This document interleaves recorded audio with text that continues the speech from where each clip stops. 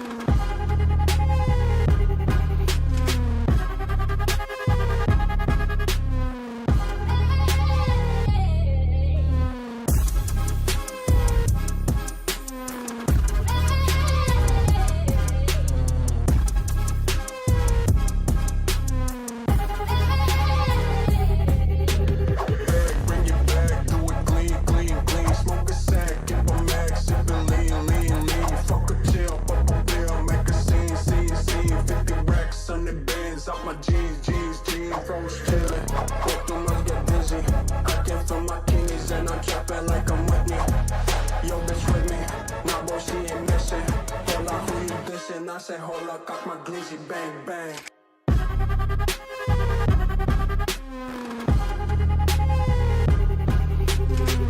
I say hold up, got my glizzy, bang bang.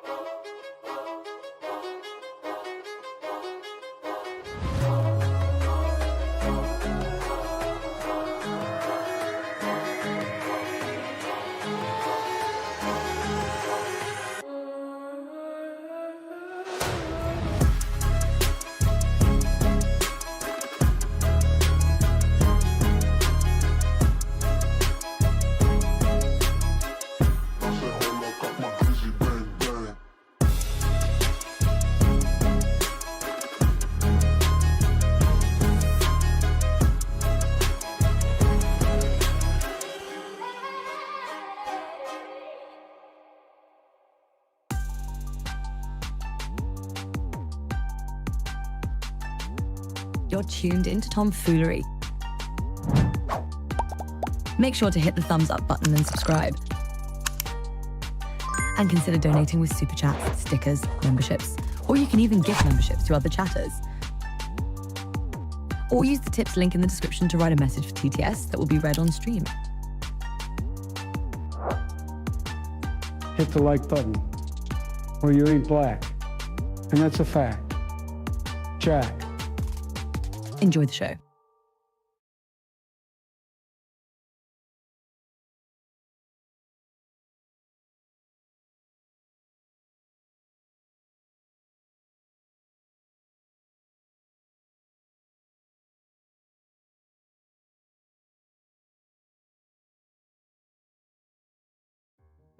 Hey, yo.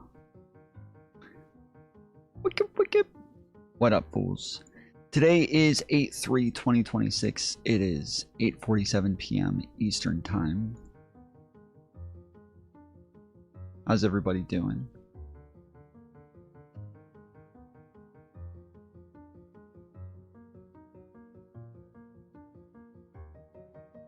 Finally, Modern Day Debates is released. LonerBox versus Rob Noerr, so that's going to be exciting. This is the one debate that I've been waiting on to get released, and so now it's finally released. Great, and you? I'm doing great, Brian. I am doing absolutely great.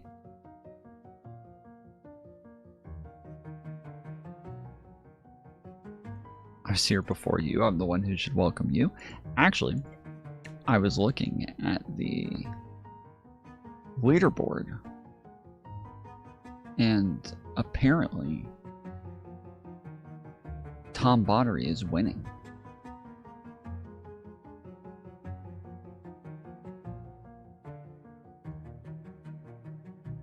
Tom Bottery, number 1, level 6, 935 points. I'm in second place with 900 points. Somehow Tom Bottery has watched more of my show than I have, and it automatically counts me as here the whole time. Like, I don't have it pulled up somewhere watching it myself. It just automatically counts me, so.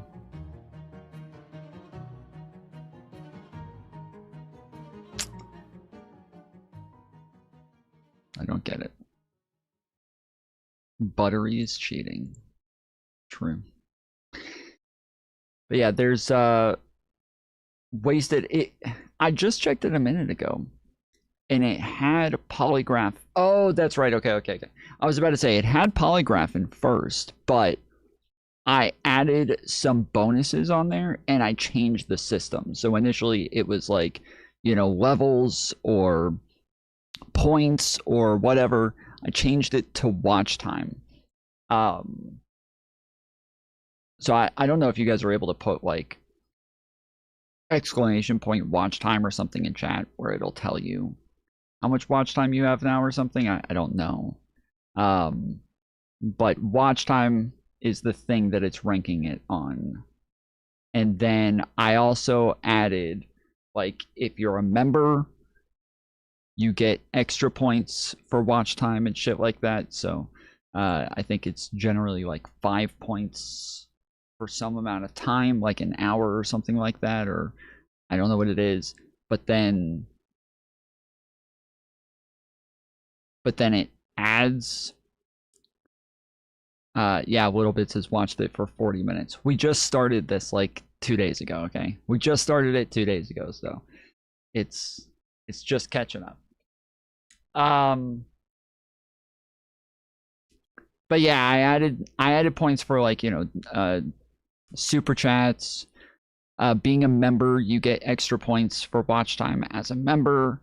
You know, stuff like that. So there's, I think, like 5 points. I don't know what like how it works for like points per time or whatever per period of time, but it's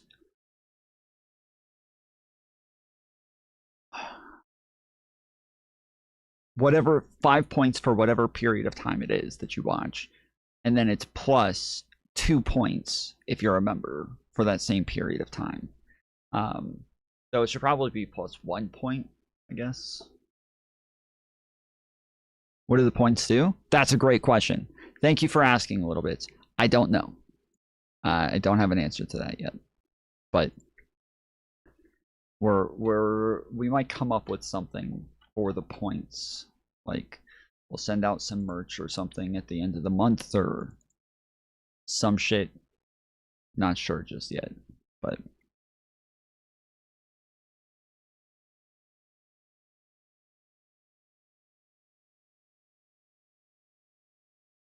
oh yeah, apparently you can use it for sales with a store or something. Okay.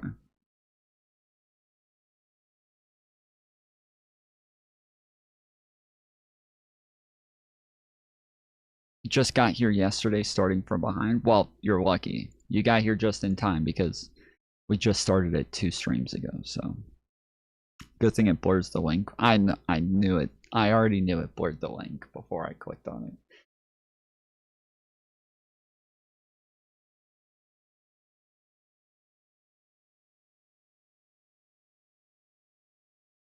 Even if it doesn't, you can always refresh the link. So.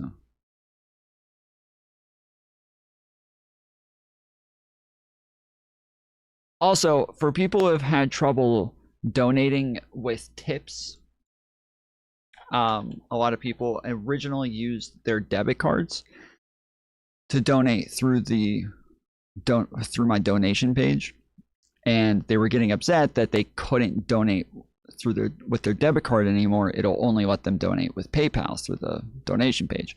Apparently, it is like Stream Elements was just resetting all of the shit and redoing everything. So they have redone it. Apparently, it's all good now, and they fixed all of it. So it should work just fine and dandy now. I like this chick, dude. This is I watch like a lot of like lame dance videos and shit. This chick does like some of the best shit. Well, it looks fucking lame when it's muted.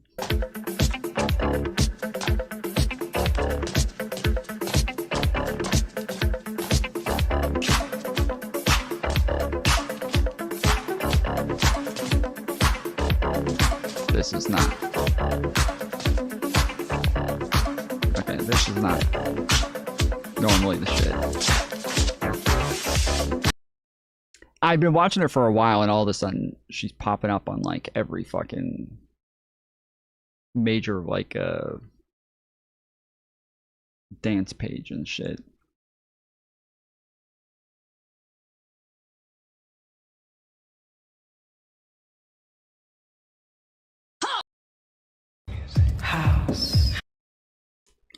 Dude, shorts always fuck up majorly on the browsers.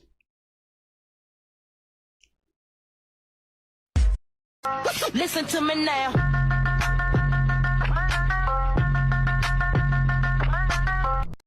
Listen to me now.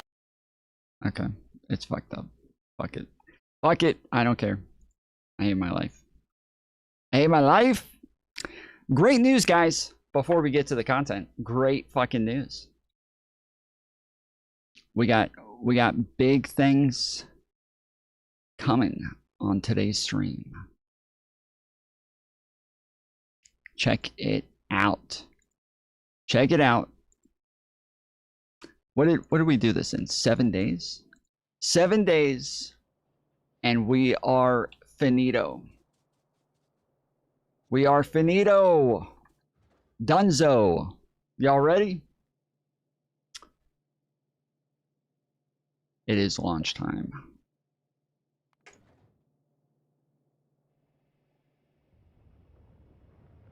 Oh.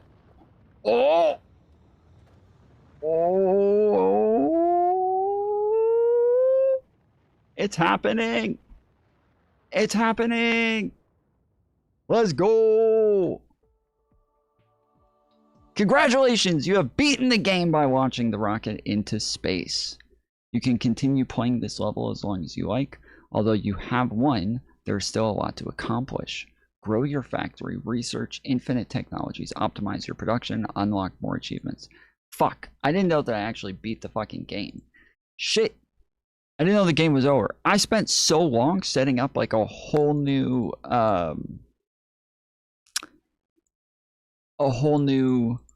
like train system yesterday, because I'm like, I'm about to run out of iron. So I went and just set up like a whole new railroad system on the other side of the fucking map right after stream. Shit.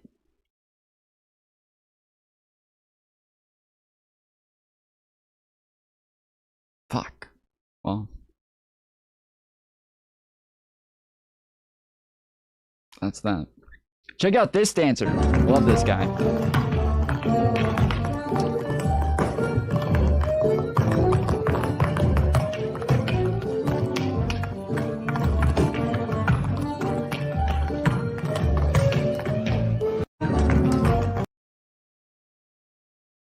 Is there anything he can't do?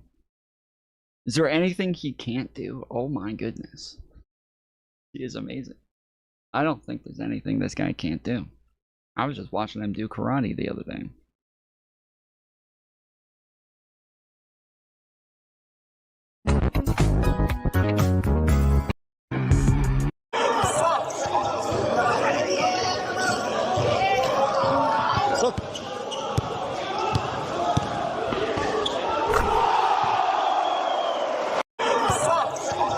That fucking smile afterwards, dude.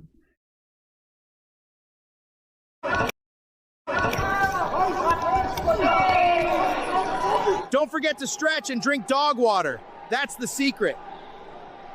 Come on! Shoot the double!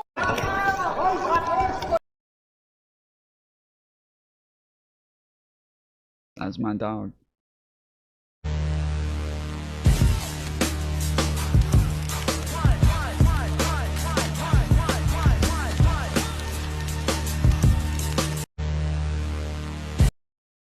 Wow, AI person can do anything?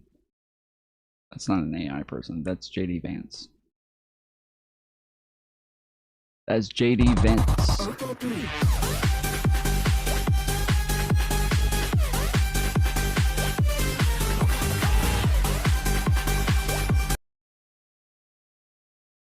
He's amazing.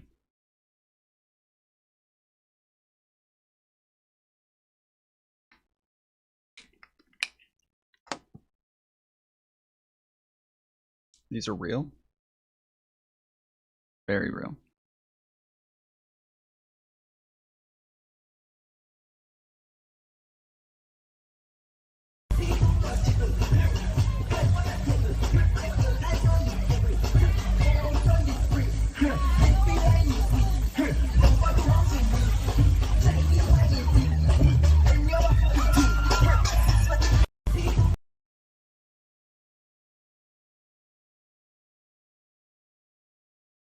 It's JD Vance. You guys don't know?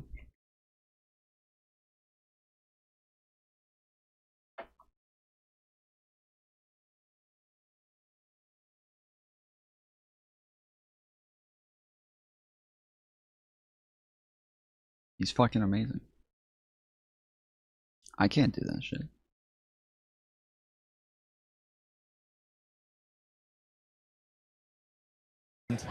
We are going to have a great time.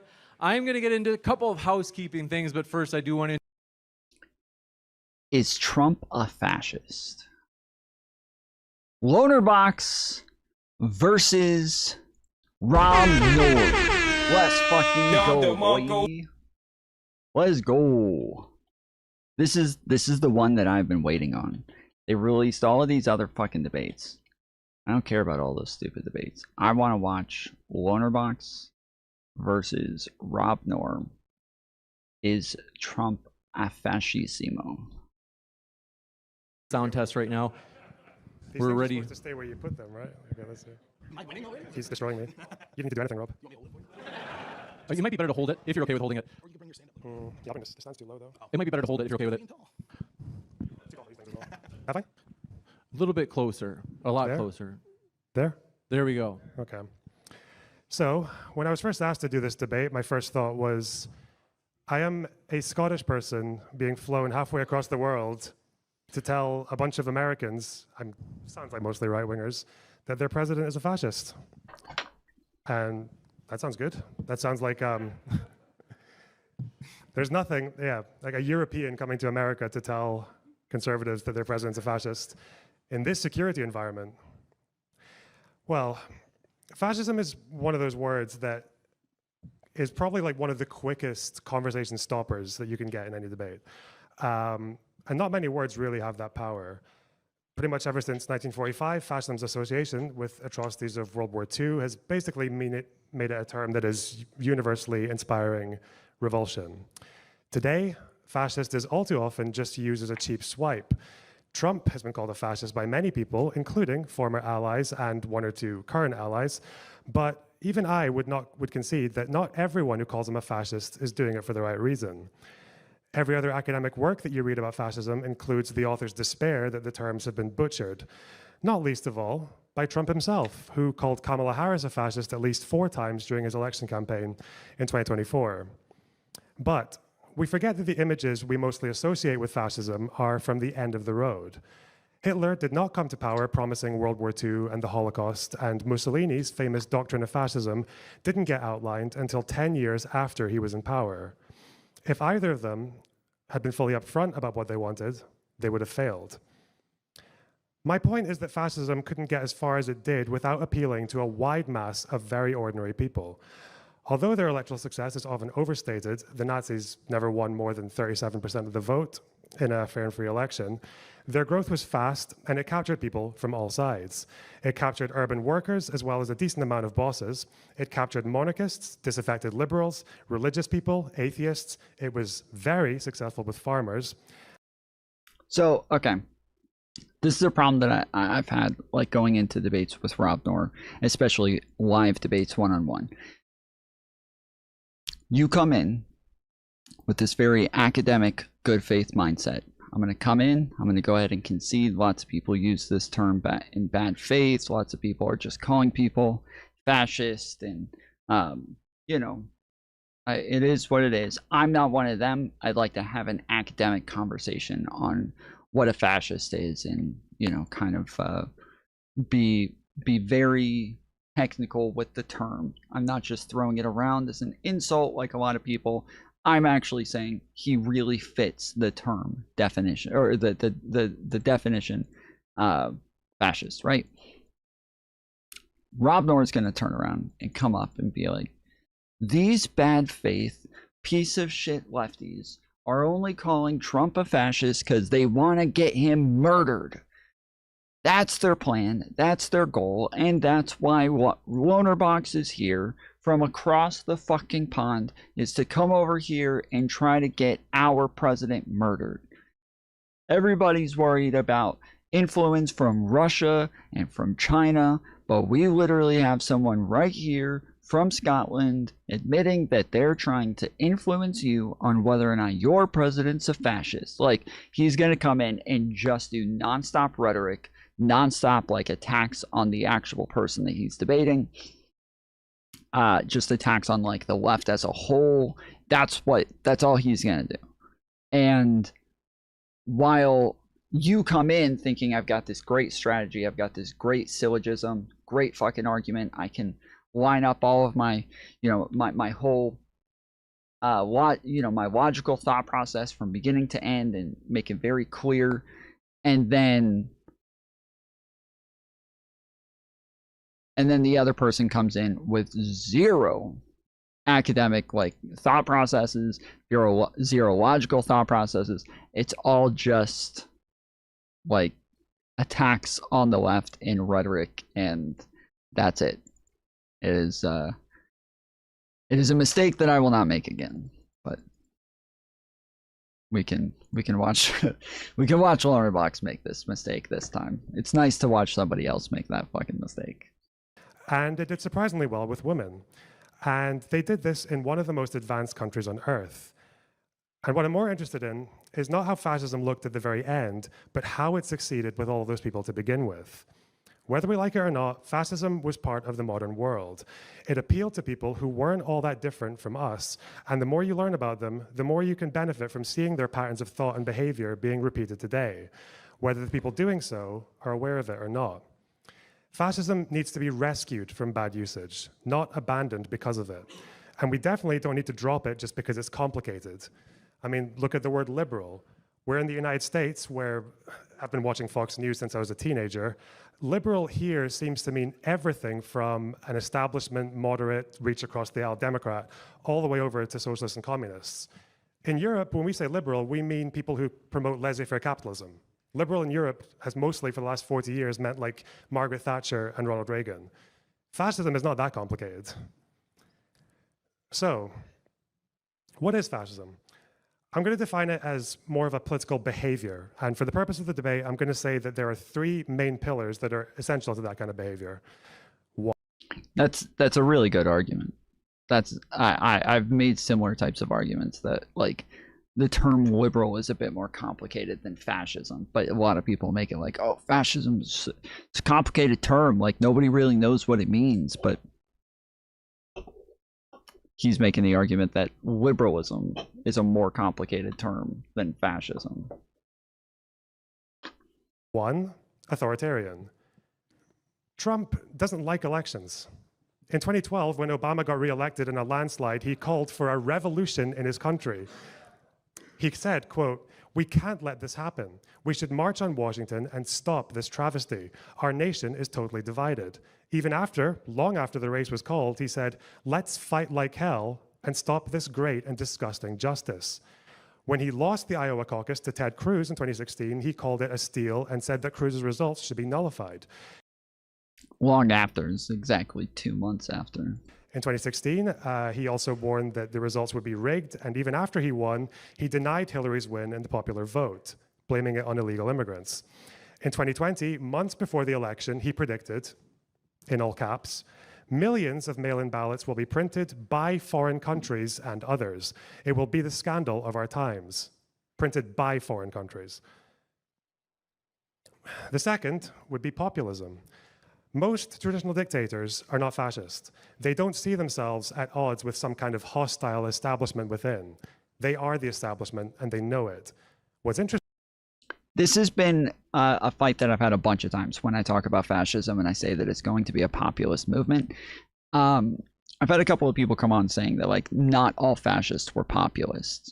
There were some fascists that weren't populist.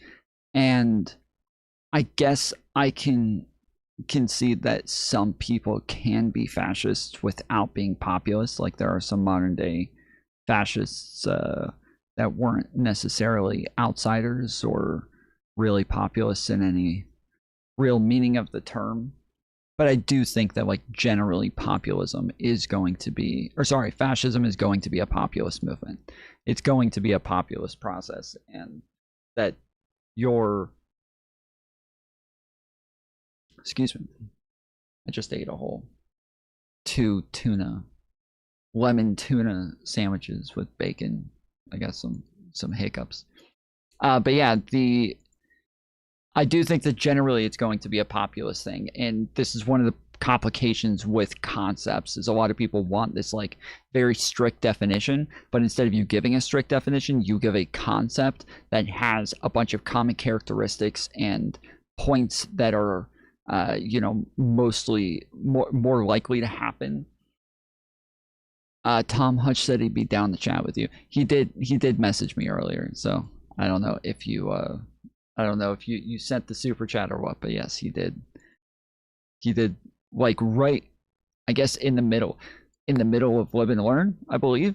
Because, like, right after he messaged me, I got on YouTube and saw that he was sitting on the Live and Learn panel looking down at his phone. I was like, oh, he's messaging me in the middle of that. So I don't know if you'd said something to him way earlier or somebody said something in the middle of the panel, but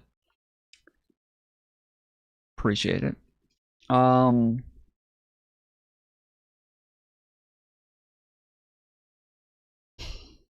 But yeah, it is, like, that is one of the parts that complicates it, is that, like, you're getting, like, a bunch of common characteristics, but things that don't have to be exactly that each and every single time. Like, when we talk about the Constitution, and we talk about the fact that the Constitution is built off of liberalism, and our country is built off of liberal values, a lot of people will point back and be like, oh yeah, well then why did they have slavery? It's like, well,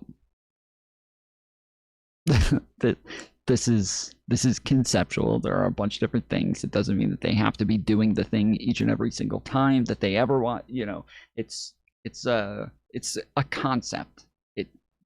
Sometimes it's there, sometimes it's not, but it's fitting a general pattern. He said it right before Live and Learn. Okay, cool.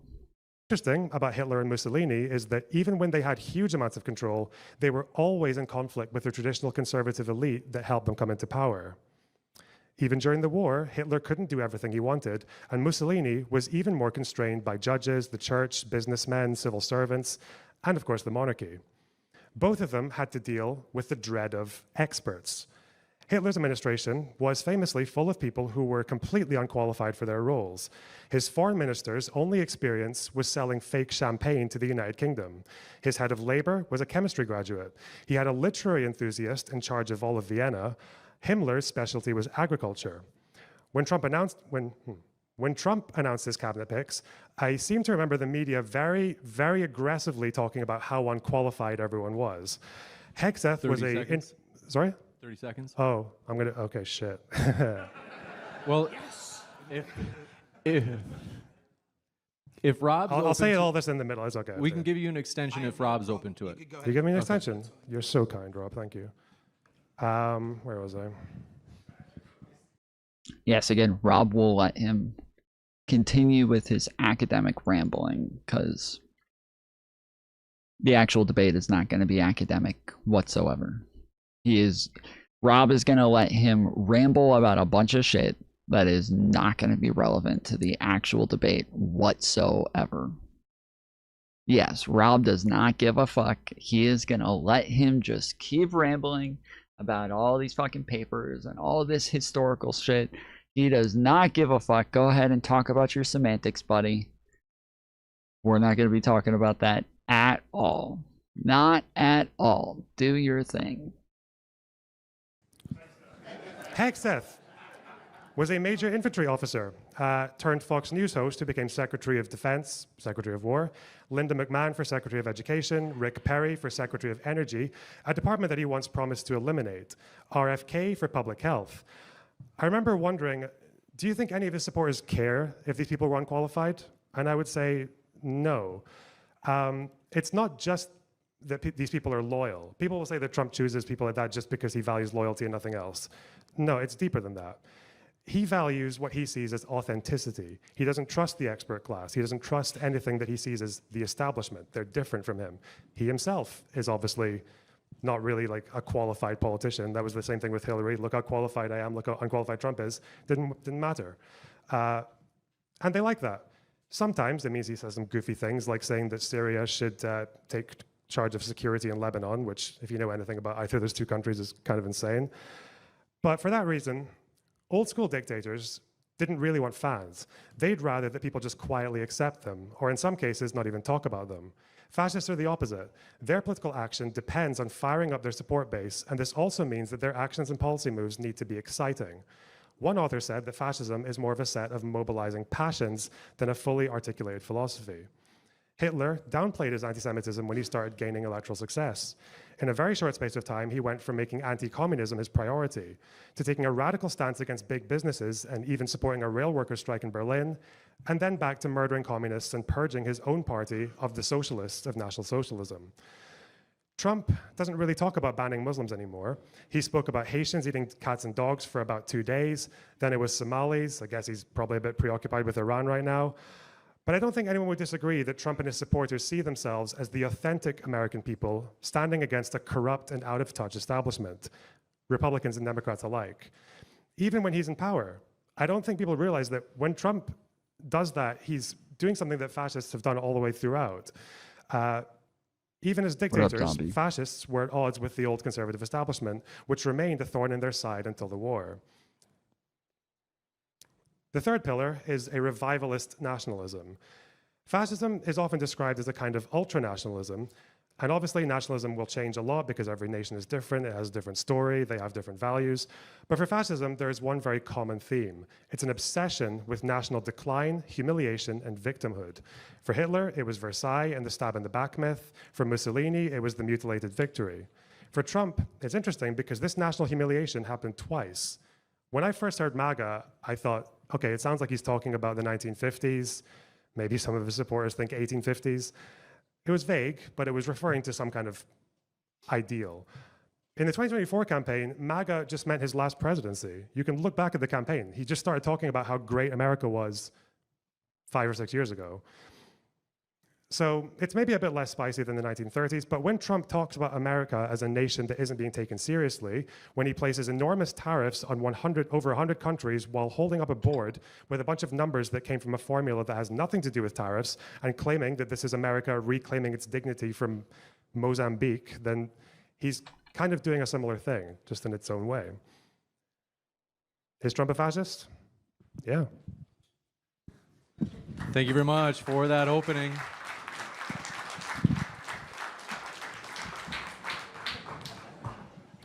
With that, we'll kick it over to Rob for his opening statement as well. I get to struggle. Got the timer set for you, Rob. Do you know how much time I have? 7 minutes. Okay.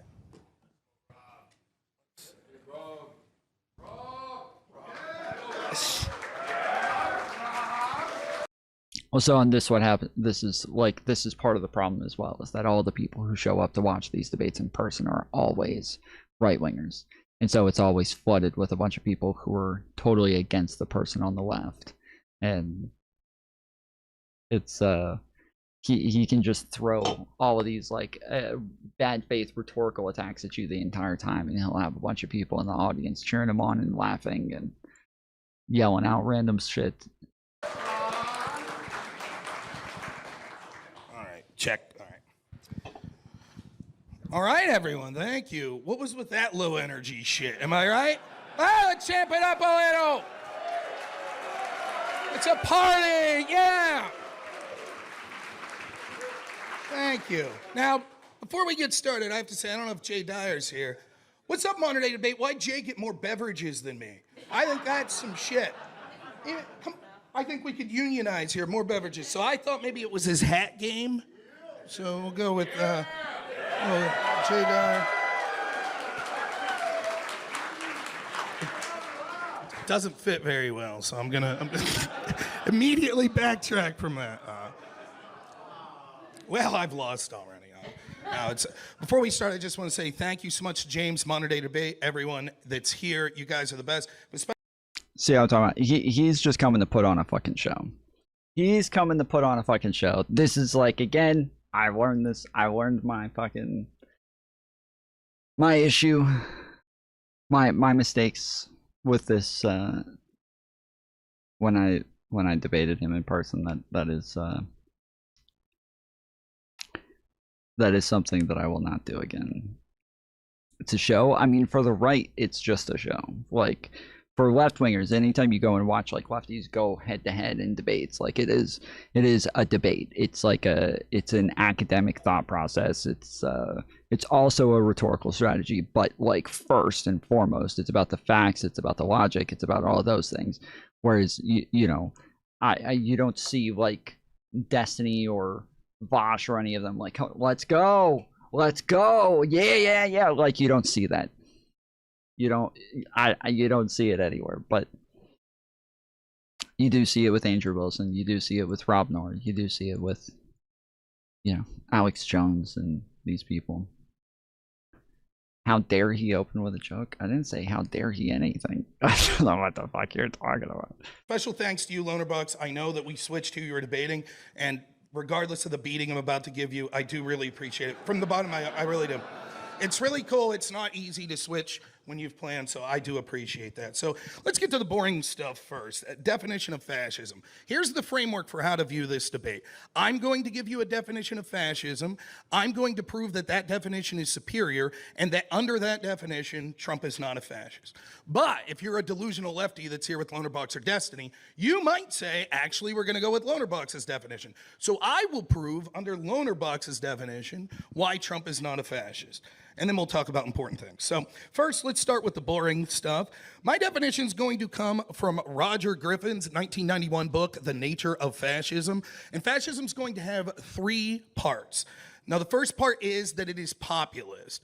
I will argue in both of our definitions when it comes to populism. The problem is going to be that every modern political campaign in the world is populist. Name me one campaign in any country that you could think of that is remotely effective, that doesn't speak to the importance of the people and giving the people power and distrusting wealth. That's not what populism is. The populism isn't just that. Wealthy people or distrusting, you know, some sort of oligarchy or elite.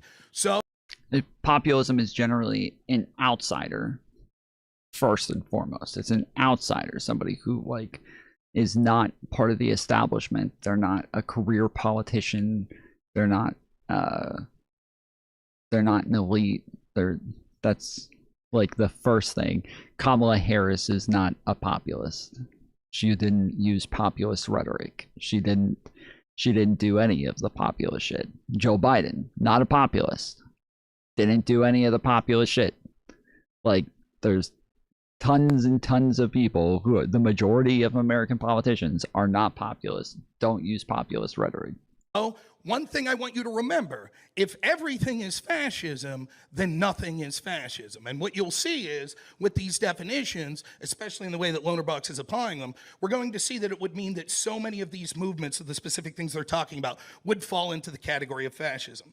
The second thing that is a criteria for Griffin for fascism is that it has to be palingenetic. Now, palingenetic is just a fancy term that means the vision of a radical new beginning which follows a period of destruction or perceived dissolution. So picture Mussolini, right? He's a fascist. He wasn't a reformer. He wasn't saying, let's go back to what our politics were 60 years ago. He was saying he literally wanted Romans with like the SPQR tattoo driving around in like Benzes and things like that. He literally wanted the destruction of the country to go back to a time before the country. Now, does that sound like Trump? No. Trump is a reformer. Even LonerBox said, he said, well, maybe it was going to 1950s or 1850s, and now it's just about going back to the last election. Trump's not suggesting that we go back to some puritanical time like before the founding fathers to what the country is. He's saying that Make America Great Again was a time where we had more Christian values, where we had more secure elections. But he doesn't say when that was. He doesn't say when that was, which is exactly part of like the fascistic mythos that comes with being a fascist, is that you're just creating this idea that you can't point to anywhere, that you can't prove, you can't show it. It is just a thing that you put inside of people's minds. The Make America Great Again mythos is that there is a period in time when all of the things that he wants existed. All of the things that he's fighting for, that all existed before. But he can't tell us when it existed. He can't tell us when that was. And it's because it's not a thing. It's not a thing that ever existed. And even the majority of the problems, he can't point to those either. What the deep state is, who, like what he uses all of these very broad, general terms that you can't like strictly define because, based on the way that he uses them, because they're not used for under like any sort of real definition. They're used like a term like a rhino. Rhino isn't anything anymore. It's just somebody that Trump doesn't like. Somebody with TDS isn't a thing anymore. It's just somebody who doesn't like Trump.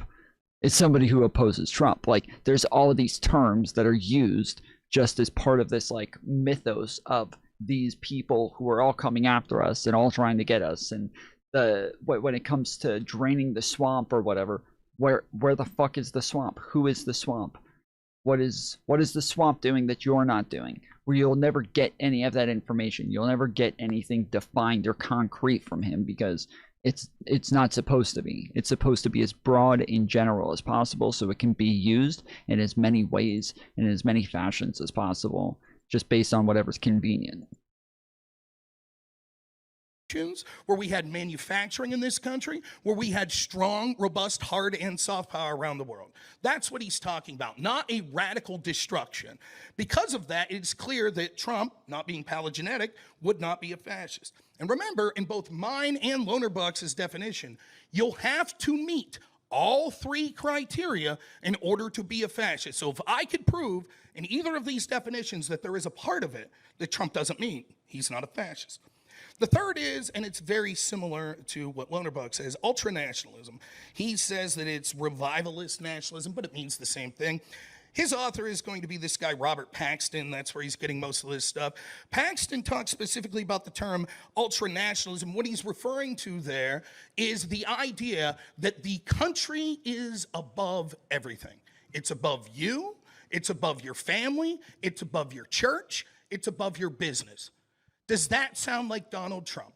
Does Donald Trump sound like a guy that's doing things like demanding compulsory military service, demanding compulsory civic service, regulating industry, which is one of the first things that Mussolini did, because he saw as these industries are profiting themselves and not for the national good. So he starts to put this corporatism. So regulating in the sense that like you're doing it through government institutions. No, of course, Donald Trump hasn't done that. Not much. But what he has done is used soft power in order to manipulate companies into doing what it is that he wants. He's been able to strong arm tons of different companies and the biggest corporations all over into doing whatever the fuck he wants them to do. So if you just say, I'm sure that that's what LonerBox is writing down right now as he's looking down at his notepad is like, yeah, of course he has done regulation, just not not in the way that you think of it. Mindset where they're nationalizing these. Well, and then on top of that, he's like, hasn't the country bought like a controlling interest in a bunch of like Intel and shit like that, like as well as other companies. The country has now bought into shit like this. Like I don't know how we would separate this from regulation in a meaningful sense. Industries. What's the first add-on that I should buy? Because I guess now that I beat this, I should go ahead and get the add-ons. There's like a space one that I planned on getting now that I've launched my rocket, and that's over.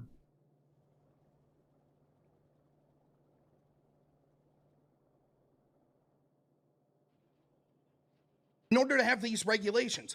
Now, if I asked you, geez, ultranationalism, part of that is regulating our economy and having strict regulations on businesses. Is there one person in this room that'd say, yeah, that sounds like Trump, pro-regulation? Trump is one of the most anti-regulatory presidents in my lifetime. In fact, because of the justices he appointed and him arguing in front of the court, or his team, we got rid of Chevron deference, which was allowing the executive agencies to actually create law to have these burdensome regulations on business for the national good. In fact, I will argue in both my definition and LonerBox's definition, the modern left, particularly the more progressive left, actually meets these definitions far better than Trump does. So again, he'll say the left. This is exactly what I said at the beginning. If you guys weren't here at the beginning, I said this is exactly what he's going to do. LonerBox is going to have very like academic language. He's going to have very like you know, strict definitions. He's going to have you know, a very like good syllogism. Rob Noerr is going to broaden and generalize everything about the left, and this is going to turn into attacks on LonerBox and the left instead of talking about whether or not Trump is a fascist. Which the left, like, we're talking about one person being a fascist, and then you say, I think the left is a fascist. Okay, cool story. Nobody's saying all of MAGA is fascistic or fascistic maybe, but nobody's saying everybody in MAGA is a fascist. Nobody's saying all Republicans are fascists. Nobody's saying all right-wingers are fascists. I mean, maybe, you know, the far left who are like totally irrelevant in this conversation, but not LonerBox, not me, not people who are actually having these debates and having these discussions. None of us are going to say shit like that. So it's so annoying when they are willing to they get so offended that we say Trump's a fascist that they feel like we're calling them fascists. Whereas I'm not saying Rob Noerr is a fascist, but I am saying he votes for one. Would you think of as regulating industry for the national good? Who would you think of talking about populism and the fact that there's systemic racism, all the systems are racist? Who does that sound like to you? And paleogenetic, who wants to return to a world? Again, all of the systems are racist. That's not what systemic racism is. One. Two, the people who say all the systems are racist are, again, random fucking nobodies who aren't actually relevant in American politics. That was sort of pre-race and give the land back to Native Americans and things of that. Who denigrates our foundational documents more than the modern left? That's the implication. LOL, if Trump is a fascist, then you support a fascist, so you are a fascist. LOL, people already say this, Tom. I didn't say people don't say this. I'm saying that's not the argument. I've literally prefaced everything by saying that's not an argument from relevant people in this conversation. It's not something LonerBox is saying. It's not something that I'm saying. It's not something that's said by, like, major politicians. That's not something that is, like, people are saying this. Okay, sure. I can admit there's probably people who say this, but that is not a real, like, it's not a real argument that anybody here is making. But even like the logic of it, a lot of people will act like Kamala Harris was, you know, trying to sneak communism. This is an argument that I had with tons of people who came onto my stream trying to tell me that Kamala Harris was a communist, and I was being, you know, fooled that she was using communist rhetoric to slide in, you know, underneath, that was like trying to trick all of us and radicalize us without us knowing. And they're like, that's the same fucking argument that people are making about Trump. It's just that it actually makes sense when we say it about Trump. Okay, there it is. Factorio Space Age. Wait, soundtrack? I don't want the fucking soundtrack.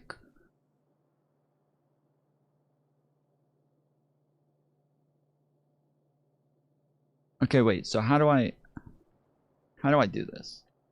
I don't really use Steam. So what, if I'm trying to get the Space Age thing, what am I? These are all soundtracks. Or wait. Factorio Space Age, continue the player's journey after launching rockets into space, discover new worlds with unique challenges, exploit their novel resources for advanced technological gains, and manage your fleet of interplanetary space platforms. Okay. But if you don't believe that and you want to go with LonerBox's definition, there's a lot of similarities. Basically, the big difference is that instead of paleogenetic, LonerBox says that, well, authoritarianism. Okay, authoritarianism. Water. Very good, right? That's not part of the debate. I just needed a drink. Anyways, authoritarianism. Once more, what is the threshold for that? All governments are authoritarian. Was it authoritarian when I was told that I couldn't go to my place of business, but big box stores could stay open because of COVID? This is so dumb, bro. This is so dumb. Like, there can be things that are done that are considered to be authoritarian. That doesn't make the government authoritarian. He just said all governments are authoritarian, not all governments do things that are authoritarian. Yes, emergency powers are authoritarian. That's why they're emergency powers.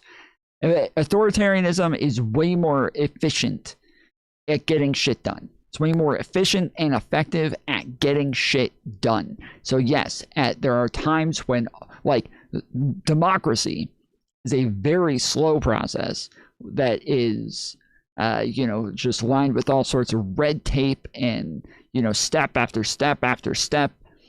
And it is not, democracy is not efficient nor effective at getting shit done. It's not. It is not meant to be either. It is literally meant to be the opposite. It is meant to be ineffective and inefficient at getting shit done. It's meant to make sure that everything takes its time so that we only get the good shit. But authoritarian measures are, yes, going to be things like state of emergencies, where we don't have time for the fucking red tape. We don't have time for that. We just have to do it. We have to do. And when Donald Trump has called more states of emergencies than anybody else, he has done more authoritarian things than anybody else. So just to, you know, put that out there. Donald Trump, even in his first term, had already called like 2 or 3 different states of emergency over different things that were so fucking irrelevant. Like the border was a state of emergency. It was a national emergency. It was a crisis. When we couldn't go to church, was that authoritarian? Was it authoritarian when Republican and Democrat administrations alike pushed the Patriot Act and took away our Fourth Amendment rights? Was it authoritarian when the Biden administration actually pressured social media groups to censor people? Was that? No, because it's your democratic, your lawmakers through democratic processes who are doing these things, you dumb fuck. Authoritarian? Is it authoritarian when they tell us that we can't have bump stocks or assault weapons? All of these things could fit a definition of authoritarian, and much like the word fascist, what you'll see is authoritarianism is this catch-all phrase that's used predominantly by the left to denigrate people on the right for things they don't like. But boy, oh boy, do they love authority when they get to exercise it. 30 seconds. Populists, we talked about. Ultranationalism, we talked about. The last thing is, this debate is boring. Let me be straight up. And both LonerBox and I are bullshitting you, right? The truth is, LonerBox used this term before he did all this research, and I used terms like this before I did this research. Ask yourself this. If you think at the end of the I didn't call Trump a fascist until I did all the research. I didn't call Trump a fascist until I'd come to like a conclusive definition of what I felt like is what we would call modern fascism. And for a long time I said that people calling Trump a fascist was very hyperbolic and, you know, ridiculous. It was over the top. Then eventually I said, you know, I don't know. Like, I don't really have enough information to say whether he is or not. And then eventually I did a bunch of research and I came to the conclusion that he is a fascist. And then I went and had a number of debates on it, most famously against Adam and Sitch, where I started off by saying, at the beginning of the debate, started off by saying, I'd never called Trump a fascist before. I've never said he was a fascist. I've never run around saying he's a fascist until now. And it's because it has become so abundantly clear that he meets all of these definitions more than anybody in my lifetime, that it would be asinine to deny that he's a fascist. And I have a whole document filled with tons and tons of examples and tons of links and sources and all of the shit. And I did it before he even started this term. I did it before this term even started. I could 10 times that document just based on this term, with all the fucking sources and all the links and everything. I could make it 10 times stronger, because this term has been absolutely way beyond even what I thought he would do. Like, you guys can ask anybody who's been in my community for a while. I downplayed the Trump administration coming in, kept saying it's not going to be that bad. You guys are overreacting. It'll be fine. He's not going to do that. He's not going to do this. It's over the fucking top. He was fine the first time. He was still, he was still bad, but like, it wasn't that bad. I was so fucking wrong. I was so wrong. And even while I was sitting there saying he's a fascist, you shouldn't vote for him, I had no idea how bad it would actually be. The day that the term fascism is ambiguous, ask yourself this: why is he using this term?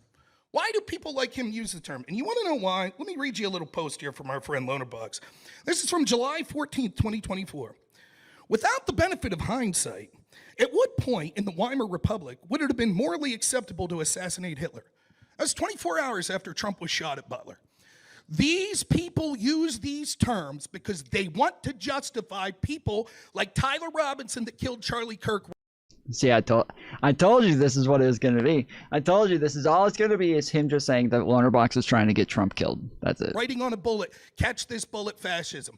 That's what I'm here to argue, that shit needs to stop, because they're using this term because it's loaded to weaponize people to use violence against people like us.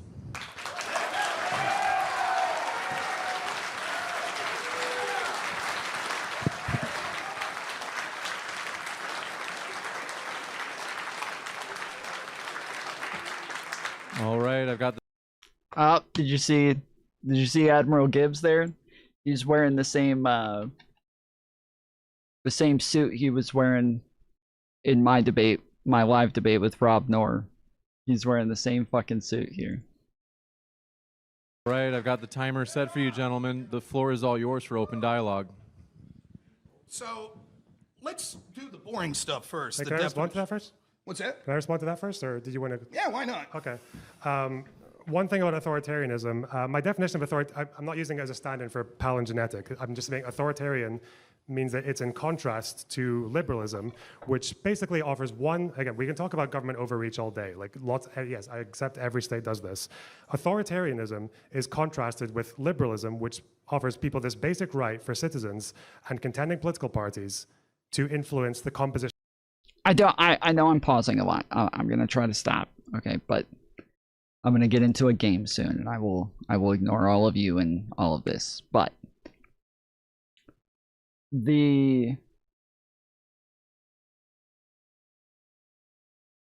something that people ignore a lot is the ism in these terms. Socialism, communism, capitalism, like these are systems. These are whole thought processes. These are whole philosophies.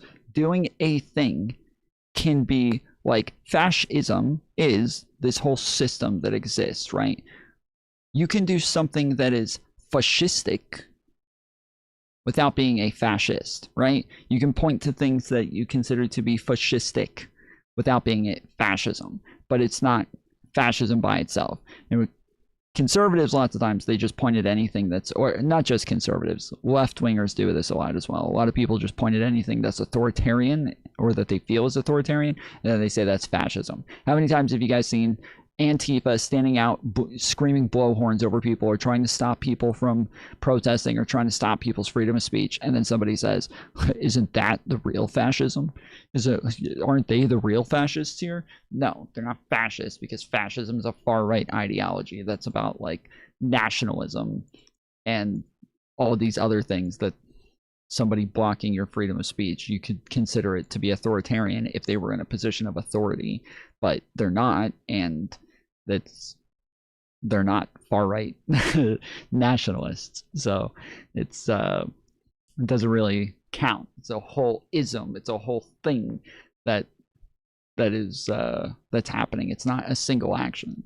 Position of government through elections. Authoritarians don't like that. Anti-authoritarians do. Do you have a problem with that definition? Or? Well, yes, because what I would say, the devil's in the details there. So, for example, in this representative democracy we have here, if I vote for someone under the auspices that they will operate within the framework of our Constitution, and then they violate that, so they violate the First Amendment, is that authoritarianism, even though they were duly elected?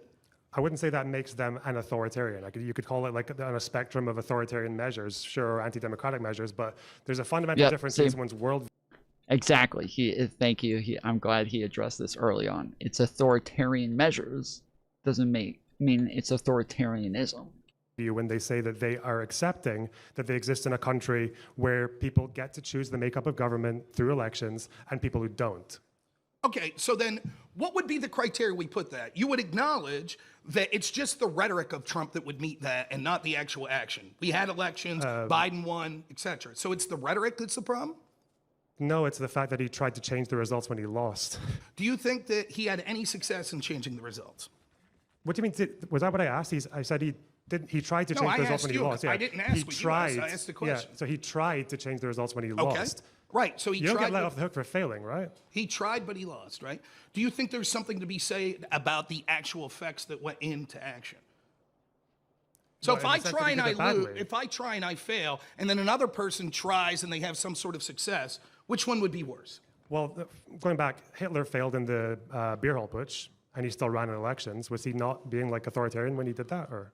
Well, I'm not. We're talking about this on a sliding scale because you're using sort of this unique definition of authoritarian, right? We could argue back and forth about it. What we would all agree is that there's certain thresholds of authoritarianism that wouldn't rise to the level of fascist, correct? Would you be satisfied if I changed it to like anti-democracy, or? I mean, would I? That's your definition. That's why I'm asking, because I just want to see if we can. You're fighting. If it's a definition that we agree on, then instead of going through this, I'll get to the punchline. Like Trump and him trying to have a proposed legal challenge because he thought that there were shenanigans that went on in 2020, which he was right? Him having a proposed stalling strategy to have alternate electors, which would have caused stalling, which would have then led the courts to look at this stuff, isn't trying to overthrow the country. However, the Obama administration, working at the behest of Hillary Clinton, actually taking disinformation sourced by Russians in order to spy on Trump's campaign and presidency. Here we go. Sourced by Russians, paid for by Hillary Clinton, under the auspices of Trump was colluding with Russians, when the FBI and the Obama administration knew that it was Hillary's team that was colluding with Russians. How is that not accepting the results of democracy? I'm just going to go back to the first thing that you said. Trump did not just offer a legal challenge, and he did not just say we want to stall for Eastman said 10 days, I think.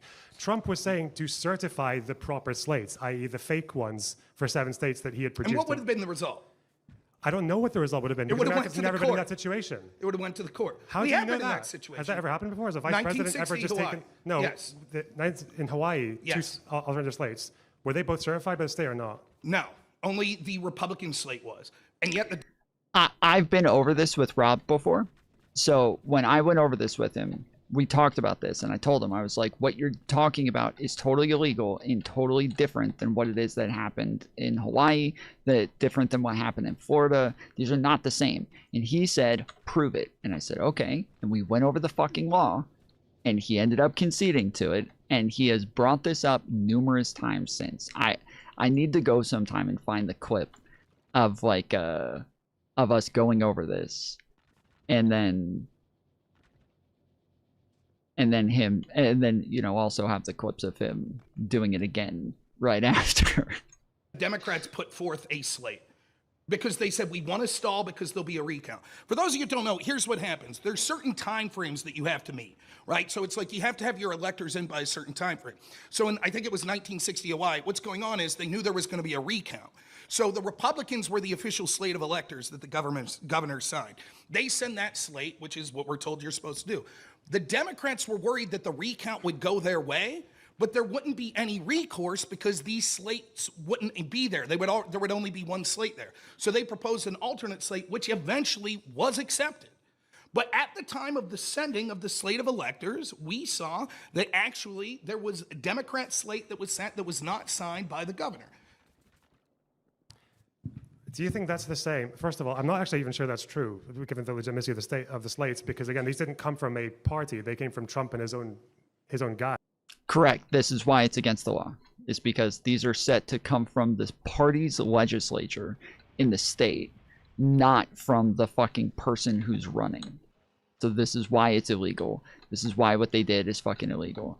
It's because the states like Georgia, Arizona, Pennsylvania, the places where they tried this, all have laws that say that the people who vote on the electors are the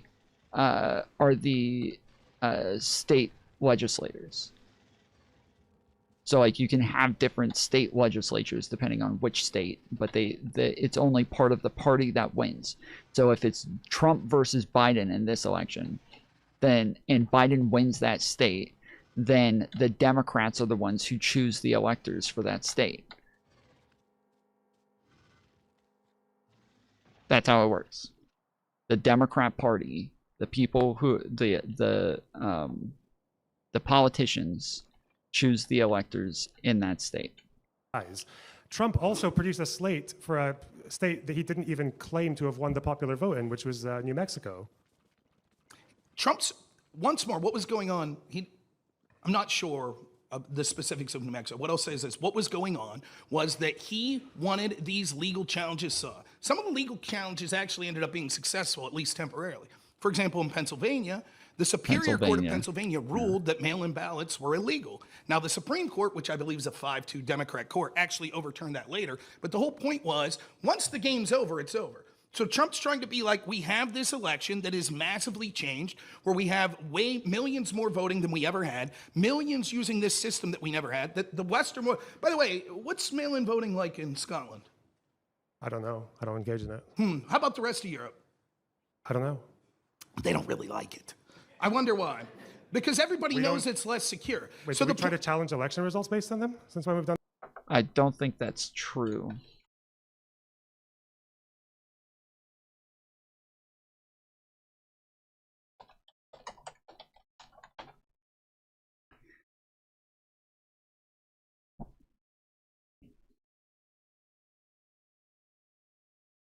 "34 countries worldwide that permit in-country mail-in postal voting, according to the latest tracking data of the International Institute for Democracy and Electoral Assistance, IDEA.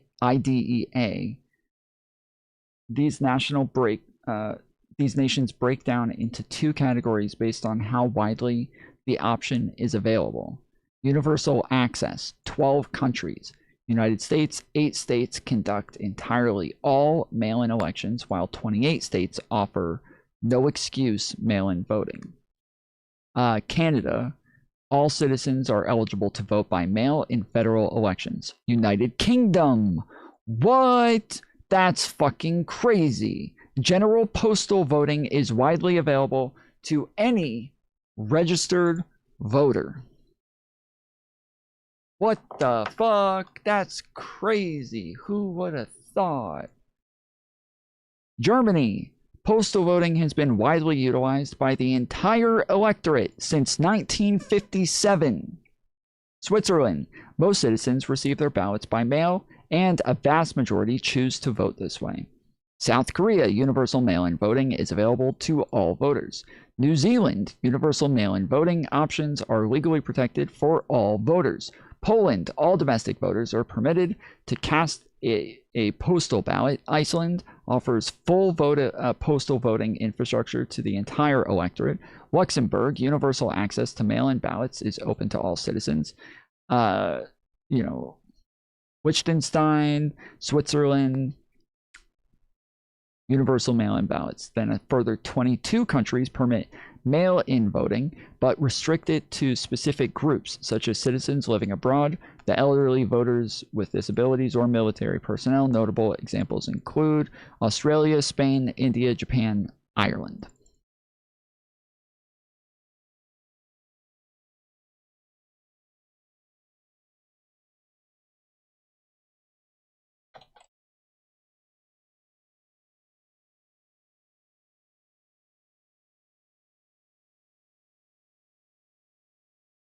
Do any of these places have 100 million? The United Kingdom.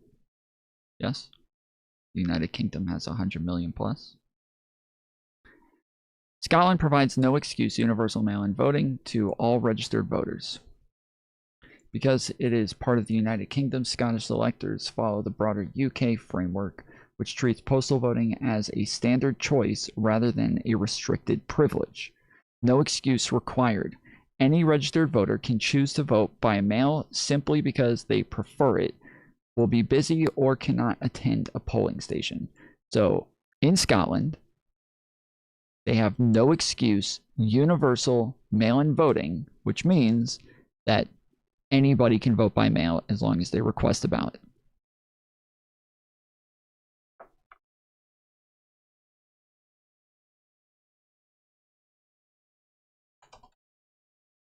I'm pretty sure the United Kingdom has the same amount of people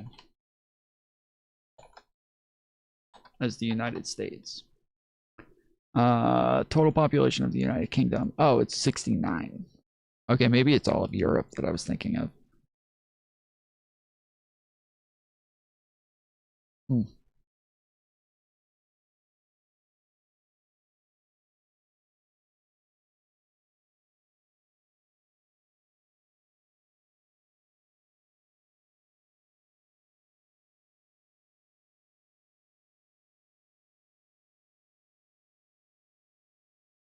On that. What I'm saying is that it's perfectly reasonable. This country's been doing it since the Civil War, no? What's that? This country, America, has been doing it since the Civil War. Not no? like this. Like so. Or just with more people.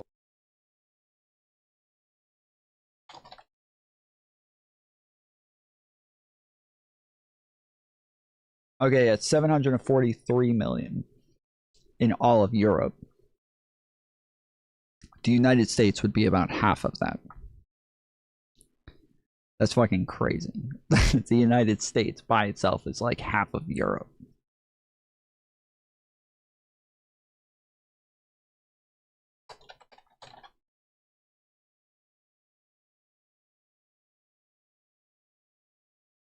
Total population of North America is approximately 617 to 621 million people.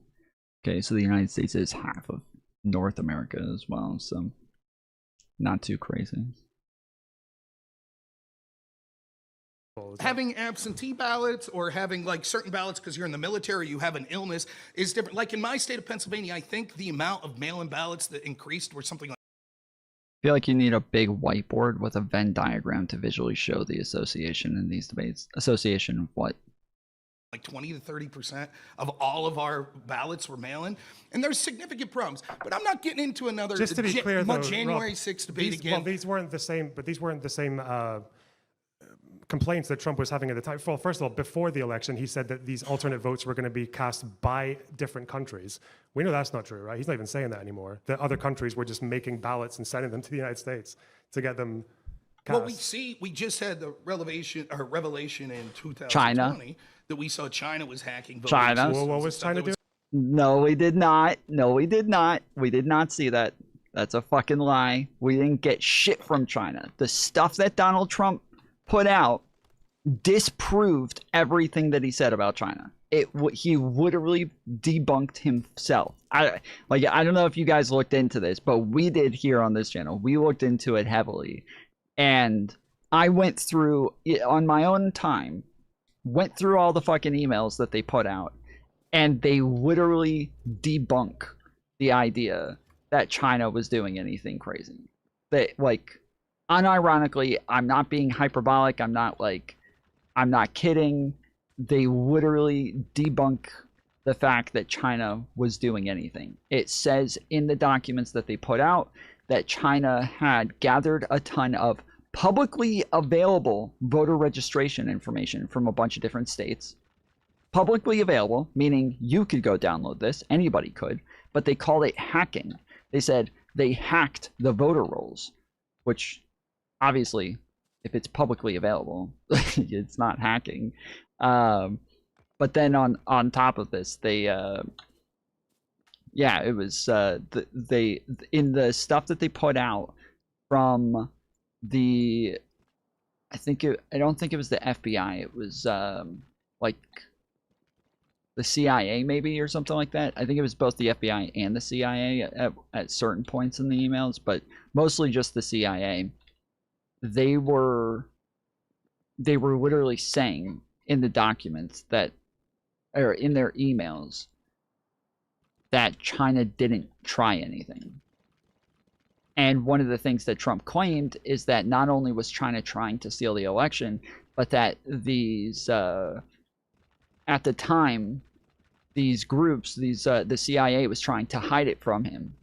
Again, in the emails, you look and they say the thing that they focus on is the fact that in the emails it says we need to downplay, or like they didn't say downplay, but it was something similar to like downplaying. We need to soften the language. That's what they said. We need to soften the language in this report. And all these people are like, oh, see, they said soften the language. They said they need to soften the language. See, they were trying to keep it from him. But they literally explain why they're trying to soften the language in the fucking email. And so all of them cut the email out of context and made sure that you couldn't see the reasoning. But I read the whole fucking email, and I have it if you guys want to see it. But the in the emails, they literally say why they were trying to do this. They said that they didn't have the original report made too strong of claims, and they didn't have the evidence to back it up. That the actual evidence that they had was really fucking shitty, and instead what they got is a guy who spoke to somebody, who spoke to a person in the government, who saw something happen. Okay, 4 levels of separation from the person who went to the FBI and gave them this information. So then now they have 4 levels of separation with this witness, and they're trying to go and verify it, and they can't verify any of it. And so now they're all scrambling like, shit, we made really strong claims in this report based on this guy's accusations, and we don't have the evidence for it. So here's the thing that the MAGA put out, where it says, we have deliberately massaged our one pending PDB to avoid, so a PDB is like I think it's a presidential report. This is the thing that goes to the president to be reviewed, I believe.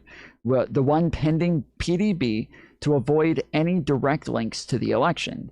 The massive report we have been waiting on has been chopped up into 13 reports that likely will not get out until late next week. Many / all of them will be posted into blank or downgraded to blank. The blanks are redacted.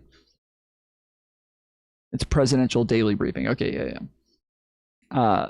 Downgraded to redacted so that can be more readily incorporated into the 45-day piece if needed. So they see this where it says, we have deliberately massaged our one pending presidential daily brief. Okay.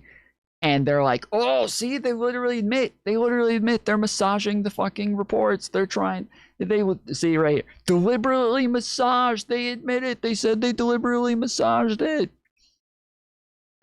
So I went to the rest of the fucking emails and screenshot them and said they explain why. So here you go. Number one, motivation. The source was motivated by the sense of indebtedness towards the United States after being granted asylum, and did not approve of the manner with which the PRC was governed. Number two, access to the source's information. Redacted, the source obtained the information from an identified subsource in China who claimed to contact with unidentified PRC government officials. So, okay, so it's 3 levels of separation. So it's the person who reported to them, who talked to somebody else, who talked to people who were government officials, who had information. So I'm still kind of 4 levels of separation, but yeah, this is fucking insane. This is fucking insane.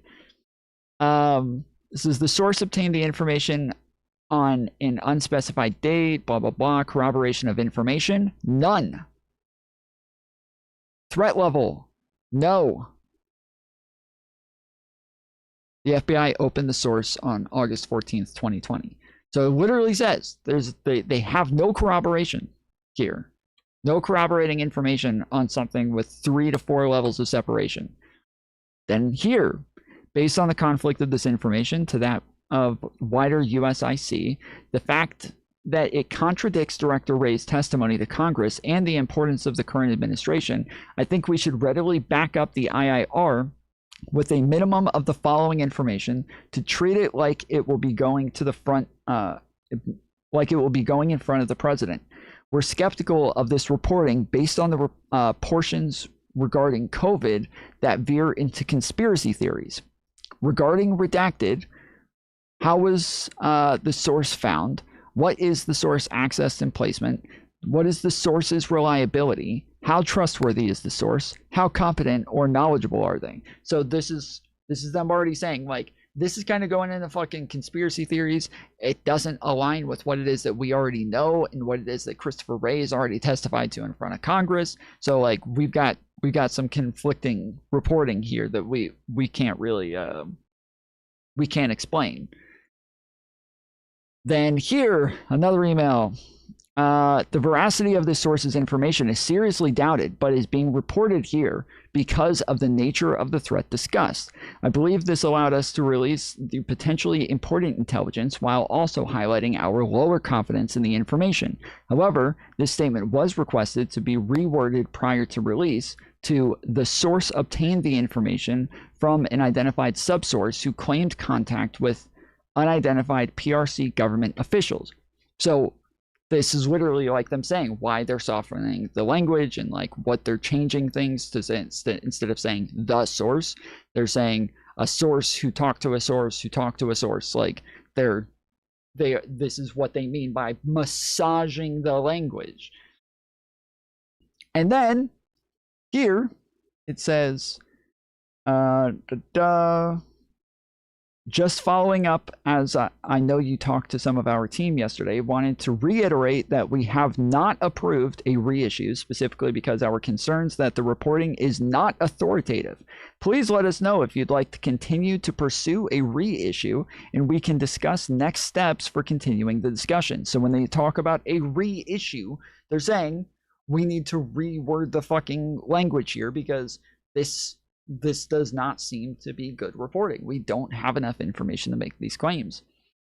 The FITF China group does not want us to reissue the IIR that was recalled 2 weeks ago. After speaking with the FITF China team yesterday, I agree with their assessment. Please let me know if you would like any additional information. So again, I believe the FITF China team is like a team within the CIA or the FBI that's working on finding stuff from China. It's not them talking to people in China. That's not the China team, as in like the people in China. It's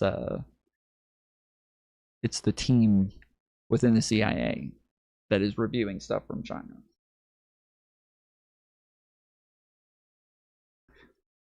Who else y'all know that comes this fucking prepared, bruh?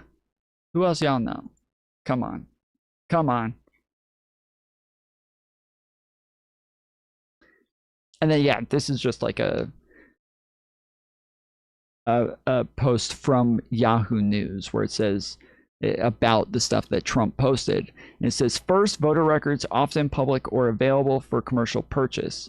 One of the declassified documents explains that publicly available U.S. voter registration information for 6 states was downloaded by a Chinese actor on January 14th, 2022, and that the actual motivations for collecting this information is unknown. Additionally, the official view of the U.S. intelligence community from a report declassified in 2021 is that there were, quote, no indications that any foreign actor attempted to alter any technical aspect of the voting process in the 2020 U.S. election, including voter registration, casting ballots, vote tabulation, or reporting results. This is literally in the fucking report that Trump released that he says proves that China meddled in the election. It literally says the exact opposite. It says there is no evidence to say that they meddled in the election whatsoever. Nowhere, not at all, not even a little bit. Then it also says they did find proof that Russia authorized an influence campaign to support Trump's re-election and that Iran did the same to undercut him. So, in the reports that Trump released, not only does it specifically say that China did not try to influence the election, but it does very specifically say that Russia did influence the election to try to help Trump get elected, and that Iran tried to influence the election to stop Trump from being elected. So after all this time where they keep saying that, oh, they had no information, they didn't even believe that I influenced the election, they never said this until way later when all of a sudden I got elected, and then they had to come up with some reason for why I won the election. In the fucking reports that he released, it actually says very specifically Russia did meddle in the election to try to help him get elected.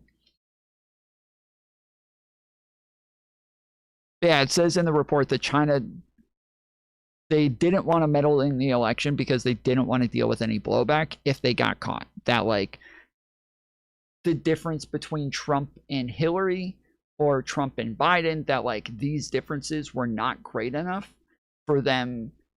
The like, one president versus the other wasn't beneficial enough for them to meddle in the election and possibly get caught by the United States to where this hurts their relationship with the United States. Like, neither one of them was going to be so great for their country versus the other that they were willing to take that chance. It's covered up, but was China making ballots and then trying to get them cast in the United States? there are allegations of that. No, they weren't doing that. We're likely to learn more. We're likely to learn more about it. I know. We're likely to learn more, guys. I'm already making the accusation and claiming that it happened, and as soon as I'm questioned on it, I'm backing off and saying, well, we're likely to learn more. But, you know, it could turn out that one day the accusation that I've already made here turns out to be correct, you know? Maybe one day I'll be right. That you and the lefties don't Great argument. We're likely to learn more. This story's just breaking. We were told over and over certain things like illegals aren't on the registry. Oh, they are. Well, illegals don't vote. Oh, we are. We just learned that this week. Then we had the story break about China. We just learned that this week? What the fuck, dude? No, we didn't. What is he? Does anyone even know what he's referencing? Actually, China was doing everything that we accused Russia of doing in 2016, and instead of our FBI deciding, oh, we're going to just blow up this massive scandal to help Hillary Clinton, this time they covered it up. Now, if it's so important to secure our elections from foreign sources, why did the FBI hide that information the for story, years? Again, I feel like I need to correct like 3 things at once. The first thing that happened with China that we do know about, we'll get the facts in the future. Hopefully this thing that Trump just pulled out of his ass 6 months before the 2020 election just turns out to be true now when we don't have any facts. In China, there was one actor apparently who downloaded publicly available voter information for 6 states. We don't know why they did that. US Intel doesn't know why they did that. That's the problem. That's what happened with China. Someone in China downloaded publicly available voter information for 6 states. Not they tried to cast alternative ballots or fake ballots or fraudulent ballots, send them to the United States and get them cast as votes. When Trump said that in 2020 before the election, it's made up. Again. Yes or no? What? Yes. Yes or Get that no? from someone. Again, good. Trump specifically saying things, no yes or no. oftentimes he's prone to hyperbole. My man Dinesh called him a fabulous. I thought that was a good word, right? Like he's prone to hyperbole. I don't know specifically But people believe everything. it. You said Because of how flamboyant and gay he is. He's fabulous.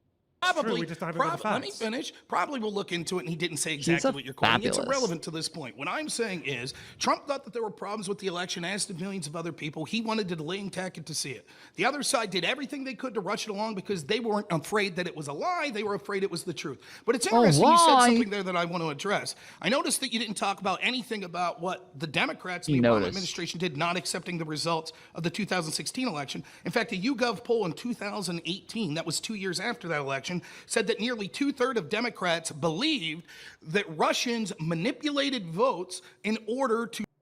Wow. Well, you know what? That's pretty much the same as Donald Trump attempting a coup.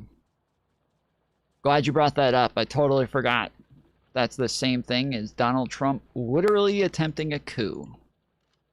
That, you know, the fact that that Hillary did concede the election, and I will agree that, like, the way that Hillary did that shit was cringe as fuck. It was cringe as fuck. I called it cringe as fuck at the time. I'll call it cringe as fuck today. It was cringe as fuck. She should not have done that shit. It was embarrassing, but Donald Trump has done that, which is embarrassing, times 10. So if we're embarrassed of what Hillary Clinton did there, is he embarrassed of what Donald Trump's doing here? To swing the election for Trump. This is because of the rhetoric of Hillary Clinton, who was still saying in 2018 that the election was stolen from her by Russians. And now we see that the Obama administration was actually taking the information given by Hillary, sourced by Russians, to get illegal FISA warrants. My question to you is, even if you want to scream January 6th is authoritarianism, how does that not prove the modern Democratic Party is as well? First of all, that's a very compelling claim about the Democrats and Hillary Clinton, who conceded the results of the election, like what, within 24 hours? And even that was enough for even people on her side to make fun of her for it, because she just, she took a few hours longer than most people do because she was upset. And I made fun of her for that, as someone who supported her. So we're going to compare this to Trump. Scotland, what are you supporting her for? Don't you have kilts or something? Listen, there are cops here, quiet. Listen, that's a really compelling claim about the Democrats. The topic of the debate is whether or not Trump is a fascist. If you want to lay down a whole premise for why you think actually the Democrats are the real fascists, which would be really fascinating, we can do that another time. When it comes to Trump, again, you said this thing earlier, which again, I don't know, I guess we both agree with the populism, but populism is not just saying that we want to appeal to loads of people, or I think, like, we're standing for the little man. Populism, and it's something, again, that I think Trump and Mussolini and Hitler and other fascists seem to all hold in conjunction, is this idea of, like, the amount of unbelievable charity that they give to their leaders. Like, it's the fact that we've got Trump, who, Dinesh D'Souza earlier, he said something like, when you're talking about the 30, 40 million immigrants arriving under Biden, he said something like, well, that's a lie, but it triggers the right emotion in people, therefore I like it. I'm not paraphrasing that, am I? He said that. What the lie was okay.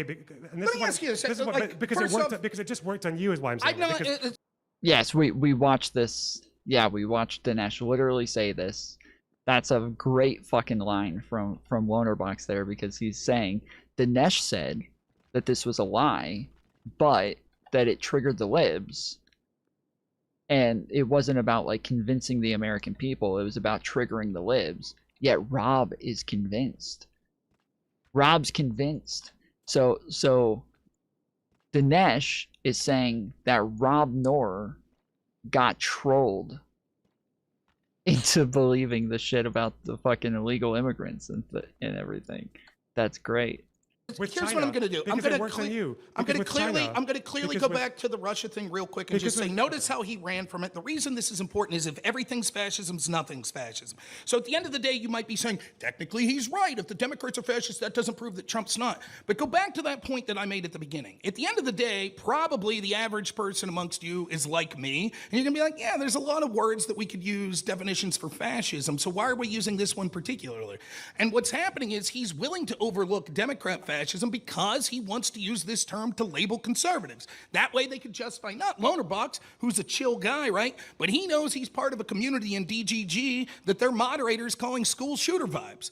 He knows that that's what's going on. He knows 24 hours after a Trump assassination attempt that he's out there saying, what point should we have taken Hitler out? So when he starts his opening statement here and goes, well, it's about preventing it. I'm not concerned about the end results. I'm concerned about the beginning. And who cares if you want to call Democrats fascists whatsoever? Here was the results of Democrats refusing to accept the results of an election just because she said, I concede. Then it's okay to all of a sudden weaponize the FBI to hamper, unlike anything that Trump did or Trump's team did going into the 2020 Biden term. So the point is that he's justifying the selective use of this term. That's what he's running from on the Russia thing. That's why he doesn't want to talk about it, because he wants you to think that Trump's this unique boogie. Only Trump's a populist. To answer this question of populism, who's your author? Are you getting most of this from Robert Paxton? Mm-hmm. What does he say the minimum is in order to be a fascist? Does he say there's a minimum for which variable? He rejects a minimum specifically. In other words, would Paxton say that a government could be all of the three things you outlined and still not be fascist? Well, just to be clear, Paxton does think Trump is a fascist. It doesn't matter if he thinks or not. The question was, if he rejects a minimum, is it possible to do all the three things that you've outlined? Well, he rejects a minimum, but so am I. Yes or no? Well, he rejects a minimum, but so am I. I'm not saying that you can meet one of these pillars and still be a fascist. I don't. So can you answer that you could meet all three and not be fascist? You could meet all three. I don't know who would meet all three and not be a fascist. No. But if there's no minimum, that means you could be a populist, you could be authoritarian. But that's not what he means by no. Is that what he means by no minimum? Yes, he means that there is literally, he specifically rejects. Well, how do you know that? This. Because the three pillars thing, I was doing that for the purpose of the debate. I'm summarizing what I've read from Paxton. He doesn't say there are three pillars and there's no minimum. You're getting your...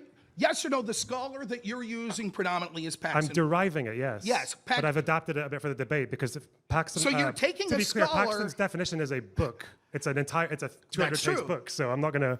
Yes, but don't you think that there's a problem when people... Like, look, I debated in college. This is what assholes like us do, right? We come up and we read, oh, this guy wrote this, I got to debate. I look into this book, I find something, and then you shoehorn it into your own shit. And that's what he's doing. He's taking this scholar that specifically says there is no minimum. Right? Now, what that means, just in case you're listening, is you theoretically could be ultranationalist and a populist, and you could be authoritarian, but you're still not a fascist. So how do we know, then, if there's no minimum that his scholar outlines? It's conceptual. It's that this is what I mean, where like right-wingers can't understand concepts or engage with concepts. Like, this is why the what is a woman conversation is so fucking hard for them, is because concepts are hard for them.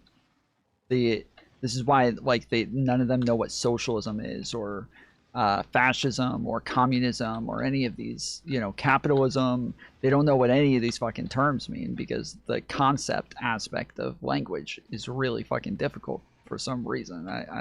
I mean, I say for some reason, like, concepts are one of the more difficult parts of pragmatics. Like, they definitely are, and there aren't like easy ways to synthesize these into semantics where you're able to say, like, this is exactly how we come to these conclusions. This is exactly when we decide he wants minimums here and shit like that. Like, it is one of the more difficult aspects of language, but I don't think that makes it difficult. Like, it's difficult within the realm of language.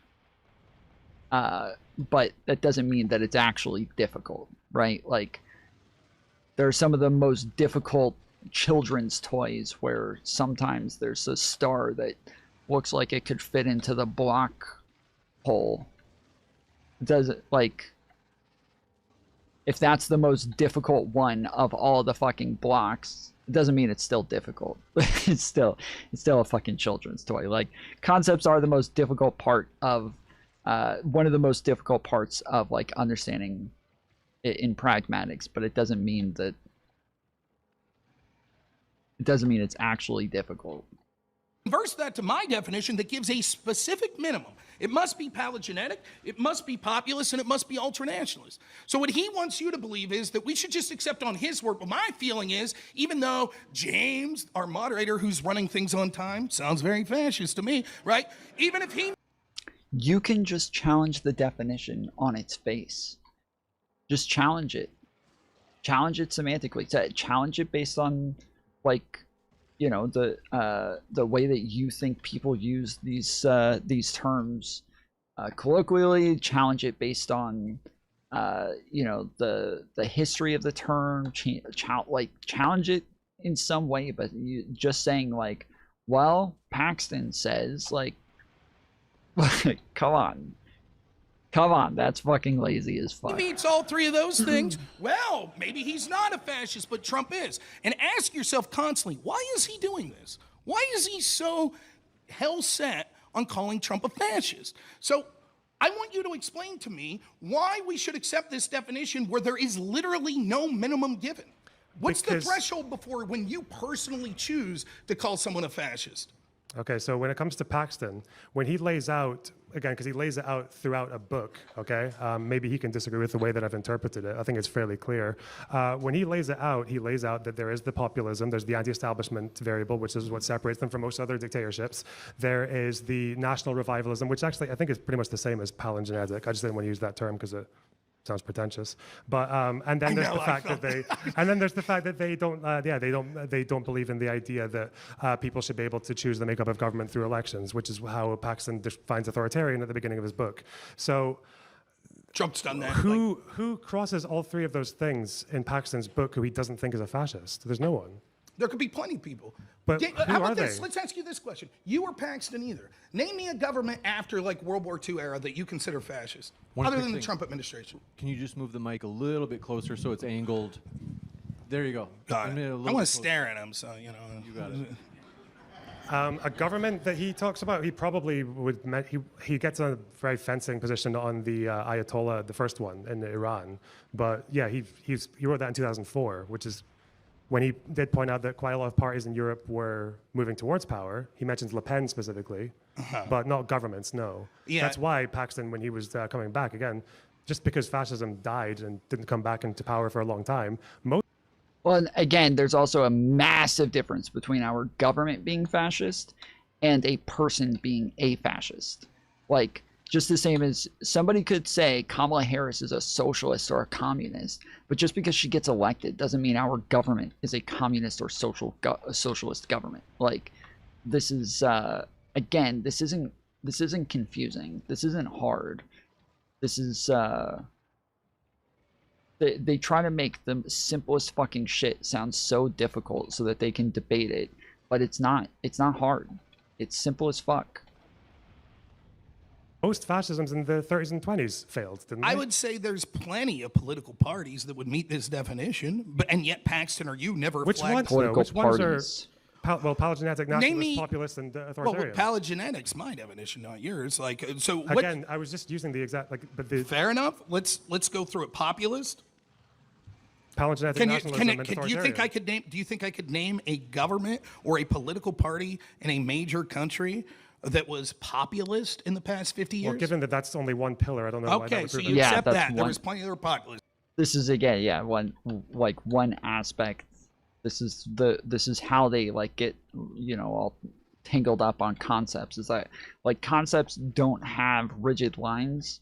That generally they don't have rigid lines. They don't have like specific definitions. Normally, they're not like one thing. They don't have hard definitions. They're normally a list of like common characteristics and traits that you're going to find. And when we say common, how common? How common does it have to be? How many times do they have to do the thing before they're that thing? And where's the fucking minimum? What, like, it's fucking stupid. It's really fucking stupid. Like, colors are kind of conceptual, right? We're taking categories of like, we're categorizing the color spectrum, and it's rare to find like two people who have exactly colored the things the exact same. So even lots of times when I go and I use different programs and I use the like exact, what are they called, hash codes or whatever for colors, when I use the exact like code for the colors, different programs still have them slightly different because it's not an exact science behind it. Yet we still know what red is. Right. Now, next, number 2. Your next is authoritarian. Can we name any government that was both populist and authoritarian in the past 50 years? Should be pretty simple, right? Populist and authoritarian? Correct. Off the top of my head, I don't know. Do you have any suggestions? Yeah, but I was locked down during COVID. Oh my goodness. Democrats. So, but no. The government was authoritarian. The government was not authoritarian in that case. That is not. That's fucking stupid. The government was that is an authoritarian action. Again, you could say that is authoritarian, but it's not authoritarianism. How is that saying that you don't believe that people should be allowed to choose government by participating in elections? I don't think that that's what the term authoritarian means. I think authoritarian could mean taking power, using your institution to take power from the people in ways that's illegitimate, right? So, for example, if we have a Bill of Rights and our government is elected and says, we trust in elections, we believe in elections, but no one's allowed to speak anymore. You no longer have free speech. Is that authoritarian? Okay, so again, when I'm proposing a definite, and again, we probably both agree that neither Paxton nor Griffin would say that these are the prerequisites to be a fascist. No, I think Griffin would absolutely say he outlines COVID it measures. specifically. COVID measures would qualify as fascist. No. I'm sorry. I thought you meant the 3 that we're outlining. Yeah, that's why I'm saying when I'm saying authoritarian, you might. How does you might Paxton have a define authoritarian then? Authoritarian or authoritarianism? Either. So when he says authoritarian, I think it's on like. See? Yeah, separate authoritarian and authoritarianism. This is not something that these people ever even think to do. That's you do something that I consider authoritarian, the government is authoritarian. That's authoritarianism now. Like these are all separate things. It's within the first like 30 pages. He says something about how I think I actually quoted it directly, didn't I? He said something about how it's the difference between, contrasted with a liberal regime that believes that the public should be allowed to choose the makeup of government through elections. You don't think Trump thought that the people should be allowed to choose the makeup of government through elections? Well, only when he wins. Because when he loses, he says there's fraud and he tells Mike Pence to make him president. No, did he? Yes, he did, yes. No, he didn't? Mike Pence tested that, yes. No, he didn't. Wait, what did I say? Get him, audience, get him. Yes, I know. He did tell him to make him whoever president. the fuck. Mike Pence. That's a valued ticket buyer. Don't be talking shit. You know? I'm aware that Mike Pence, Giga Chad, didn't do what Trump told him to. I'm saying what Trump told him to do. It. What Pence I'm saying says that is Trump we've told him already to make gone him through. president. We have a dispute as to what Trump wasn't saying. No, I lost, so just make me king. Trump was saying, I believe there was cheating. By the way, were you aware of the fact that two questions on this real quick, since we're going down this rabbit hole. Do you know what the Transition Integrity Project is? No. Okay, this was a project that was led by John Podesta and other Democratic strategists that war-gamed out the 2020 election. They said if Biden lost, you know what the Democrat strategy would be? You ready for this? Alternate electors. They also suggested that they would have states like California threaten to secede from the Union. There's almost 0% chance that anything he's saying here is actually true, but whatever. Remember when all the like super cool Democrat celebrities like the Avengers cast was saying, now you could do it, electors. You could choose to actually vote in a different direction. How wasn't that them being fascist then? That's a great theory again, Rob, and I'm sure it's very, very correct factually all the way through. The fact is that this is a debate about whether or not Trump is a fascist. We can do a Democrat debate on fascism another time if you want. The question is whether or not Trump is, and now it seems to be that we're stuck on the idea that Trump doesn't accept election results when he loses. I'm saying that in the modern United States landscape, no one accepts election results when they lose as a totality of the parties. The Democrats said they were cheating. In fact, they were already priming the pump for the 2020 election. Remember, Trump's taking away mail ballots. He's taking away mailboxes. It's a big conspiracy. He's going to control USPS. He's not going to allow. Both sides were doing this shit. It started with the Democrats in 2016 that even though they said we accept the results of the election, for the first time in history, weaponized our FISA courts to utilize the entire FBI to spy on the Trump administration. And that story, by the way, the Democrats did that, by the way. The Democrats did that, by the way. Not just like, like I don't agree that's the case, but even if we say it is, like, it's not the Democrats who did it. Democrats are not in charge of the fucking FBI.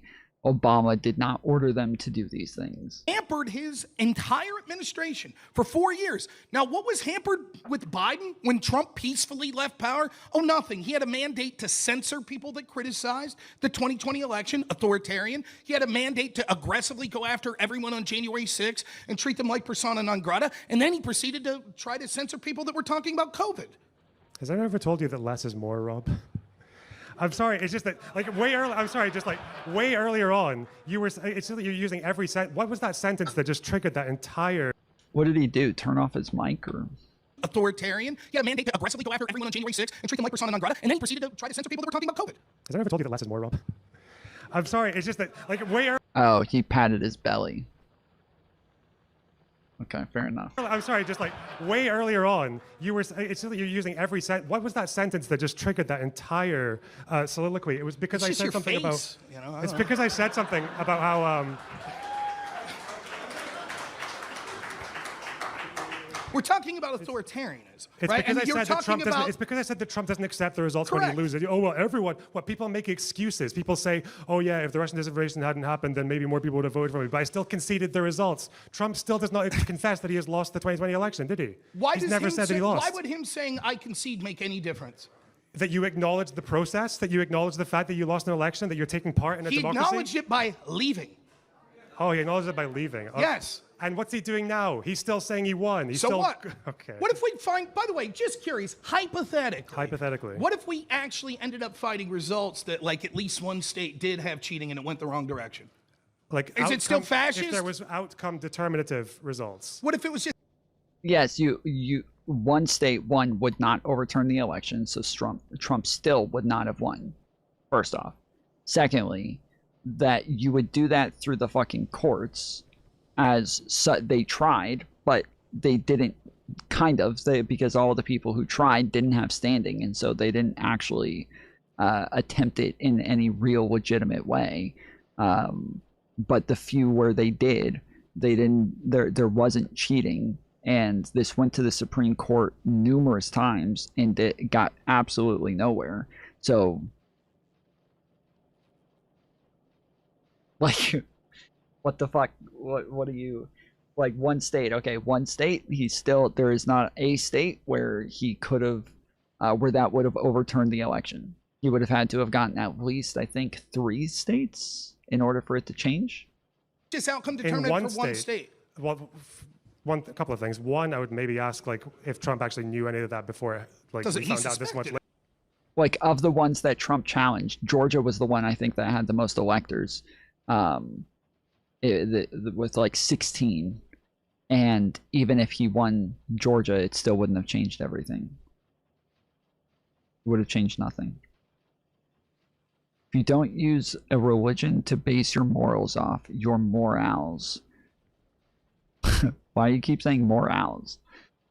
Your morals are worthless and completely subjective, says the person who doesn't know how to spell morals. I don't know how to spell morals, but I know that mine are better than yours.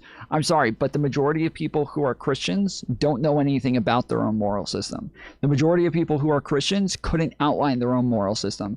And if you were able to outline your own moral system, you would know that it is subjective in lots of different parts, because you're trying to gain a spirit of what it is that the Bible says about morals, and what the spirit about what the Bible says about what's right and wrong in different areas, but you don't have conclusive answers. Like when it comes to abortion, the Bible doesn't say anywhere that abortion is wrong, yet they will say that, like, oh, well, it's about life, and we deem life to be at the point of at the point of conception. Where does the Bible say that? It doesn't say that shit. They say that, being gay is immoral. Well, there's lots of things that the Old Testament says are immoral that you no longer think are immoral. And I'm saying this as somebody who used to study, theology and debate. Excuse me. Like, my dad is a theologian and a pastor. My brothers are pastors. I grew up very heavily in the church, only left within the last 5 years, then how do you get morals from a secularist view? Also, you can defeat an abortion argument through logical dissection, but you don't believe in logical dissection. You're talking about morals. You can't say, oh, I can do this secular process to say that abortion's wrong, when we're talking about the fact that you don't believe in the secular process. So you can't but do both things. I can do it through the secular process. You don't believe in the secular process. You're saying that your morals are better because you call them objective. But you call them objective based on a subjective God that you just have faith in. You just have faith in the God. Therefore, your morals are objective. I have this subjective feeling that God exists. Therefore, my morals are objective. Okay, but you would have to have an objective God that you can objectively prove that you cannot do.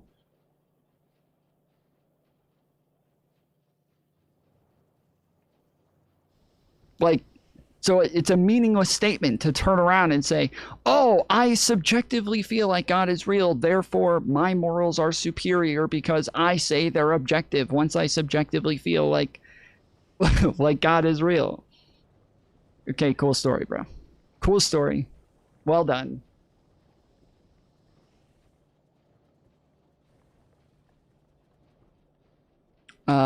The Bible says God breathed his soul into the womb and later again. Yes, you're talking about a soul, though. You're talking about a soul. You're not talking about whether or not it's considered life. So saying there's a soul that exists, well, souls exist after you're dead. So what does that mean?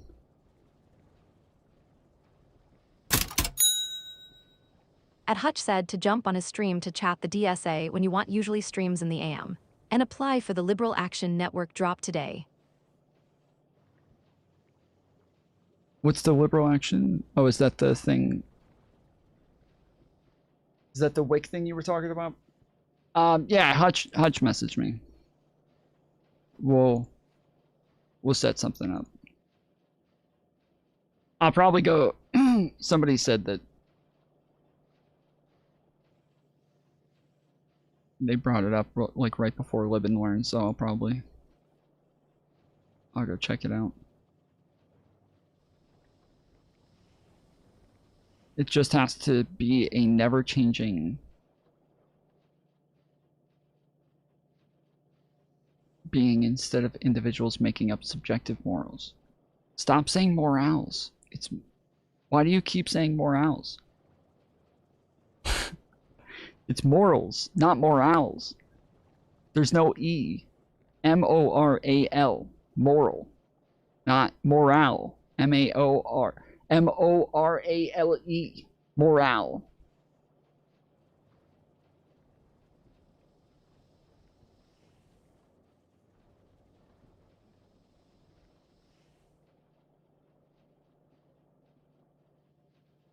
But if you say it just has to be never changing, well, it is changing.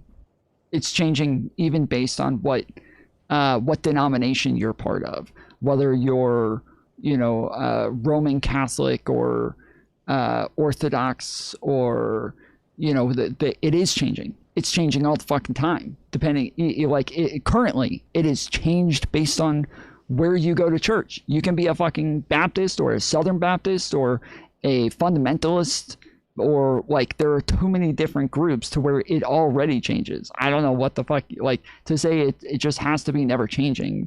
It's different. Even just Christianity, within Christianity, it's not never changing. It's changed based on which Christian you are.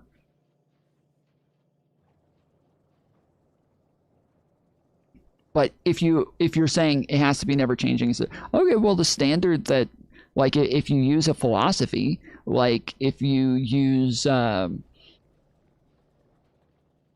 utilitarianism, okay, well, utilitarianism is never changing. That's the standard, utilitarian. It is based on utility. That's never changing. There's the standard, doesn't change.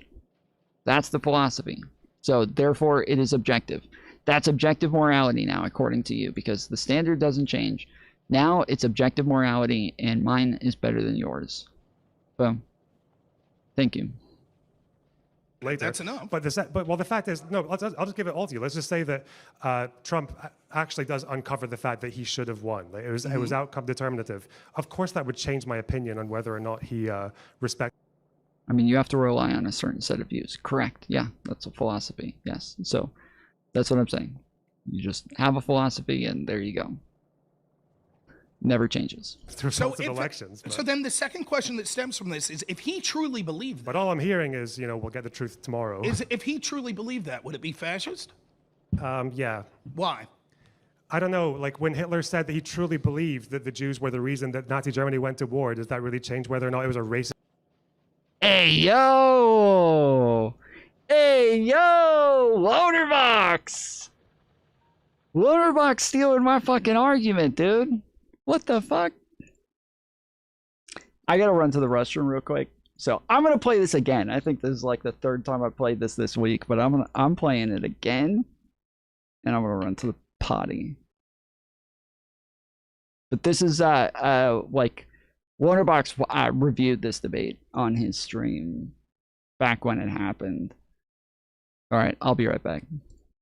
So if Donald Trump believes that is the situation, and he is doing the prudent thing, he's not an authoritarian, he's delusional. Okay, so Hitler wasn't an authoritarian because he actually thought the Jews were coming after them, right? Yes? I'm not going to litigate World War II or whether or not Hitler was delusional. I need some consistency here. Like I want no, it's not, because it's not bad faith at all. You're saying that just because they believe it's happening that it's no longer authoritarian, and I'm saying that it's What happened? He's making a bad faith argument. I'm not going to No, wait. This is not a bad faith argument. It is a total bad faith No. Hold on. I'm not here to litigate No, World War II. wait. You are saying that someone cannot be delusional and authoritarian. Look, I'm done with this, okay? Okay. I'm literally done with you. Okay. So now what? So if Donald Trump believes that is the situation, and he is doing the prudent thing, he's not an authoritarian, he's delusional. okay. So Hitler wasn't an authoritarian because. Okay, glad I didn't want to play the same fucking BRB screen every single time, so I had something different to play this time. Racist opinion? Like, no. That's not the question. We're not. If you're talking about a delusional, racist you can still be anti-democracy even though you think. No way. He's even saying the delusional thing? Yeah. Why? I don't know. Like when Hitler said that he truly believed that the Jews were the reason that Nazi Germany went to war, does that really change whether or not it was a racist opinion? Like, no. That's not the question. We're not. If you're talking delusional, about a racist you can still be anti-democracy even though you think you are. It depends how you act. I judge people based on what they do, not what they say about themselves. What does democracy mean? In this context, if we're talking about the right to participate for the people to choose the composition of government through election. Tom Floyd Show, then tell me how your moral framework is correct. Because from a subjective point of view, a psychopath can say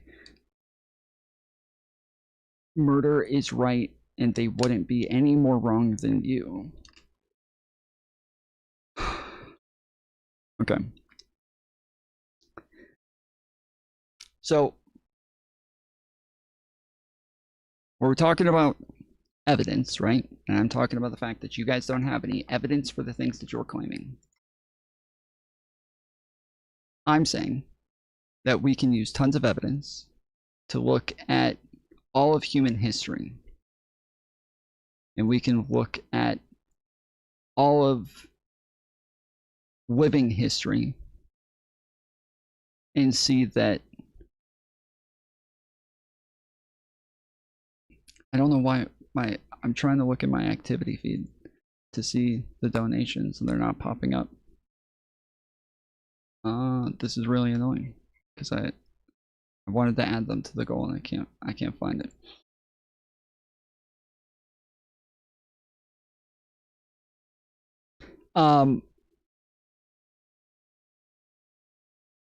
That if we look at human history and we see how many we see that like how social animals work, and that social animals tend to have a code amongst one another.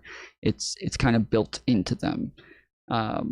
It's almost like instinct, because they have to be able to engage with one another. It's part of their DNA to engage with one another. But not all animals are social animals. So some really don't have much of a code amongst each other until it comes time to mate.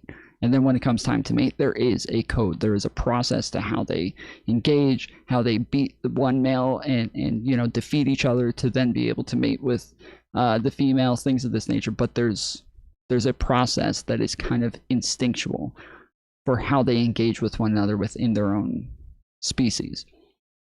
That exists among humans. We have a code that is kind of natural for us to engage with one another. Yet this code, generally throughout human history, has only applied to your family and your friends. It was within your tribe. As we were hunter-gatherers, we had our own tribes, and if we saw other humans coming from the outside, sometimes we might get along, sometimes we might just fucking kill them. And if we killed them, it was moral. Why? Because you're fighting for resources. Then how is cheating bad or grape? Both create reproduction. I'm sorry. I didn't even answer the first question, but they're bad because we say they are.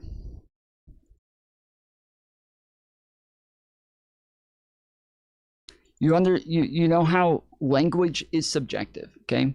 Words are made up. And somehow, even though words are completely made up, totally just pulled out of people's asses and completely made up, you and I are still here talking. You and I are still here communicating with one another, and we're still able to engage, right?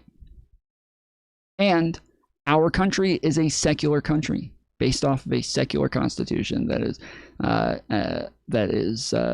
based on a secular worldview of liberalism and Enlightenment values. Yet it still works. Your idea that something has to be objective in order to work, or that it has to be objective in order for if it's objective it makes it better, says who? I say if it's objective, then it's gay. I say if you have objective morality, you have gay morality.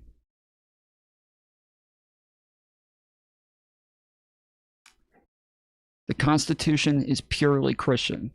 The document that literally says no religion can be respected above another is purely Christian. Makes sense, bro. That makes a lot of sense. You do your thing, homie. You're gonna go far. So you're gonna go far. So let's say, here's another hypothetical. Let's forget about Trump for a second, or let's say Trump did this. Instead of doing what he did, he faked a bunch of ballots and he put them in and then he won. Would that be anti-democracy?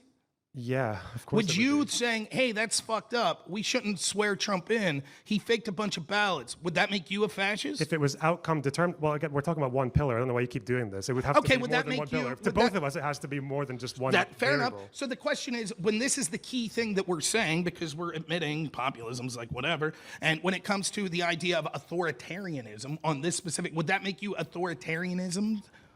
What if Trump faked a bunch of ballots and I said you should be president because you faked ballots? Right, you said we should look into that. I think he cheated. Are you fascist or is he authoritarian? If Trump faked ballots and like outcome determinative, or if he just committed a crime? Yeah, you think it's outcome determinative, sure. Okay, if it's outcome determinative and he did it, and I think he shouldn't be president, then yeah, I don't think you should be able to get to be president because you faked ballots. Yeah. Okay, so what if you said that and you were like, no, I don't think you should be president, we need to look into this, and then it turned out you were wrong. Were you fascist when you made those statements? And it turned out I was wrong. Correct. Well, then you could say I was delusional, yeah? Well, were you fascist? Again, so if you're... You would have to be like in positions of authority, or you would have to be like in charge, you would have to be in some... And then again, you would also have to be... Like, it would be authoritarian. It wouldn't be fascist, but like, it could be authoritarian. But fascism, again, comes with so many other things besides just authoritarianism. But then that would you would be authoritarian. Well, no, if I was delusional, yeah, that would mean that I didn't really respect the process. So you were authoritarian.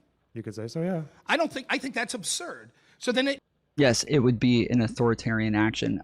You think it's absurd when you call COVID lockdowns authoritarian, but you think it's absurd to try to subvert the fucking election. What if the people who did the COVID lockdowns, they thought that it wasn't authoritarian? What if they thought it was the right thing to do? Then what?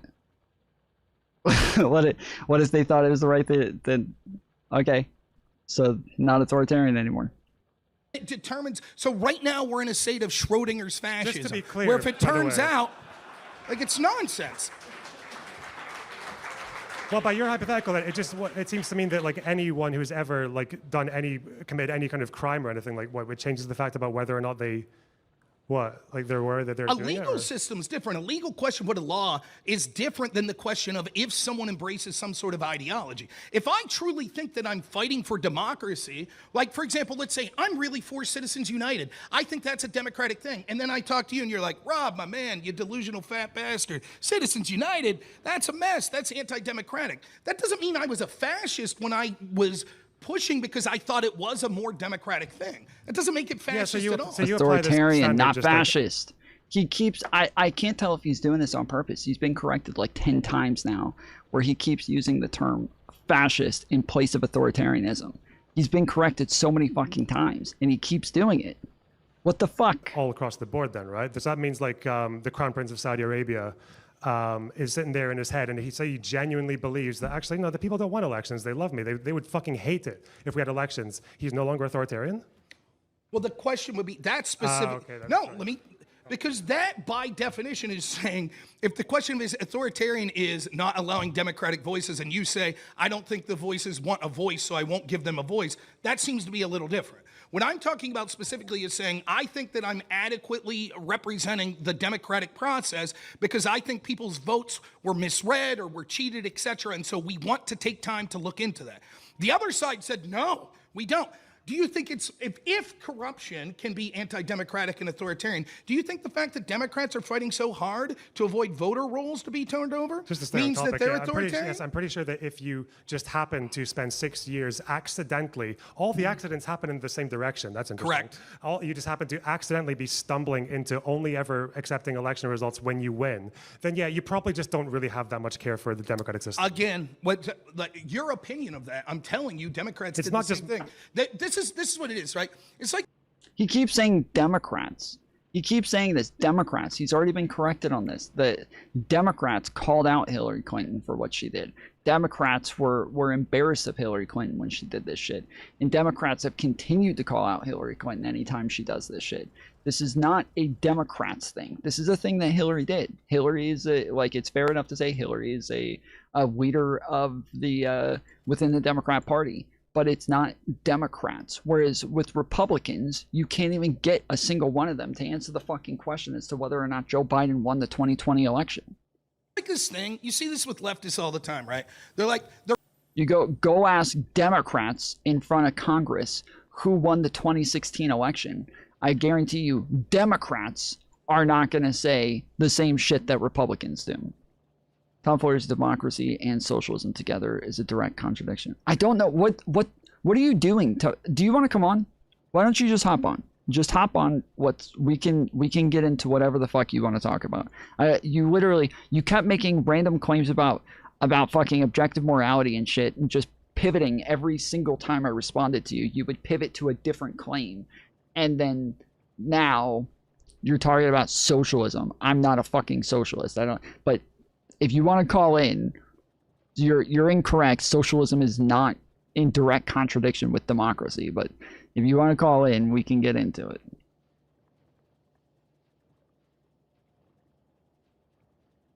Listen, though, I responded, no, I'm not going to sit and talk with one chatter who's misunderstanding everything. If you want to hop on, then I will happily get into it. But I'm not going to keep engaging with one person in chat who keeps pivoting every time I respond. I know you responded, meaning you replied when I talked. You also talked afterwards, but you didn't respond to what I said. You pivoted and moved the goalposts over and over. I have all your chats right in front of me. I can go over them with you if you want to call in. They're really pissed off about the way you talk. They'll get pissed because Trump says something that they actually do. Oh my gosh, Trump said lock her up. So we went after him with every lawfare we could. But it's okay when we did it, but Trump suggesting it and then not doing it's bad. Same thing here. So what he's saying is like, well, you know, Trump pissed and moaned and said, oh, this sucks, but nothing happened and they abdicated He didn't just power. piss and moan. Meanwhile, he took court let me finish cases. real quick. He attempted a fucking coup. He attempted a fucking coup. January 6th happened. What do you mean? Nothing happened. Oh shit, I didn't realize I got 1,000 white science packs. Wait, do I just get those every fucking time the spaceship comes back? Oh, I didn't realize that. He did not attempt anything? What do you mean he didn't attempt anything? Yes, he did. What do you mean he didn't attempt anything? Even Rob admits this shit. What do you mean he didn't attempt anything? He attempted a fucking coup. The false slate of electors is a coup. That's what that is. That he objectively attempted a fucking coup.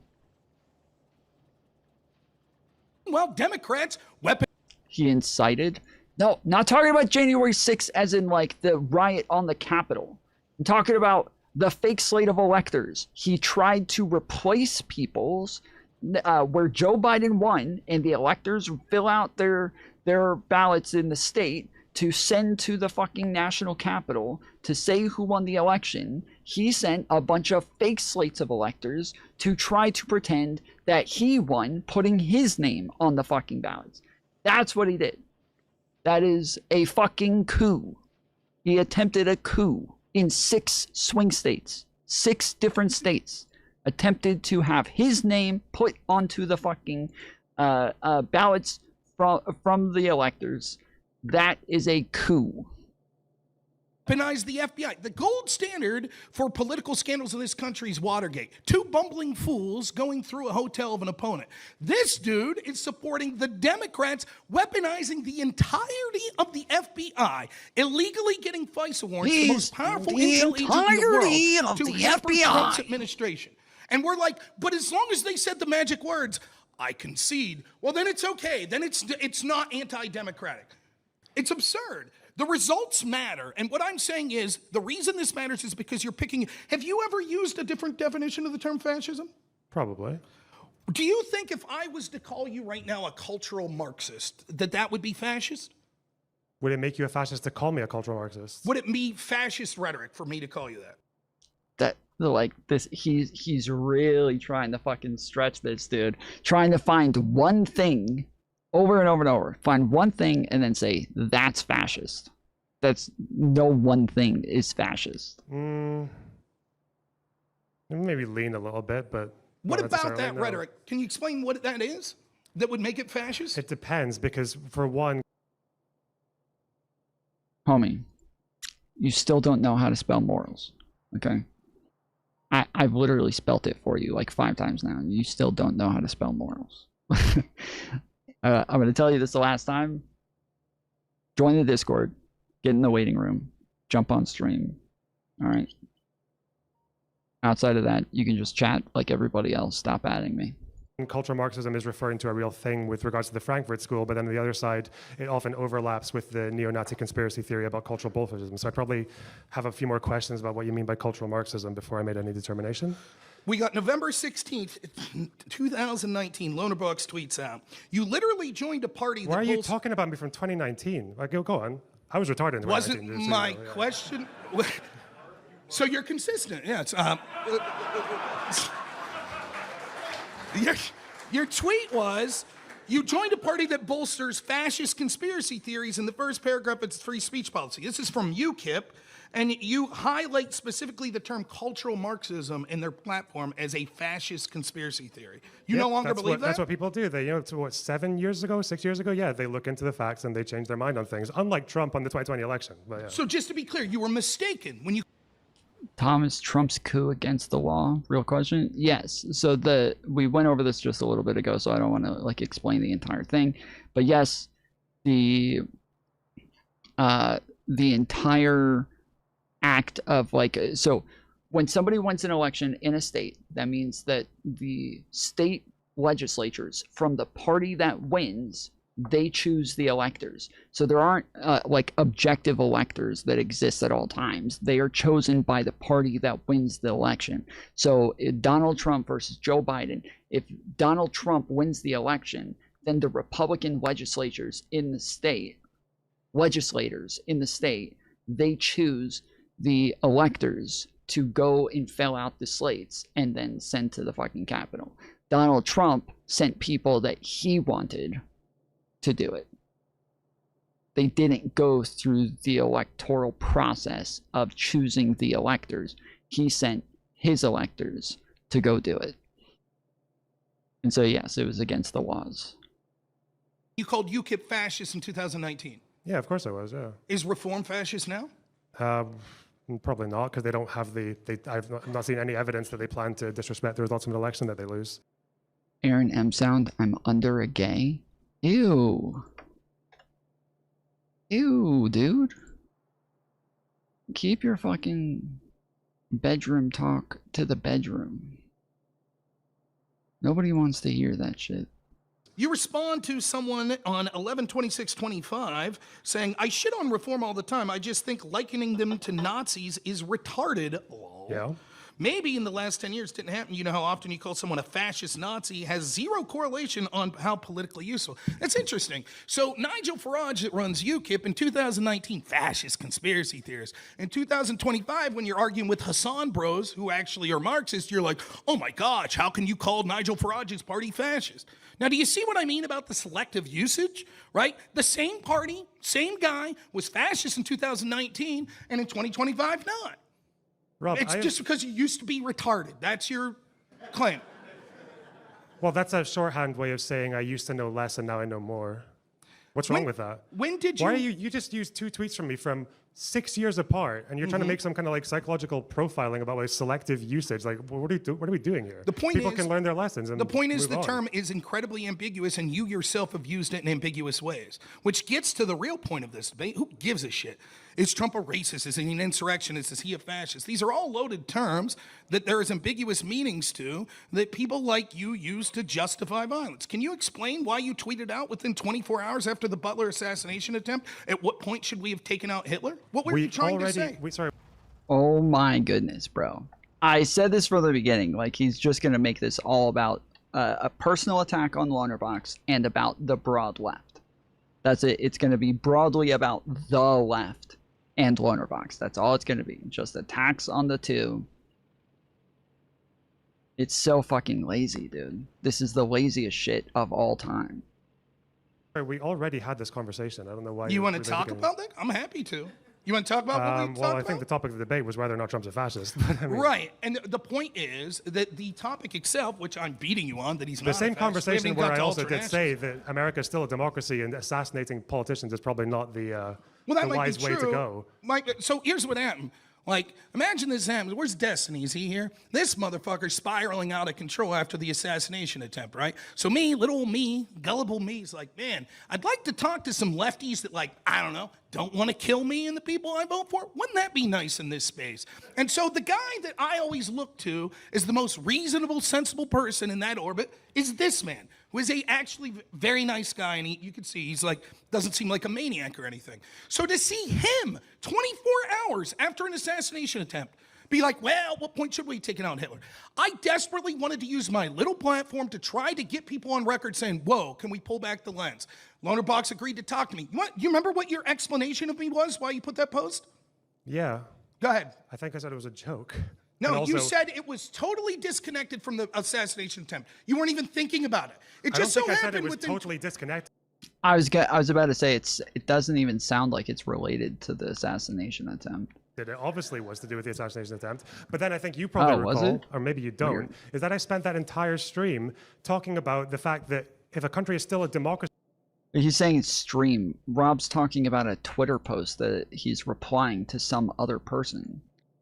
And it sounds like they're just having a totally separate conversation that just happened to be around the same time. They're actually, even with Hitler, if you were actually in the time and you didn't know everything that was going to come, it wasn't actually that clear of when would be a good time to assassinate him.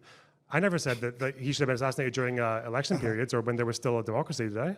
No, but I actually said that if you were going to kill Hitler, it would probably be to the point when it's gotten too late. But that would probably be after the Enabling Act, when he's already completely seized power. Now, you could listen to the bullshit explanation, and you might even I say that? Did I not say that, or do you just not remember? I don't remember the specific things you said, so but it's you do remember. I remember many specific things you said. I can't recall if you said verbatim what you just said. I know that you hemmed and hawed, but I want you to be honest. What do you think the average reading of your post would have been to a person? Well, by a MAGA person, they probably think I'm trying to incite violence against them. Okay, what about a lefty that hates Trump? A lefty that hates Trump? Mm-hmm. They'd probably said, "Oh, LonerBox is smart, hope dude." they wouldn't watch my stream. And he's like, someone tried to kill Trump. Maybe. What point should we have taken out Hitler? Now, the fact that you want to hem and haw because you realize you look like an asshole, right? And be like, "Oh, no, that's not what I meant. What I actually was saying," you know what that post was.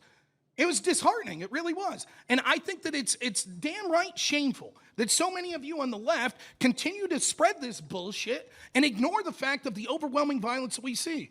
Do you think it's a coincidence that one of the bullets that killed Charlie... Oh, the violence only matters when it's coming from the people, as Rob Noerr calls himself a fucking populist. The violence only matters when it's coming from the people, but not from the fucking state. When it comes from the state, who gives a fuck? Don't look at the fucking man behind the curtain. It was going to be used to kill Charlie Kirk, said, "Catch this fascist"?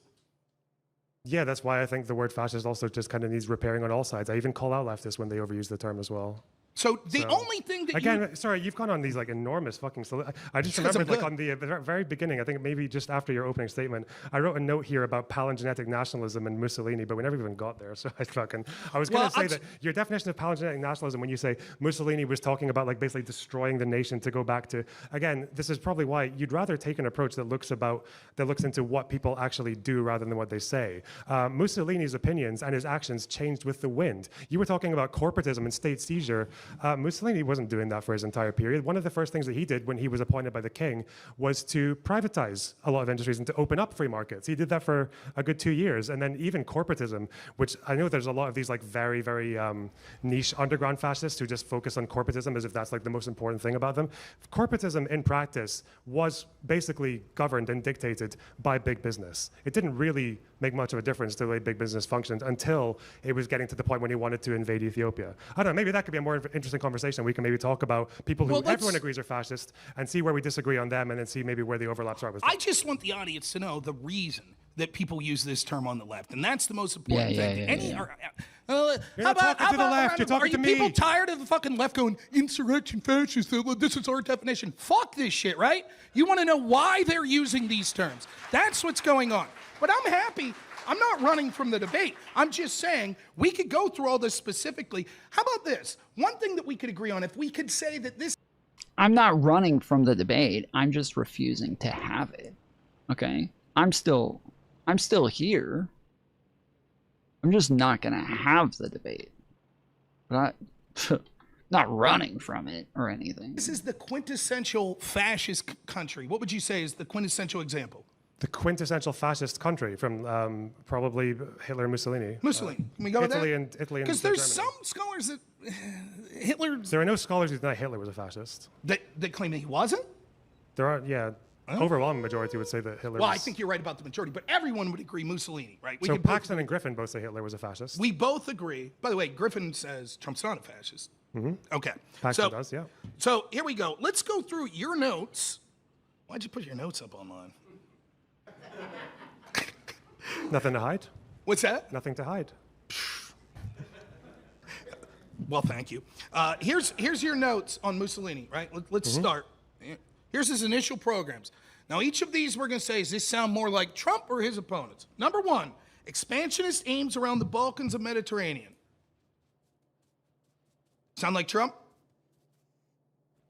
Do I think Trump wants to expand into the Balkans or the Mediterranean? No. General expansionism. I'm not being an ass. Yeah, you can just list it off. I know where you're going, so just list it off and I'll... Well, I would like to go one by... I would say You want to go one by one? I would say yes, that sounds Trumpian. Yeah, you can just say that, yeah. Right? That sounds like Trump. Sure, I'm not going to lie. I'm not a bullshitter. All right, number two. You ready for the second thing Mussolini did? Women's suffrage. Now, does Trump... Every person I've met that's like repeal the 19th. By the way, show of hands, who repealed the 19th here? Now leave your hand up if you're a Trump supporter. Wow, that's weird. Trump has never pushed for women losing the right to vote. That's never happened. What the fuck? That doesn't sound very Trumpian, women voting. Do you think most Trump voters don't want women to vote? I think that of the people that don't want women to vote, overwhelmingly it's Trump supporters. Well, if you looked at my notes, again, if you looked at my notes, you'd probably also, it's not even far off from where you're reading, I think, or somewhere in your notes where it's a very common trend of fascists where they do actually where they change their opinions and where they also will very frequently just betray their purists. Mussolini did that more than anyone. Yeah, if he was going to be honest, if we said, okay, well, people who call themselves fascists, also, the overwhelming majority are going to support Trump as well. So, I mean, if that's the logic that we're using, if that's the way he's going to think about this, then yeah, the overwhelming majority of people who call themselves fascists, because there are people, they call themselves, what is it, third positionists. And the third positionists do, you know, for the most part, they don't like American politics at all. They don't like, you know, any of our shit. But by far, the majority of them they're going to support Donald Trump every fucking time. They don't like him all that much, but neither does, you know, Andrew Wilson and his crowd. Neither does Nick Fuentes and his crowd. But those are the people who are against women's suffrage. Anyone. Right. So it's if Trump wants women to vote fascist, if he doesn't want women to vote fascist. Well, right, neither of these play into whether or not he's a fascist. The question is, we're looking specifically at the Oh, got it. Okay. So if Trump takes a shit today, he's a fascist. If he doesn't take a shit today, he's a fascist. You can't keep up, guys. I can't keep up. They're changing it all the time. They're fucking contradicting themselves. The definition didn't say anything about whether or not Trump's taking a shit. Like, the definition of fascist didn't have anything to do with taking a shit, but good job. Quintessential prototypical fascists and the actions they took to see if they match up with Trump. I think that all of us would agree here, yourself included. It's not about the exact actions that they took. It's about the category of actions. So like each time LonerBox mentioned that they're not, you know, that they do like separate themselves from their purists fairly often. They're not consistent. Fascists do not hold some sort of like consistent ideology to where they're doing at least not in the political sense. They're not holding some sort of consistent ideology.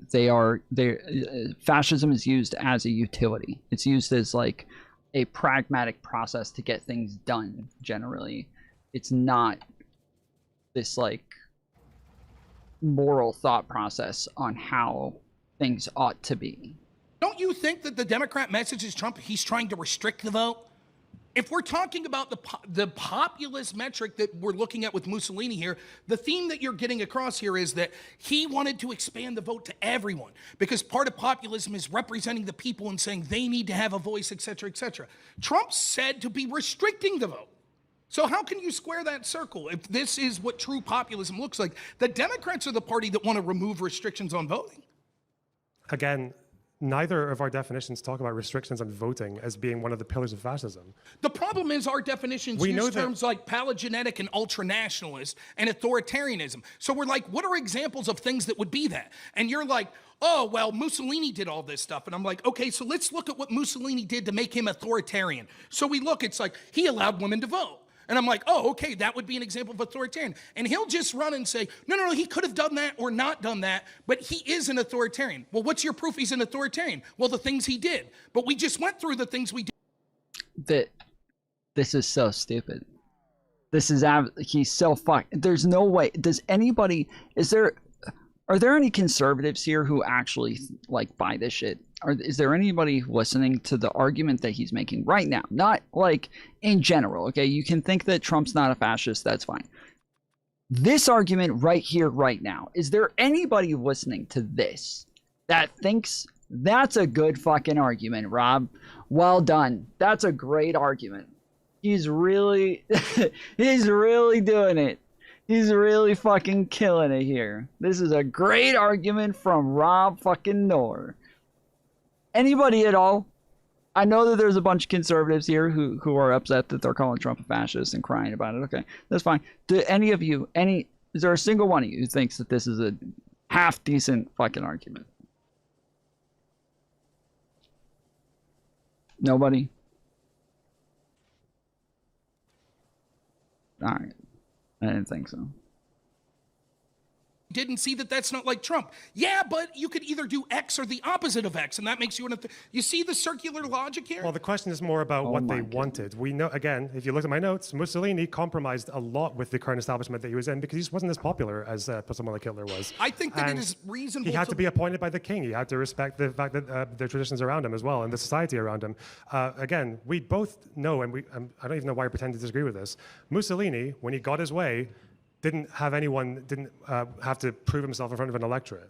Okay, but when he got his way, was he doing things like, next, 8-hour workday and worker participation in the technical management of industry? Does Trump sound like a guy that's like, we need to limit the workday to 8 hours? Or does he sound like a guy's like, fuck it, business, work them to death. We don't give a shit. Which one? Now, this is once Mussolini's in power, so he doesn't have to worry about the electorate. Was he doing things like pushing an 8-hour workday? It matters which phase of power he's in as well. Okay, let's say phase, what do you want to go with, 7? Well, I was asking you, I'm asking you because it's your claim, like which period? It's your notes. When you wrote that, what period were you talking about? So when we're talking about Mussolini and his expansion of the 8-hour or his economic policy, Mussolini's economic policy changed all the way throughout his rule. Again, there's somewhere in those notes as well. There's somewhere in those notes as well. As far as what fascists say and what they do and what they stick to, economics is probably like the main sphere where they change all the fucking time. Like, because again, economics and the ideal economic structure of society is not really something that fascists seem to give that much of a shit about. It seems to be that they'll do what works. They're pragmatic. That's why economic policy is not really like a part of a key definition of fascism that you get from Pax and Noerr. But the economic policy would go with the idea of ultranationalism, which you need to win. And ultranationalists mean it's the nation above all. You don't necessarily... So they wouldn't look at private business and say, well, we don't really care about you. They'd say, no, you as an individual or you as a private businessman have to work for the good of the state. That's why they put these massive regulations. It's not just that you're like, well, my definition doesn't talk about economics. Yeah, it does, when it's talking about ultranationalism. That's what it's referencing. Last thing, I promise. Well, to be fair, Paxton does not say that you need to have a particular economic policy to be a fascist. I'm talking about ultranationalism, which he does say you need. Last thing. But he doesn't. But again, do you think he contradicted himself? I'm sorry. Do I think that Paxton contradicts himself? No, I think that Paxton's outlining his version of what, we'll get to what he means by ultranationalism, and I'm saying things like economic policy. But you disagree. Do you think that Paxton would say that Mussolini's economic policies were leaning into ultranationalism? I don't know what you mean by leaning into ultranationalism. Were they ultranationalistic policies? It depends on which ones. His economic policies changed constantly. The massive regulation of industry. The regulation of industry when he was preparing for war? Sure, and even outside the scope of it before that. It's not... So when he was massively regulating industry, especially when it came to war, because he was nationalizing, this is when he kind of moved a little bit away from the corporatist side, that was when he was planning to invade Ethiopia. So just to be clear, when you said... The policy itself is not inherently the ultranationalist part. The ultranationalist part is why he's doing it. He was doing it so that he could invade another country and... Yeah, this is what I said earlier. Fascism is not like a moral ideology. It's not based on like what you think is right or what ought to happen. It's based on utility. It's just, how can this help me further what I need to do? That's why there's so many aspects to it that are like, you know, even the ultra nationalist aspect or all of these things. These are just ways to bring people together, to get you the support that you need to do the things that you want to do. It is not about like, I think this is, you know, I'm a ultra nationalist because I think this is the way things ought to be. Like, Mussolini was a fucking socialist. When it came to like morals and shit like that, he had very socialisty sorts of leanings, but he didn't believe that socialism or Marxism could actually hold a government system. It couldn't actually do these things effectively, and he switched to fascism or created fascism because this is a way to actually get shit done. Expand his territory. No. That's not. It's the expansionism. Like no. There's a reason no one thinks about economic policy when they think about fascism. That's outrageous. And there's the same thing with the definitions. That's as well. outrageous, right? Because now what you're trying to do is shoehorn in. No. Ultranationalism is only a subset of the real problem, which is expansionism. Expansionism is. Can you be an ultranationalism ultranationalist without expansionism? You completely misunderstood what I said. Can you be an ultranationalist without expansionism? It's possible, but you'd probably need when to. You write. Quote from your notes, birth of fascism in 1919. He said coined the term fascismo, applied to the movement. Fascistae, man, I'm a redneck. Combattimento, yeah? Roughly meaning fraternities of combat. And then you put immediately after that, so you're like in 1919, here's how it started. Then you put initial programs called for. Initial, not after he was in power and then decided to move up the war machine. So last one. Here's what you write. Partial expropriation of all kinds of wealth through progressive tax, seizure of church properties, and confiscation of 85% of war profits. Trump ever suggested progressive tax? Which party does that? I don't know how long you spend in this debate looking at different economic policies and saying, oh, well, it doesn't look like Trump would have done that, so how could he possibly be I've never said, and neither does Paxton say, that there's a particular economic policy that you need to have to be a fascist. That's just when not I'm true. saying, you're right. That's just a lie. In fact, you're right. If you want to appeal to Paxton, Paxton also says, even if you meet all of the criteria that Paxton talks about, that still doesn't necessarily make you a fascist. I don't know where he says that. Admitted, I don't know where he says that. You admitted, you're like, well, I'm just kind of applying and using it in my own way, Paxton. Now he goes back to Paxton when all of a sudden the authority matters. I'm not applying it and using it. I'm not saying I'm using it just in my. I'm not changing the essence of what he's saying. Look, this is what people want to do that use this whole like words are fluid and we could do whatever. They'll be like, oh, I have this author, I have this definition. Why wouldn't we go to the people that were fascist and say, well, what was the shit they were doing? If that's the shit we don't like and we're like, that guy's a fascist, we'd say, okay, what did he do? And when half of the things that your own words say that he did were more in line with the Democratic Party than Trump, I think it's reasonable to say, like, geez, it seems like you're only selectively applying this shit. Well, when we look at, selectively applying, you're just using Mussolini, but Mussolini did a lot of those things that Hitler didn't do. So you're saying Hitler wasn't a fascist? I'm saying that it's a clear case with Mussolini. And if we see it's a clear case with Hitler as well. I don't know why you keep saying there's some ambiguity. There's not ambiguity with Paxton. There's not ambiguity with Griffin, is your definition. Well, because... Where's the ambiguity that Hitler was a fascist? Well, because the idea of palogenetic, right? What was the palogenetic impulse of Hitler? No, what you're doing is you're doing this thing that I've seen other people do this as well, is where they insist that fascism, basically, because Mussolini was the one who used that term and coined it and called himself a fascist, Hitler called himself a National Socialist, and therefore we just have to look at Mussolini's program. We have to look at the doctrine of fascism, which he had ghostwritten for him in 1932, which again is quite vague given the circumstances.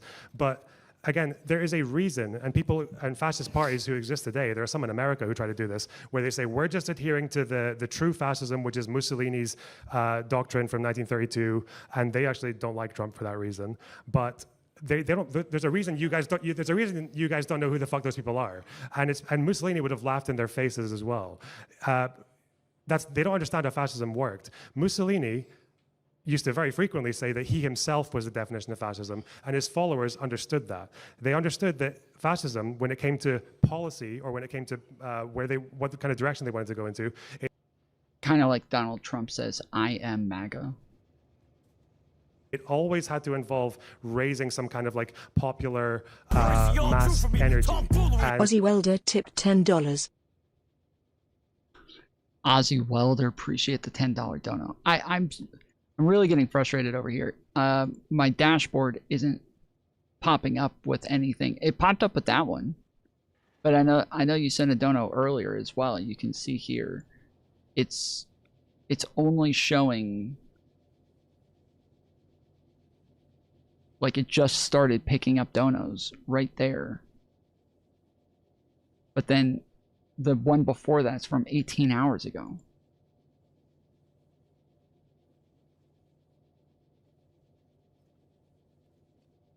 Has everything turned on, but it won't show me anything from before that, so I'm trying to find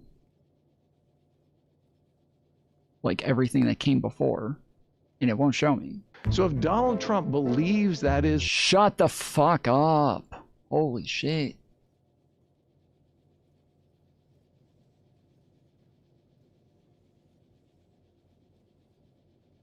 That's the first I've sent today. Oh, okay, maybe it was somebody else who sent another one. Well, thank you for the $10. I know that there was 2 other donos that came in. Okay, Cinnabon sent $5. I know that.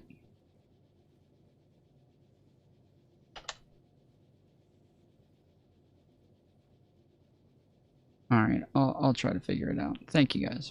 Thank you for the $10. We got 17 minutes left. I'm going to try to figure out somewhere where I can find all of my shit and see if we can get it all on here. And Mussolini adapted all the way throughout, and as did other fascists like Hitler, they adapted as well. That's why Hitler, when he was running, he ping-ponged back and forth constantly between his attitudes on big business. Most people, again, Marxists are like idiots for this as well, because they'll say that fascists are just like the vanguard of capitalists. But capitalists, some of them liked Hitler, a lot of them, most of them tolerated him, but he was at odds with them as well. And this is why you like going to any economic policy to say whether or not this is the true fascism doesn't make any sense. In Mussolini's Doctrine of Fascism, he says in the first paragraph, fascism exists as a movement responding to and in space and time. So obviously, economic policies, or like which tax policy makes the most sense in a particular area, is not going to define what would be a fascist 100 years later. It's like it's like saying, I can be a liberal today because I think that there should be universal suffrage, but only for men. No, ideologies adapt and they change over time. We're talking about what's the essential qualities of them. How convenient. And so once more, we could see the X or the opposite of X, depending on if we want to call someone a fascist, would apply, because we could read their intent and know that their words, et cetera, et cetera. So they're always a fascist no matter what they do, and the proof is they're a fascist because of the things they do. When you say, well, you're just saying that Mussolini, it's only the things that meet, and, just because Trump doesn't do all that. What I'm telling you is there are things that Mussolini did that were in part of the important parts of his ultranationalism that are literally antithetical to Trumpism. Literally, progressive tax rate, women's suffrage, taking church property. These things are the opposite. These are things you'd be more akin to see his opponents doing. So it's not just a matter of, oh, it's A, B, C, and D, and well, Trump did A, B, and D. It's Trump did A, but the opposite of B, and the opposite of C. And he's like, yeah, but that's okay because it's for the time and place, right? How do you define ultranationalism? No, it's that, well, just to be clear, it's not A, B, and C. So you gave it away yourself. You said part of his ultranationalism, which means obviously there are some ultranationalists in different situations and in different times of history and with different nations with different histories and values that would do slightly different things. So define it. Ultranational, again, I put like national rebirth, but I guess it's kind of similar to the so Trump wants a national rebirth? When people talk about the idea that the nation is constantly undermined, humiliated, under attack from enemies both within and without, and there needs to be some kind of strong man who's going to come in and take that nation and give it the rebirth either from within and from against the rest of the world. That's usually where and that's like a very front and center of their ideology. That particular kind of nationalism is what goes into fascism. You said particularly, like maybe I'm putting a word in your mouth, see if you agree with this. It's like they'll use the idea that we've been like embarrassed on the national stage, right? Like things like that. It's more of like an obsessive callback to national humiliation. Humiliation, national decline. All right. So, well, first of all, just to be clear, maybe we can agree on people who everyone agrees were fascists. For Hitler, he didn't win an election on anti-Semitism. He won an election on Versailles and anti-communism. So the communists, that was part of his nationalism. They were part of nationalism for most fascists, is that they thought that the nation was under threat from these foreign subversives like the Russian-backed communists, and also that the Treaty of Versailles and the international community was embarrassing us and taking a piece out of us, and we're going to fight back.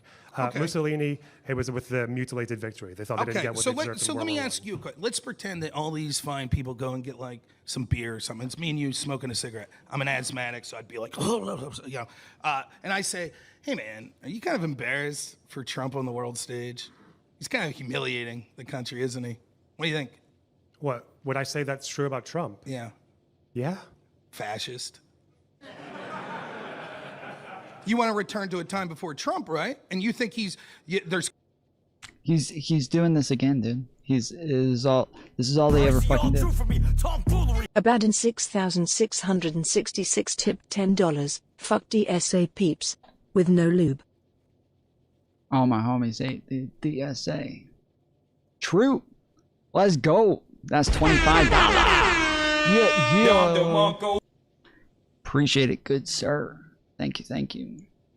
We got $25. We have hit the motherfucking goal. I will reset the goal right now. Calls to how he's humiliating us both inside the country and outside. Yeah. That sounds very fascist. W. Abaddon's in the This is chat. probably W. the fifth time where you've Abaddon's. taken one pillar. But, how does that not mean? Are you populist? Yeah, this is what I was saying. Is that yeah, he keeps doing this thing where he takes like one part and then says, "Well, they did the one thing. They did the one thing. Did you know that Mussolini he peed standing up? But do you pee standing up? You're a fucking fascist. Gotcha. Got him." You've taken. No, I'm not populist. Okay, no. what? So you don't believe in like the idea that we need to like massively support the electorate and the individual voices? The parties you vote That's not for. populism. That's just believing in democracy. Define populism. Populism is a fundamental idea that there is the people, which is the authentic expression of whatever population that they're in, and there is the establishment, the impure, the corrupt, the people So who what are. party do you vote for in Scotland? Labour. They populist? No. They don't believe that they're the people and then there are corrupt vanguards? Not when they talk about the authentic expression of the people and that there's a corrupt establishment that they're fighting. No, Labour doesn't talk about that.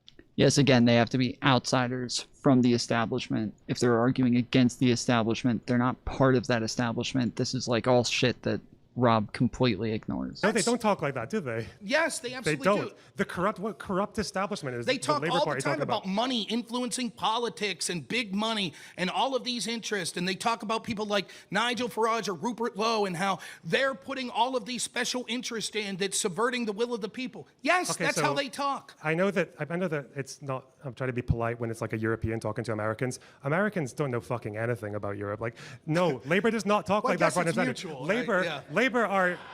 Labour spends the entire time trying to convince everyone that they're pro-business because they specifically want to fight that idea that they're like. No, wait, there's populist that left. idea. Where did that idea come from? I don't know. that they What have were Labour populist? done when it comes to have they gone after the ultra rich? Have they done like tax rises on? Have they raised income tax or corporation tax or anything like that? They haven't.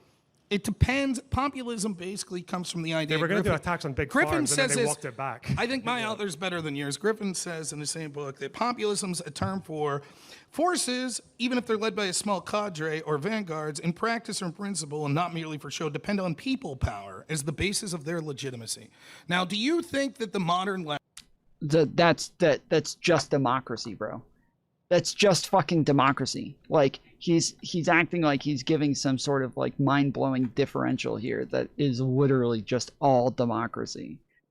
Whether it be the Democrats in the United States or Greens or Labor Party, if we see in United Kingdom, do you think that they talk about power to the people and the people having power? The fact that you want to argue that's like, nah, that's not the case. They're not talking about the will of the people, blah, blah, blah. Well, just to stop It's you, I nonsense. do believe the Greens and like Bernie Sanders, I do believe they're populist, but they're definitely, but they're not like, but they're not authoritarian and they're not ultranationalists.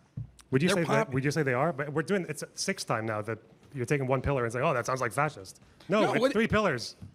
Again, what we're talking about specifically is you've already demonstrated based on your rhetoric that you're ultra-nationalist because you said you're humiliated by Trump and want to go back to a time before Trump. That's ultra-nationalist. I don't think that now that's the like next question is, front and are you center of my populist? ideology. And you're like, no. I also have this unique definition of populist that's like some bullshit. You know, the truth is, Wait, what do you we mean can some see bullshit? You said populism is just when people think that I think the people should be represented. I read. You just described I just populism. read a direct quote from the author that I get my definition of fascism from.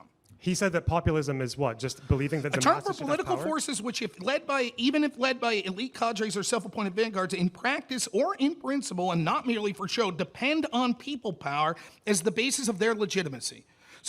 So what? Again, the vanguards are the outsiders.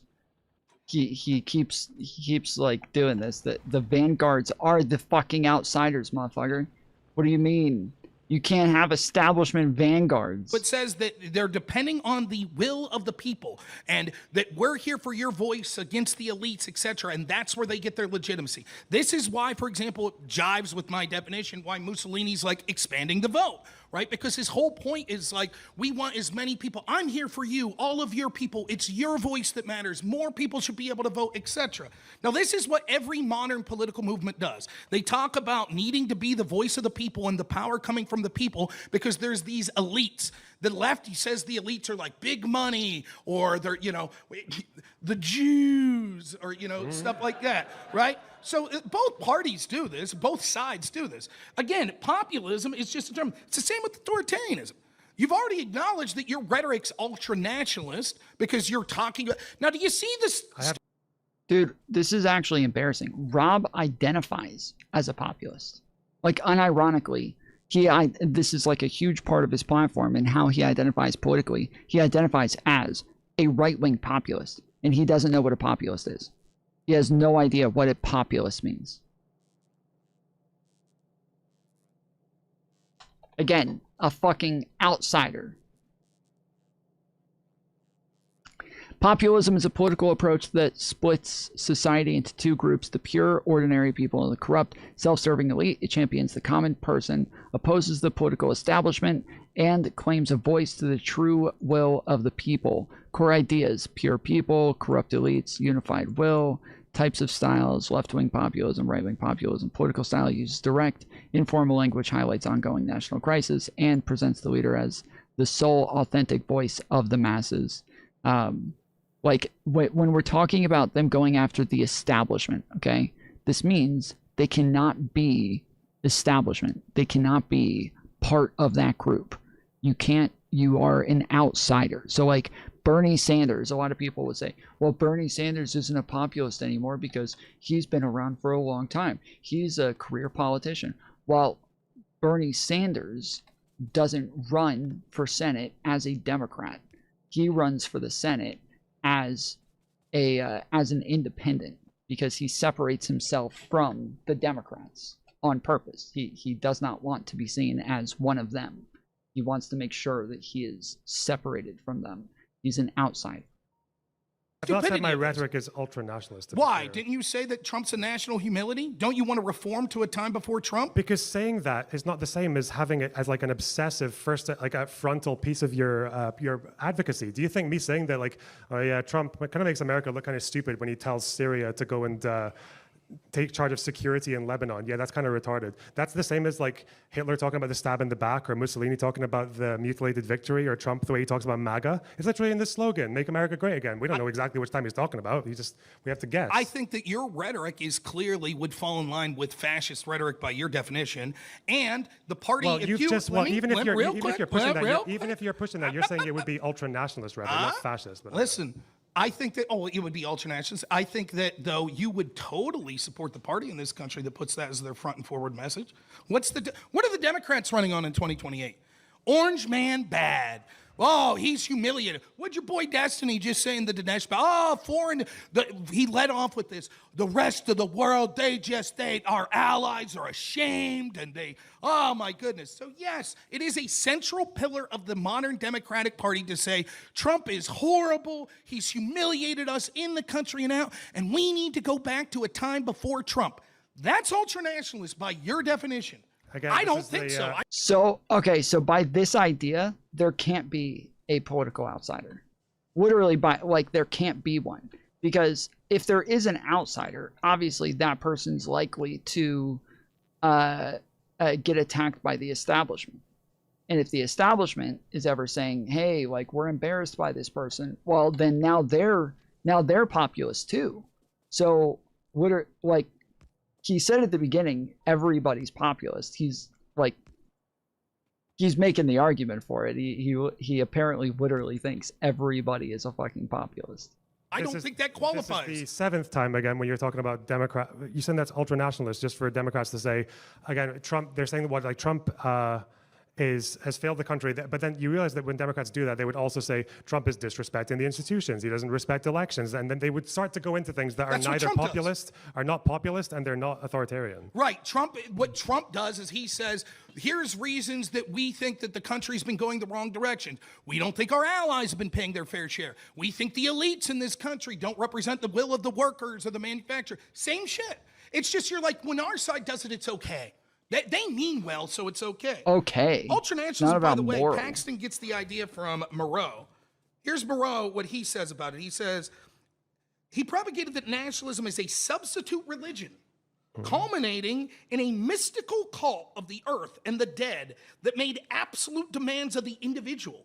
Integral nationalism cast off all ethical ballast, obligating and totally subordinating the individual to one value alone, the nation. My country, right or wrong, you are nothing. Your people are everything. You are the kinds of moral commands to which integral nationalism binds to the faithful. In other words, it would be saying, you are nothing. Your business is nothing. Your church is nothing. Your family is nothing. You are just a member of the state. Things that we would likely see if Trump did that would be demanding compulsory military service. Is that what Trump's done? Not even close. In fact, if anything, you could say, if we're talking about lip service, because if you can't just go with rhetoric and you have to go with the actual policies, Trump's such an evil fascist authoritarian, he can't even get the SAVE Act passed because his own damn party won't support legislation that 90% of us support. So it has to be like, well, it's the way he talks. Okay, well, Trump talks about religion. Trump talks about family. Trump has never once suggested that you have to have some sort of compulsory service to the country. So this idea, again, this is where Paxton's getting the idea. Your author is getting the idea of ultranationalism. It is a religion. Can you show me any examples of Trump doing these sorts of things, like demanding compulsory service, or saying that the nation comes before your God, or comes before your family? Can you show me one time? Again, he says ultranationalism is a religion?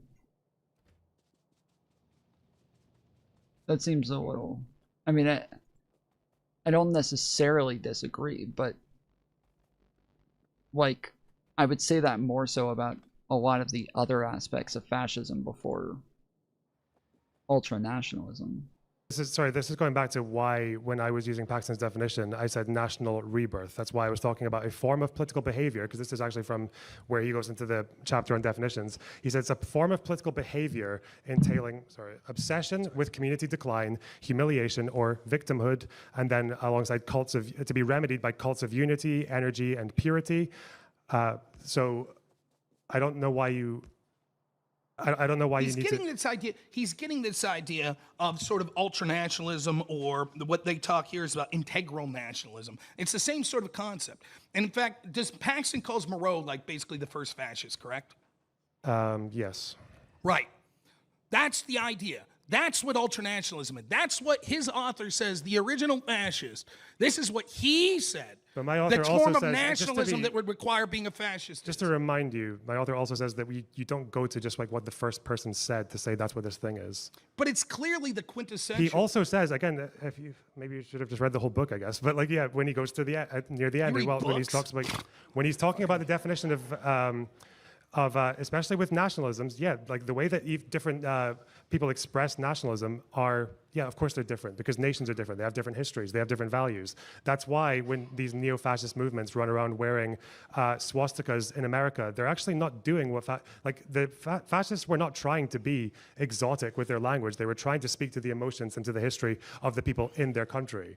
Again, pretty much every modern political movement does this. The give back the land. I don't think anyone does it to the point that one of their supporters, like Dinesh, is literally saying that, like, oh yeah, yeah, sometimes he lies, but it triggers the right emotion that I like it.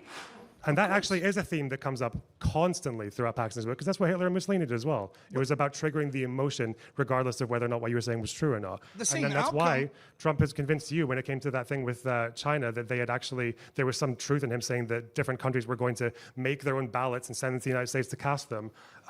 Your response was, well, maybe we'll find out that that's true later. We may find out that's true. Well, the point is, that's it working on you, Rob. That's a lie from 6.5 years ago, just fooling you. No, here's what happens. The evidence they had was that someone downloaded voter story, information that was public. So let's go through this for a second, right? He said, oh, all they did, it was like one guy did this. These were the same people that were running around with their hair on fucking fire because Russians spent $500,000 on Facebook and Pokemon Go ads. Holy shit. And we had to stop the whole country. We need the largest investigation in history from the FBI to go after the Trump team. I know some of you out there were like, I'm just trying to catch a Gyarados or a Pikachu, you know. No, Victim of Russian propaganda. That's what was going on. Holy cow, it was the worst. And now our FBI was all in, the media every day. Then, this story, what happens is they focus on one little detail, right? Oh, Trump said ballots, but there weren't ballots. And what they ignore is our FBI had intel that China was doing exactly what this country had to stop for in 2016, interfering in our election systems, and our intel agencies were covering it up because they thought that it helped Trump. Now, does that sound like democracy? Does that sound like giving the people? And he doesn't care. LonerBox doesn't give a shit at all. He's like, whatever, that ballot stuff, that's bullshit. That's all the bad. Any word on our intel agencies intentionally covering up foreign interference into our life? You got any word to say about the democratic nature of that? You going to condemn that? Well, the fact that you're wrong. The U.S. intel report from 2021, not only they reiterated that Russia had authorized the campaign to support Trump's re-election, obviously, they also mentioned that China was taking what they called low-level exploratory steps to denigrate Trump. And then they also said that Iran was launching a campaign to undercut him. That all happened in a in a Biden-era U.S. intelligence report from 2021. Yes, right. So it's what another happened thing was, that they do, yes, see, clever obfuscation Trump, here. So they're hiding this. It's actually here's what existed happened. in the report since like 2021. In the lead up of the 2020 election, right, they hid the intel from the administration because they thought that they would use that intel and say, look, China's trying to interfere to help Biden, and that would help Trump in the election. Now, they had no problem spreading the intel that Russia's trying to interfere to help Trump and Biden using that. And so what he's saying is that's okay that they covered it up because after the election and our side won, well, then they admitted, and by the way, China was trying to interfere. I'm sorry, that doesn't cut the mustard. If this was the opposite, and imagine how this debate's going if Trump did what the Obama administration did. Imagine in 2020 he came out and said, okay, I concede, I lost, right? And then he says, now we're going to write a phony baloney. We're going to pay a foreign asset to come up with some opposition research saying that China, worked and colluded with the Biden administration in order to steal the election, and we're going to get FISA warrants, and we're going to slow drip this for the next 4 years, and Fox News and Breitbart and all these places every day are going to be shouting at President Biden, who's going to be eating chocolate chip ice cream or some shit, oh, yeah, China did this, China did. He'd be like, I have never seen such authoritarianism, weaponizing our FBI to get illegal warrants based on your own opposition research. But when it's the Democrats, yeah, but at least Hillary said, I concede. That's literally the argument. Never forget what Russiagate was them taking Hillary, who had colluded, her team, which had colluded with Russia, to accuse Trump of doing the same. It's not at least she said I concede. It's that they are different in totality. They completely across the board. It's not at least she said I concede. It's that she didn't attempt a fucking coup. It's that she didn't run around doing rallies afterwards right outside the fucking Capitol trying to rile people up about what was going on inside the Capitol. It's that she didn't, she doesn't to this day still run around claiming that the election was stolen from her on a fucking daily basis. It's that she was called out by Democrats alike, all saying that this was fucking gay and that she shouldn't be doing this shit. It's that there was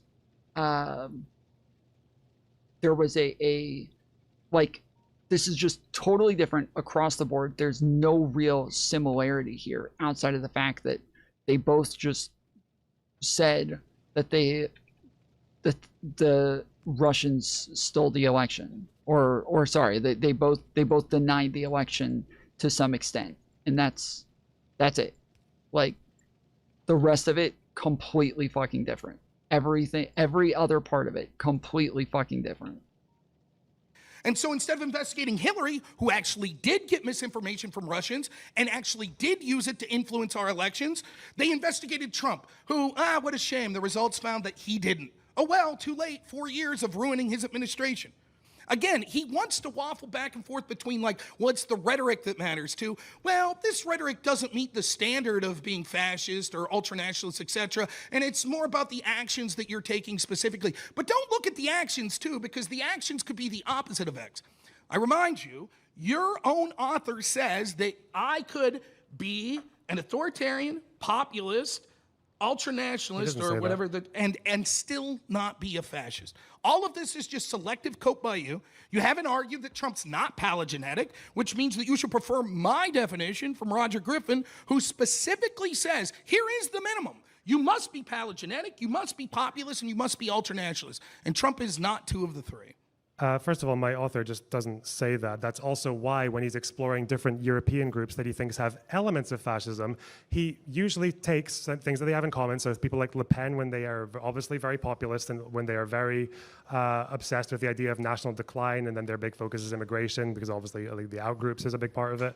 But then he says, well, it doesn't seem like they've shown any indication that they want to subvert elections. Or when he talks about other dictators, like say in Iran, he gives a more on the fence position, because obviously Ruhollah Khomeini was very populist, and he was obviously massively authoritarian.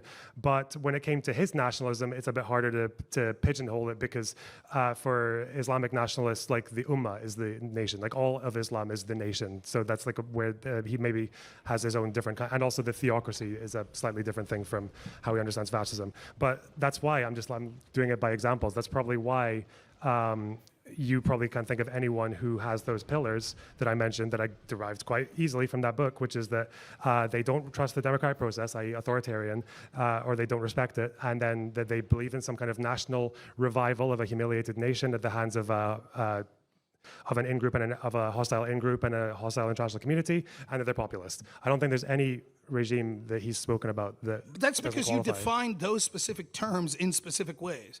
Well, populist only means this hyper-specific thing. Again, I'm reading from direct I'm not being authors. hyper-specific. I'm just qualifying. I'm just qualifying it to set it apart from. I think people should vote. I'm reading from exact authors that are seeking to identify what fascism is and what their definition of populism is. He's like, nah, I'm just qualifying with some things. Notice how when he wants to qualify and not give a real definition, he's just putting qualifiers. It's okay to look at the actions that specific countries have taken. But when I look at the actions that Mussolini specifically took, he goes, that's not important. Sometimes he'll do X, sometimes he'll do the opposite of X. So when it suits him, he says, we point to these examples and show that that's an example of populism, right? We don't really have a clear-cut definition of what populism is, but here's some examples of things that we would see. When I'm reading an actual definition, he's like, no, we should just ignore that. Same with the question of ultra-nationalism, or the type of nationalism that he's talking about.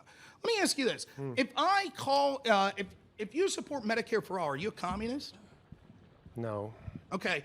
Why Holy not? shit. Isn't that a communist I policy? just realized where this is going. Fuck. That is it's a policy that communists do, but that's not what a communist society or someone who's like a communist would just say that it like is enough. So no. And so let's say I did 4 other policies that were like big. So yeah, again, this is why, like, again, when we talk about communism or socialism or capitalism or fascism, we're talking about a philosophy. We're talking about a whole philosophy.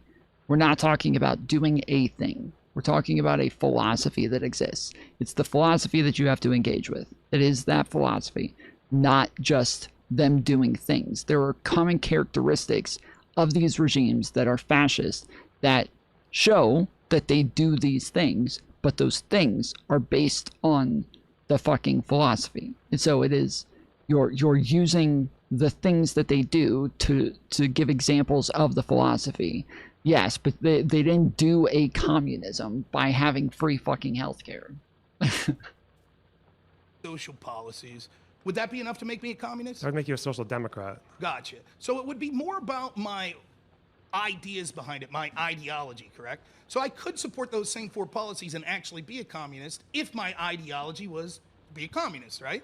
Yeah, but the difference is that communists are a lot more honest about what they seem to want when it comes to economic policy. They're dishonest about everything else, but they're honest when it comes to... Can we agree we hate the commies? Can we both agree with that? Yeah, but they are very, very honest about what they want when it comes to the economy. They'll say that they are... One smart thing you've said today, good. Yeah. Is Trump an ideologue? Is Trump an ideologue? Not really. Like... No, fascists are not ideologues. That's kind of the point. Yeah. Kind of, but his ideology is, again, it's very nebulous. This is, do you want to go to the notes again? Or? What's fascism? Is it an ideology? I've described it as a political behavior. So you just, fascism is an ideology, and he just admitted to you, we call it an ideology, but it's because it includes ideologies. Fascism What separates it from everything else is, again, that it is a practice. It is a way of gaining power and how you use that power. That's fascism. It is about pragmatics. It's about how you do things. That's what it's mainly about. We do call it a political ideology, but it's really a political philosophy that doesn't have ideals. Sorry, that includes ideals in the process, but it's more about the process than anything. Trump's not really an ideologue. It's nebulous. Just like that. You're Well, aware that, here's sorry, the truth. did Griffin say that fascism is not ideologically nebulous? And I also said this in my opening statement as well. Griffin outlined that specifically. fascism, more than any other movement, is one that has basically functioned without much of a solid party program. I think most lefties actually say that Trump's a demagogue more than an ideologue, correct? How is a demagogue more than an ideologue? An ideologue, like for example, I'll appeal to our great esteemed What's audience consistent here. with Trump Here we respecting go. an election result when he loses? Trump comes out and he's like, hey man, we should get rid of bump stocks. Remember that happened in the first term?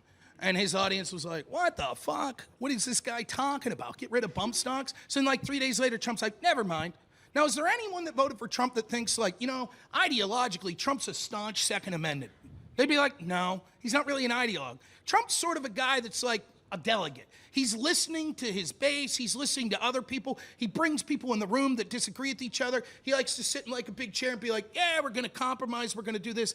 This isn't an ideologue. He's not taking actions because he's ultra-nationalist, because he's like the state above all, or that he has this. If anything, he's taking actions because he wants to be personally liked. And this is, by the way, the narrative of the left puts all the time out there, right? Now we want to believe that Trump, he's always, with the left, he's always two things simultaneously. He's a buffoon, but an evil genius. He's this staunch ideological fascist, but fuck it, he's just picking and choosing as he goes. And you'll get around this by saying, well, but fascism more than any. Dude, literally none of this is relevant to the debate. He is just rambling right now. None of this is relevant whatsoever to the fucking debate. The other ideology, it could do one thing one day and one another. Yeah, but the key part, as if he's just said, is you have to have that ideology. You could do X and then do Y, and that doesn't make you a communist, even if communists like X and Y. It is your thought process, your reasoning for it, your ideology. And Trump's reasoning isn't because he's some fascist that believes like staunchly in a palagenic state or populism or ultranationalism. Trump's reasoning for that's because he wants to be well respected. He wants to be a guy that's considered historic. He wants to be a guy who's actually doing things that are good for the people that he claims to represent. That's not fascism. And given that your own argument is you could actually meet every pillar of fascism and that doesn't make you a fascist, then the key distinction would be the ideology. And when you say he's not really an ideologue, it gives the game away. Well, I would give the game away if I was ever conceding that the idea that just because you're not necessarily an ideologue means you can't be a fascist. I don't understand why you so then would what, put that in my mouth. Okay, then besides do you mind if I promise I'll let you interrupt me next. Ready? Can you define then, if there's no minimum for what is a fascist, what is it that makes you a fascist? It would have to be the ideology, right? There can be a minimum. It depends on whether or not you describe the form of nationalism that fascists take as being an ideology. Well, you could say it is, but it doesn't necessarily mean that like. It's like an ideologue on the spectrum of being like the least kind of ideologue, as in like you're the least likely to have a consistent program, or you're the most likely to change your opinion on things without ever justifying it to anyone. Like you're the most likely person, like Mussolini, the very first time that he offered a program of fascism, one of the clauses in it was a rejection of war and imperialism. He dropped it after a few months. No new wars. The same thing with Hitler, again, downplaying his anti-Semitism or constantly shifting his economic policy. Because again, with fascism, it draws its doctrine, if you want to call it that, or its semblance of an ideology or a doctrine, mostly from the cult of the leader. That's why no successful fascist regime ever has succeeded after their leader died, because of the stock that they put in their leader. And wait. Okay, do you think Trump's going to leave Wait, power? did anything I just say not make sense there? In the sense that, yeah, there's a kind of ideology, but it's all... I've said from the beginning that Trump, like, MAGA will disappear after Trump. Something else will exist, but they're not going to call it MAGA anymore. Even if it's JD Vance up next, they're not going to call it MAGA. It won't be MAGA. It'll be something totally different. Trump will make sure of it. Trump does not want there to be something else after him. He doesn't want that. He wants to make sure that he's the only person who could do this thing and that it can't exist after him. Also quite nebulous, and it's a lot more to do with No, the cult of the leader or the story or the emotional appeal of the masses, that this is kind of more where fascism comes from. You acknowledge that programs are not a very fascist thing to do, right? Hitler had a 20. Hitler had a 20. Well, what do you mean in general? Like a party ideological program, like a doctrine. So Hitler had a program in like 1920 of 25 points. He ignored pretty much all of it. Mussolini's program didn't really fully form until he was 10 years into power, and some would argue as well that, I think quite convincingly, that so much of what's in that program was not exactly what he was doing. Okay, I get it. So yes, programs in general don't make you a fascist. I've outlined the 3 pillars of fascism. Okay. My point that I'm making, though, is if you don't have a minimum, which your author doesn't, and you don't give what the minimum would be, and you can meet all of these metrics and still not be considered a fascist, what we would use to determine would be what is your ideology. When you admit Trump's not really an ideologue, he's sort of wishy-washy, wants to think whatever he wants, now you're back. He said from the beginning that fascists weren't ideologues. He said from the beginning that it's about pragmatics. It's about how they engage with the world around them. It's about how they utilize power. He said from the beginning all of these fucking things. And he keeps doing this like, oh, now you're saying. He said all this from the fucking beginning. This has been his argument the whole fucking time. Well, it's on a continuum, like he's low on the threshold because he realized once more that he gave the game away. At the end of the day, the important thing to remember is this, right? You can't prove that he's an ultranationalism. I'm giving clear definitions. I'm giving a clear definition of populist, which he needs to prove. I'm saying that populist basically means every candidate is populist. I'm giving you a clear definition of ultranationalism. Yes, but okay, so earlier he was like, I will prove that Trump is not a fascist by showing that everybody is this thing. So, again, Rob Noerr identifies as a populist. But he's saying that if everybody is that thing, then that thing doesn't exist. So, if he identifies as a populist, but if everybody is that thing, it doesn't exist, then populism doesn't exist. His own fucking ideology or his own thought process, again, populism also is not really an ideology either. Populism is also about how you engage with things. It's not really about like values-based things. It's just about like how you engage with politics or how you, it's a rhetorical strategy. It's a strategy on gaining a movement that's, again, is very, very similar to fascism in that way, which is why fascists are generally going to be populists. That it's like the country above all else. He runs, he gives these nebulous definitions. He himself as an individual has changed what he means from 5 years ago to fascism to what he means today. And the most important thing is, if you're sitting here and you're watching, right, and you're like, I don't know, some of this is like over my head, or it's just two bloviating fools just up there talking about whatever. Ask yourself this: could reasonable people disagree on what the definition of fascism would be? So why is it that they want to use this term? The reason is because they don't really give a shit. It's not like, oh, the horrible thing is like Wait, don't you give the game away when you say that reasonable people could disagree on the term?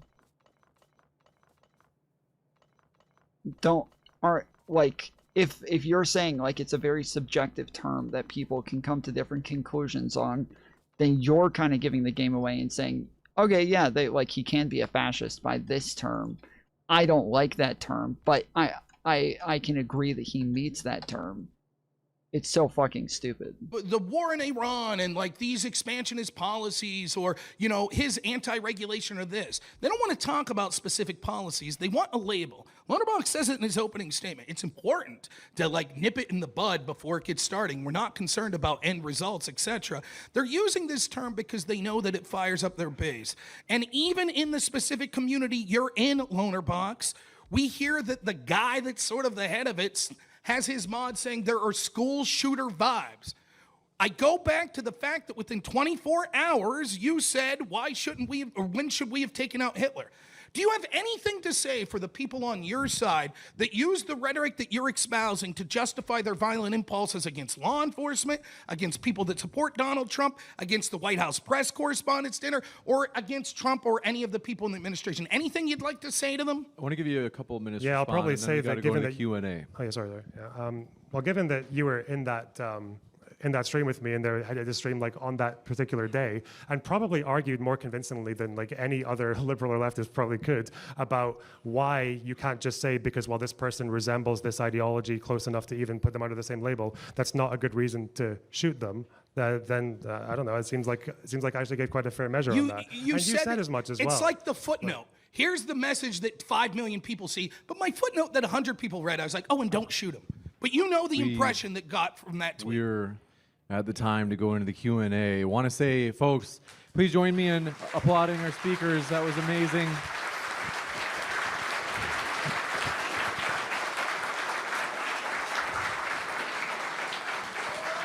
And if you want to line up in the center column on the left side, want to give a huge thank you to our sponsors, including Uncensored America, Roar, Maine First Project, Apologetics Art. Thank goodness Uncensored America was there to make sure that these guys had a voice. Oh, that was close. Oh man, that was close, guys. We almost weren't able to hear anything these guys had to say. But Uncensored America was here to uncensor them. Phew. That would have been bad. There's no way we could have known what they believe. Uncensored America wasn't there to uncensor them. They were censored before. You can't uncensor something that's not censored, right? So they came and took the muzzle off. Let's get some W's in chat for Uncensored America coming through to uncensor these guys. And Yonaguni International Cuisine, linked in the description box below. We are grateful they believe in fair debates. And then we are going to take a moment just to get the cameras reset. And then we'll have you come right up in this gap here. And then we'll be ready to roll. All right, we'll jump in with this first question. Teriak, glad to have you. Oh, and then of course, want to remind you folks, is we do want to treat the debaters with respect. It's very tough to find willing debaters that are willing to do public speaking, but it's even harder to find ones that are well-spoken and entertaining. So we really do appreciate them being here. It's been an awesome debate so far. Bring me on. I'll be entertaining. In the middle of the debate, I'll pull out my fucking soundboard. Wah, wah, wah, wah.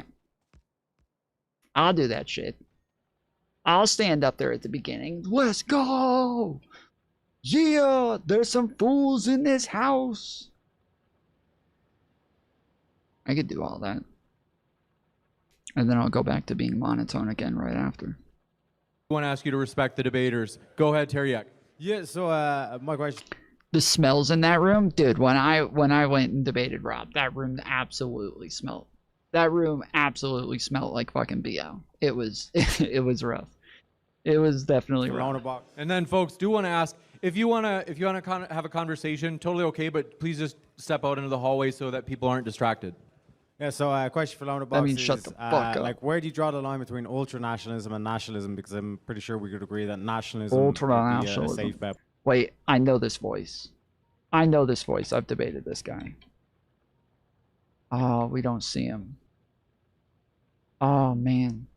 I know this voice. Harder to find ones that are well... Yeah, so I'm pretty sure we could agree that nationalism would be a safe bet, but ultra-nationalism... This is the guy from the Raging Tomato and Speakeasy shit. What you don't want, so where do you draw the line there? Why have I got long hair was the second question. Where do you draw the line I thought, there? Okay, yeah, I got you. Okay. How can you not understand like the one tangent. European guy here? Like, I thought I just heard, oh. Yeah, the fucking Scottish guy doesn't understand the Irish guy. There's some irony there. Also, why do you have long hair? Okay, weird. All right, it's not even that long. So, when it comes to like giving definitions in general, I suppose like most of the words that we know and understand, like we don't really learn them from definitions. We learn them from just getting examples. When it comes to nationalism versus like ultranationalism, or I would probably say that it comes to in the sense that nationalists can often be Teriak. That's his name, Teriak. The Irish guy.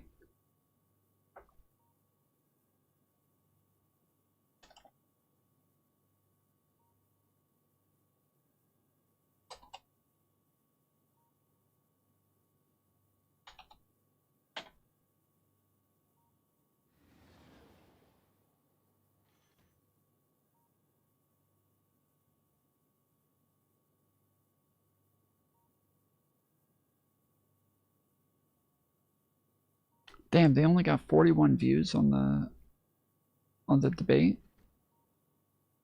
Let's see this intro. This is almost the most salacious we've ever been on this show. Yes, I just came in my pants. That was so yeah, beautiful. I know, baby. My goodness. Here, you want some baby oil? I got some baby oil for you. Wow. Incredible. Great work, Tom. Now, what do you actually believe? We should go towards communism and have the government run literally everything. Literally everything. Before that, I just want to say we hit you hard with this one. I'm literally triggered already. Oh, Jesus Christ. Okay. You know, Donald Trump, I know for a fact he's not racist to begin with. Like, I saw a picture of him kissing a baby. I was so mad they didn't let me fucking challenge her on this shit, dude. I was sitting there ready to go. I literally typed up like 20 fucking examples while she was talking, saying that he wasn't racist. Even before she said he wasn't racist, I knew she was going to say it. And I was sitting there typing up fucking examples and like looking up shit. And oh man, I was so fucking ready. And then they're like, okay, we'll come back to that later. I was sitting there thinking, I know we're never gonna come back to once, and it happened to be black, so there's your token right there. You can't be racist if you're kissing black babies. You can't be racist if you're kissing black babies. Okay. Well, I don't Tareyak.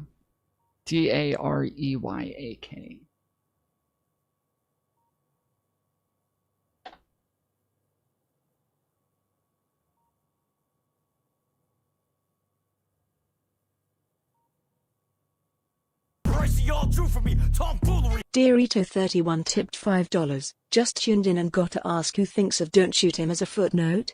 I assume that greater than 99% of people don't want to commit murder, but that's just me. Woman shrugging emoji.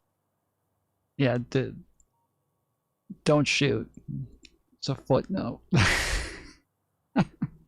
Don't kill him. It's just a footnote, guys. That was not the big part. That's not an important part. It's just a fucking footnote. Don't shoot him. Don't do murder. W Doritos in chat. W Dorito. Appreciate the $5. Okay, is this the dumb fuck? I do not know that God exists. God must exist. God must. Yeah, okay, there we go.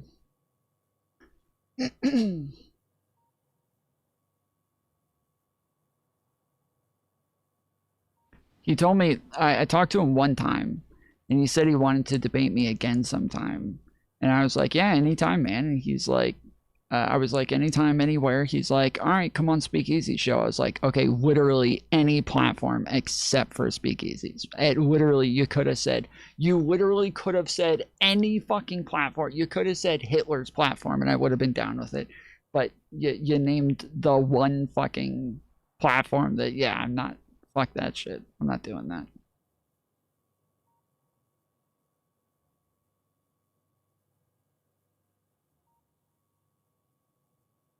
cooperative, for example, with the international community. Like they can have a opinion like, oh, I love France, we're the greatest country or whatever, but also we like the EU and we like our international allies and everything else. I feel like ultranationalists tend to be, they view the world in a lot more like zero-sum terms. Like the international community broadly is like the enemy, or it's like they're undermining us. So like I can see a nationalist wanting to, you know, protect their interests and things like that, or to pursue deals. But I think when you go into the territory of getting someone to calculate what your trade deficit is with 100 different countries, and then using that percentage, halving it, and then imposing a tariff on it, which has nothing to do with trade deficits, and then just saying, yeah, they're charging us, so we're going to do this. Blizza, what up, fool? How's it going? We need to turn that. We need to turn that caps monitor back on. Y'all getting wild.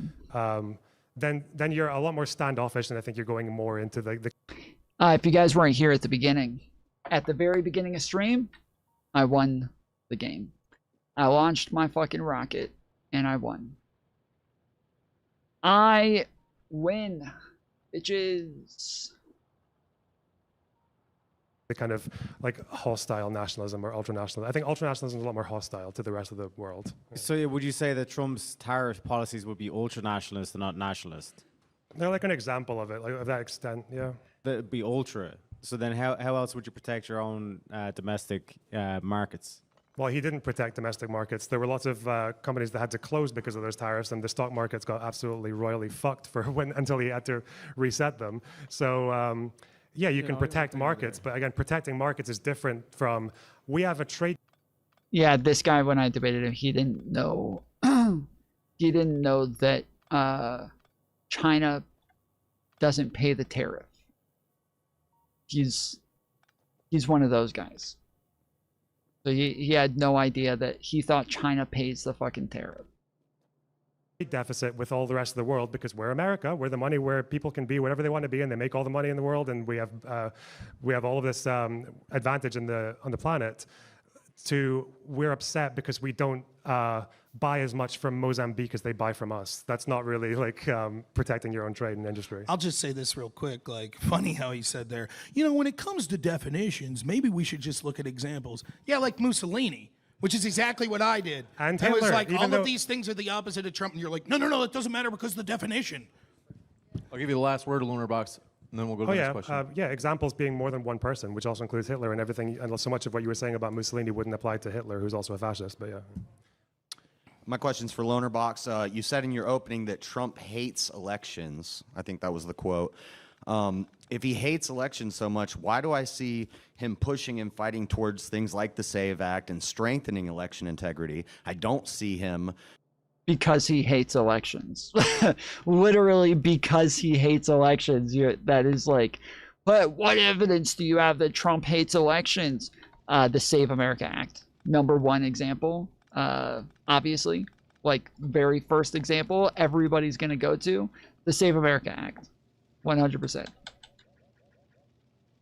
Saying anything about ending universal suffrage or restricting or abolishing elections. It seems that he wants us to have safe and fair elections. Okay, so seems like, first of all, just a very broad agreement.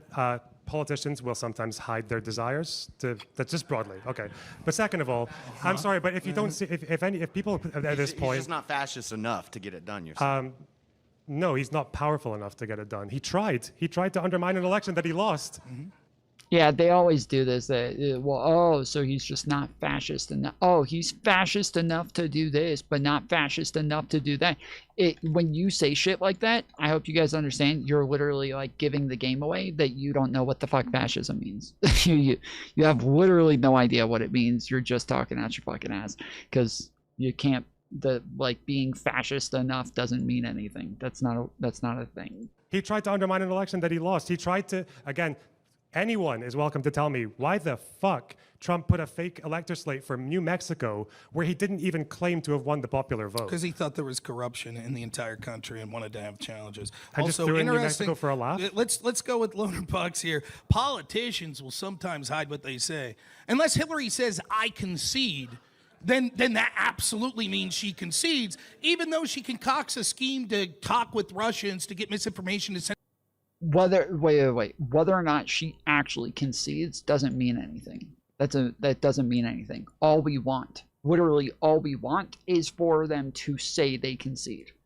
That's the end. That's it. That's all we want. Like, that is the only thing that we're asking for, is just for them to say they concede. There isn't like an actual process of actually conceding. There's not like the real type of concession. We just want them to say they conceded. That's it. That's the end of it. Send to the FBI to thwart 4 years of Trump's presidency. But as long as she says the magic words, I concede, good enough for LonerBox. But if Trump says things, that's hiding his power level, please. Given the original question was for you, I want to give you the last word if you want it. No, it's fine. Okay. For a lot of the time at the beginning of this debate, my question's for Rob. You spent a lot of time defending Trump's actions during the January 6th and the lead up to it as if he believed that there was corruption, and you guys did it just then too. But what would you say to all the coterie around Donald Trump that was telling him that he lost? So Bill Barr, Bill Stipin, even his own daughter, Ivanka Trump. What information was Trump working with to believe that there was fraud, that all the other people, all the other high-ranking officials around him telling him there wasn't fraud? What was he working with other than fascistic tendencies? He's just delusional. He's just delusional, guys. I'm a real objective person. I'm able to admit that my side's delusional. You guys can't do the same. Can you guys say that your side's delusional? No. You can't even say you're delusional. Huh. Fucking losers. Hypocrites. Your leaders aren't even delusional, according to you. To steal the election himself. Well, it wouldn't be fascistic tendencies. It could be the overwhelming circumstantial evidence that he saw, like when we saw like pipes break and election stop, etc. But even if I accept that we shouldn't look at that, which I don't, wait, evidence he saw that the other people didn't? Well, no, because you're erroneous here. Like, for example, Bill Barr said that they looked into all this stuff. We now see that that's not the case, right? He also had people around him telling him that there were things going on, like Cindy Powell. Right? So he had people, you might not like her, that's fine, that's your right. I don't particularly like what happened with the alternate electors. My theory is there probably was shenanigans, but I think a lot of that, in the debate this morning, I think this is something that... There probably was, guys. My theory, there probably was. We'll find out eventually. You know, it's only been 5 years. Only 5.5. Who's counting? It'll probably come out at some point. Destiny's absolutely right about. Many of these policies that were voted for... He's really fucking on about Destiny, dude. He really just keeps coming back to Destiny every fucking couple minutes. Were voted in mail by COVID were fucking supported by local Republicans. In my state, in Pennsylvania, they had what was called Act 77. Then it's sour grapes once it doesn't go your way to be like, hey, wait a minute. But Republicans supported it. And so I didn't like it. I didn't think it was fascist. I also think that it was one in a long line of, if I listen to, Destiny or whatever talk about like definitions of insurrection. The definition of insurrection, just like fascism here, was so broad that it meets all sorts of other people. Then you can see the ideological inconsistency because that definition of insurrection would basically, let's see if I get this right. It was 2 or more people gathered for a public purpose, like pushing back against a law or... He gets it wrong every fucking time. Like in my debate with him, I kept telling him he was wrong about this definition. He kept saying, no, this is what Pisco and Destiny said their definition was. I was like, it's not. I don't have the same definition as them, but that is not the definition that they use. No, that's the definition they use. Then he goes and talks to Pisco and Destiny. They're like, that's not our fucking definition. I don't know. I don't know where the fuck you got that from. Or specific law enforcement using violence or intimidation. That's Black Lives Matter. Okay. That's ICE riots. Okay. Where are all the lefties when we see insurrections, hundreds of them happening here? All of a sudden, no one gives a shit. Okay. So just real quick. So you might not like the programs or you might not like the way the voting system is set up. But again, you haven't responded to my question of like, what do you have to say about the other executive like people around Donald Trump? Well, there were people telling them that it was stolen. Okay, but what evidence were they working with that the other people Well, that's a different denied? question. That's a different question, you won't be able to answer it. Well, you acknowledge there were people, and so when you said everyone around him was saying that, yes, that's incorrect. Donald Trump surrounds himself with schizos, but like that doesn't... Okay, so now, first it was everyone around him said this. Then when I show that that's not the case, you're like, well, because he surrounds himself with schizos. Maybe maybe he thought the people he surrounded him with saying that it wasn't stolen were schizos. Thank you. Good question, though. Thanks, man. A little bit closer. James, do I get to speak to that one? Or? Yeah, go ahead. Oh, yeah, sorry. I was going to say, yeah, there's nothing interesting or curious about the fact that Trump was told by the people that he hired to do the job of investigating into these issues when they told him that what he was looking for wasn't there. Yeah, it's not a coincidence. It's not like a strange thing that his private lawyers that he hired were telling everything that he wanted to hear. That is not surprising. And again, it's always these errors that Trump seems to make that always go in the same direction. So many of these claims that came up from 2020 don't even exist anymore. Like they just don't make them because they were shot down so hard. Now, the things that they're talking about, it wasn't just cherry picking earlier, Rob. I went through a few of the claims that he made. The China acquisition was one thing, that one actor in China downloaded publicly available voter information for 6 states. We don't know why. Also in Michigan, he tried to say that there was some canvassing operation that was registering a bunch of fake voters. But even the FBI, both Trump's FBI right in 2025 and the Democrat FBI from Biden's administration, both found that there wasn't criminal action here. They found that it was people making errors. So again, and none of the votes were cast. None of the weird vote applications were actually cast. So and in a year's time, the new claims will be completely different, and they'll drop these ones. The key thing is this: do you really think Trump didn't think it was stolen? No, I think he knew he was lying. Yeah. Okay, I disagree. Yeah, I don't think he knew it was stolen. I don't think he thought it was stolen for sure. Definitely not. There is no part of me that thinks that Trump thought it was actually stolen. And if you do think that Trump thought it was stolen, but you're willing to admit that it wasn't, it's like so embarrassing that you're willing to admit that you know better than he does when he has the entire fucking government at his fingertips. He has the more power than anybody in the world to find out what was going on at the time and afterwards. He is the most powerful fucking person in the world with the most powerful intel service in the world. And instead of listening to them, he went and listened to a bunch of fucking schizo, conspiracy theorist lawyers.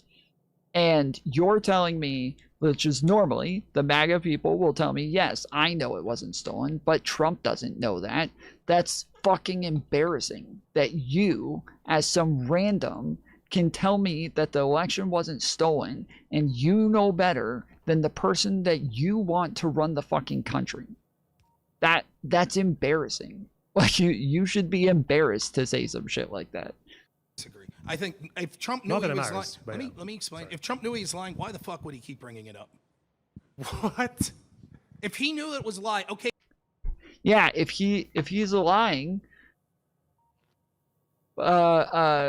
he just mentioned that Dinesh D'Souza, literally right before this debate, kept saying that Donald Trump knew that they didn't have 20 million or 30 million or 40 million illegal immigrants coming to the country. He said that Trump knows that that's not true. He just says it to trigger the right people. And yet, Rob's going to say, well, if he doesn't believe it, then why would he ever say it in the first place? Why would he keep repeating it if he doesn't think it's true? Good one, buddy. Hey, he won now. You don't have to keep... He still is demanding, I want it looked into more. If he knew he was lying, he'd say, stop looking into it. I was lying. He believes it. And so the idea that this is some sort of anti-democratic... so fucking stupid. No, he thought that the election was stolen. And he may be proven to be right at some point. In many ways, it was stolen. Some point, guys. Some point. Just keep waiting. One day. Just one day, one of these days, we'll get there. And we'll find out. You'll see. It'll happen. We're only 5 years out, okay? Give it another 5 years. You'll see. The interference that we had from the FBI, covering up interference from China, covering up the Hunter Biden laptop story that 1/3 of Democrats polled afterwards said that could have possibly changed their vote if they knew the truth of. So the massive amount of censorship that our official agencies putting their thumb on the scale, which they did from 2016 to 2020, probably was enough to spin the scales, even if none of these allegations of voter fraud happened.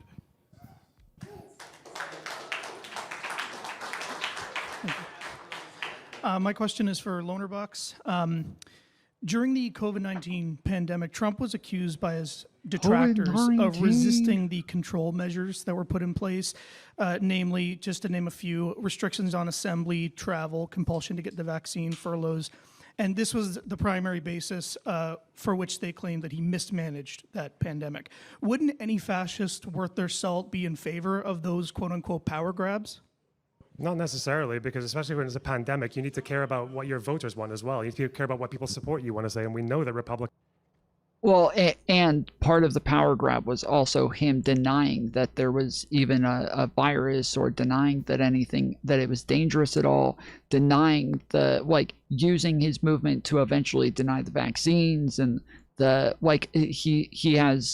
it's not a power grab to just go along with the government shutdowns. That it is also a power grab to go against literally everybody in the entire fucking world. That is also a power grab. You're using your movement against what is obviously rational and reasonable to get them fired up about shit that's not fucking happening. Republicans were more likely to oppose the lockdowns. We know the Republicans were more likely to be vaccine skeptics and all that. So, yeah, it makes sense. Why does Trump need that power?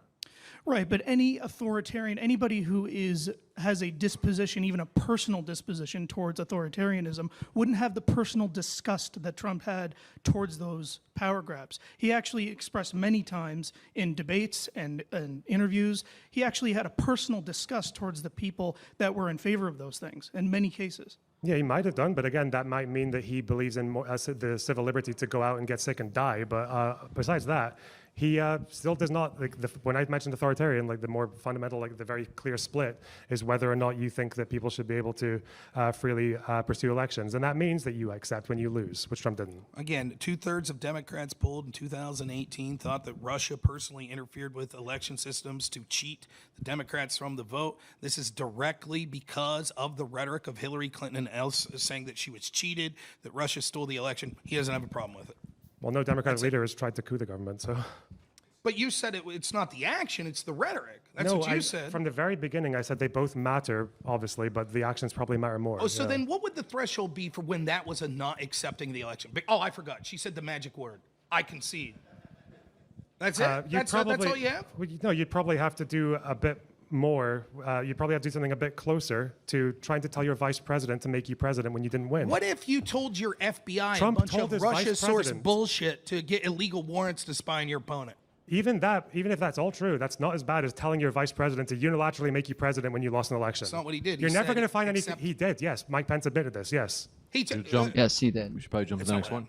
All right, so my question's for LonerBox. So you brought up Hitler many times throughout this debate and kept calling him a fascist, even though I would argue that fascism and Nat socks are separate categories and should be argued as such.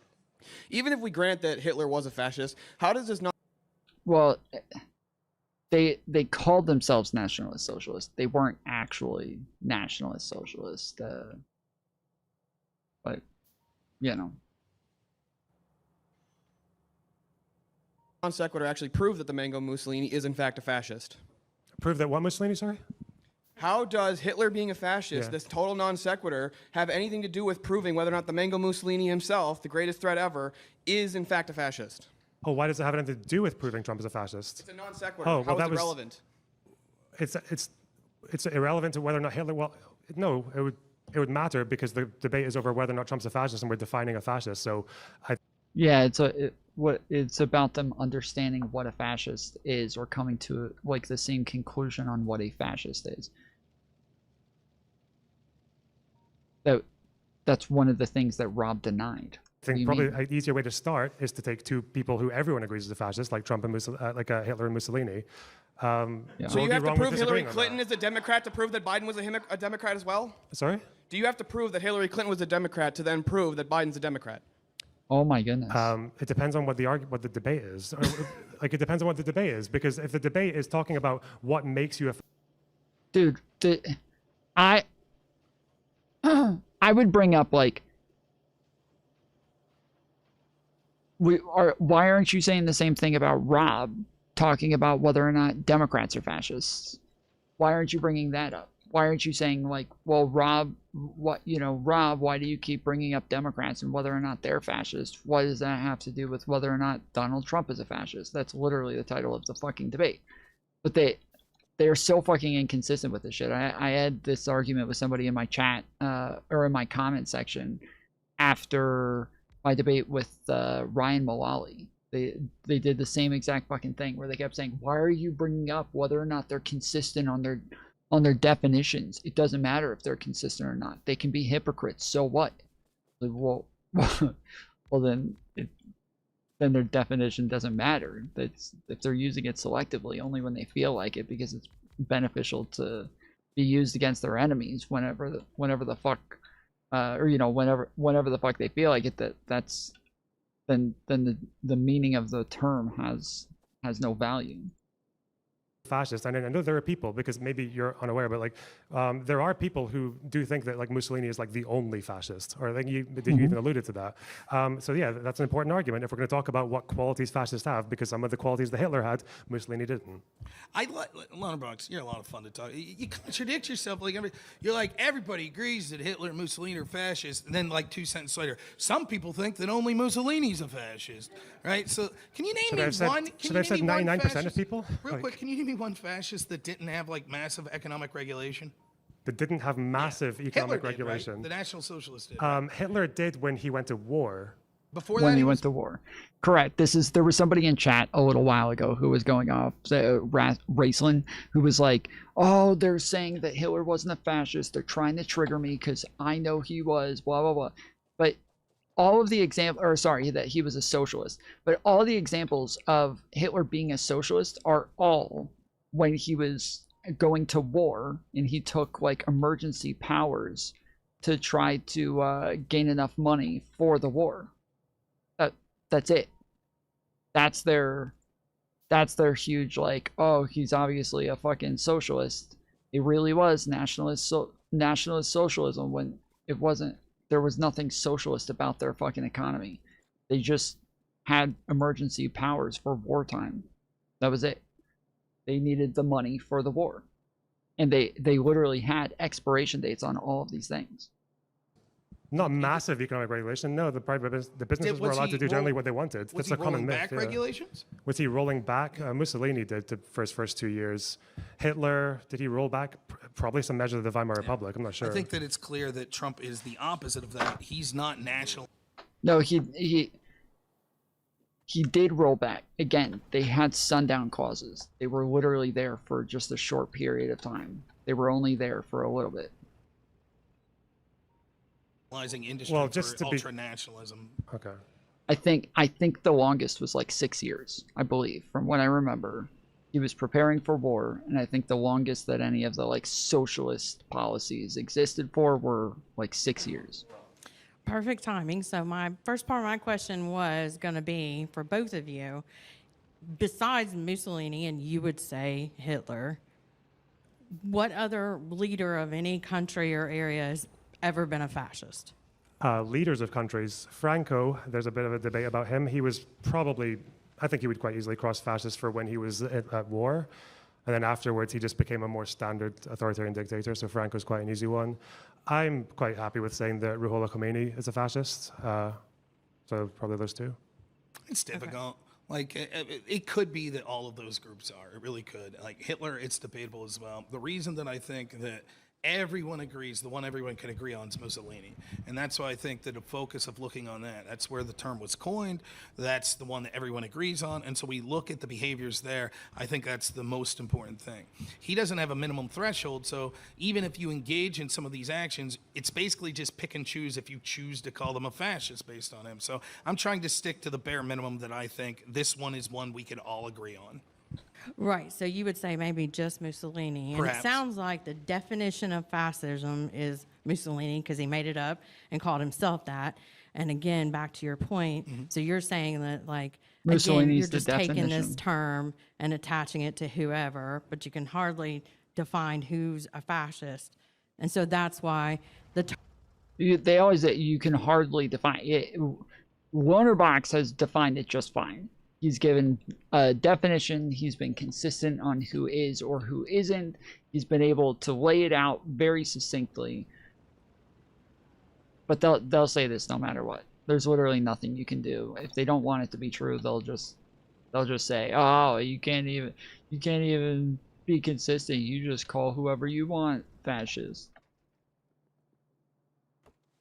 Term is just used to apply to someone you want to associate with Mussolini and Hitler. That's the point of the word fascist. That is absolutely correct. That is exactly what's happening. To justify violent impulses against people that you want to label a fascist or a racist or an insurrectionist, constant changing of these definitions and labels because it carries baggage. If I said a progressive tax rate is really bad, you should hate those people. People are going to be like, eh. If I said a progressive tax rate is fascist and so therefore James is a fascist, people would be like, well, we hate a fascist. What makes him a fascist? And I'm like, oh, progressive tax rate. You see the difference? When you put that term in there, it inspires something into people. And when you're saying 24 hours after a Trump assassination attempt, at what point should we?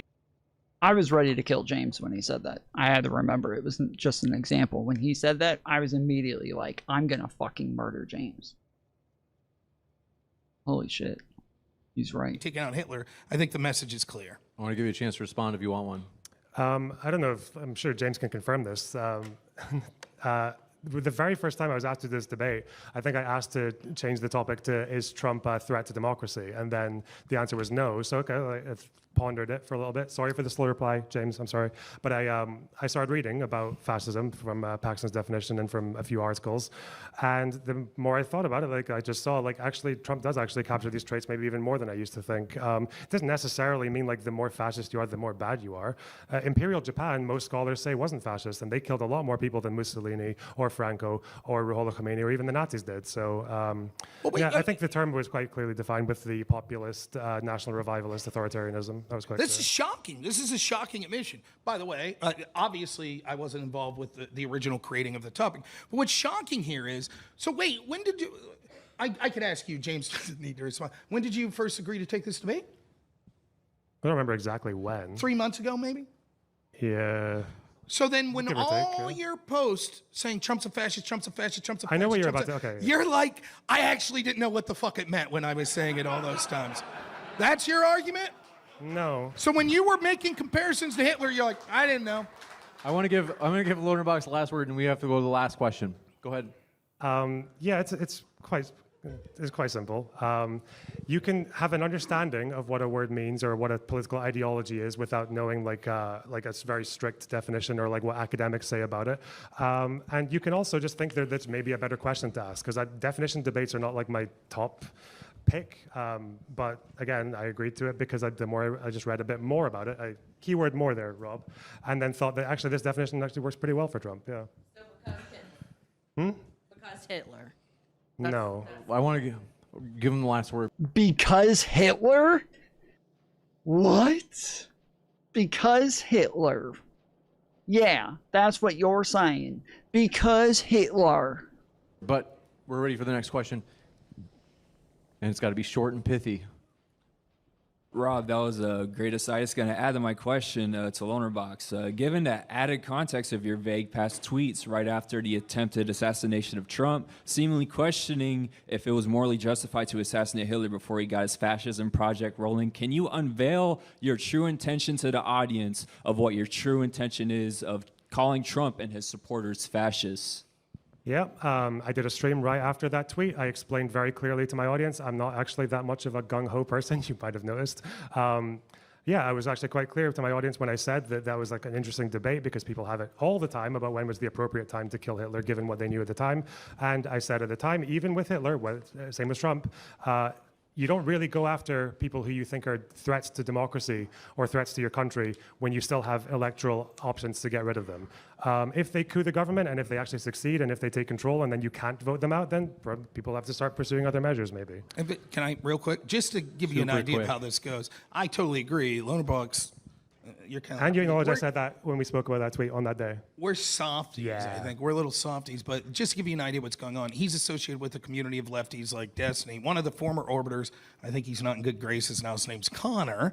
I was debating Connor, and Connor said, we have a moral obligation to kill all fascists. We have a moral obligation. So it's not too hard to see when you're the general message you're getting from the community is Trump's a fascist, Trump's a fascist. Oh, if he's a fascist, we should kill him. And then like people like Destiny saying the worst thing that could happen was that assassin's bullet missing Trump. Pretty clear to see why Destiny's mod now says that community sponsoring, and I quote, school shooter vibes. That's the shit that's going on. All right, do me a favor. Hold your applause until I get through these housekeeping things. Just want to make sure that people get them. First, Brandon. Yeah. All right. In front of the banner outside, Brandon is going to be there filming people for a promo video that we're trying to make for debate cons. So if you is that him? Brandon. Yeah. All right. In front of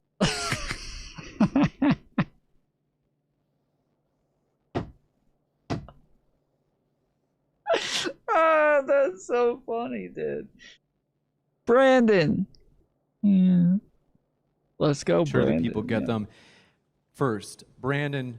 Yeah. All right. In front of the banner outside, Brandon is going to be there filming people for a promo video that we're trying to make for debate cons. So if you'd like to share your experience about DebateCon, please find Brandon out there starting between 4 and 8. And also, emblem pages. So if you had one of the tickets that you had to be an early buyer, we have a spreadsheet for it. But if you were one of those people that you remember that being part of the ticket, we have a spreadsheet for it at 6:40 in front of that same banner where I mentioned Brandon will be. That's where we will get you your signed emblem page. But I want to say we will come back in 15 minutes. That's when the next premium debate will start. But as for this premium debate, please join me in giving a round of applause for our speakers, LonerBox and Rob Noerr. Hey, we don't have a 20-minute black screen at the end. All right. In another case, another political battle, tomorrow voters will have their say in Michigan's Senate Democratic primary. Moderate Democratic Congresswoman Haley Stevens is facing off against. So we're getting ready to watch the... I keep wanting to call them politically provoked. The Live and Learn panel that happened earlier. In just a minute, we're going to watch this real quick. Against former public health official, progressive Abdul Al-Sayed. Now, the race has turned into a huge reflection of tensions within the Democratic Party. CNN chief data analyst Harry Enton joining us now. All right, Harry. Like, LonerBox objectively won that debate. Like, there was not a single half-decent argument from Rob.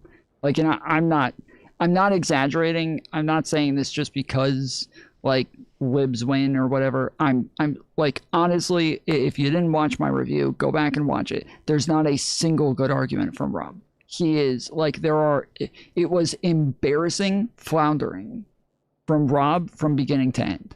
Like, absolutely embarrassing floundering from him from beginning to end.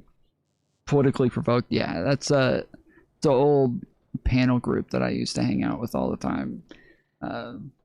Mostly groypers that are now on Cozy TV.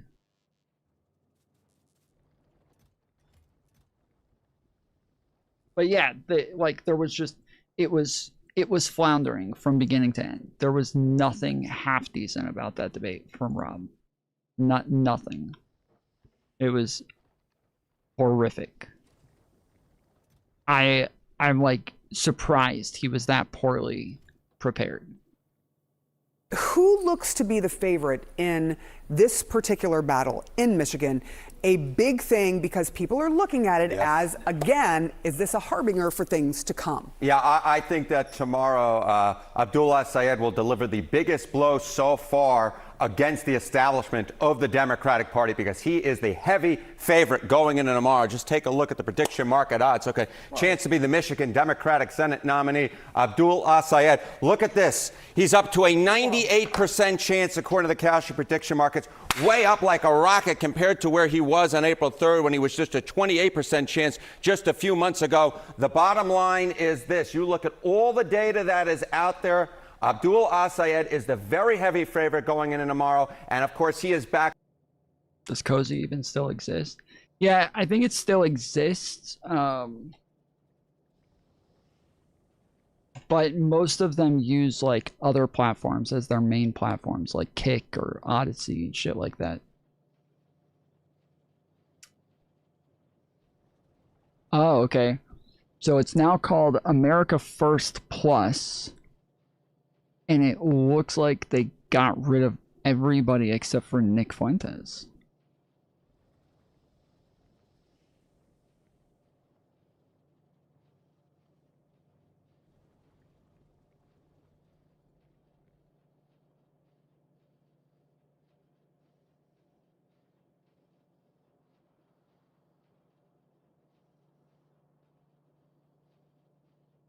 This was, yeah, they got rid of it.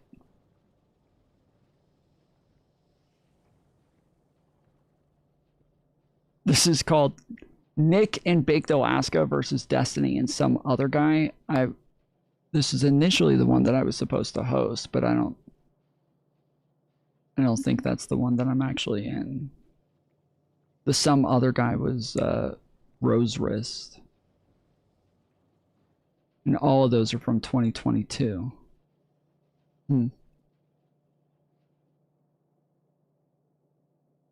Weird. So yeah, so if you go to cozy.tv, it immediately forwards you to americafirst.plus.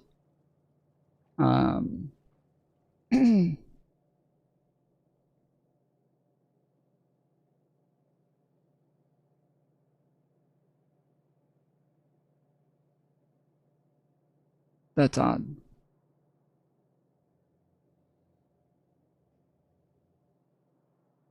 Weird. Okay. Yeah, I guess they got rid of everybody else except for him. It's a really cool search, though. Like that's a really nice search bar.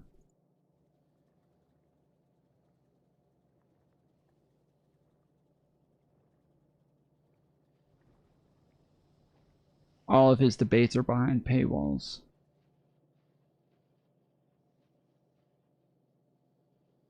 By a lot of folks on the left wing of the Democratic Party. And at this point, as I said at the beginning, he looks tomorrow to deliver the biggest blow so far against the establishment wing. I don't mod. Aren't you a mod for the lo-fi channels? Of the Democratic Party. Give us some sense of just the amount of anger that is there, really at incumbents. Yeah. Not at, just a particular person, but at incumbents, at people who are the establishment. Sarah, I think this is part of a larger story within the Democratic Party, right? That is why tomorrow is so key for understanding where the Democratic Party is right now. And you can see it nationally. What do Democrats want? Democrat and Democratic leaders who think the party needs at least major changes. Look at this. In 2022, it was just 33%. Look where it is now. The clear majority of Democratic voters are those who lean towards the Democratic Party. 57%. A clear majority believe that the party needs at least major changes. No wonder what we've seen so far is incumbents go down and defeat the House of Representatives. No wonder what we've seen so far this Democratic primary season is the establishment losing and losing and losing again in key races. And no wonder that Abdul Al-Sayed is favored tomorrow, because the Democratic Party's voters at this point are so upset with the establishment. They're saying anything else, please. And Abdul Al-Sayed, who just 8 years ago during Trump's first term got blown out running for Michigan governor against. I mean, again, it seems as though Al-Sayed is going to get absolutely clobbered in the general. The person that he's running against had a better chance in the general. So, but that is the case in this race. I believe in the case with Wong, she does have a better chance against the Republicans in the general than, I mean, any of the people who were in second place. They had a number of folks who were We're kind of tied with like 14 or 15%. So Wong is the one who, or Hong, sorry. Hong is, yeah, I think Hong actually does have the better chance against the Republican. Gretchen Whitmer, tomorrow is the heavy favorite because, simply put, the Democratic Party is looking for something new, and they are looking to go against Haley Stevens most likely tomorrow, who, of course, is a sitting congresswoman. I do want to ask you just how motivated Dems are. Where's the energy? How motivated are they to go out and vote? Because numbers matter. Yeah, numbers matter. Who in the Democratic Party is motivated to turn out and vote this election season? The energy right now is on the left wing of the Democratic Party, where Abdul al-Sayed is. Just take a look here. Okay, Dems extremely motivated to vote. Look at this. 80%, 4 in 5 of those who identify as very liberal say they are extremely motivated to turn out and vote. Compare that to all others with... Again, very liberal means far left. I hate it when they fucking word shit like this, but that's the way that they kind of like use these terms, is very liberal or moderately liberal or whatever. Like, very liberal is very far left and very conservative is very far right. Within the Democratic Party, a significantly lower chunk, just 3 in 5, 59%. Abdul al-Sayed kind of comes together, puts it all together as an outsider, comes from the populist progressive wing in the party, and that's why I think tomorrow he is the heavy favorite. If he does, as I said at the beginning of this segment, it would be the biggest blow against the Democratic establishment so far, sort of culmination of all the factors we've seen this primary season. This is certainly bubbling up, and then you, of course, have the general, and that's a whole different thing. We will discuss that. We'll discuss that later. We'll discuss that later. Let's set the primary first.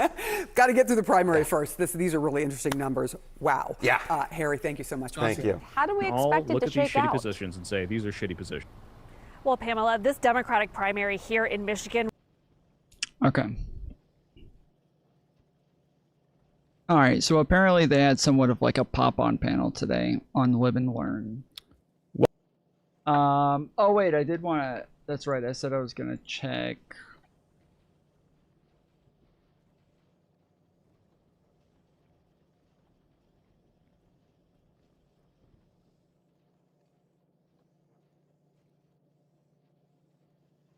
Did he do a separate stream?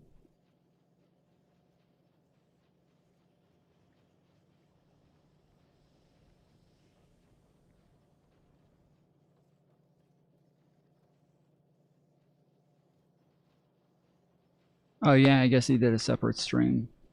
I don't think, yeah, I can't watch it. Okay, never mind. Welcome to Live and Learn, the only show where Pisco provides...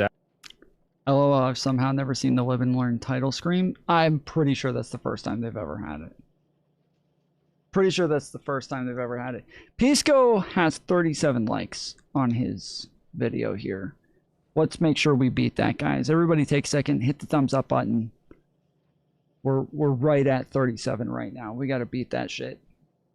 All right. Well, now it's at 38, so we got to beat that. Okay. Oh, there we go. All right. Get wrecked, Pisco. Get fucking wrecked.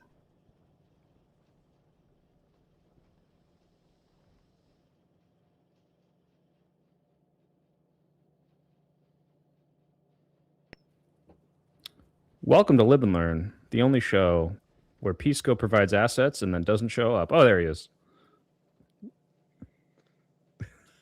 All right. Yeah, we can hear you, Pisco. What's going on, man? What's up, brother? How's it in the alley where Spider-Man saved Mary Jane? What are you doing there? Hi. Gohan kudasai. That's all I know. Have you saved the prince? Does that mean he provides assets? All right, I'll be right back. I'm going to run to the restroom and grab another Red Bull. I'll let this play while I run. Princess in Bowser's castle yet, bro? I've saved them from these MAGA liberal fucks who want to vote in. Wait, are we live? Yeah. Yes. Oh my god. Wow. Holy shit. Right now. We're live, baby. We're live. How you guys doing? Good. I'm a little conflicted on this Michigan Senate race. You're conflicted. You're conflicted. I'm a little bit conflicted, yeah. What are you conflicted about, Hutch? Tell us what's in your soul. Inside you, there are two wolves. Explain wolf number one and wolf There's a number two. gay wolf and a gayer wolf. Well, listen, I like El Sayed. I like his policies, but he endorsed Kamala Harris, in 2024, and she literally did a genocide. And so I don't know if I'm supposed to. I don't know why you're laughing. It's not funny. It might be funny to you. It's not funny to me. I take it seriously. And so I don't know. It's just that's asking. I'm 3 steps ahead in this ironic conversation. Don't worry. Well, what irony? I don't know what you're talking about. It's a tough call. Like if he can't draw the This is line, gonna be the whole fucking episode. well, if he can't draw the line there, Pisco, how can I trust him in the Senate? It's like I feel like that's. Well, wait, didn't you vote for Kamala Harris, trust. Dutch? Huh? You voted for Kamala Harris, right? I have no comment on that. Well, I'll go even further than you, Hutch. I'm ready to tell people I will not be voting for El Sayed in November. I just won't do it. Well, you know what? It's funny, IRI, because like the Democratic Party, they feel like they're entitled to your vote because like the Republican Party is bad. I hope a lot of other people do because I want to see him win. So I hope a lot of other people vote for him and he wins. But I will not be voting for El Sayed. This is what I'm hearing, Hutch. I'm hearing spite-driven positions against people who I also hate for not voting for Kamala in 2024. But why should we act like them? It's not spite. He's creating leverage. That's the smart thing to do if you're a voter, right? Well, I don't disagree. I don't live in Michigan, so I can't vote there. So not really any leverage there. But I'm just letting people know I can't. I will not vote for him, but I hope other people do. That was nice. That was nice. All right. I thought you were doing part of the meta performance. You were being sincere. You were being sincere in a way. Oh, that's sorry, true. Guys. Yeah, That's yeah. true. I didn't even think about that. It's true. Yeah. I too. I will not be voting for El Sayed if he's in the general election. I'm not going to do it. I'm just not going to do it. Good. Yeah. I are we trolling? This is a troll, right? I think we should do blue no matter who. Including people who supported genociders like Kamala Harris, like Genocide Joe. No, I mean obviously it's a troll, but we should troll. We should troll. I mean, I think it's morally correct to troll in this fight. Why? Well, I mean, very few often times in life do you get an opportunity to use someone's exact rhetoric and then have them be like furious with you. And I'm also not voting for El Sayed.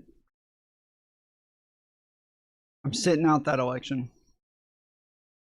I'm sitting out of that election, and I'm not voting for him. We got any Wisconsinites?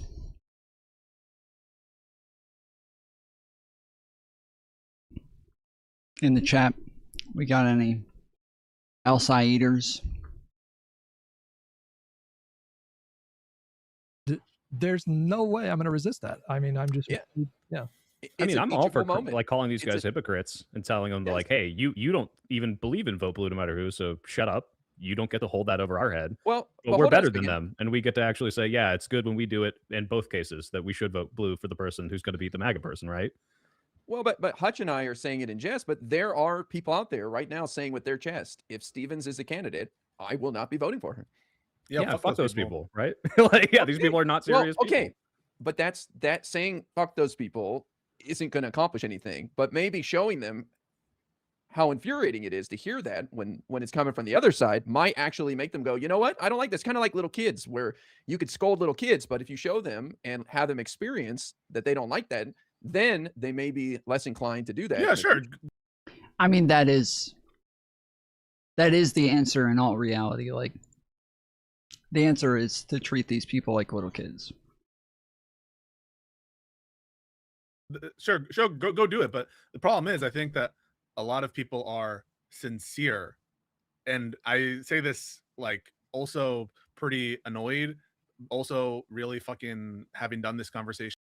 Well, they are also sincere that they're not voting for El Sayed. It's they don't live in the state where they could possibly vote for him. So they are being sincere. They're not voting for him. I can't tell. I think Soypill and Pisco just don't get the joke that they don't live in Michigan, so they're not able to vote for him. Did you mean Michigan? Did I say, what did I say? Did I say Wisconsin again? I do that like every time. Now for, I don't know, 4 or 5 days, and having some basis to say this, there are people who are saying that the lesser of two evils in the Wisconsin governor's race is Tom Tiffany, the MAGA Republican. Tom Tiffany, who said he would overthrow the 2020 election. He would vote not to certify Joe Biden as a victor. Tom Tiffany, who is one of the most insane Trump sycophants. And that is not a joke. And so the irony you know, I'm sure it might have some effect on a lefty or something who's inclined to hear that, but I'm not so sure that everyone is being ironic. Well, Pisco, I mean, those are just streamers, right? So how much No. could their opinion really change much? Like if they endorsed El Sayed. Oh, I'm sure it won't matter. Yeah, I'm sure. I'm being ironic again because they said the same thing about him. Oh, yeah. No, I mean, I don't think it'll matter, but who are you, so are you talking about Destiny and Moot and who else? Who else was no, I'm saying talking this? about Mooten, Whick, and everybody in my replies and Josiah's replies. But specifically, I asked of Mooten, I said, would you vote? I mean, I used the word, would you vote? And his answer was, yeah, in this context, yes. Whick, I don't think said vote, but he would say he wants Tom Tiffany to win in that context. And I just think that that's crazy. I mean, this is a traitor. This is a piece of shit. Yeah. This is I think that the Wisconsin governor's mansion is too important. Given what we've seen with Wisconsin gerrymanders, with attempts to try to fuck with the election results from Trump specifically. You want to say that we want to be competitive in like 10 more elections. We got to get to those elections first, folks. Could you steel man the argument? I'm just curious. Oh my, yeah. I mean, I know it. It's something like the DSA is going to hurt our party brand. It's going to make Democrats like unable to win in competitive places.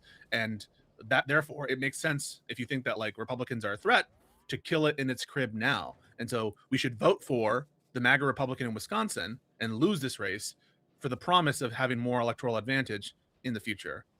Which, by the way, is the Hassan argument against Kamala, which I think is fucking stupid. And if you're using that now and saying, well, look, if you get a moderate lib in, you'll disaffect voters. And that's what led to MAGA. It was Biden. It was Obama. And so we can't vote for her because that will just make MAGA worse, right? Like, that's not how this works. We're talking about mitigating the worst parts of MAGA right fucking now. And the idea that this is like, oh, well, you know, maybe the DSA will hurt us. And then like 4 years, 5 years down the line, the Democratic Party brand won't be so good. Hey, they're fucking cutting healthcare today. They're gutting USAID today. They're being fascist today. They're cracking down on free speech today. Do we give a shit about that? Or are we like doing these weird hypothetical? Yeah, I like Destiny keeps saying like, you know, oh, well, in 2 years, it doesn't even matter anymore. Like that's bullshit. That's fucking bullshit. He's making a really bad argument there. The vote blue no matter who shit still stands. Again, the idea that like in a couple years it won't still stand, yeah, of course, like it's not a forever thing, obviously, but right now it still stands. We've been making this argument for the fucking midterms. But it's like we can't do this thing where like, yeah, yesterday it didn't matter, but today it does. Like, or sorry, yesterday it mattered, but today it doesn't. Like, we can't do this shit, guys. We can't do this fucking shit, all right? Like, it's like, it feels like there's a lot of people who keep doing this, like, well, pick a side already. Pick a side. Like, that's what I feel like here. That's what I feel like here, where I'm like, yo, motherfuckers, pick a fucking side. Like, what are you doing? What are you doing? Pick a side already. About how this is going to affect us maybe 5 years from now. Like, this is pissing me off, honestly. I know we said we weren't going to do don't-know call-outs, but I got one from Benjamin Gilbert of PV. He said, PV is supporting libs in the general. We just announced our Senate plans, which includes Peltola in Alaska, Brown in Ohio, and likely Vindman in Florida if he beats Angie Nixon. Also lefties darlings like Abdul Troy and Tallarico. Now, I was familiar with the fact that PV has done like actual canvassing, advocacy, that kind of stuff for lib candidates. You know, whatever issues I've had with PV, that's not really been the issue. Yeah, didn't they canvass for Ossoff and Warnock and all these other, like, whatever you want to say? I just think that like people who and I'm seeing individuals. I don't know if PV canvassed for Ossoff and Warnock. I know Destiny did, but I'm not aware of Progressive Victory doing it. I don't even think they existed yet. Like, at least not. Yeah, I don't think they existed yet. Saying like I'm not doing the Steelman correctly. Go look at my. Like, I was invited to join PV like way early, like at the very fucking beginning of it. From my understanding, I could be wrong, but from my understanding, it was like pitched to me as this new thing that we need people like you to join and blah blah blah, and I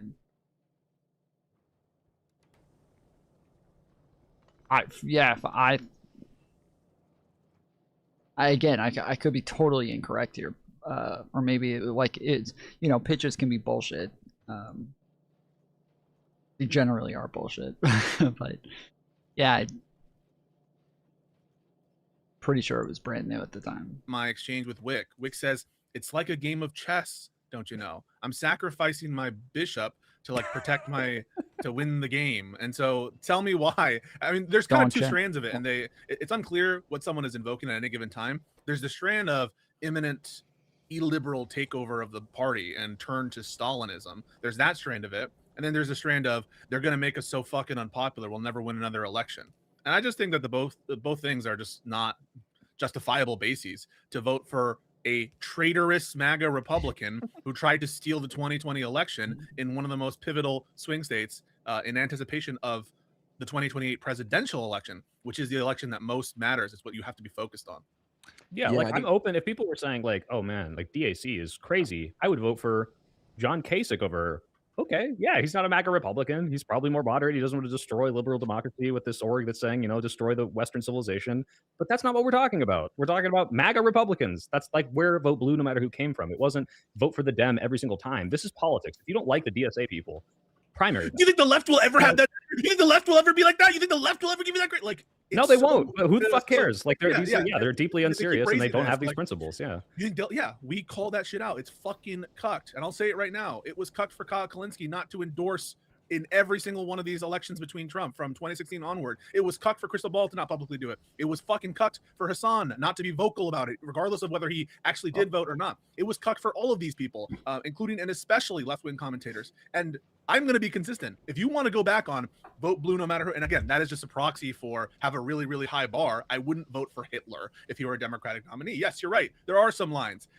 This person Hong does not cross the Hitler line for me, okay? And compared to a fascist, it makes me think, honestly, that some of the Republicans were right in one sense, that many of you weren't serious when you were calling Trump a fascist threat. That's what it makes me think.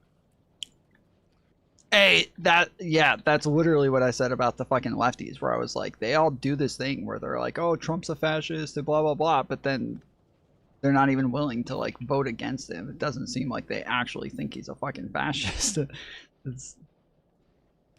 Hey, the logic matches up. Do you think it's kind of like, so I go ahead, guy. Oh, well, I'm just going to say this is too serious of a position to give to a Republican Wisconsin governor. I mean, this is a swing state that plays a pivotal role in presidential elections. I think I'll take Hong any day over Tom Tiffany. I mean, that's a lot different than a congressional seat, one of 435 congressional seats. So I don't know why people are drawing the line there. Also, Hong has distanced herself from the national DSA platform, saying she doesn't support some of the crazier things. I mean, listen, I wish she would just lie more. I don't know. Did you see her Fox News appearance? Yes. It was bad. It was really, really, really bad. I mean, again, like we're talking about like more local elections here. The moderates did win the majority of the local elections, and I think that the answer right now isn't to go farther left, but the answer is still to try to stop Trump. And we have like a very, very small chance right now at actually winning the Senate. And, you know, we have a pretty good chance at winning the House. It's almost like 100% we're going to win the House. But we need all of those things. And especially like if some people are farther left who might end up, you know, blocking some of these votes and shit, we would assume all of them wouldn't do that. So we need like as many as possible who are going to be able to caucus with Democrats. And so yeah, there's a lot riding on this, that it's not good enough to just say like, well, too late, it's over. So it's not a good fucking argument. But how many in purple states will prefer to choose a DSA candidate versus a MAGA one? Well, yeah, sure, they might choose MAGA over them. Like, that's true.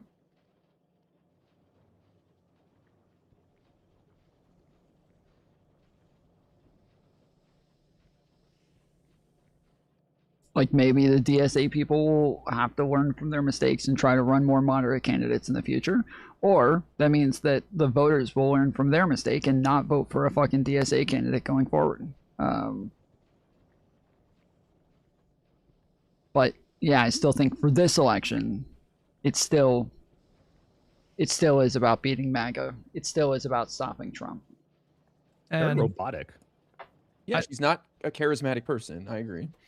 It's not her charisma that's the problem. You know, I can tolerate charisma, Rizless politicians. That's fine. But I don't know. When I watched that, I legitimately asked myself, like, is this woman a plant? Like, is she actually here to like fuck the Democratic Party? Because I don't know how else to explain some of her answers, given that she's running for governor in a state that was ground zero for the 2020 riots, which have been used as a cudgel against the Democratic Party. I mean, still to this day, 6 years later. And so that did not inspire confidence in the general. I mean, I agree, Pisco, with what you're saying. I think on both ends, I think the analysis is wrong. The idea that there's an actual threat of a actual socialist takeover in the Democratic Party, I find just really laughable. And then on the other side of things, I disagree with the idea that any damage that Hong does to the party brand would somehow be more than the damage that Tom Tiffany would do, or any Republican as governor in Wisconsin. But you know, I am reminded of the whole like. So I'm probably gonna go talk to Hutch about this tomorrow. He did message me and said to hop on. So maybe tomorrow we'll see how it goes. He said to just message him sometime while he's streaming. But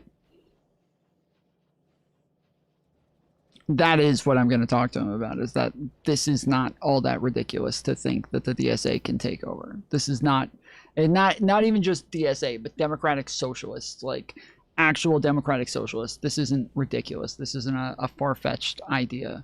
So, you know, I've complained a couple of streams that he didn't get back to me. So apparently he did get back to me. I had like 3 people tell me at the beginning of stream that he said on stream today that he was gonna talk to me.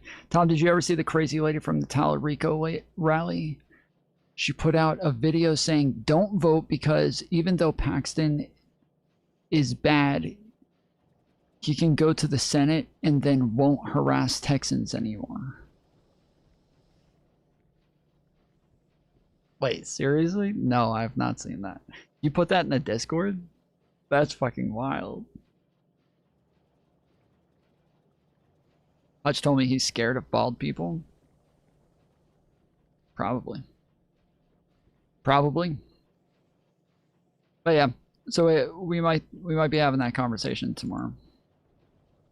Epstein fucking versus Hitler hypotheticals we did back in the day, segregationists, you know, and the argument that I heard from a lot of people was like, well, you know, if you elect a segregationist, it'll make the party look bad. So some people are capable of that kind of analysis. No, yeah. I will grant that there are moments in which that like might overtake the value of the given position. Maybe there is some line somewhere, and a segregationist would account, or a rapist would account, or a I don't know, a reformed, revived zombie Epstein would also account. That's what I asked, or at least that's what I meant to ask, is if you can. Or Hitler would account. Like, all of this is fair game, to put aside like the policies or whatever, but it's just not before us. And if you think it is before us, then you're going to have to be like, well, there's this different line between the governor and the Senate. I would vote for Hong if she were a senator, but like, as IRI was suggesting, if the Senate is important enough for you to vote for Hong if she were the candidate for senator, then you should be just as dissuaded, I think, by the governorship in Wisconsin. I would almost argue that it's a toss-up between which is more important. I don't know about you guys. I mean, like, this is a key swing state. It could affect other races too, right? Because if you have unified control in Wisconsin, you could have another gerrymander. And we know what they've done with Wisconsin, both on the state gerrymander side and on the congressional gerrymander side. I mean, it has been one of the biggest disasters ever. That's why, by the way, Elon Musk was spending so much money and so much time in Wisconsin to win the Wisconsin Supreme Court race. It's just such an obvious trolley problem. And yeah, I don't really have the stomach for people who are, having this traitorous opinion that we should promote Tom Tiffany as a means to some, vague and unsubstantiated end. Right, because to be clear, is literally going farther than the shitty dumbass Hassan opinion, which is like, oh, I don't know, I'm not telling you what to do. You're literally saying vote for Republicans, which is like, Hassan never did that. Even worse. But Guy, who was the politician that AOC and all the others came out against? She was a Democrat, and she was so anti-Semitic that was where Democrats drew the line and said, "We're no, absolutely vote against this person." That was a her race name? in Texas, Galinda or something. Right. And it's like, there are limits to vote blue no matter who, obviously, right? If this person is coming out and is explicitly saying like neo-Nazi rhetoric, as bad as MAGA is, right now, that's worse than MAGA. That is like, oh, you are like the Nick Fuenteses. Like, they're not there yet. They're getting there, but they're not there yet. So obviously it's still a trolley problem. It's not just if they have a D, but like you have to be able to make that calculus in your brain. But sorry, go ahead, Guy. Well, I would challenge people. What do you think is more harmful? Election denialism fueled by a Republican governor in Wisconsin in 2028, undermining the election results, sowing doubt, helping Trump sow doubt, or a DSA governor who gets nowhere near accomplishing the most extreme stuff they want to do because they don't have the backup to do it, nor do they have the resolve, and they're already backing off their more extreme positions. I would argue the threat to our democracy by undermining the election results in 2028 is a much bigger concern right now. Now, hang on a minute. I just got to ask the question. Is it Hong's job to court the moderates here? Yes. Like, yes, is it her is job Hong's to job. like, absolutely. win those votes? Yes. Okay. Yes, all right, absolutely. Okay. All right. By the way, I want to wait. You guys, you got to call out in the chat. I want one. Slinks8 says, "Quote: Okay, but he literally." I feel like she's already trying to do that. Like in some of the interviews that we watched with her the other day, it seemed like she was trying to appeal to the moderates a little bit more. She's not doing a great job of it, but it seems like she's trying. Literally said he would not promote. He said he would prefer, and Pisco tried to push him to say promote. Okay, you can say he didn't say endorse, but he said it would be his preference, and he said he would vote. I asked him specifically, I think it's at 38:20. Someone get the timestamp. I put it in one of the comments. He said he would vote. So don't talk to me about clickbait this, clickbait This is Whick or Moot? This is Mootin. This is Mootin. Wick never said it. But at a certain point, like, this distinction is meaningless to me. Oh, I prefer, but I wouldn't vote. I prefer, but I wouldn't endorse. Just fuck out of here. This is not a close call. Well, he's not voting for the Republican. No, he said that said he Hutch, would. when you hopped on the stream with them. I watched it like an hour ago. He Oh, said, did he like, say that? I would say vote for the Republican or don't vote. Did Moot say that? I don't even remember. Yes. Okay. Yes. And listen, it was a good conversation. Listen, I got less frustrated at that conversation. It is frustrating because there's a big delay with the internet. I don't know if it's good right now, but he was forthright, right? And he was like answering all the questions. And I thought that was like refreshing, very good and very cool. And I think it was a way better conversation than some of the other conversations I've had with people in like the Twitter spaces where they're just like dodging, dipping, and diving. He just bit every bullet. I mean, he had the jaws of titanium steel, and like it was, but like that makes it a more pleasant conversation. I don't have to like be pushing that hard. And he was very forthright, and I do appreciate that from Moon. It was a pleasant conversation, but don't bite those bullets. Those are crazy bullets. Guys, real quick, should we let Whick on? He's got a little bit of time before please his show. do. Get him involved. All right, okay, I sent him a link. I just want to give hold on. I just want to give people a heads up in my chat. We decided not to read donations on the pod because it was too distracting.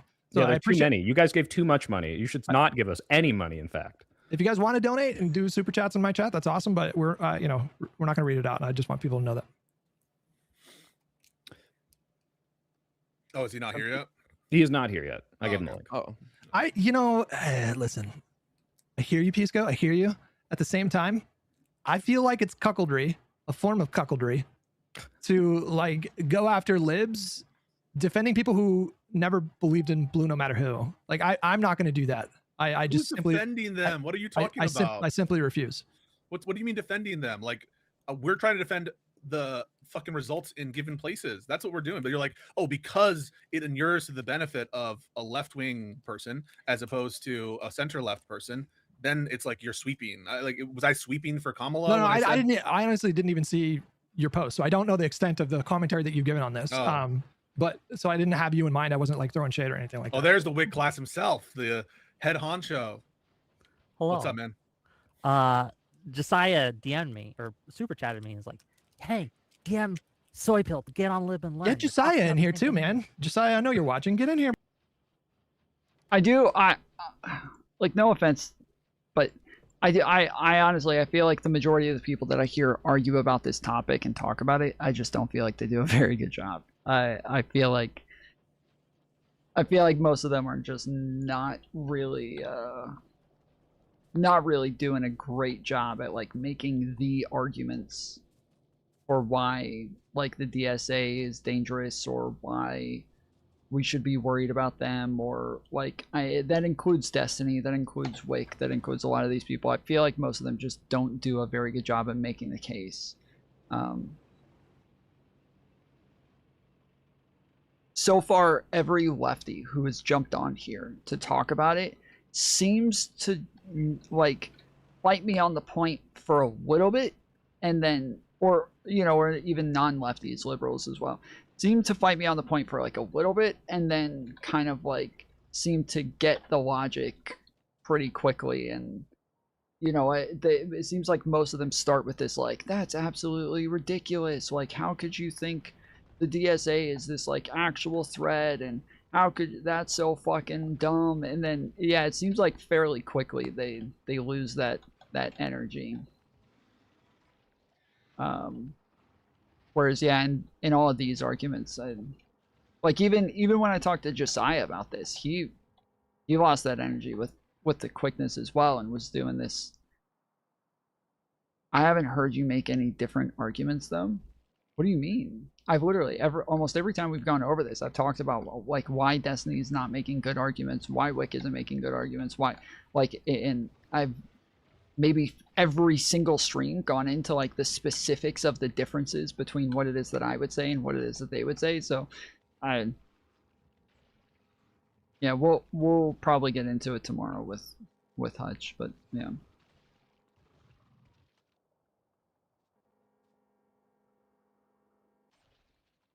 Here, buddy. Yeah. Come on in. Me and Josiah had a little back and forth this morning. Pull up a chair. You know you want to. Get in here. You can't resist. Watch. He'll join. Mark my words. Don't worry. As we talk, I'm sure he will want to have a few things to say. Well, before we argue, Whick, do you want to promote your Liberal Action Network? What does that do? I don't know if I want to pay money to do Liberal Action. I just want to go places and canvas. We're not asking for money. Okay. We're not asking for funds or anything like that. Right now, the Liberal Action Network, it's very new. It's something that has been cooking up for a while, but they just released it on my birthday, which was a few days ago. Happy birthday. Happy birthday. Thank you. And it basically is liberal streamer NATO, like we talked about. It is for real. It's for an attack on one is an attack on all. Article 5. It's a defensive alliance, right? Where Yes. people who have consistently been coming at our throats, right? We can communicate together, work together, because again, alone we get isolated, we get separated, we feel like it's hopeless, like there's no one around that shares our values. But it's a place and a system where we can just support each other and promote liberalism in And the brigade broader lefties online and snark on them. Yes. Listen, I'm all for it. Look, you guys go off on your Liberal Action Network, and I think that like that's all cool and base, and we should defend ourselves against bad faith attacks and shit from lefties and stuff like that. And if Josh Shapiro becomes a nominee and there's like this bullshit about the murder shit, I'm going to be adding the Vanguard at some point. I want to have a debate with them because I've been hearing them go a little crazy. That's all cool, whatever. What the fuck does it have to do with this conversation? Oh no! People asked me, and I oh my bad. Sorry. Sorry about that. That's on me. That's on me. I haven't mentioned. I don't listen to people talks either. To be clear, we're not talking about your fucking book right now. All right, also, we go have to ahead. push the Pac-Man conversation. Heads up. Oh yeah, we rescheduled. Pac-Man's a very busy man. Wait, go ahead. So is Whick, are you in the camp that would vote Republican? I'm not trying to put any evil on you. I honestly have no idea why you're up here. No offense. I'm happy to have you up here, but I don't know what position do you have that has brought you to this table? So I think that if I were to be in Wisconsin and Hong were to win the nomination, I think that I would not vote. I would choose the couch. So I think you would prefer the Republican, as you said in the tweet exchange. Well, hold on. If I had my preference, we wouldn't have Hong as a nominee. I know, but given the general, you did say now when IRI is asking you, you don't want to disappoint your like dad, and IRI has this like very fatherly presence about him. Really, he does. And I look up to him. I think everyone should look up to him. And you're hiding your power level. You said in our Twitter reply that your preference is that the MAGA Republican Tom Tiffany in a matchup with Francesca Hong. I think it's better for the Democratic Party. Yes, I think it's so better. Why not say it with your chest? Why be like, my preference is this entire thing never happened in the first place? Because when you say it's my preference, you act as it signals that it's my first choice. It's not. We are in a situation, however, where I don't get my first choice. I don't get my. Well, that the majority of people normally don't get their first choice in a general. That's like, it is kind of rare that in a primary, the person with like more than 50% of the votes actually ends up winning the primary. That's not super common. My preference. And since we are in a situation where Hong has I think that Hong threatens liberalism in many of the same ways that MAGA does. And I find it more insidious than MAGA because there are people who would never defend MAGA who will defend Hong.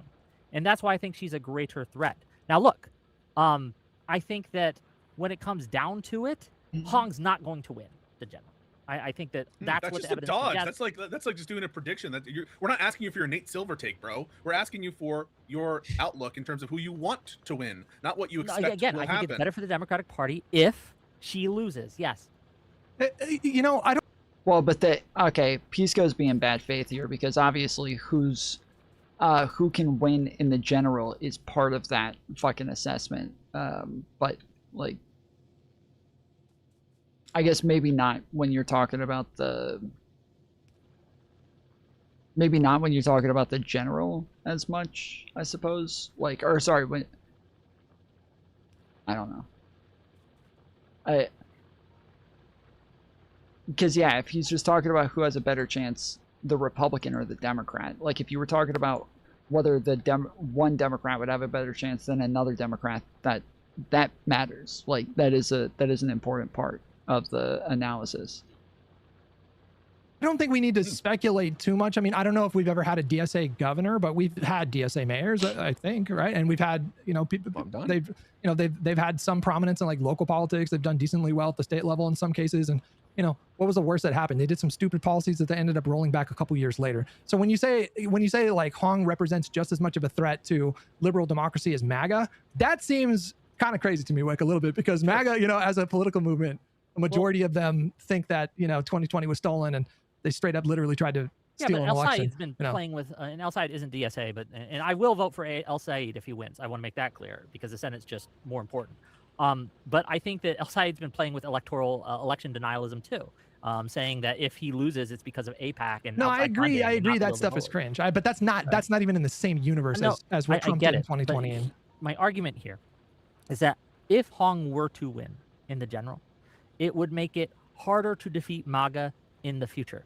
And let me lay this out for you. Like, we know that Hong is underperforming, and most of the DSA candidates are underperforming the environment right now, right? So we're in like a D+8, D+7 environment.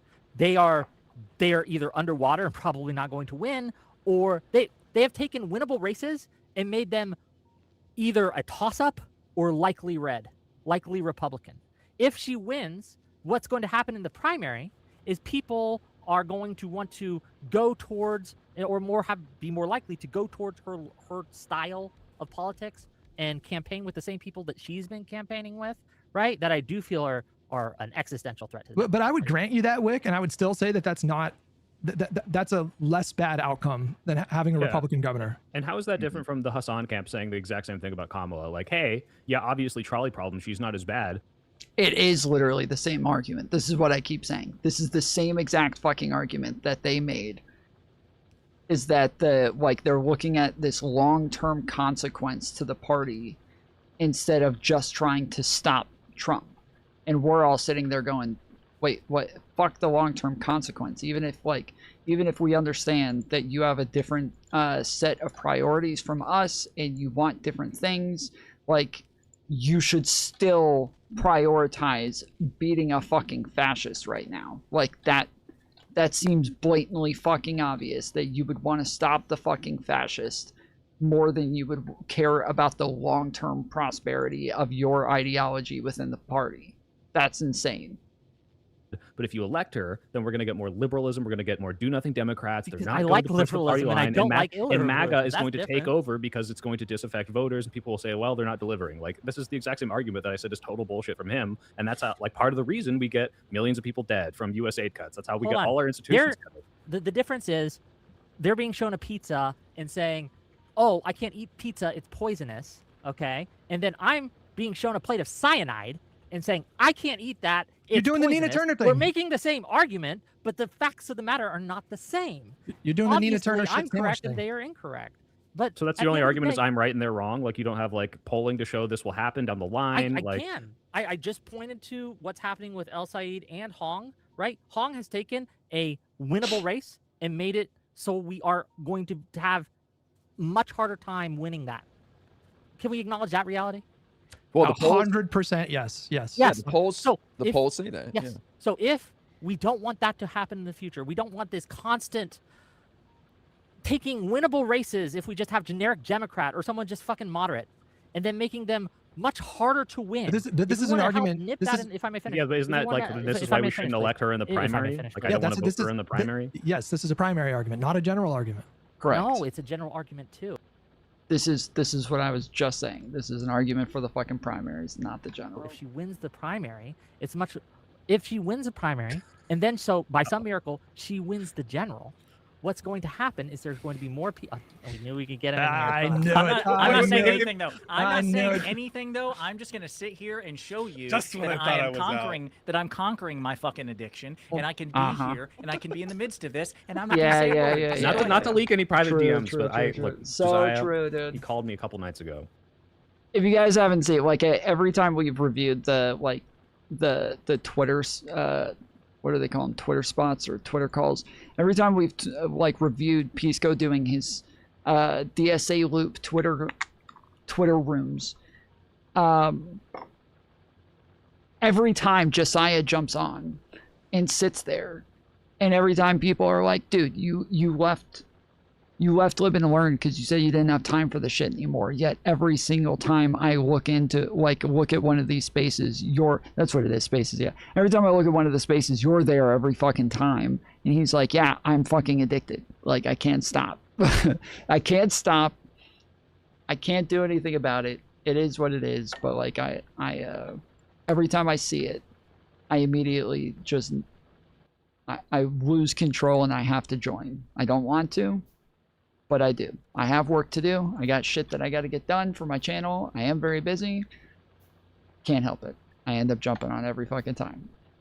Just crying. He's like, Niels, I can't stop. I can't stop. It's hours and hours. I'm stuck in these calls. I can't stop super chatting. I can't stop entering these arguments. And I want to quit. My wife, she says, Josiah, please come to dinner. Please, please. And he won't come. He's locked himself in the garage. He won't stop joining. And this is our intervention, Josiah. This is all of us in a circle around you saying, you actually baited me here to have me an to intervention. stop. Wick doesn't You need actually to stop. believe a goddamn thing he just said. It was all to provoke me to get here. True. No, you know what? Listen. You got.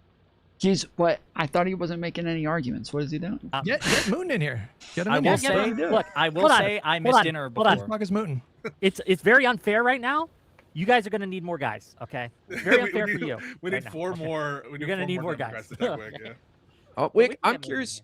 What is your reaction to the argument I made a few minutes ago about the governor of Wisconsin will play a role in the certification of the 2020 election results and could undermine public trust in our democracy? Isn't that worse than any damage DSA could do to our party through Hong as governor? Yeah, specifically, a candidate had said, "I want to subvert the election and certify Trump," knowing that he did not win. No, basically, that obviously is a risk, and it's something worth keeping in mind when everyone has to make this choice for their own. I don't mean to downplay that.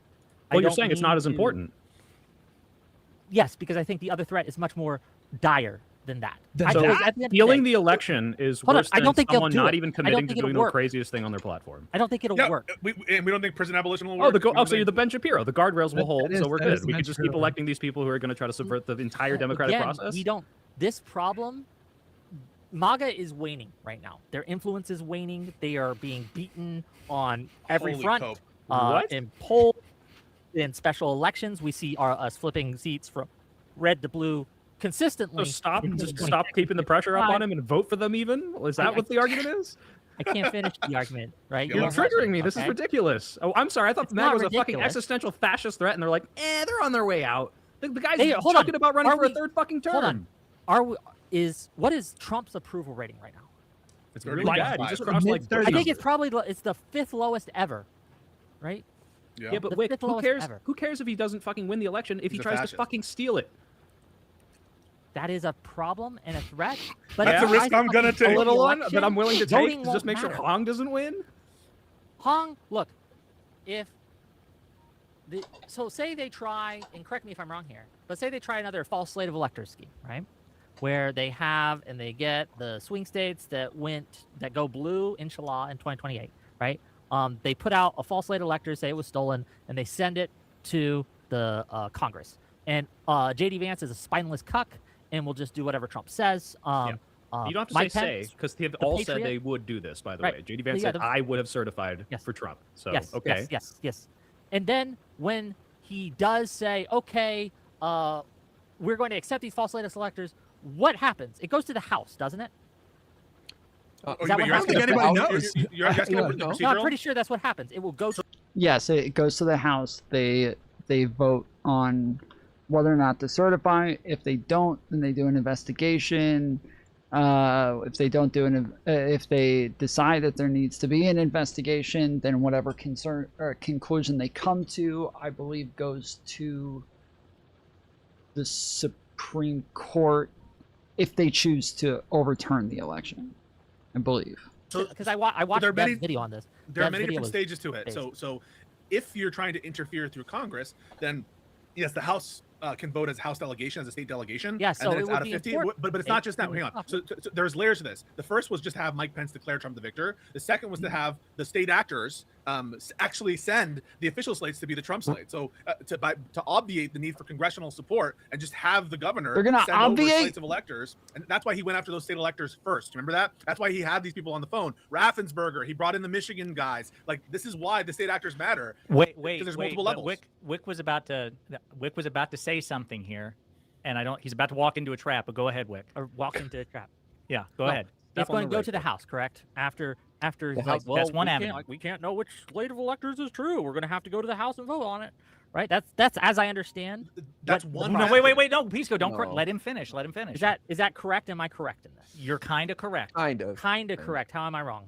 Well, wait. So Finish your thought. Wait, finish your thought. Don't let's let him do the punchline. Oh, I think I know where you're going. Yeah. Yeah. Okay. If we are going to want in 2028 to maximize our chance of stopping that, the thing we need to do is ensure we win the House. Would that be logical? Correct? Yes, but here's the problem. Winning the House is not enough. Do you know why? Well, Who was I Speaker of agree the with House on is January not enough 6th? in general. No. but why Who was do you Speaker say? of the House on January 6, 2021?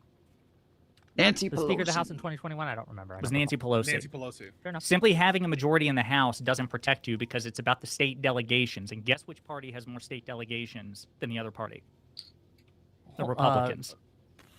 State delegations, that would be Republicans, correct? Correct. So if it were to go to the House and the House were the ultimate arbiter of who would win the election, it would be Republicans, even with a Democratic majority. Hold on. How would that work, though?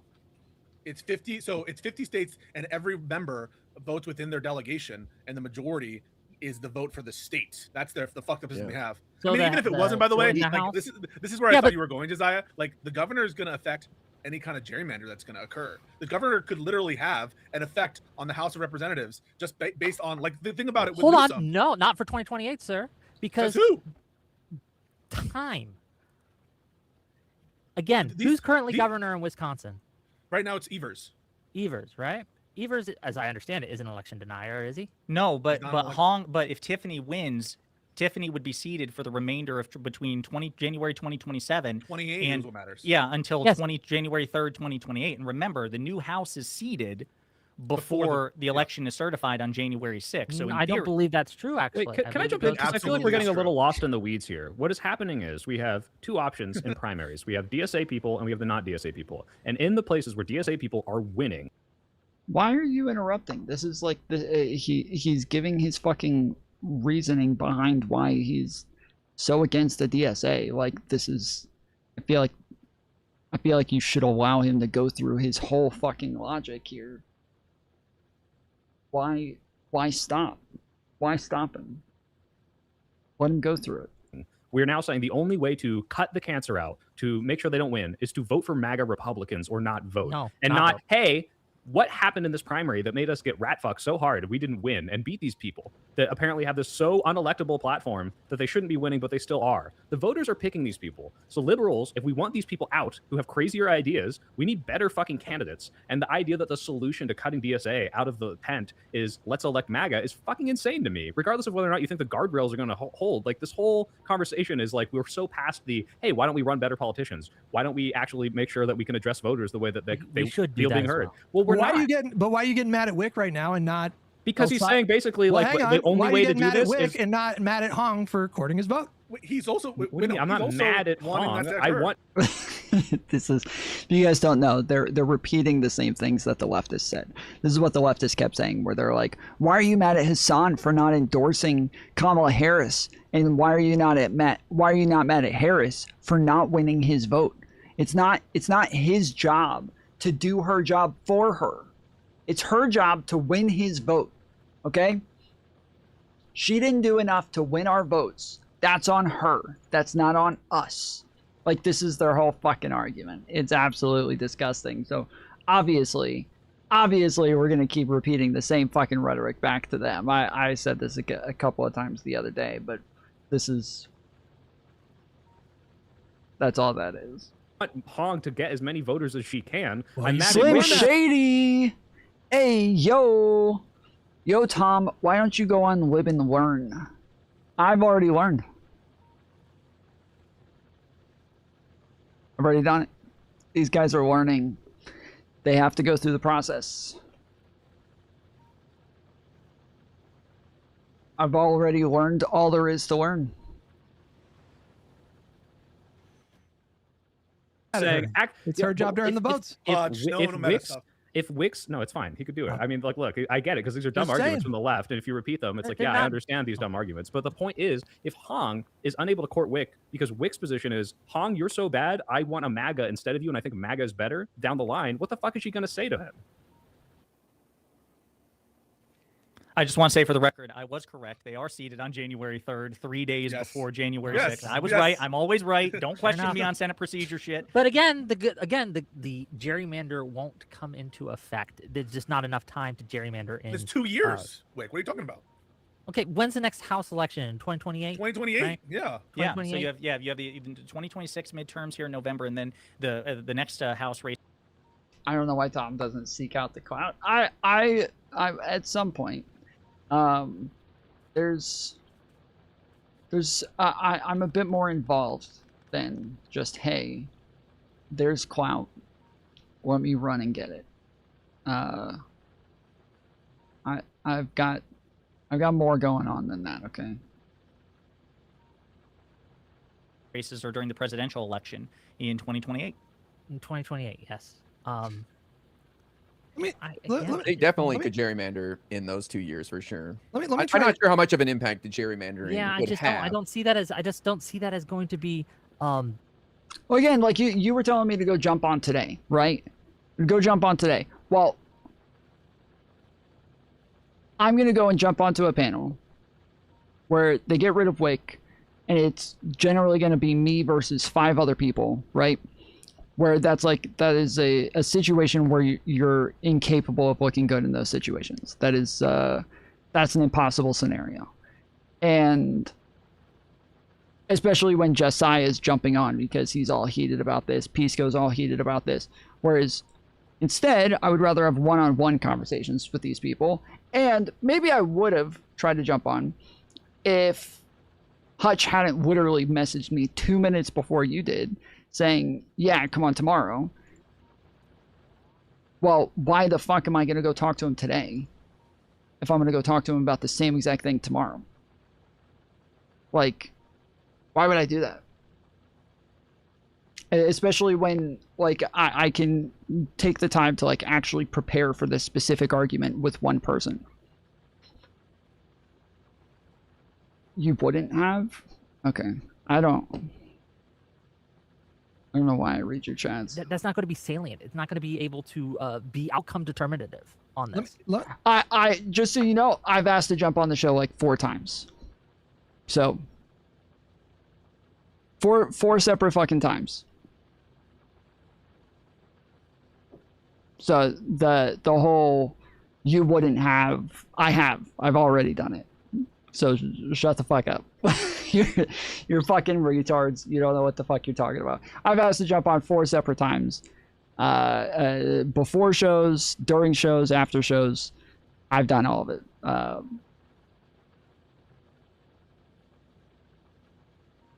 But I don't know, like, a lot of the people. Like, I've had Soy Pill on the show twice. Just say that then. I'm sorry, you know this. I've talked to you about it. You're the one who's fucking fighting me on it. But I don't know what you say. Just say that when you just now said you wouldn't ask either way. You just now said that. It just now and so I responded to you with that. I did just say it. I don't know what you mean. We were talking about whether or not I asked to jump on today, and I'm explaining why I didn't today. And then you said you wouldn't have either way. And so I responded, well, I have done it before. So what do you mean just say that? I literally did. As soon as you said it, I said it.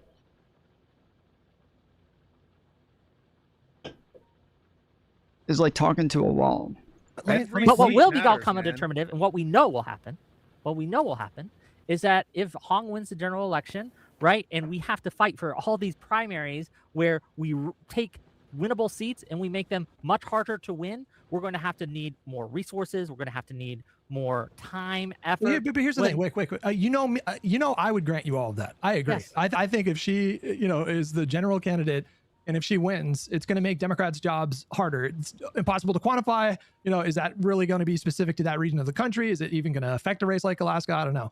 But, the angle that I want to hit you with now is like, why wouldn't we just anticipate that the same thing that happened during Trump 1.0 is going to happen this time? Which is to say, like, the DSA is going to have, like, they're going to have good nights, which relative to them is like, 4 people in the Congress or whatever. And they'll probably have another good night in 2028. But when we look at the trends right now with Trump's approval rating, and it is abysmal, and no one has ever, as far as I understand, nobody comes back from that kind of polling. They just continue to go down. And so what I think is the most likely outcome here, Whick, is the same thing that happened last time, which is the next time we have a Dem trifecta, the DSA is going to burn out, and they're going to plateau, and then they're going to decline because they have no. Tom knows he's not proactive. Okay. Let's just go ahead and do this, okay? It's like a really fucking stupid thing to say, okay? It's like absolutely mind-boggling fucking stupid. The guy who was known for like his connections with people, the guy who was literally known for like all of his associations with all these different people and getting along with different ideologies and different groups all the time and being able to keep relationships with all of these fucking people and always having tons of different people on my show that I was inviting from all of these different places, from the Red Pill, whatever podcast, to the fucking, the political spots, to the drama spots, to like having all these different people and all of these different groups on my show all the fucking time, to nobody wants to associate with me anymore. I have to like literally rebuild my brand from the ground up and start over and start like gaining relationships with people again, take my time, like make sure that I'm like, getting in with actual politics people this time instead of actually like, drama farmers and, people who are mostly just looking for fights and shit. The idea that like I'm not a proactive person, I don't reach out to people, I don't go look for collabs and shit like that, it's just so fucking dumb. Like, it's just so fucking stupid. And you do know these things. Like, you specifically know these things. And for you to be the person to come and do this like in public in my chat every fucking time you want to come here and have that conversation for some reason, instead of me repeating the same things to you again so that I can continue talking to a wall, it makes no sense to me. It makes absolutely no fucking sense to me. But that's fucking stupid. I have done all of these things. I've always done all of these things. This is something that I've always done. Even just today, I just got a message back from 5 months ago from Brian Shapiro to have a conversation. It never makes sense to you? No, it doesn't make sense to you. You're the one confused here. What are you talking about? You're the one confused. It's not me. How the fuck are you turning this on me? You're the one confused. I'm the one who knows what's happening. I'm the one who tells you shit.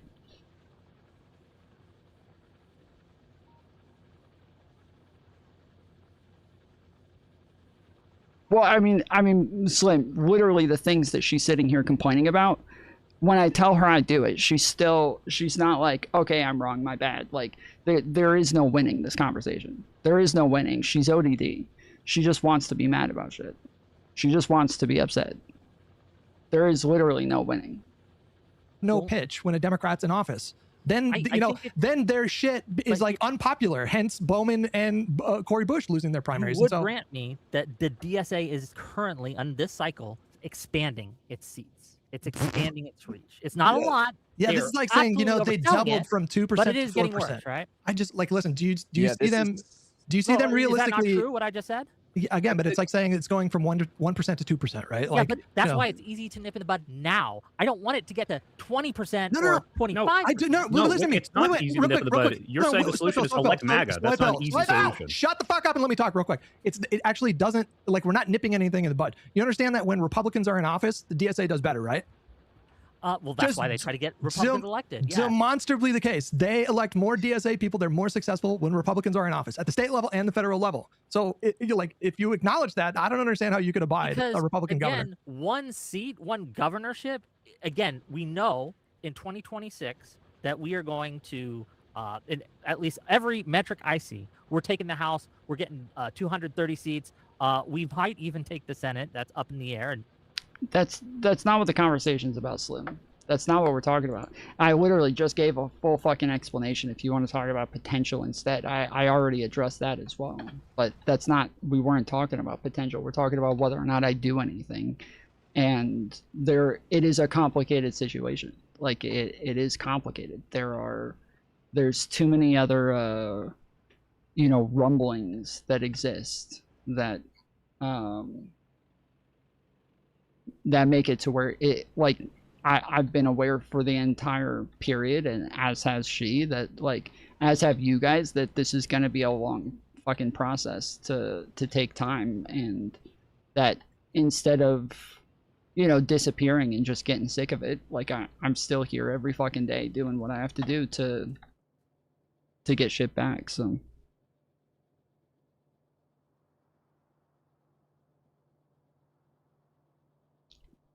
it's going to be harder, but those things are destined to happen, right? What's going to happen if Hong wins? Huh? I mean, destined to happen. The betting markets right now have a 15% chance of Dems losing the House. Now, you can say it's likely, and we would agree. It's likely. Sure. But, okay. But, most but likely. don't count your very chickens likely. Before they hatch. And this beast likely. is not done yet. And we don't want to hand them a crucial swing state governorship. What we don't want to do is hand DSA this kind of victory that they can use to galvanize and get worse. And so it's not just during the Republican years where they get stronger, but it becomes something that happens in other years as well. They will Again, burn this is out. I think you guys are out. I think you guys are out. really underselling the threat here of these people, right? They are illiberal. They are going to make it harder to beat MAGA. They're going to make it harder to elect liberal Democrats. This is something that they say they will do, right? You got Mike from PA, you got Kyle Kulinski, you got Emmett Vigeland, all saying that they are enemies to the Democratic Party, right? That they are, I believe Mike PA said he was going to depress Democratic turnout until we bent the knee to the left or whatever. But that's what you're saying now. We hate those people for saying that, and you're saying, yeah, and maybe we should vote for MAGA. No, the best way to beat MAGA is to elect MAGA, you fool. I have advocated to sit out and not support. So you disagree with Mooten when Mooten says vote? Did Mooten say to vote for the he sure did. Republicans? Yes, he I sure think did. he's wrong for that. I fucking call Hassan out for this shit. I fucking hate that a guy with 2 to 3 million fucking followers and all this money, look at what he's doing now for these candidates that finally align with him. It's like, hey, why the fuck didn't you do that when it mattered to beat Trump? And you're essentially saying the same thing as he is and saying, well, down the line, my calculus is that 3 years later, this will make it easier to win. And I don't see that right now. I see, hey, this is a governor who might not certify the election. Right? My enemy is not just MAGA. One of the things that is frustrating me is you use MAGA as this blank check to cede every single vote to the left that we can. And it's a problem, right? It cannot be that because MAGA is running, then we have no lines on our side, that we never draw something in the sand and say, this is we said that earlier before you were here. There was the candidate in Texas that was passed this line for me, right? It's not just MAGA that's my enemy. It's authoritarianism. It's why is illiberalism. Hong so bad to you?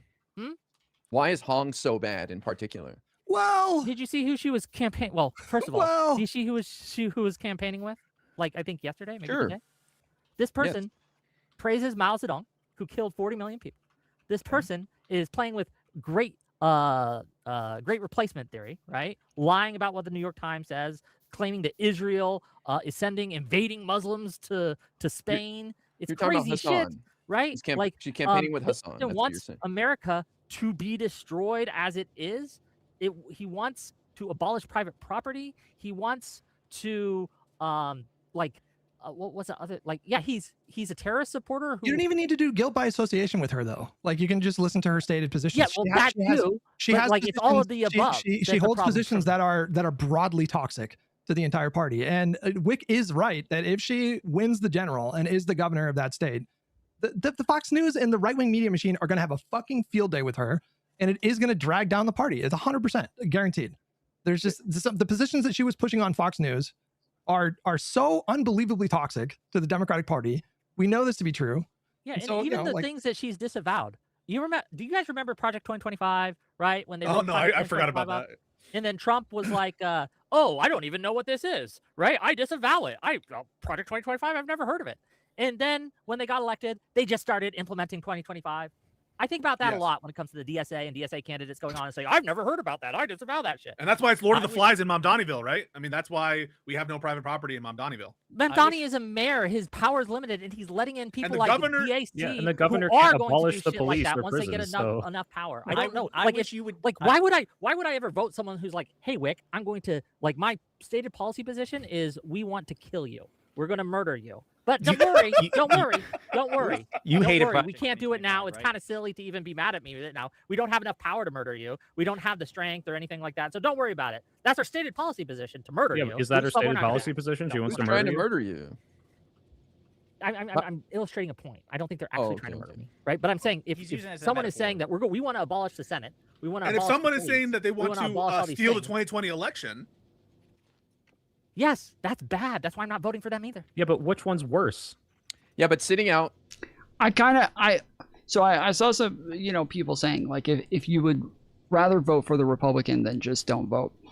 I do start with like a position that you ought to vote. Like you always ought to vote, which is one of the arguments that I had with a lot of the leftists who were saying that they weren't going to vote for Kamala. I do start with this kind of like position that you ought to vote. One way or the other, you always ought to vote. The idea that like, if you feel like one side's, if you feel like the vote isn't worth it, then just don't vote at all. I just don't really agree with this sentiment. I feel like you always ought to vote. No matter what, you should always fucking vote.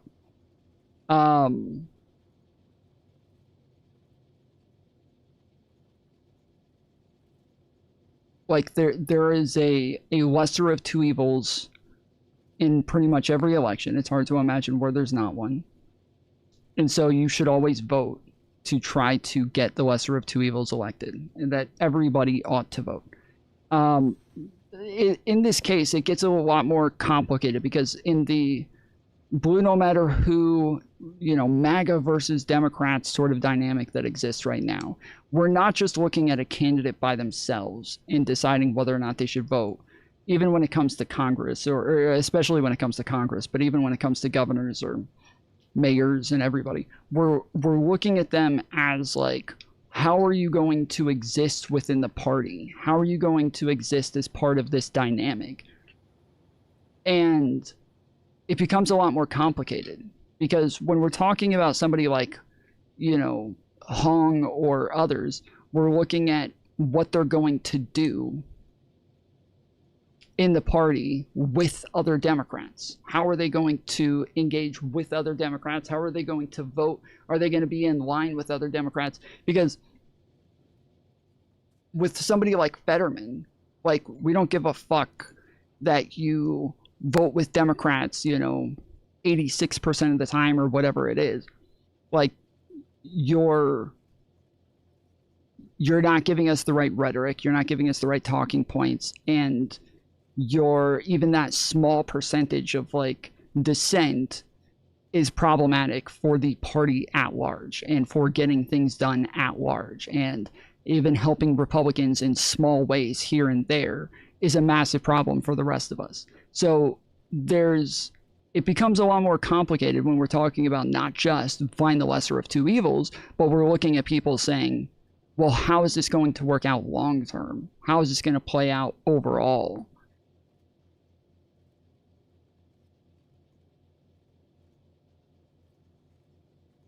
people died for your right to abstain from voting too. Yeah, I mean, you have the right to do bad things. You have the, like, people died for your right to say the N-word.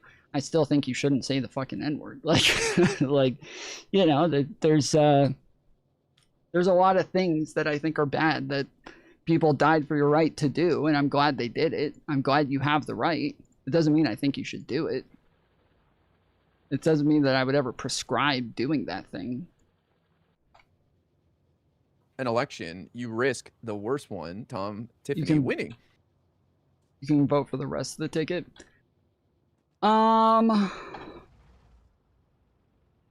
Yeah, sure. Like, it's just, I feel like it's pretty obvious there are lesser of two evils. It's just, in this case, even, like, I think even Whick would agree that these people, somebody like Hong, is going to be the lesser of two evils. I think that he would agree that that is the case. It's just that he's looking at the long-term dynamics again. He's looking at, like, well, what does this do to the party at large?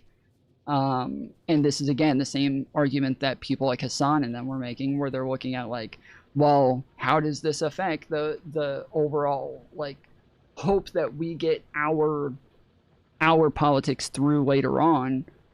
How does this affect our ability to get more progressive people later on? How does this affect our ability to get, you know, universal health care and crap like that? Like, yeah,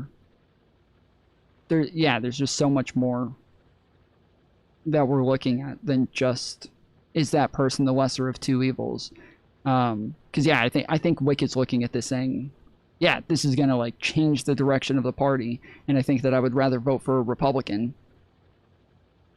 to make sure that she doesn't win. Not just I don't want to vote for her, but more so I need to make sure she loses, because the more positions DSA people get in our party, the more they normalize DSA, the more they're able to endorse more DSA candidates at lower positions as mayors and you know, assembly positions and city councils and whatnot. And you know, there's a lot more that comes with it. And so yeah, it's not just that you don't want to vote for that person, but it's that you want that person to lose. So saying just don't vote doesn't really work either. But I again, I do think that, like, it is best to just vote for Hong. I think that people should vote for Hong. I think people should vote for Saeed. I think that they ought to do these things.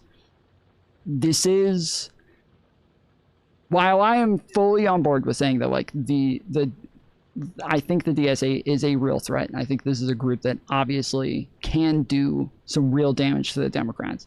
I also think this is an opportunity for Democrats. This is a real opportunity for Democrats, and they can make a big change here. Like, John Ossoff is somebody that a lot of us are looking at because he is the person that can do that thing. He can be that person who is that difference maker. He's somebody who can appeal to kind of both sides and make everybody happy.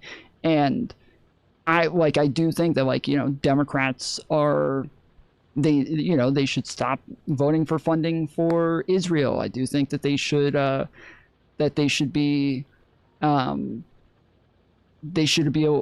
also think they should be a little bit more vocal about the border and about, like, immigration. I think that there's a lot of things that I think DSA candidates getting in can motivate Democrats to do, but I'm afraid that, like, I don't think that for progressives that'll ever matter.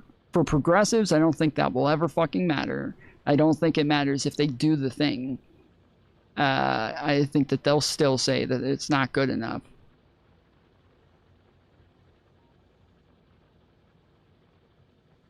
So yeah, I don't know. Leftists already rejected Ossoff. Some have. Again, like, there's I really think it's necessary to separate, like, the online left and, like, the online leftists and the general leftists who are out there, because I think there's a pretty drastic difference there.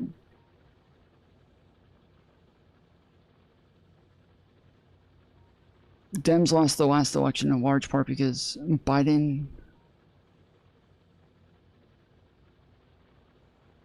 Biden go over me too far left, and the party responded by running further to the left.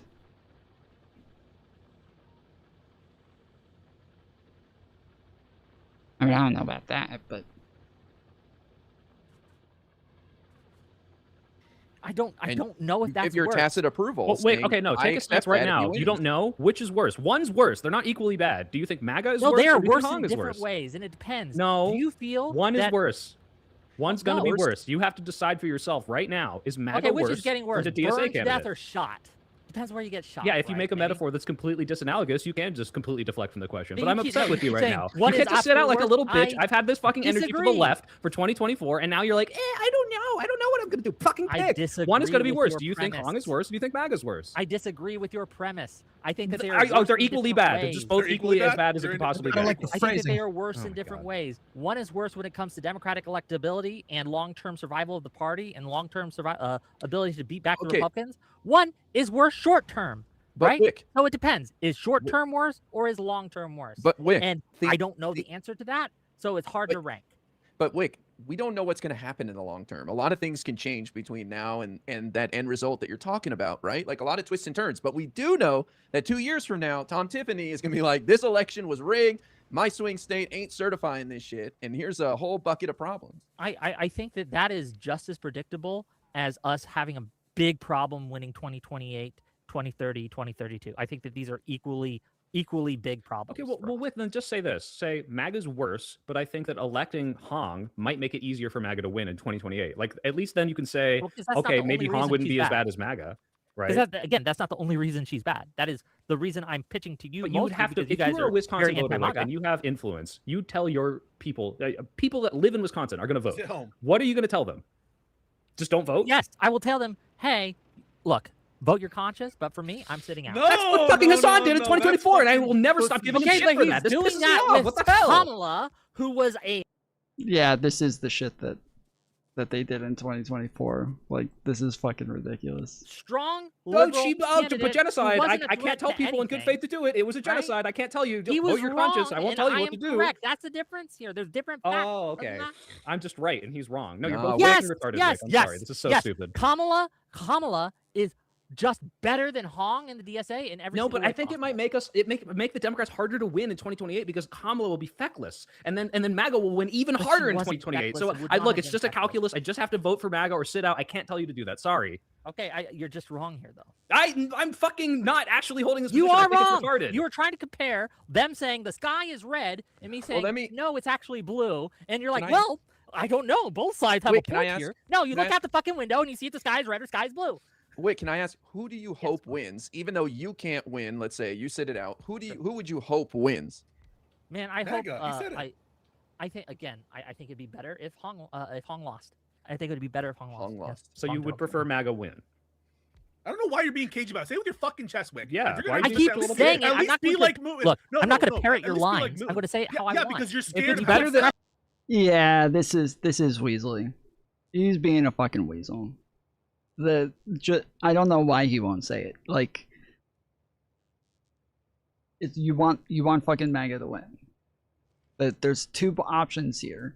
This is exactly what it was that like Hassan and all of them kept doing, where they kept playing these like word games, pretending like they weren't saying that they would rather Trump win, or they weren't preferring Trump, they weren't helping Trump.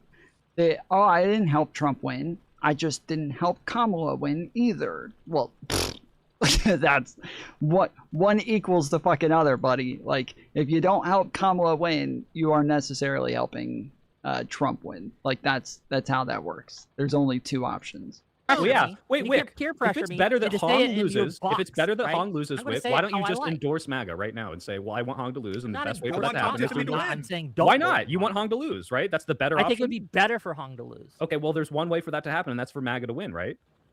Sit out. Don't.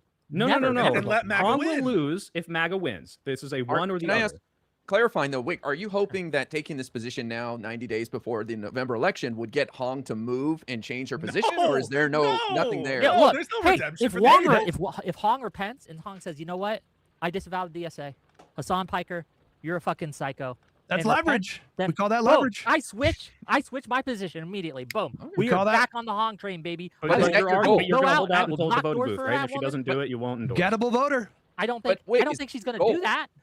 Okay, that's not your goal then in doing this. You're convinced she will not change, and you're not trying to pressure her to change in any way. My goal here, my advocacy is for people to have some lines and some standards, because MAGA isn't the, and I really want to stress this, MAGA isn't the only threat to our liberal democracy. The DSA and the left is also a threat. The far left I'm talking about. I'm not talking the soy bill or Pisco or any of the people here. I'm talking the far left. Which the is Hassan worse Pikers. right now, Whick? They are a fundamental Hey, threat, Whick, and I think which you is guys worse are right just now? downplaying this all the time. Which and I is don't worse know right how now? to get it through your head. Which is worse right now, Whick? Is Say what? it the group of people that control all three branches of government, or the people, as Hutch just pointed out, who People won who 4 control seats? all three branches of government are more dangerous. Mhm. But if the DSA controlled all three branches of government, they would be just as dangerous. Yeah, and if my grandma had wheels, she'd be a fucking bike, but they don't. Do you not Why don't you understand? say, hey, let's fight Easier these to people ride her. in the fucking primary. Let's get these people out because I don't like their policies. They're a danger to the Democrats. They're a danger to Western civilization. But once they win, Because we've let's seen this. fucking We've stop seen this MAGA. play Let's out not before, let MAGA man. win and say, I really hope MAGA wins because that saw- means Hong loses. we saw this is the exact You're same legitimizing argument those that the fuck-ass Republicans ass made lefties who that come into allowed my chat MAGA and to say, take over their scratch party. a liberal, a fascist bleeds. These people would vote for a Did Tom say he already won the game? I did win the game. When I won the game, I read the thing on the screen and it says you can keep playing. I've never played after, I don't think. Actually, no, I did one time. I didn't know that I won. Once I launched the rocket, I didn't read the thing and I didn't know that I won, and I just kept playing for like another week or two, and then eventually was like, well, what am I doing? I don't even know what's going on anymore. There's nothing else to create. There's nothing else to research, like what the fuck is going on. And then I went and looked it up and found out that, yeah, once I launched the rocket, the game was over. And I stopped there, but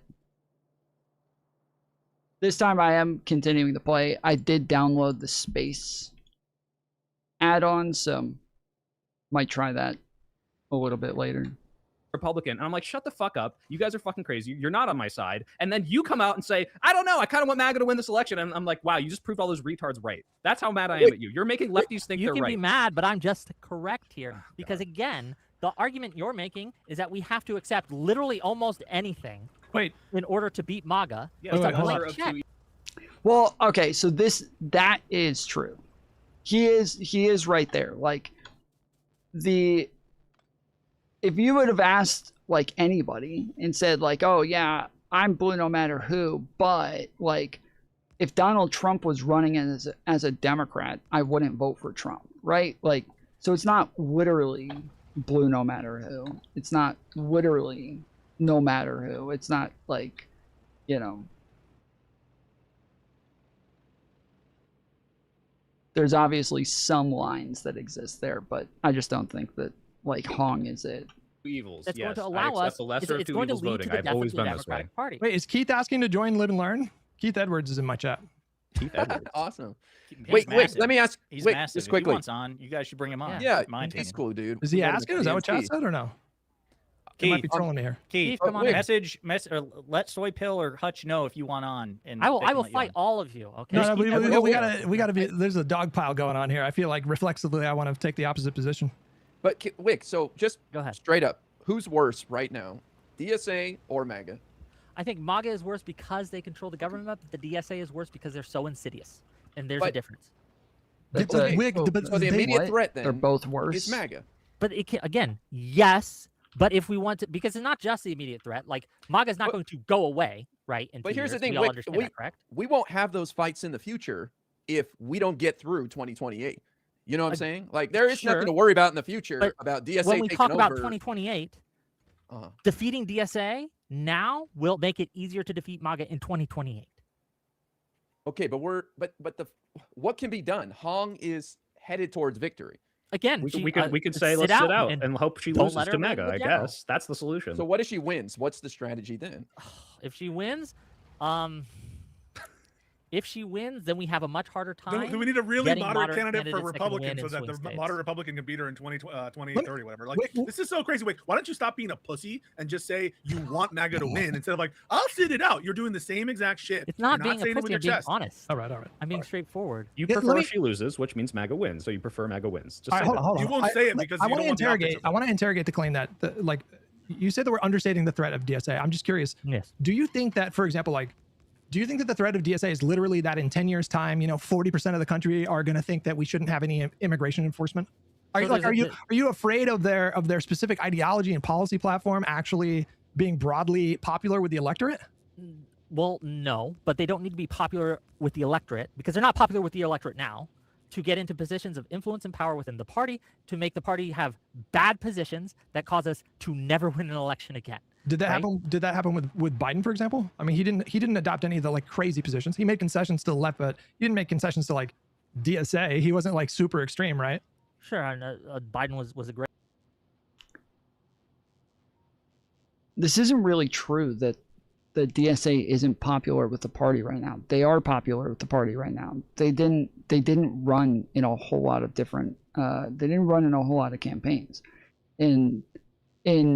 I think like half of the ones they did, they were running in purple districts, in purple states, purple areas. So it just, they didn't set themselves up to have like a high likelihood of winning. The ones who did win were in deep blue areas. And I think that when they run in deep blue areas, they're way more likely to win. Great president, and he made some concessions to the progressives. I mean, I agree with you that the threat of DSA is that they can rat fuck the party and help Republicans win future elections. But I just when I look at their past performances and just the trend lines that have occurred throughout this entire era of Trump, it's just so obvious that they will never be broadly popular enough to. So like their illiberalism to me is like I think it's bad. Arguments about MAGA. No, when but in 2012, 2011, 2013, when the Tea Party was starting getting ready and MAGA was just kind of like a baby in the crib, I heard those same arguments from many of my Republican friends. But DSA's policy platform is considerably less popular than MAGA's, like by orders of magnitude, right? For now, yes. Well, that's why I asked you. Do you think it's plausible that like in 10 years, 40% of the country are going to say like we shouldn't have borders or immigration enforcement? I think it's possible. Is it likely? I don't know how likely. I can't. I don't think that's going to happen. So I really. Wait. I'm triggered by chat. Everyone's saying I don't have this fucking energy for lefties. Doesn't know who the fuck I am and how I've been yelling at them for the past 2 years about how they threw away their fucking power and votes. Shut the fuck up. You to be stupid clear, fucking hey, asshole. I just want to make it clear too. Soy Pill's my buddy. Everyone here is Whick is my my buddy. boy. We Whick is like. my boy. Yeah, I do like each Whick a other. lot. We're I know friends. you can take it. We're fighting. I wouldn't be yelling That's at Whick this okay. hard if I didn't love him. Okay. Exactly. Look, I don't call people. If I didn't respect you, I wouldn't be fighting you. I'd be like, okay, whatever, and just. Go. Wait, I had a question. I want to hear it. Yeah. So that means everybody that he fights with on his panels, all the fucking MAGA people, and like he fought with Marte on my stream. He respects all those people. So Whick, I'll take what Hutch said there at face value. I don't know what the relative polling popularity is between DSA's positions versus MAGA's or the Tea Parties, but Hutch, knows what he's talking about. So let's just take that at face value. So there's so many differences between the Democratic Party and the Republican Party, DSA and MAGA and the Tea Party. One thing that frustrates me when I see this in my mentions, all of my fucking mentions about, well, look what happened to Republicans, look what happened to Republicans. And when we go through all the many reasons that the differences, the major differences between the two parties, it seems like it just goes right over people. It just washes off. The fact that something happened to the Republican Party does not mean that it will happen to the Democratic Party because they're. Yeah, we listened to Mooten make that argument. That was absolutely a horrific argument where he just kept saying, he goes like, but what evidence do you have that it's going to happen to the Democrats? And he's like, that it happened to the Republicans. Does the fact that Hitler existed in Germany mean that Hitler is going to exist in the United States? Like, what the fuck does that even mean? Really? Correct. So do you think we're like immune to it?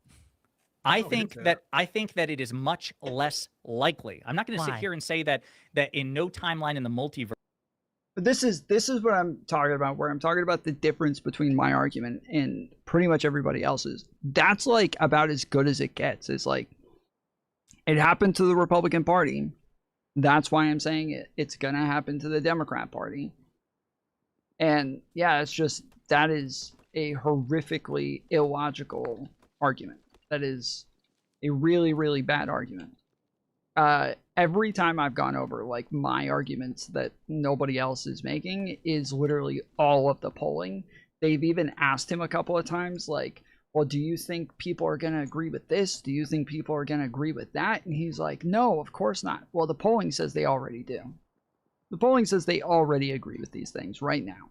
So we don't have to wait to find out. Right here, right now, in the Democrat Party, there are tons of things that are very unpopular from the DSA platform that are currently popular with Democrats. So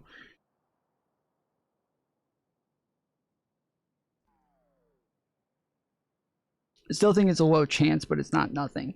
I mean, I don't know if I would want to put like a chance on it, because there's just too many variables. There's too many possibilities. There's too many things that are like open for, you know, too many things can happen. But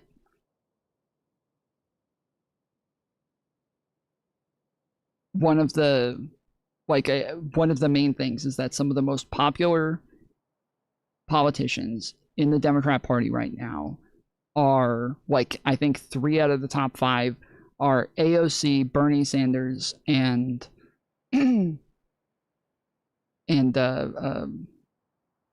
Mamdani.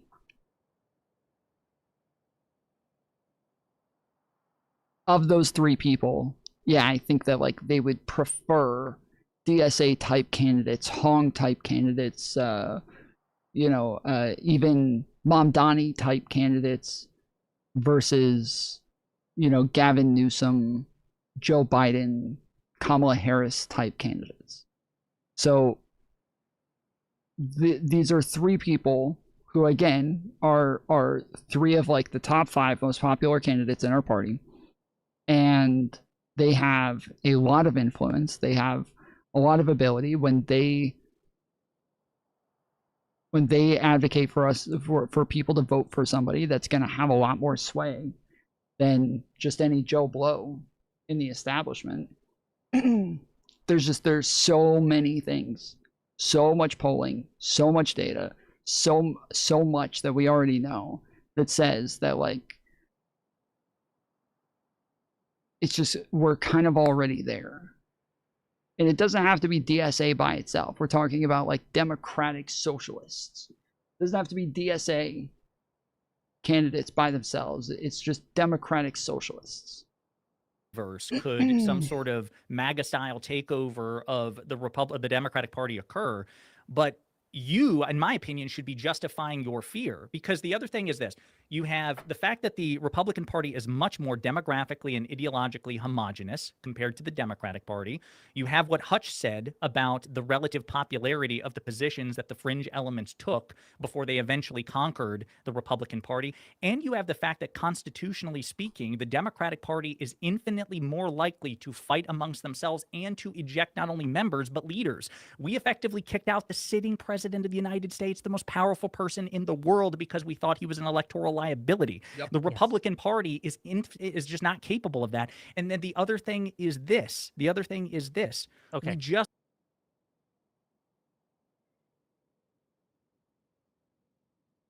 But for us real black folks, everyday black people, we gonna sit this shit out.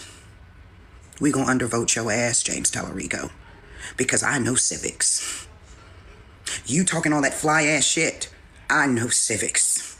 And what I know for a goddamn fact is we've survived Ken Paxton as the AG. Moving that motherfucker down the road to the Senate decreases his ability to terrorize and torture black Texas voters and Texas children.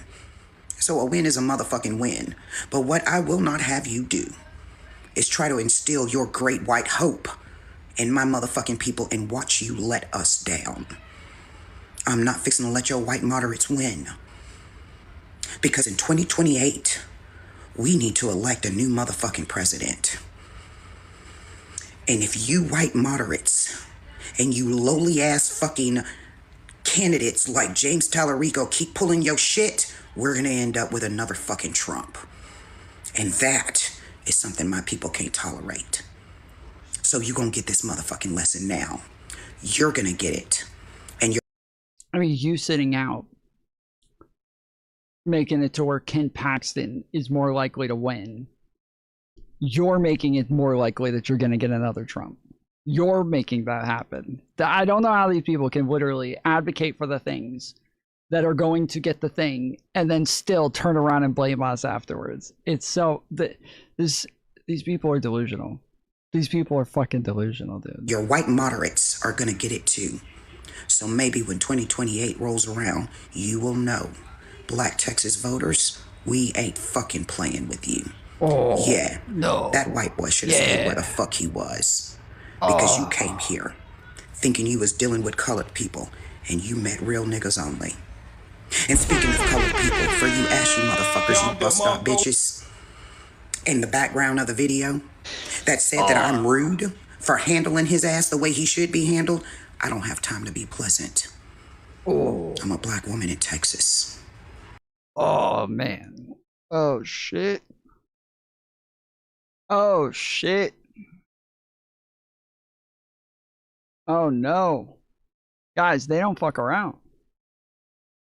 Black people in Texas, they don't fuck around. Oh, man. This is rough. Ooh.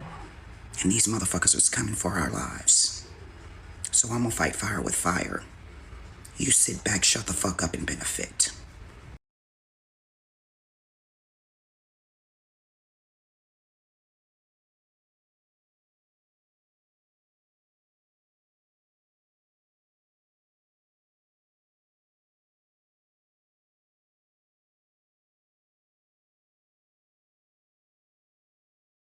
People are so fucking stupid, dude. So fucking dumb. Of course, it's Gato Fumante. Gato Fumador.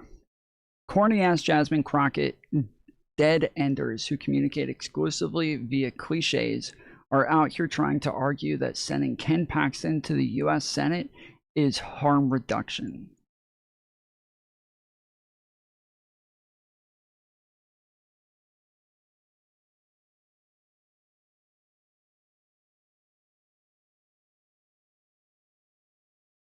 Fucking idiots. Just don't see a history of it in the Democratic Party, and despite all we excuse me, we got 10 minutes left on the clock. We got $20 to go to hit the goal. If you guys want to donate to the channel, use the tips link pinned at the bottom of chat. Also, while we're at it, everybody take a second, hit the thumbs up button. Appreciate you joining, and also make sure you join the Discord and follow me on Twitter. All my socials, the links are in the description. We got 10 minutes. 10 minutes left on the clock. all of these differences, nobody has yet to account for that. Nobody who takes your position, not Destiny, not Mooten, not you, nobody has said, okay, here's why I still fear that this thing could occur within the Democratic Party. I can lay it out. So this idea that we don't have a history of this is just not true. If you look at the party from 2012 and its evolution to today, we have much more left-leaning people of influence and power. Like, for example, last cycle, it would have been unheard of for anyone to be campaigning with Hassan Piker. That just would not have happened. Oh my God. I mean, he wasn't involved in that kind of shit. He himself didn't involve himself in that. That's the metric? No, that's one of the metrics. Are you saying I'm wrong? That if Hassan Piker Pisco, I mean, the Overton window has shifted substantially in the last 10 years. No, that's not what he just said. No, I agree that the party has become more left-wing. Part of the reason you know that is because Joe Biden was the most progressive president of our lifetime. And Joe Biden was influenced heavily by people like Bernie Sanders and other, very left-wing members of the Democratic Party. I'm not denying that, but the question is, like, if the metric is Hassan Piker wouldn't have done that back in the day, or Hassan Piker didn't do that with them. Okay, but isn't it the whole complaint that he didn't used to do this kind of like intervention for Democrats? Hang on. Thank you, Joe Blow, for the sparkles. Aram-san tipped $10. Tom is a proud, very pale, skinny, baldy, very, very bald man. He doesn't have time for all this. He's a bald man living in Georgia. So send him some damn money, fools. Bald. Yeah, we white men in Georgia don't fuck around. You don't want to find out.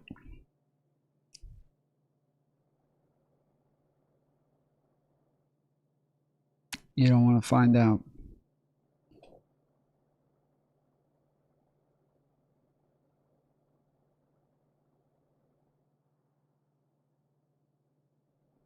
Thank you, Aaron M. Sound, for the $10 dono. Thank you, good sir. We got $10 left. $10 left on the goal. If you want to donate to the channel, use the tips link pinned at the bottom of chat.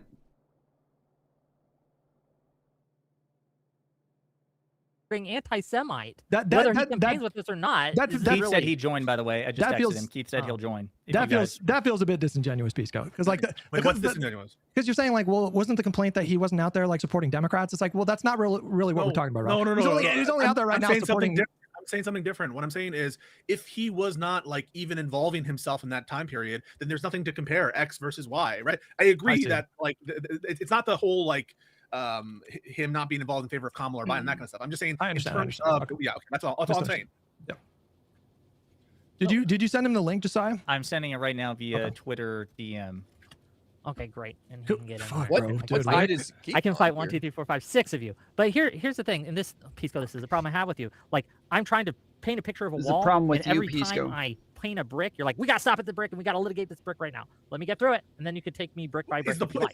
overall that the party has shifted to the left? If it's that, I'll grant it. Yes, it's true. Okay, well, that just shifting to the left isn't sufficient for this, right? And I think we both agree on that. It wouldn't be sufficient to make my case. Agreed. It does kind of show that the party can change over time, right? Like, Josiah, you're pointing to a snapshot of right now. You don't think, and to be clear, I agree with you. Like, this instant, tomorrow we're not going to have DSA just take over in a night of the broken glass, like light of the long knives. That's not going to happen. But my fear is this is going to start a ball rolling that's going to be harder and harder and harder to stop as it gets bigger and right, bigger. but what's the way to stop that, Whick? Better policies, better politicians, winning primaries, not electing MAGA so that they don't have the position for a few years. Like, you need to be able to like nip this in the bud. If we talked about how Republicans should have stopped MAGA, how was Biden's policies? we should have elect more Democrats. Like, that's not what they'd be saying. They say we need to run better MAGA or anti-MAGA politicians. Good overall? What? Yeah. Biden's policies. Of course. Is that sufficient to win? No, you need better rhetoric. So saying we could just win by better policies is kind of silly. Okay, right? How are you stopping the DSA wave other than maybe hoping MAGA wins? What's your other prescription? The other prescription, better messaging is number one. Okay. Acknowledging the threat that DSA, like one of the reasons DSA gets away with what it gets away with is because people are like, well, they're just like us. They're just, they're democratic socialists in the way. Brian Charville with the $10. Hey, yo. Thank you, Brian, for the donation. Let's go. That's the fucking goal, boys.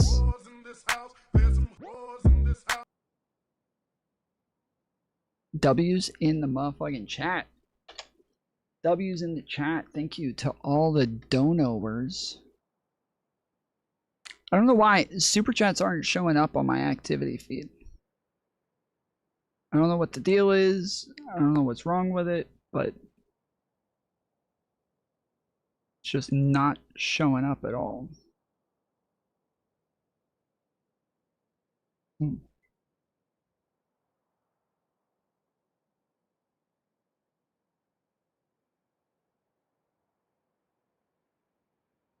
That's odd.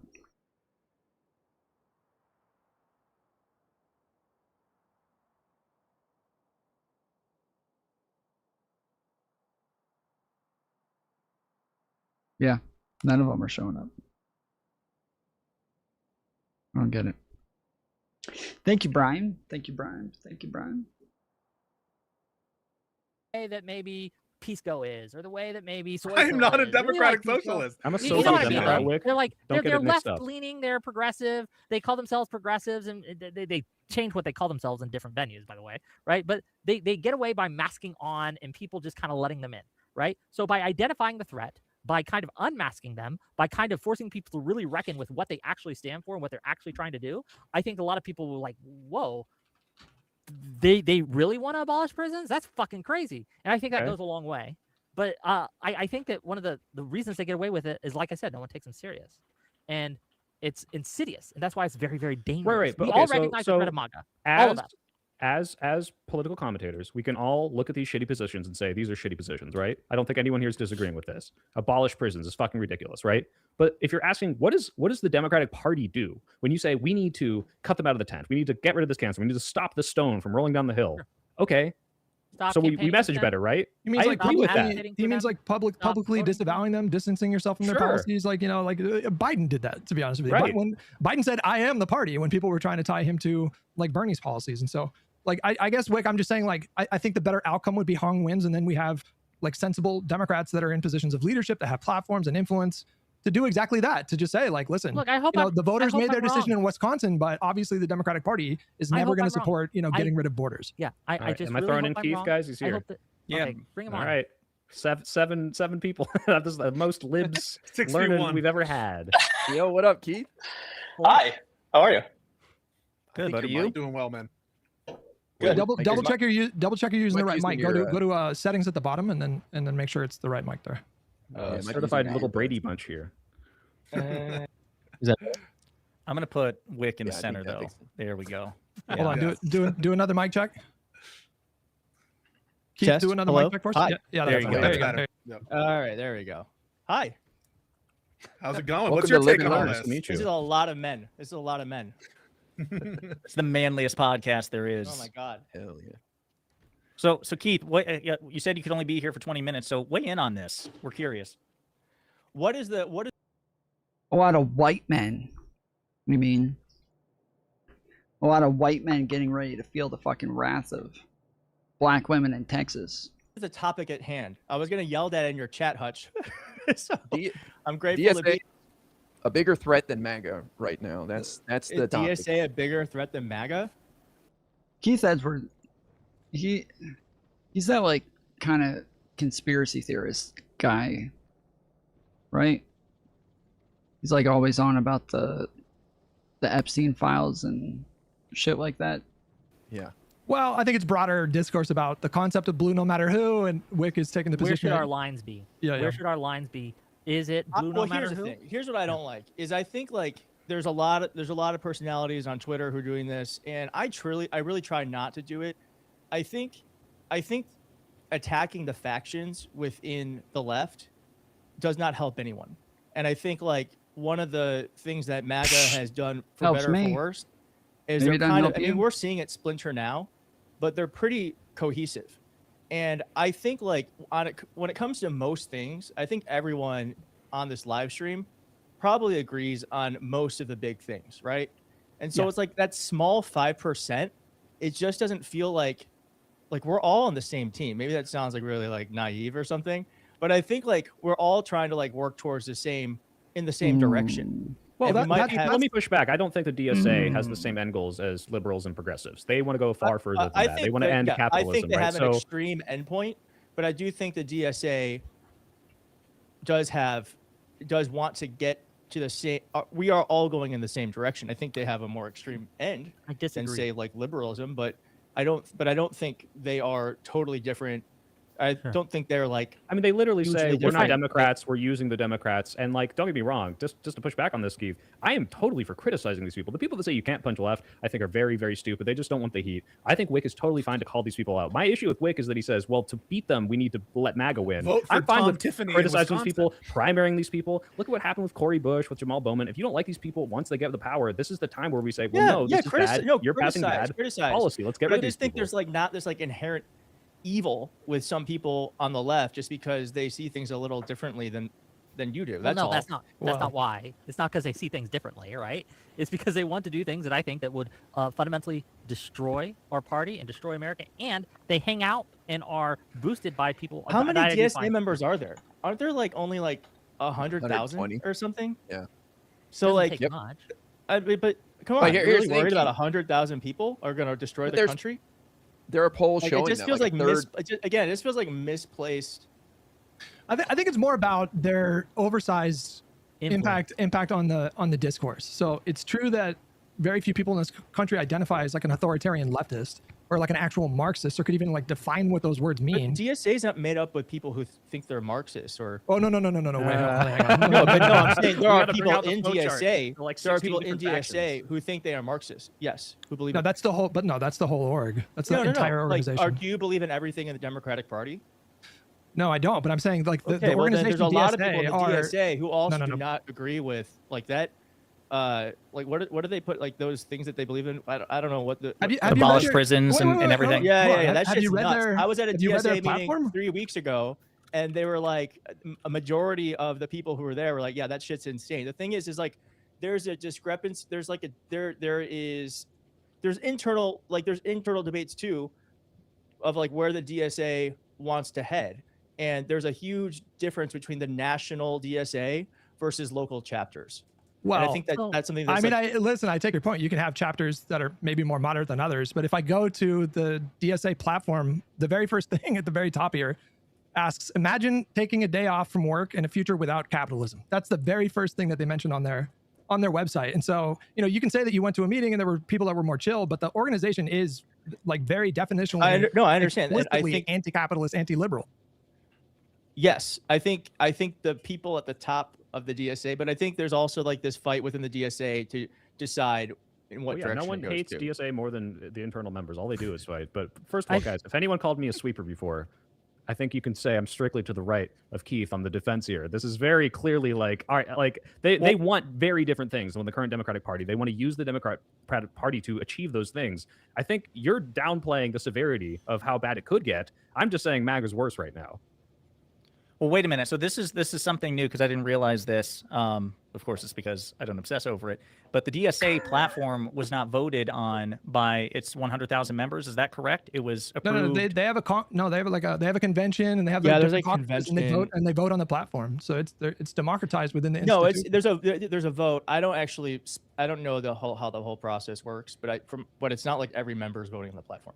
Yeah, but it's also, like you're a Democratic Party member. platform. Did you vote on the Democratic Party platform? No. No, but if it was so disanalogous to what you believed, would you call You yourself a wouldn't be- you Democrat, or would you wouldn't say, be a "Hey, DSA I'm an member." independent and I don't really agree with most of this, but I'm going to vote as a Democrat," right? Like you wouldn't be a member, a paying member of an organization that was that antithetical to what you truly believed, right? I also think it's you would. It's I think you would. It's a bit Why of a not? cop out to say. Sorry, Keith. I'll just be real quick. It's a bit of a cop out to say. I'm not attacking you on this, Keith, but some of these DSA people are. They're like, I'm not associated with the national. I'm with the local. Well, Hong did that from Wisconsin. I looked up her Madison branch, and sure enough, there's a working group to abolish prisons in there. When she said she doesn't support that, so I feel like the local groups are pretty much in line with the national too. I mean, that's just hasn't been my experience, but yeah, I mean, I guess you could paint with a broad brush and. Well, Yeah, I think but- I think there would be like unfairly mischaracterizing a group, and then there's taking their national platform. I think like the Democratic Party national platform similarly defines the party when those things are relevant every 4 years, and I just don't understand this idea that we give this wouldn't. grace to MAGA. Like if someone was like, well, I don't vote with Trump on everything, and there's some things I disagree with MAGA brand, but 80% of the time, 75% of the time, they identify as MAGA, we wouldn't grant them this grace. Why are we doing it for these guys? Is it MAGA or MAGA? I don't fucking know. Make I would like to America know. I think it's MAGA. Don't give them the soft A. They don't deserve it. The hard A. Good one. I think with peace and love in my heart, I feel like Keith, you're sane-washing a little bit. There's this concept in those circles of entryism, where these groups will deliberately infiltrate, parties like the Democratic Party, and then they run on populist, broadly like popular economic policies like, rent control or lower taxes for middle income and low income people and subsidized healthcare. But the whole point is to sort of like hollow out the institution and rebuild it in their image, or do what they call like a dirty break where they get enough support. Are you a DSA member? I'm a DSA member. Yeah. Oh. Okay. Oh. Or, So did do you, you- Keith, do you support those things we've talked about, like abolishing No. prison? No, I don't So why support did you that, no. join DSA then? Because What made you join? It's not. Well, first off, I think if you've ever been a part of a political group, they're more aligned with what I believe and the actions that they take than like the local aligned. Democratic club that I used to be a member of. Yeah, So what there's that do they stuff. though? What do they stand for that you think makes you want to align with them more than a Democrat?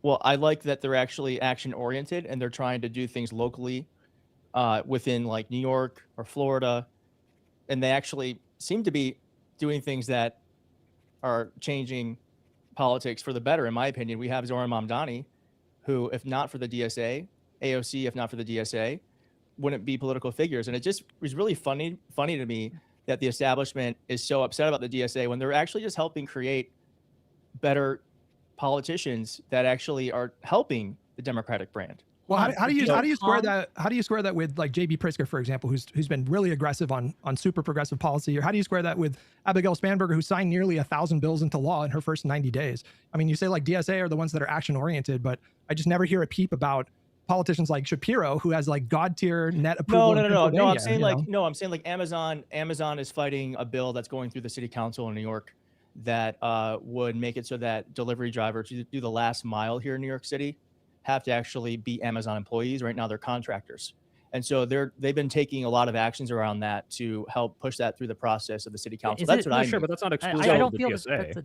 Yeah, I don't feel like that's the DSA. That's not a DSA exclusive. That is the DSA. Like No, the Democrats fight DSA for is stuff like that. they find specific things like that help workers, like bills like that, and they try to make sure that they are putting pressure on the politicians to get it passed, and also making people aware that Amazon and other companies are trying to fight it. Do this? Well, Keith, to bridge the gap here, I think. I don't think. But that's the thing. It's like it's an You act. don't think It's Democrats more. have stood up for the working class again and again and again with bill after bill after bill? No, I'm saying Sandberger that is a pretty Democrats good are example. organized like that on the local level. That's what I mean.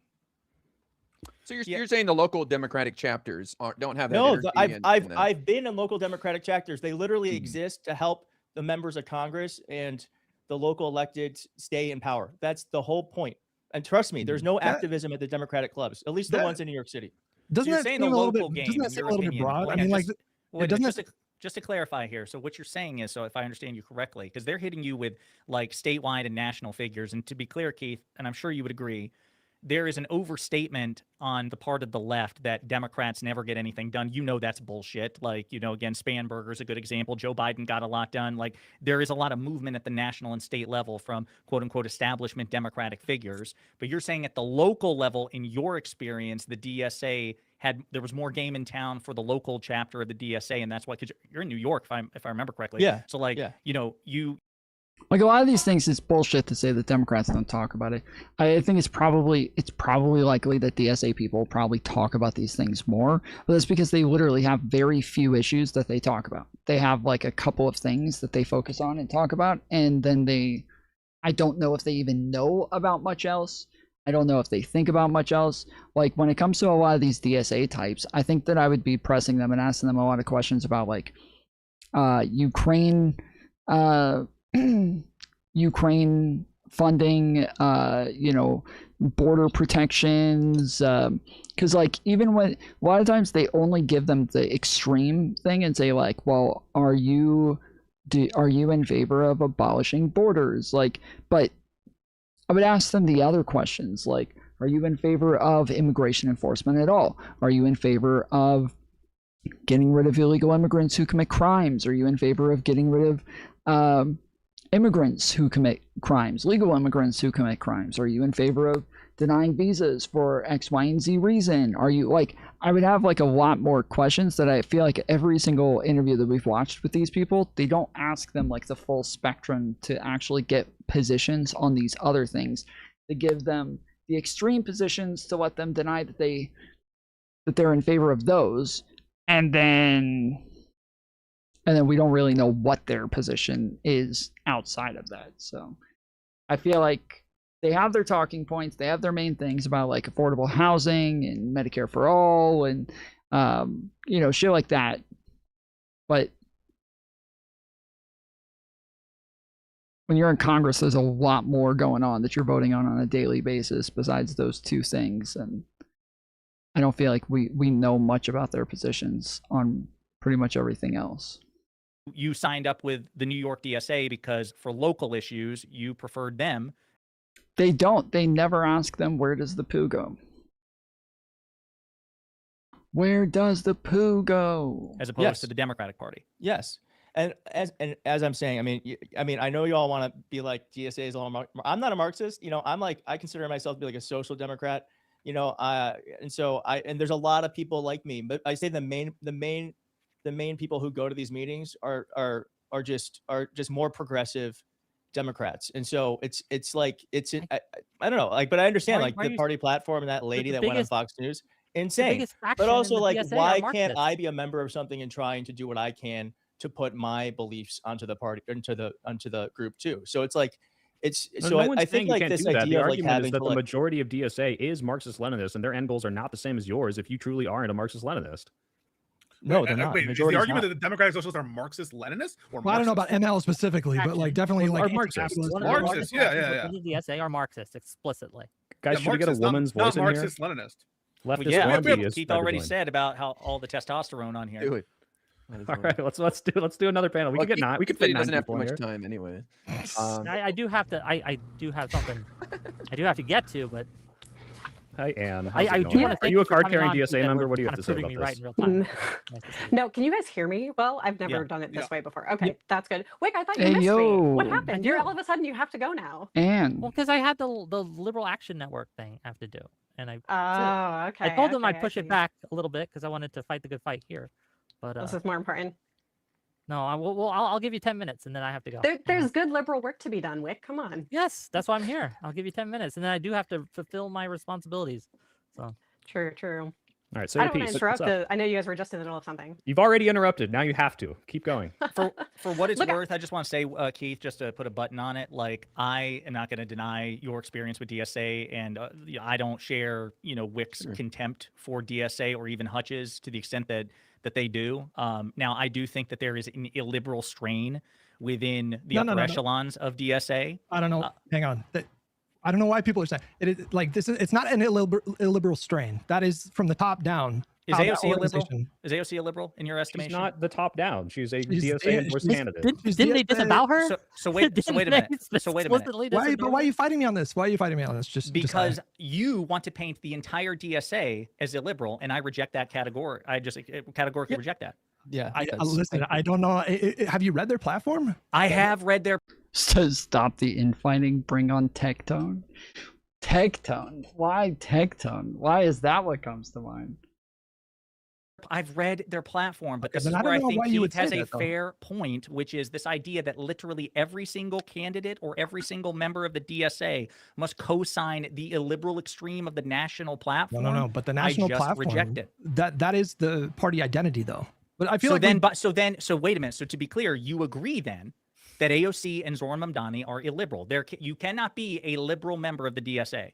No, right? That's No, not. he's Why saying the why are you majority of them obfuscating are the point? against the problem with all of the national platforms. You're trying to find a contradiction. You're not. No, I mean, I found it. I found it. You're fucked. No, but she governs like a pragmatic, progressive liberal, and she's DSA aligned. She's still, take AOC she's out. still- What about Mamdani? Mamdani has not been disavowed by AOC or by the DSA. Is Zoran Mamdani illiberal? I would say so. Yes, I would say so. Okay. I'll be right back. 1 second. I don't mean to bail. I'll be right back. 1 second. Yeah, Josiah here. I'll argue for Edge because I agree with him here. Like the idea that this isn't a majority of this like coalition.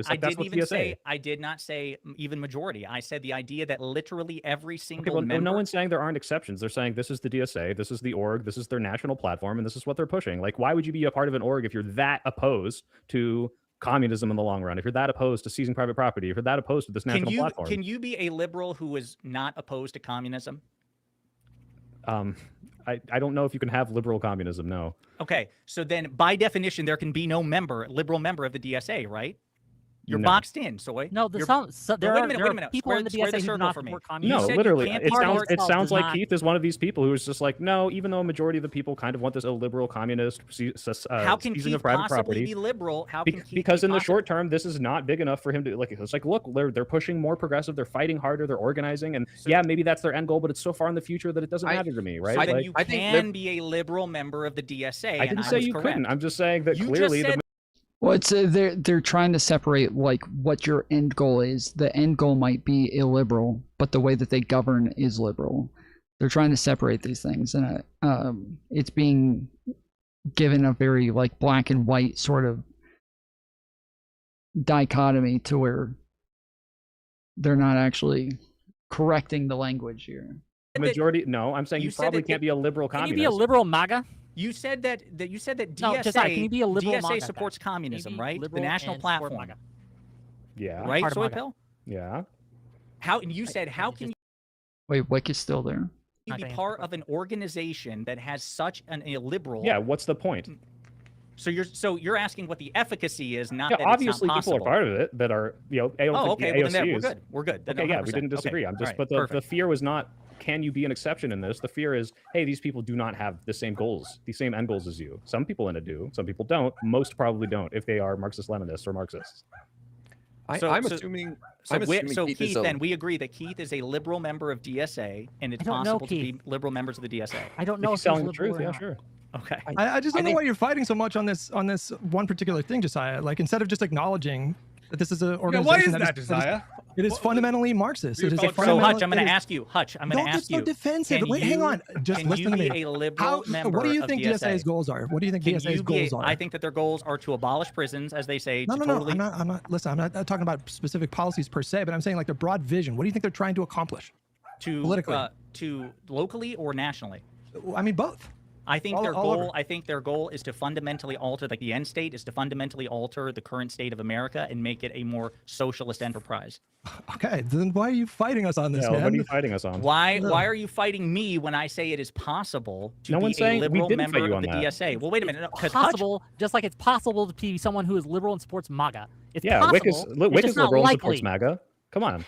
Actually, I don't know. I don't know if that's the case. I have to think about that. I don't know if it's possible to be a It's liberal possible MAGA in the same supporter. way it's possible to be liberal and support the DSA. I want to ask Keith. I do have as to a go lib- soon. Just FYI. Keith, I assume you're a liberal. I'm not trying to. And is that correct? Do you identify as a liberal? Are you a socialist? Like, how do you? Yeah, label? liberal. Yeah. Liberal. So, yeah. Are you afraid that as a liberal joining DSA that you could open the door for some of the more extremist stuff by legitimizing them? No, I mean, I don't. What do you mean? So you've heard some of their Aren't they already national legitimized. No. But I think the concern is that we're kind of sane washing some of the more extreme stuff while you're not hearing that from the people on the ground at the meetings you're going to. But people are concerned that it's a Trojan horse to bring in this group and this ideology that undermines capitalism and liberalism. Does that concern you at all, joining a local chapter? No, I mean, I think I personally think I think capitalism. I think capitalism deserves to be undermined. I don't think it is serving us as best it could right now. We used to regulate shit. We used to regulate things. regulate I'd like to get into regulation again. So yeah. yes, I think that what is Whick guy is very Okay, dramatic. Keith, are you masking on right now? Like, can you just He tell is. us what your Hold real on, position is? I gotta go through all of it Keith, right now. Did Hassan Piker shock his dog? What? Did Hassan Piker shock his dog? He says he didn't. No. He says he didn't. What are we doing here? Anyway, Listen, I just listen, need. listen. That's all I needed. I don't know guys, if I gotta Keith go. traffic I in love that? you all. Keith, I don't. Do you like follow like Hassan? I have no drama? idea what.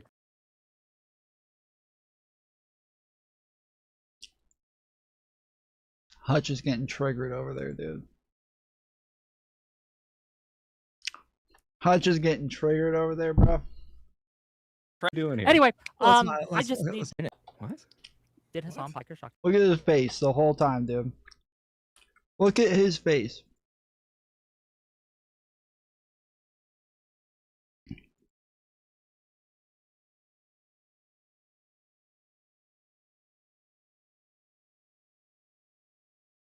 What shit again? So yes, I think that what is Whick guy is very dramatic. Keith, are you masking on right now? Like, can you just He tell is. us what your Hold real on, position is? I gotta go through all of it Keith, right now. Did Hassan Piker shock his dog? What? Did Hassan Piker shock his dog? He says he didn't. No. He says he didn't. What are we doing here? Anyway, Listen, I just need. listen. That's all I needed. I don't know guys, if I gotta Keith go. traffic I in love that? you all. Keith, I don't. Do you like follow like Hassan? I have no drama? idea what that. Okay, I don't know. Wick, ask him a different question because Sure. that's Do you a think, bit more do you think niche. Hassan failed. Piker The answer is is yes. a? Do you think Hassan Piker is a threat to the Democratic Party? No. Okay. Yep. That's all I needed. Okay. I'll see you guys later. I love you. Bye, Wick. gotta go. So Keith, now I would. You should have asked if Hassan Piker is illiberal. Asking if he's a threat to the party, it depends on how much power you think he has. Like, that could be a very pragmatic question, right?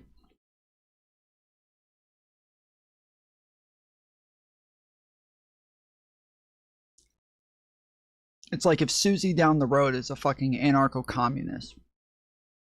You ask if Susie down the road is a threat to the Democratic Party, right? Like, probably not. Even though her ideology might be, she's probably not. You should have asked, do you think Hassan Piker's beliefs are illiberal?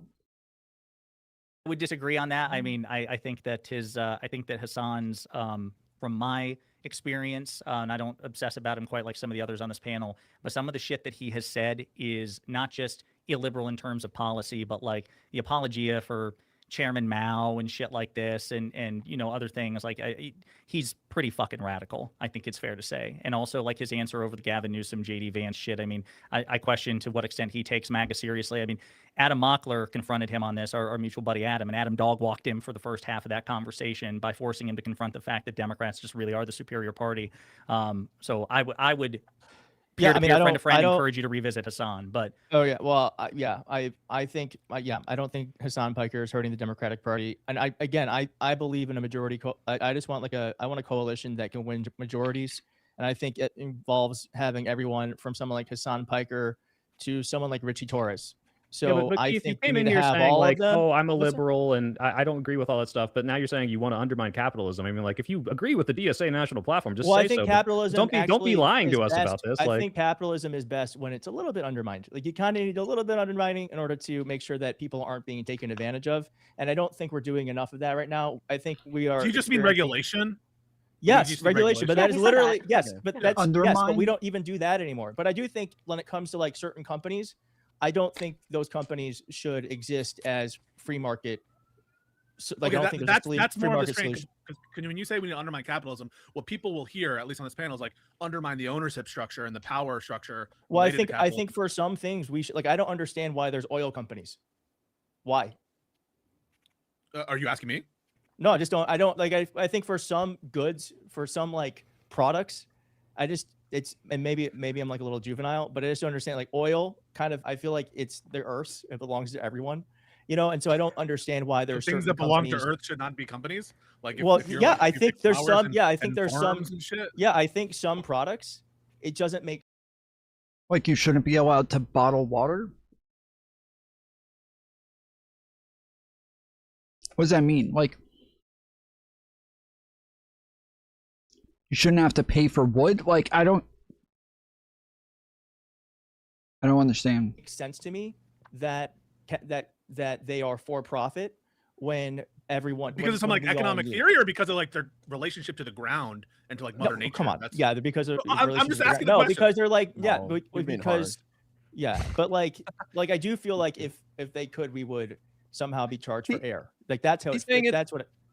He's saying it's a public good, like it's all of ours. But Keith, I would argue it takes money and time to get to. Yeah, that's why governments should. But that again, that's where I'm a little bit more on the left than some of you. So wait, I'm curious though. It seems like Keith is doing the thing that like we're trying to disprove exists. He's being the like reasonable DSA member right now. So I've been probably much more sick of this than you have been, Keith, of like seeing for the last 5 or 6 weeks, just every single lib panel ever is all about the DSA, all about the scary like commies and tinkies taking over. Like it's I'm so sorry. We're just reliving McCarthyism, and it's so annoying. Just frankly, I think that one of the problems is like people on the left, the politicians will moderate when they get elected. You saw this with AOC. You see this with people like Bernie, Mamdani.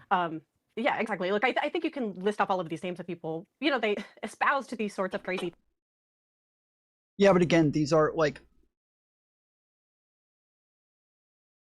they moderate while the establishment is moderate.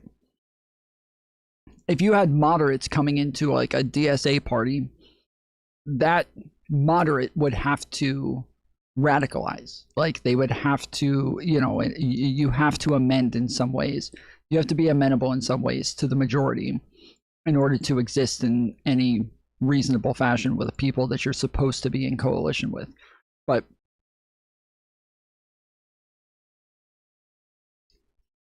I feel like people bring this up all the time as though that's just how it works, but it's not how it works, because again, like MAGA has made it to where like they were able to just replace all of the more moderate people in the party, to where the more people they replaced, the more the moderates became more extreme. they moved the fucking moderates the other direction. You only need a couple of people to just be powerful enough, in order to do that. Obviously, the Democrat Party is very different than the Republican Party, but the Republican Party was a bit more different before Trump again, and the changes that are made are what make the fucking changes. Like, when things change, they're different then, you know? So things like Mamdani, just saw him talking about how, well, we really can't arrest, Benjamin Netanyahu when he comes to New York, regardless of what I think that he should have done in that case or what Keith thinks that he should have done. I think generally speaking, those people tend to moderate regardless of whether or not their base wants them to be more extreme. And then I think what's indicative of like the DSA being less radical than kind of I'm hearing right now is people like Keith and people like myself, who's not in the DSA because I have like strong ideological differences with them, which I do have a lot of strong ideological differences, but it's more of like practical, like personal reasons that I'm not in the DSA. So I think this is like proving the point. Are you a member of DSA or not? I didn't. No, she just said no. Okay. Yeah. So I don't know. Is my mic okay? I just want to make sure that's. No, you sound okay. very good. You're good. Okay, cool. And I would co-sign this too. Unfortunately, I'm an addict, but yes, it drives me up the fucking wall that this is as much of the discourse, because one thing, I mean, we may disagree on certain particulars, but one thing that I know Keith and I are aligned on, I'm not familiar. Well, you guys are the ones who keep talking about it, but familiar with you, but it sounds like you're I'm the here same for way, it. which is that you got to keep the focus on Trump and MAGA and fascism. And so to that end, anti-fascism, I think, makes strange bedfellows. So, I'm not crazy about Hassan Piker, but again, I don't make most or hardly any of my advocacy against attacking Hassan Piker, because right now he's mobilizing his audience and his resources to defeat MAGA by, supporting people in Democratic primaries, and some of them go on to win their primaries, and then they'll be up against, Republicans. Now, other people have different priorities, and they think that Hassan's candidates are so illiberal or so radical or such a drag on the party that they want to hash that out in the primary. That's just not my calculus. And so I also, in my evaluation of DSA, I know Hutch wants me to put more stock in the national platform, fair enough, but my mind instantly goes to Zoran Mamdani and AOC, who are more important than any random bureaucrat in the DSA, and I think are going to play a much more pivotal role in shaping the DSA. I think that's fair to say, than the random person on Fox News. I mean, I shouldn't say random. She is the chair, but I mean, like, she's name. She's no name. And she's not a household name. Like, people don't recognize. No one knows who she is. Right. And I let me put it like this: I would expect that if DSA were to hold elections, like if this person, if Zoran said, you know what, I want to be mayor and chairman of the DSA, that lady would be gone in 5 fucking minutes. That's my expectation, right? So I totally agree with you. Unfortunately, this is the latest spat in this corner of the internet. I don't understand, because I feel like, for the most part, when I see the more public, visible DSA people that are out there doing advocacy, they present themselves with hostile framing. Their whole pitch is, we want to completely destroy the Democratic Party and replace it. And well, yeah, their whole framing is that they are hostile. That's their brand. Their brand is that they're hostile to the Democrat Party. They take an inherently adversarial position, and so but Hutch, I don't understand. The Democratic Party isn't worth saving. I'm almost finished. And so when you say, I don't understand why people are throwing such a fit about the DSA when they're over here just trying to give people health care, but that's not how they're presenting themselves. They're okay, I didn't say that. Well, I'm taking liberties a little bit, but that's kind of the framing that you get. It's like, well, you disagree with giving people health care, but that's not the issue that I have with DSA. The issue that I have with DSA is that they're foundationally an authoritarian leftist group, and I'm a liberal who likes liberal things. And so I also have concerns about do you have any concerns about El Sayed and Hong relatively underperforming to the current climate right now? I mean, does it concern you at all? I guess to that, there's the thing I like to think about with that is Alyssa Slotkin won by, what was it, 0.1%? Was it 10,000 votes? How many votes was it? She overperformed Kamala in a year where she underperformed Kamala in raw votes. It's just that that most people that voted for Trump didn't vote for Mike Rogers. Or not. Alyssa Slotkin is undefeated in competitive races. You understand, she has insane value for the Democratic Party, right? Can we not aspire for more than 0.1%? That's what I mean. And So Wow. so it's like sure wins, if that's the goal, yeah, But the- okay. but you- I just but think we DSA could are try not running- someone different. We can But just DSA try are not something different. okay. But DSA are not running in competitive races though. They're No, only but they're El only Sayed's targeting not deep blue DSA, seed, but he believes he's definitely more progressive. and he's than Alyssa underperforming. Sutton. I've never seen a single poll that wasn't internal from him that had him beating Rogers. So Well, that's because Hutch. But when you're in a competitive primary, it tends to sync both candidates, and so he hasn't had positive ads out there yet, and there hasn't been like there Couldn't you hasn't say been. that about? I mean, couldn't you say that about any like moderate Democrat who also ran in competitive primaries though? Like, No. But I'm saying it's not fair to compare his polling right now versus when he becomes a nominee. I'm not Because sure. when he becomes a nominee, it becomes. No, I'm just Okay, saying I that. mean, we'll No, see, I understand, but that's like there's going to be tens of hundreds of millions of dollars of positive and negative spent on Abdul and against Mike Rogers, and so until that like it's just not. That's what I mean. And like Mike Rogers is basically running unopposed, so he's probably at his ceiling, Mike Rogers, whereas Abdul probably has actually more room to grow because he hasn't had any positive. So Keith, Advertising. your expectation, just so I understand it correctly, your expectation is after the primary is concluded, assuming that, as the polls indicate, that Saeed wins tomorrow, you would expect between tomorrow and by the time of the election, Abdul will increase his margin vis-a-vis Rogers in the general election. That would be I think it's listen, Michigan's a swing state. I'm from Michigan. Right. That's where I grew up. But I do think that to compare polling right now when you have a competitive primary, it's Okay, not but the if you full just story. if you just take the Syed race out entirely and just like disregard it, we just empirically know that more progressive candidates, more left-wing candidates, do worse in competitive races than more moderate candidates. Like that's not up for debate. Like, Maybe we know that's that true. for sure. I actually don't know. When has the progressive won? And We're talking- and done a well, statewide race. Like, has that happened? No. I can link you In a to. swing state. Wait, hold on. I can link you to an article from our boy Laksha Laksha. Jain. He's gonna he'll reference Laksha Jain. There was a the split argument, ticket. split ticket. Yeah, there was a split ticket analysis. They did a meta study over the last like 4 cycles, and blue dog Democrats performed the best. Moderate Democrats were in the middle of the pack, and progressives did worse in competitive races. Run in swing states statewide, do they? But they don't. They generally and especially DSA, they don't even target competitive races. They only target deep blue So seats. that's what I mean. Is there's actually not a lot of data to point from because it doesn't really happen. Well, why do you think they don't do I'm that? Hang on, interested to real see. quick though. Like, why do you think they don't run in competitive races? Why do you think Hong is distancing herself from DSA? Why do you think El Sayed is not, declaring himself to be a member of DSA? Progressives even quite though he's- often run. They don't have. They quite often haven't been able to win the primary. It's new. It's a new thing where progressives have a completely different media ecosystem where they can get their messaging out and they can galvanize voters. And so that's why they're becoming more competitive because they actually don't have to rely on mainstream media to get their voters. Well, you didn't ask why they're becoming competitive. This guy is so confusing. This guy is so fucking confusing. I have no idea what the fuck he's trying to say from one moment to the next. I feel like he's just moving all over the place. Aware of their existence. So I think Keith, there actually haven't been a lot of progressives. To follow up on Hutch's question. Oh, I'm sorry. All right, go ahead. You said something interesting. If I heard you correctly, you said the Democratic Party's not worth saving. Did you say I heard that too? Yeah. I did. Yeah. I think we need to fundamentally remake the Democratic Party's leaders. and we need to But to see, I think this drags down the Democratic Party because we have people from the right hitting us, calling us communists and godless heathens, and then we have people on the left attacking us as well and going after Chuck Schumer and Hakeem Jeffries. Well, yeah. So this is like obnoxious. Where the same people who are coming and complaining that we're complaining about DSA are gonna say shit like this. Like, I don't understand how the fuck are they complaining?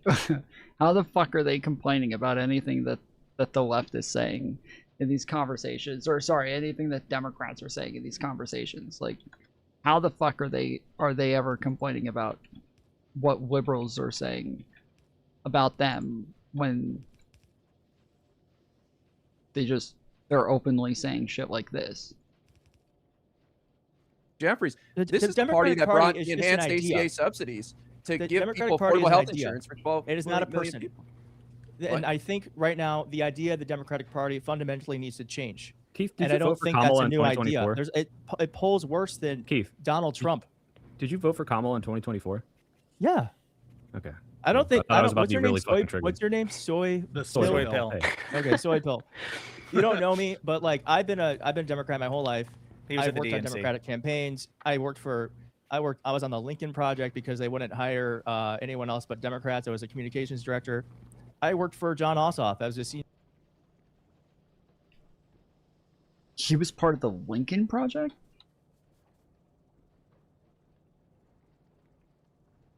Isn't the Lincoln Project a Republican Party? Dude, Keith got mogged by the Crockett cult.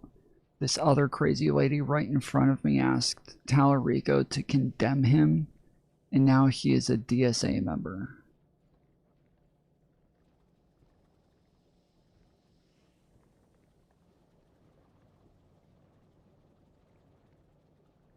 Tallarico was asked to condemn Keith Edwards?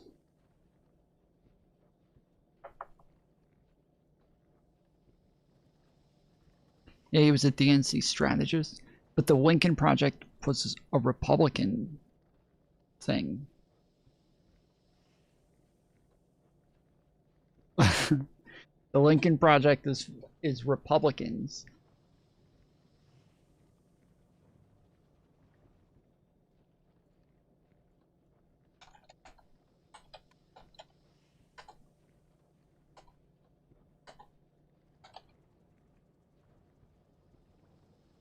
James Tallarico faced online pressure and criticism from commentators questioning whether he would rebuke or admonish digital supporters, including political operative Keith Edwards, over aggressive online attacks. Social media backlash, critics and online commentators questioned Tallarico's responsibility for aggressive behavior and attacks from individuals claiming to support his political movement. Calls for rebuke, observers specifically raised whether Tallarico would publicly admonish figures like Keith Edwards for online discourse surrounding political figures and voters. Now, what the hell did James Tallarico say that got Keith Edwards' panties all in a... Now, what the hell did James... Oh, I thought it was stuck on the thumbnail. He literally doesn't have anything but this picture the whole time. He doesn't... Oh, I guess he changes Tallarico it. say that Edwards' panties all in a bunch. What are you going to do to rebuke and admonish your supporters and surrogates who sit up online all day? This is where he says, you know, if anybody's harassing Jasmine Crockett people, like that he's against that, right? Angry, attacking, very like it went beyond Congresswoman Crockett. Beyond. What are you going to do to rebuke the likes of Keith Edwards, Roe BNC, and David Piper, the voice actor? You claim to be my supporter. If you claim to be a part of this movement that we are building, please keep Congresswoman Crockett's name out of your mouth. All right. Oh, that's why he's crying. Let's get into this video, y'all.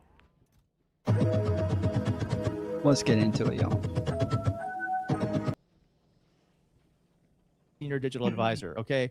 The thing is that I have seen I've seen what the party can do, but I've also seen that the party quite often would prefer to have Donald Trump as I think that's president. absurd, Keith. I think that's absurd. Wait, No, it's not absurd. Wait, Hutch, we just watched Whick Soy Bill. just say that. I called him out for it too, by the way. But Yeah, but like, Wick is not. Wait, hang sorry, on. Bill. Wick is not Guys, representative of Can I the make my overall point? Can I Democratic make my electorate. point? Can I make my point? That's absurd because Oh, I need to listen to what he said again. Than Keith, Donald Trump. did you vote for Kamala in 2024? Yeah. Okay. I don't think. I was What's your name? really What's your name? Soy Soy Pill. Pill. Okay, Soy Pill. You don't know me, but like I've been Democrat my whole life. He was I at worked the on DNC. Democratic campaigns. I was on the Lincoln Project because they wouldn't hire anyone else but Democrats. I was a communications director. I worked for John Ossoff. I was a senior digital advisor. Okay. The thing is that I have seen I've seen what the party can do, but I've also seen that the party quite often would prefer to have Donald Trump as I think that's president. absurd, Keith. I think that's absurd. Wait, wait, Hutch, we just watched Soy Whick Bill. just say that. I called him out for it too, by the way. I have seen what the party can do, but I've also seen that the party quite often would prefer to have Donald Trump as I think that's president. absurd, Keith. I think that's absurd. Wait, it's not absurd. He hasn't even said anything yet. I don't know what he's saying. What is he saying that they're upset? As a senior digital advisor. Okay. The thing is that I have seen, like, I've seen what the party can do, but I've also seen that the party quite often would prefer to have Donald Trump as I think that's president. absurd, Keith. I think that's absurd. He hasn't said anything yet. What is absurd? Wait, No, wait, Hutch, we just watched Whick just say that. I called him out for it too, by the way. But Wick is not. Wait, Wick is not representative. Wick's not a Democrat. Wick says he's an independent. Can I make my point? Can I make my point? That's absurd because you were just using flowery language when it came to Hassan Piker. Just like he said that Dems prefer Donald Trump as president. Is that what he said, as president? Wait, no, it's not absurd. I think that's absurd. Would prefer to have Donald Trump as I think that's president. absurd, Keith. I think. Oh, okay, he is saying as president. On my side, Hutch keeps talking over him right when he says it, to where I can't hear what he's saying. I thought he was like in the middle of saying like have Donald Trump as like, and then he was gonna go on to like say like as a roadblock for progressive blah blah blah or something. Like I thought he was gonna continue. But yeah, that's absolutely fucking retarded. That like, because when he says Democrats, I don't think he's talking about voters. He's talking about people in Congress. He's talking about like Chuck Schumer's and those people. That's what he's talking about. I think that's absurd. Wait, Hutch, we just watched Wick just say that. I called him out for it too, by the way. But Wick is not. Wick is not representative. Can I make my point? Can I make my point? That's absurd because you were just using flowery language when it came to Hassan Piker. Just like 10 minutes ago. And he straight up like did not endorse Kamala Harris, like worked the entire cycle to undermine her, to try to tie her to, like accusing her of like literally wanting a genocide. And then you accuse moderate Democrats, right, like, moderate wing of the party of preferring to lose to Donald Trump. Like that's ridiculous. That's absurd, man. That's why I think the Democratic Party is very comfortable having Donald Trump as a foil. That's bullshit. We threw out our candidate. That's Joe Biden and that's the powers that be. That's Nancy Pelosi. That's the Obamas pushing him out. That's all the insiders as well as the basic voters. We pushed them out specifically because of electability concerns. And so to act like when it was all hands on deck, I mean that's not true that we wanted. So Trump you were to win, supportive when there was a primary happening before June, when Marianne Williamson was running and. You were supportive of those candidates? So I did not support Marianne Williamson. I did not support Cenk Uygur. Okay. I didn't support those candidates. And why didn't any major Democrat run against Joe Biden? Yeah, because Joe Biden made the selfish choice to run again. No, but he was the incumbent. What do you mean?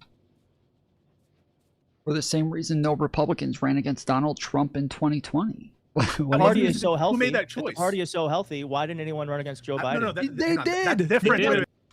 It's literally the opposite. That no Democrats ran against Biden. You would expect if the party is healthy that they wouldn't run against them. They lost because they weren't even close to having support. I can't remember the guy's name. A congressman from New Hampshire. What was his name? Dean Phillips, Marianne Williamson. Dean Phillips. Oh yeah, no rock stars running against Joe Biden. So respectfully, that's a different thing. So saying that Joe Biden made the wrong choice. No, it's not everything. It's a sign. It's a symptom of the illness of the Democratic Party that someone like Joe Biden could run unopposed by people that knew that it was not allowed. That's how every single fucking incumbent goes. No one is like primarying incumbent presidents who have like the party like coalesce behind them. This is not how it works. Yeah. This is completely unprecedented. I think a healthy party wouldn't be saying that. But we had primaries and all four of those people. Yeah, I feel the exact opposite. I feel like it is a sign of a healthy party if you have somebody that everybody can get behind and you don't feel like you need, but it's literally what both parties do.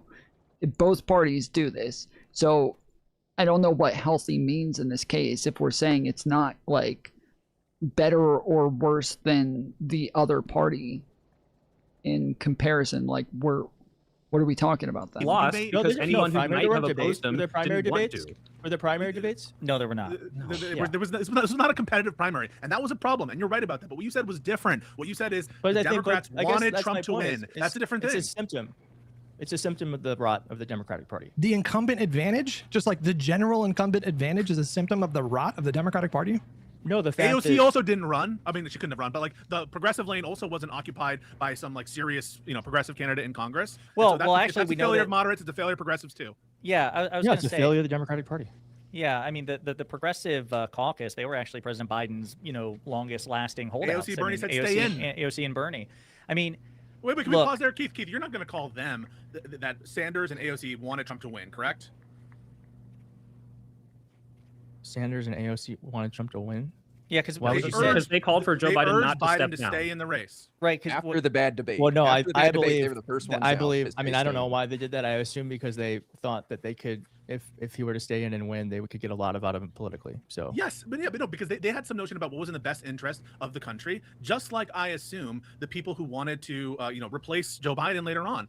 But you're assuming that they want Trump in office, and I think that's like, what's the evidence for that proposition? They might be willing to take actions that are, inure to the benefit of MAGA Republicans, and I'm the first to call them out on that. But I think it's a little bit much to say that like Joe Biden wanted to lose, or Kamala Harris wanted to lose, or they were okay with losing. I think it's being a little unfair maybe to Keith. Let me try to defend. I think Keith is saying Democrats enjoy having MAGA and Trump as a foil, and maybe they're too reliant on it. Is that what you're trying to say, Keith?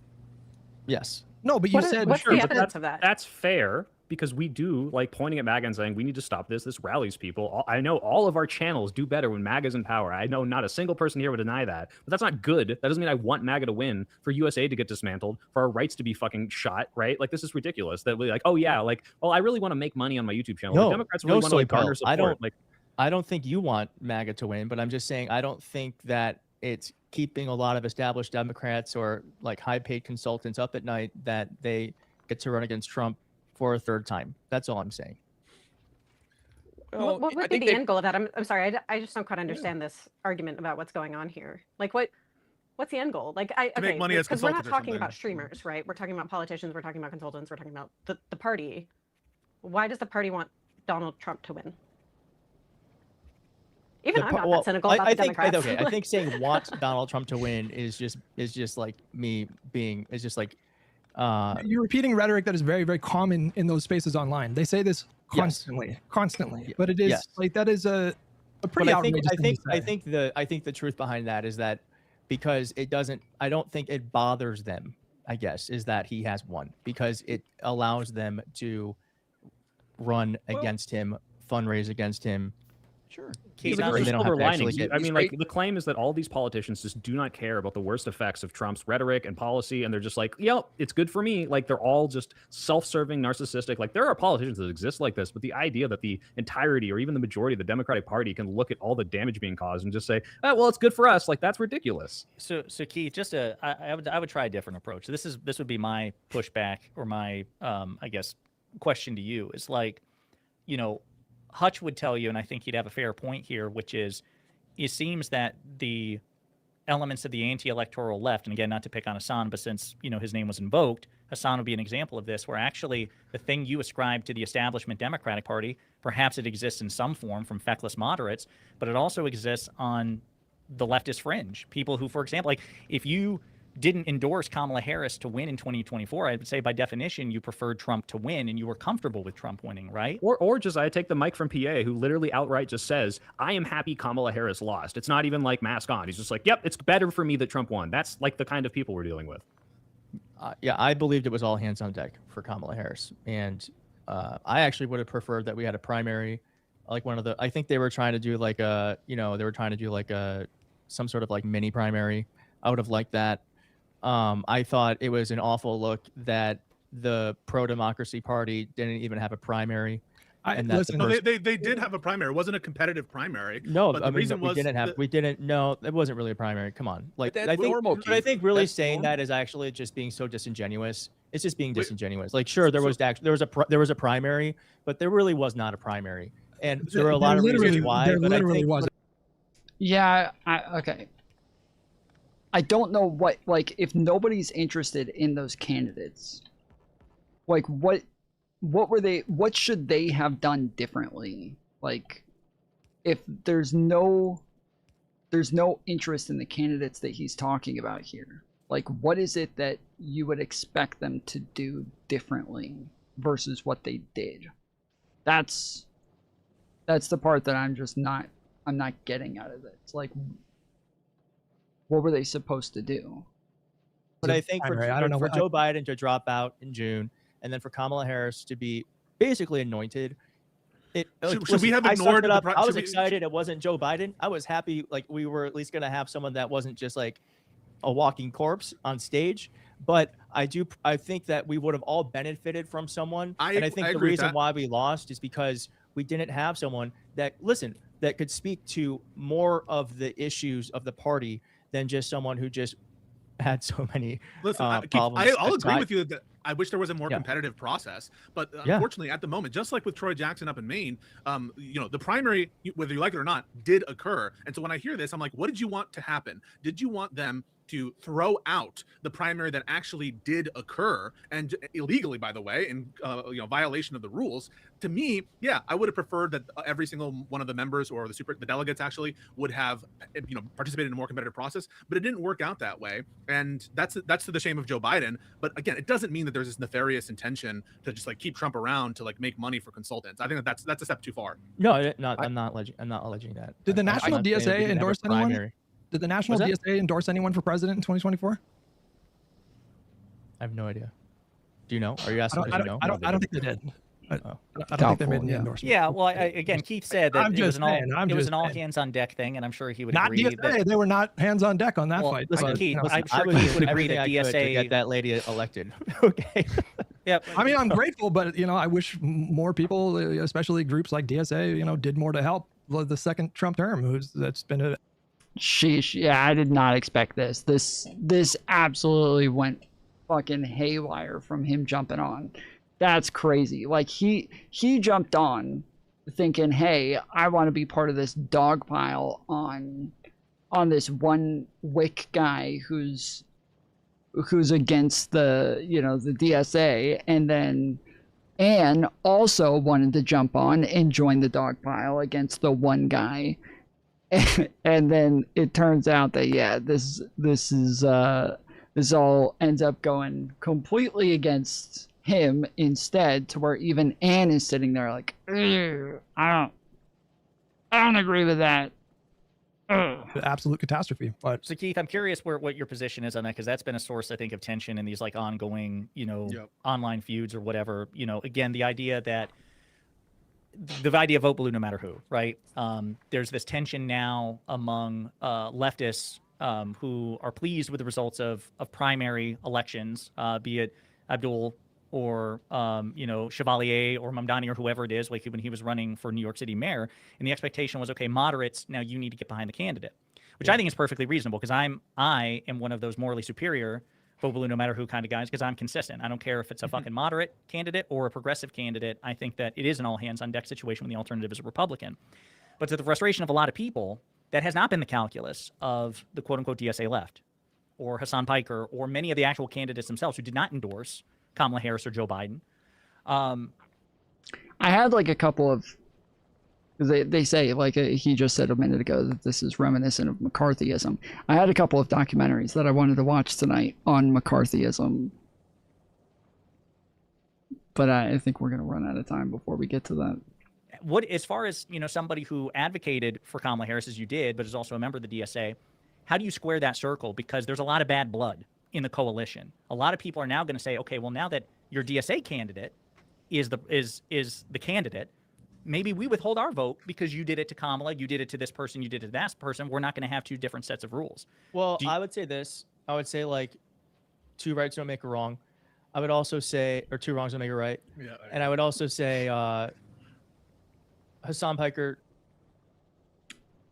Anne, the stream said, wait, is Anne here?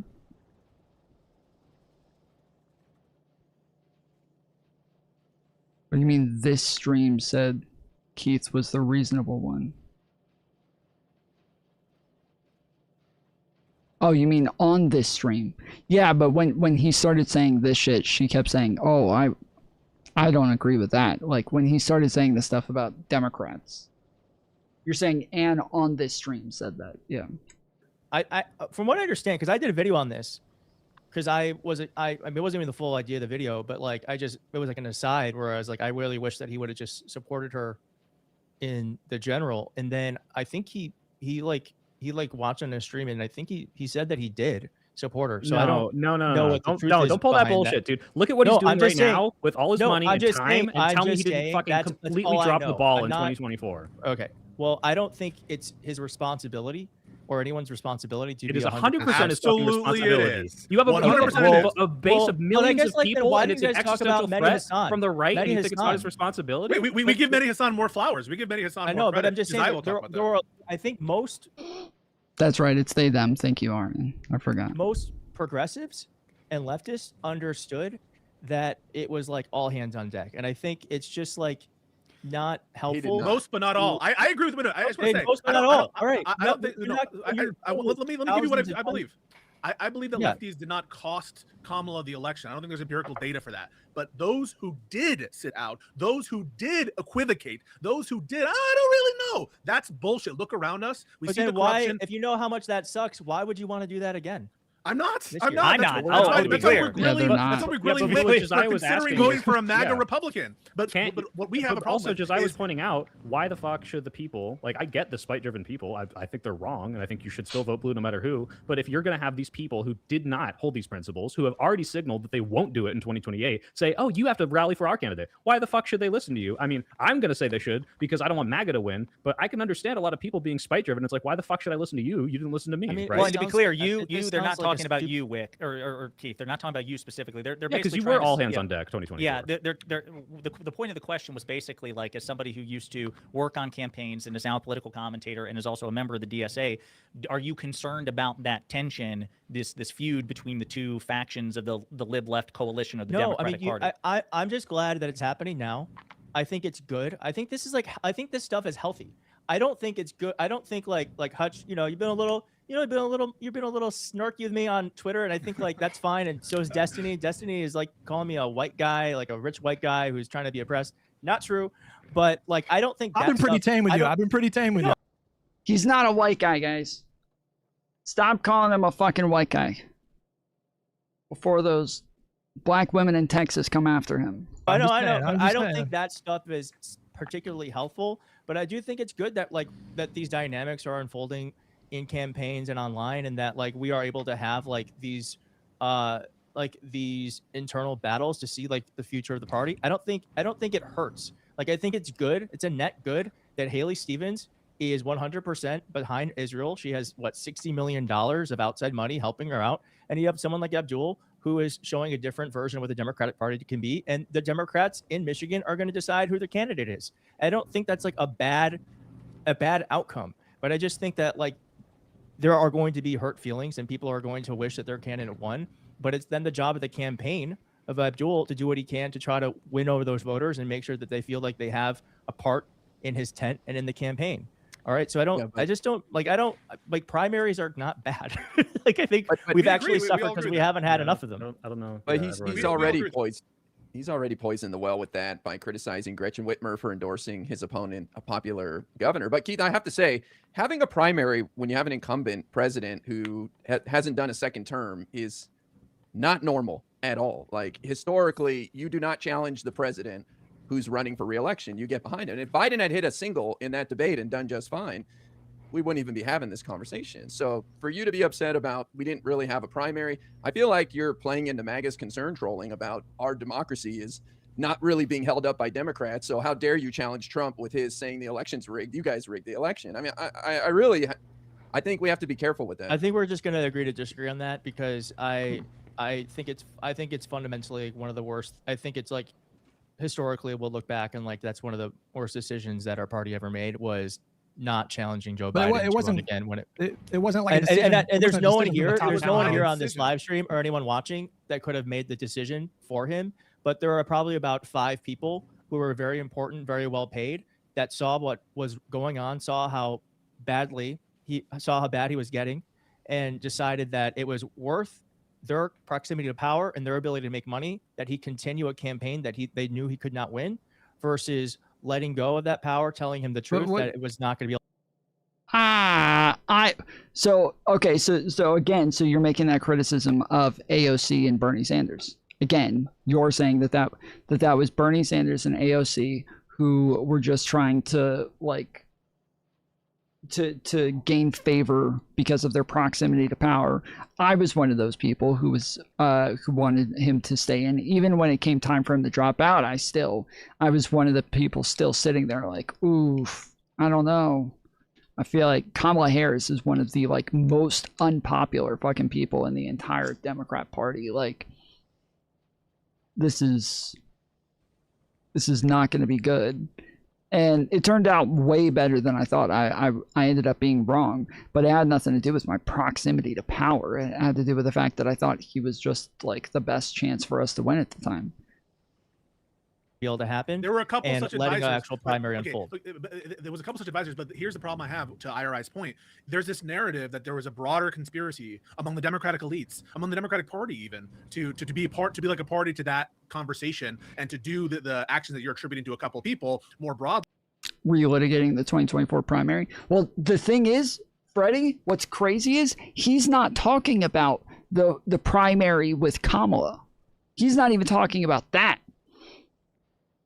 I find it somewhat acceptable that people don't know that there was an open primary for Kamala and that people could run against her. I find it acceptable that people are totally unaware of that. I'm annoyed when people bring it up, but it's acceptable that, like, it's a bit more acceptable to me that people don't know about this. It's not acceptable to me that people are mad that there wasn't an open primary against Joe Biden. That's fucking stupid.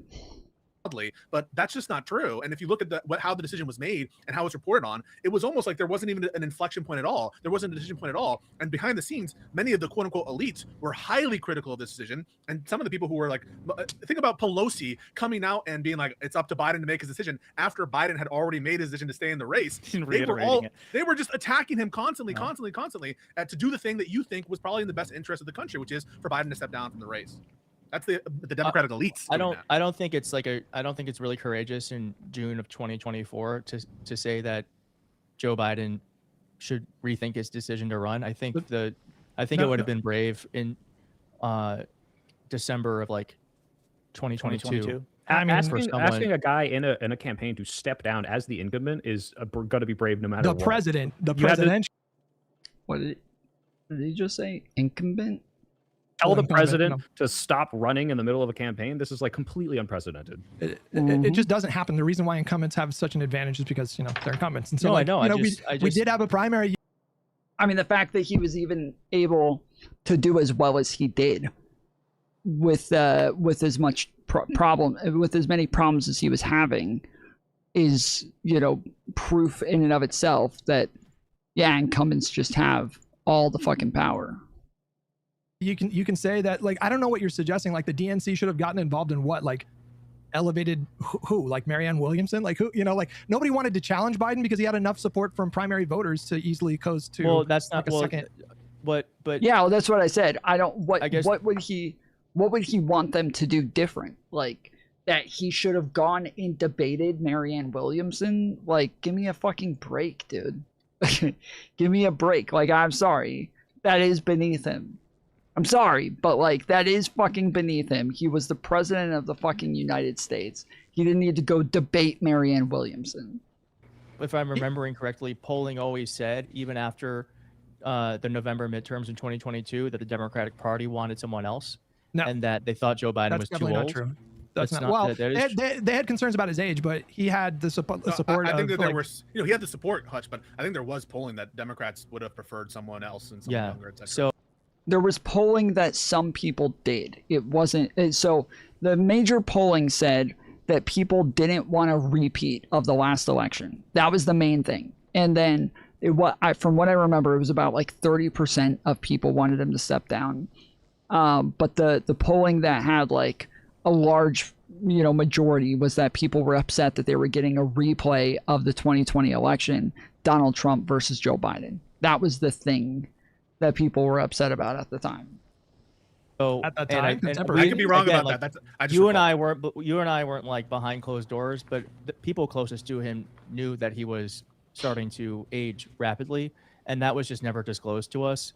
And I just think that's Well, I mean, that's true. Well, I mean, we he all saw stroked it out with our on own stage eyes, in you know, June like. 2024. But we and, saw it with our own. I don't know what they would disclose. Like Pelosi's going to hold a press conference and be like, you know, guys, Joe Biden's lost. I know, but yeah, they could have went on record and say, you know, Joe Biden is losing his step, and I think he can serve out it. There are things there are things you can do. It would probably have cost them their career. To validate Keith's position here, and I'm using shout out to Rob Noerr. I'm using Claude here to find polls here, but there were multiple polls in 2022 with pluralities or majorities of Democratic voters saying that they wanted a different leader. Yeah, I was gonna say I know of pluralities. I don't know of any majorities though. I don't remember any. I take your word for it. I take your word for it. But I mean, push comes to shove, though. Like the what counts is like the votes, and you know, if people had an opportunity to step forward and come on, man. And run So their own like, campaign. are you really saying the votes matter when it's Marianne how... Williamson, which by the way I don't hate? Of course they matter. What do you mean? Versus Joe Biden, like that's yeah, well, like it's not a real primary. Well, I don't know what that means though. Like what, like the DNC, who would they have like elevated to challenge Biden? Yeah. Nobody wanted to run against him. That's not that he doesn't elevate anyone. It's just I guess that's like back to my point of like, there's a fundamental sickness in the Democratic Party where there is, and we're seeing it kind of play out in real time where like, you know, they think primaries are offensive, that we're elevating every people. single election with an incumbent has been run for the entirety of history, pretty much. It's a sickness. It's a sickness that has existed since the dawn of America. I know. Where's this talking problem? point coming from? It is. I mean, listen. We used to not even have primaries. I think this is good that we have these now, because it used to be that we didn't even have primaries, right? It used to be that like truly party bosses picked the nominee. So it's good that we have this, but I just think that it's just, to me, a sign of something that could be better, that we really should feel that people should be able to challenge the leader of the Democratic Party. No one did. And they lost really bad. No one did. No one. Well, no four one people really did actually, right? So Keith, Palmer won the America Samoa primary. Yeah, Dean. What was his name? Dean Phillips. Yeah, not Dean Withers. Dean Withers is a bit too young for Guys, that. we're coming up on 2 hours. Do we want to give our endorsement of Said or Stevens before the big election tomorrow? All right, Said wants to expand. Said wants to expand the Supreme Court, so I am Said all the way. I'll start. Keith, are you? By the way, Keith, real quick, are you pro packing the court? Please tell me you're pro packing the court. Yeah. Okay, there we go. Okay. Pack it. All right, I'm pro Said. Money out of politics. I want. He's pro Ukraine. Pack the court. He represents a more strong vision. I say think pack the court, Soy. Say it. And pack the court. Thank you. Hutch, your turn. Call me Switzerland. Strategic neutrality. On this wow. Okay, Whick. But you will endorse the nominee, correct? Sure. Yeah, of course. Sick. Well, I'll say it again. If El Sayed wins. Okay. Well.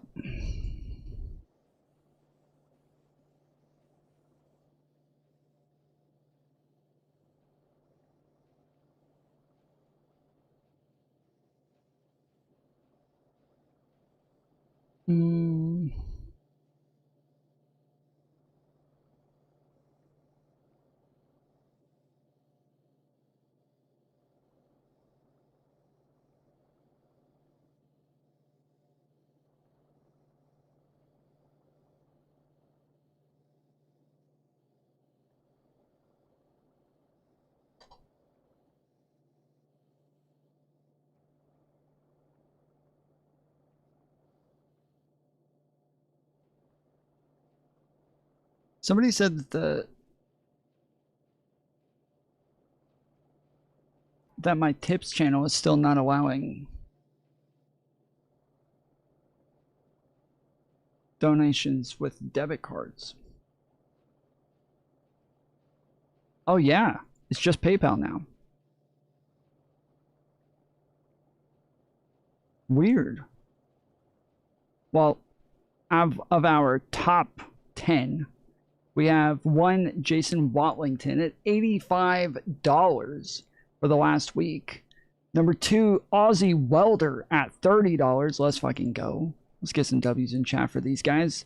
Dear Rito at $25. Thank you, Dear Rito. Abaddon at $25. Aaron M. Sound at $20. Matthew Bonvillion at $20. Silty Water at $20, Robert Paulson at $20, Gen X at $10, and Arian at $7. Let's go. Appreciate it, guys. Appreciate it. Appreciate it.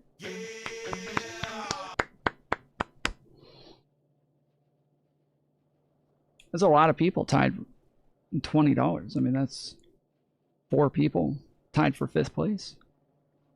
Let's go. Yeah, it doesn't have the option to pay with debit or credit card anymore. I know that they switched processors.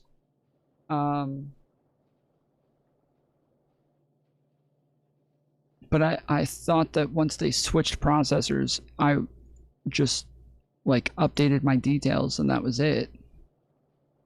Did it not go through?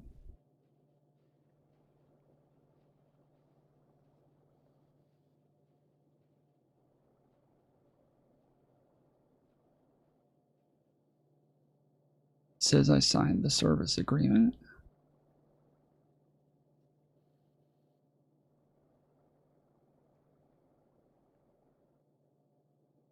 Yeah, it says I signed it.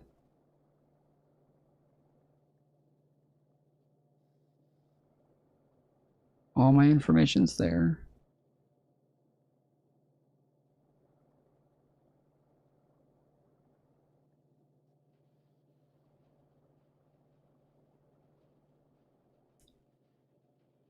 Your balance is below the minimum payout. What the fuck? I don't know what's going on.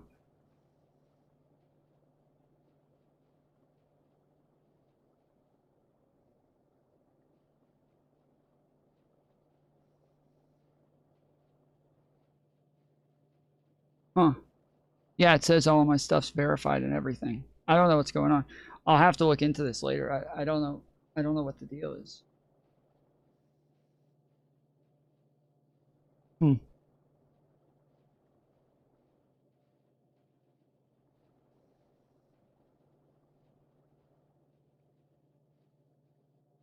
Oh, they have a whole lot of shit.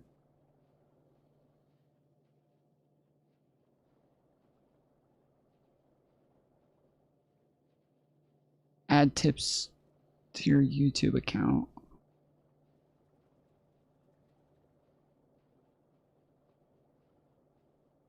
Yeah, it looks like it's still all through PayPal. Fuck. I don't know why the fuck I had to fill out all that other shit if it's still just going through PayPal. Okay. Weird. Yeah, I'll look into this later. That's strange as fuck. Strange as fuck, boy.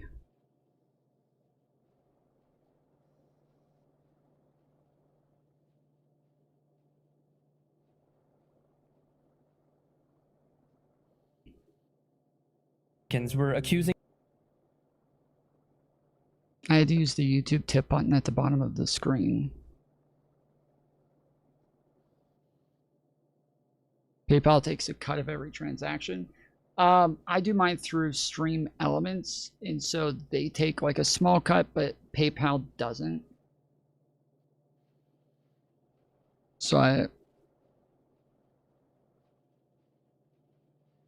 they take like a very small cut. So like if you do it through YouTube, YouTube takes 1/3 out of every fucking thing. So like whether it's a membership, whether it's a super chat, which is why we use the tips link at the bottom of chat, is because one, I get 100%, like pretty much 100% of it. It's like 97% of every donation. That's one. But two, it also with YouTube, it takes about 2 months for me to get the shit. Whereas with Stream Elements, with the tips, I get it immediately. So it's just a lot better across the board. So yeah. This was only.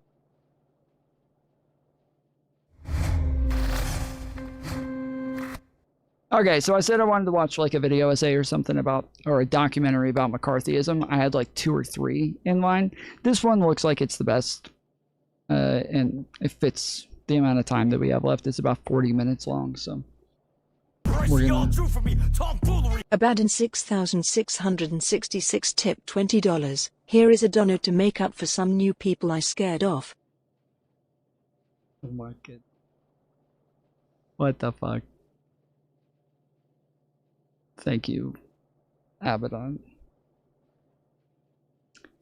Yeah, somebody sent me a DM saying that they've been trying to send a donation and it won't go through because it's forcing them to use PayPal.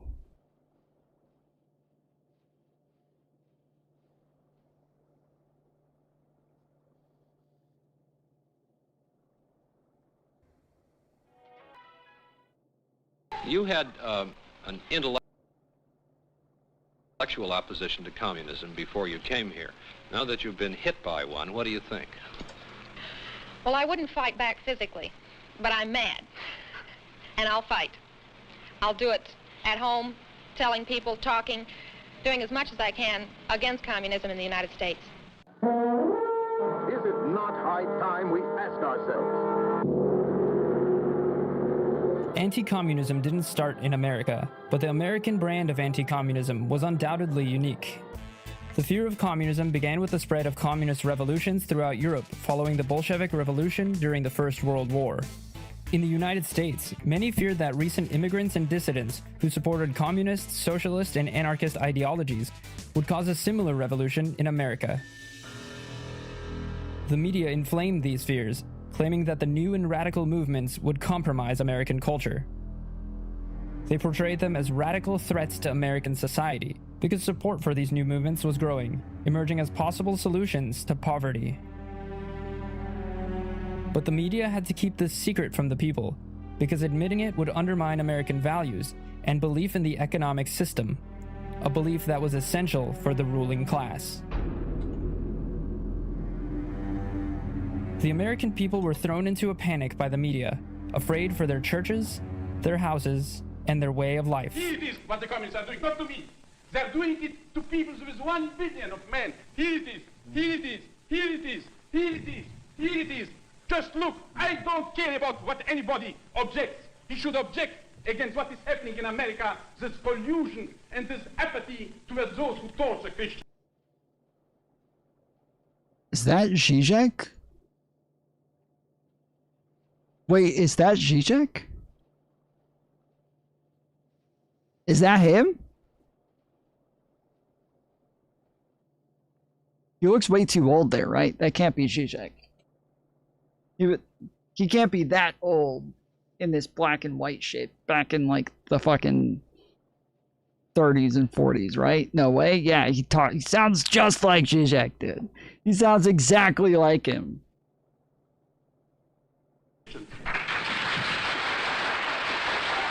Of course, revolution does not mean violence in the sense that that's its defining characteristic. Yet there are those who see it that way. Well, yeah, and that's done in a very conscious manner to mislead people and to lead people to, for instance, equate a progressive socialist revolution with fascism. But the fear that was developing was not all due to paranoia, as many of the emerging movements were known to use violence. So yeah, this channel is called Inhuman Form Psychology. They have 51.3 thousand subscribers. They uploaded this video 4 years ago. The video is called The Red Scare and McCarthyism. To undermine power and authority. Here's the link to the channel if anybody wants to check it out. As World War I came to an end, government agencies removed their controls on the economy, and businesses began raising prices on goods that were required to be kept low during the war. In an age where the world had witnessed unparalleled carnage and destruction, those who survived would now be confronted with the specter of economic instability, and the only way of avoiding disaster was to think collectively. As post-war inflation began to rise, workers started joining labor forces, and the number of strikes increased to record levels. Threatened by the rise in collective action, the press once again delegitimized labor strikes, calling them crimes against society who were plotting to establish communism. After World War I, people had the impression that radical views, radical leftist, Marxist, communist, socialist views were being carried into our society by immigrant elements. In other words, this was a foreign phenomenon that was brought into our midst, and people took excitement from this. and opposed it in very stupid and silly ways. They're taking excitement? Then, in April of 1919, when public fear about left-wing radicalism was already high, Italian anarchist Luigi Galliani mailed 36 boxes packed with sticks of dynamite to powerful members of the government, newspaper editors, and businessmen. Galliani was deported from the United States, but the consequences of the anarchist bombings would trigger a wave of paranoia. As a reaction to the labor movements and anarchist bombings, Attorney General A. Mitchell Palmer led a witch hunt that resulted in illegal search and seizure, unwarranted arrests, and the deportation of several hundred suspected anarchists. Activities against which people were reacting in this red scale era, most of them were anarchist activities, not communist. Anarchist activities of which the Bolsheviki in Russia did not approve at all. They, of course, were making their own efforts, all during... What's happening? Why does chat need to chill?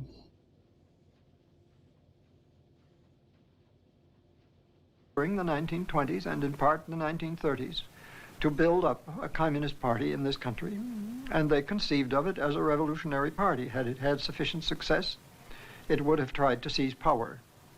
So there was a certain legitimate cause for complaint on the American side.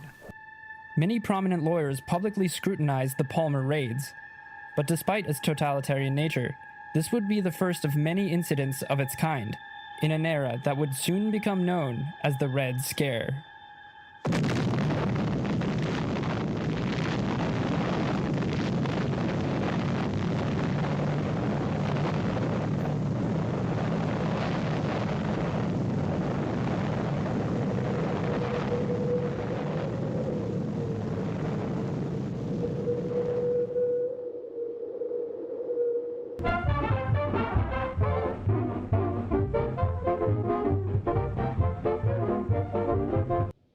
Brian, do you see that Theorito keeps adding you and trying to talk to you, and that you keep ignoring her?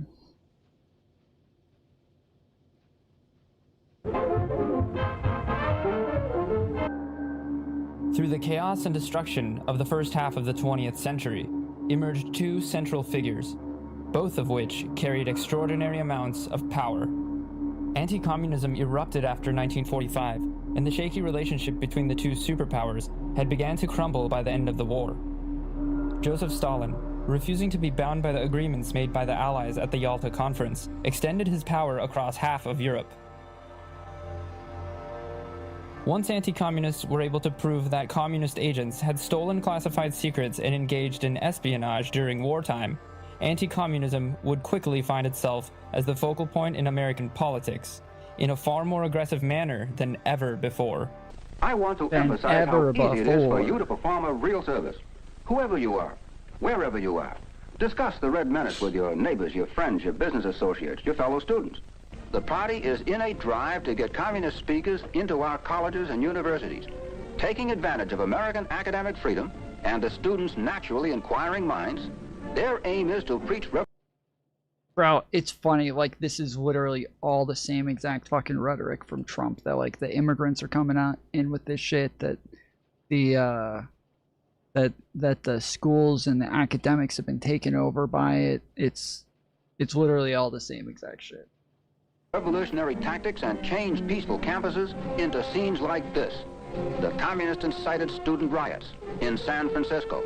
Communist agents make more progress where they can first make trouble.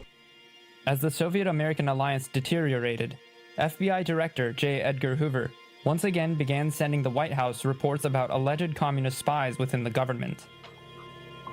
The increasing tensions with Russia had led Hoover to believe that he would have to start arresting communist sympathizers, as he had during the Palmer raids of the first Red Scare. Hoover kept in mind, however, that the Palmer raids had been derailed because he had not properly worked out the logistics of the detention program, and that this time, he needed superiors and political allies who would defend him from the inevitable backlash of these questionable actions. In order to do this, Hoover developed a program that would shape the public opinion in favor of the Bureau's actions if the FBI decided to make extensive arrests of suspected communists. This became the Bureau's mass media program, an organized effort by the Bureau's top executives and field supervisors to mobilize public opinion against communism. The FBI's presence in popular entertainment escalated dramatically. I want to talk to you fighting men and women about the battle of the United States. Will you just stop and just start again? Just wait a second. Tom, I can't watch it in black and white. It's depressing. Turn your contrast up.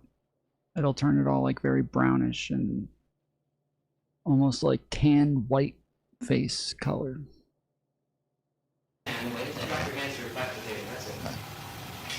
The Federal Bureau of Investigation, the G-Men. This is a Bureau of Scientific Crime Detection. New, modern, up to the minute, in action day and night.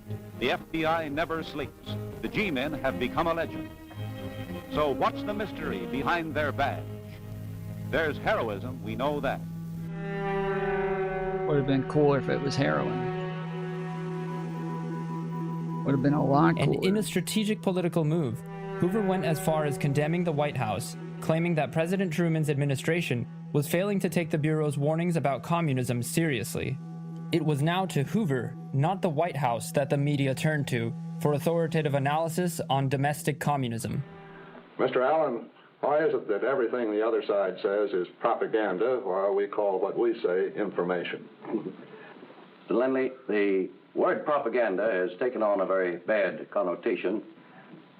It was originally a perfectly good word, but it brings to people's minds now the idea of good white. Twisting or distorting the truth, or even manufacturing complete falsehoods.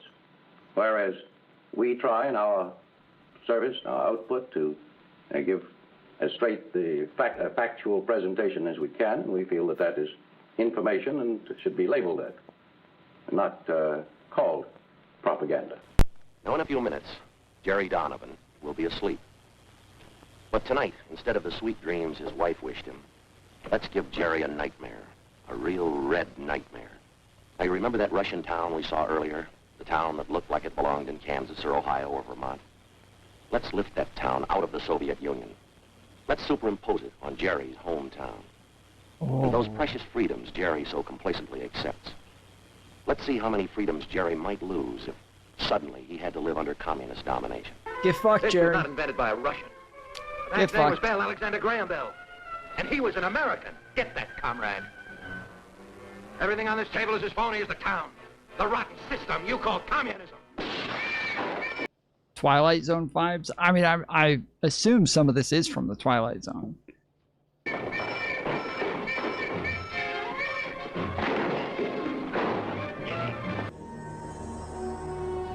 The Americans feared the Soviet foreign policy.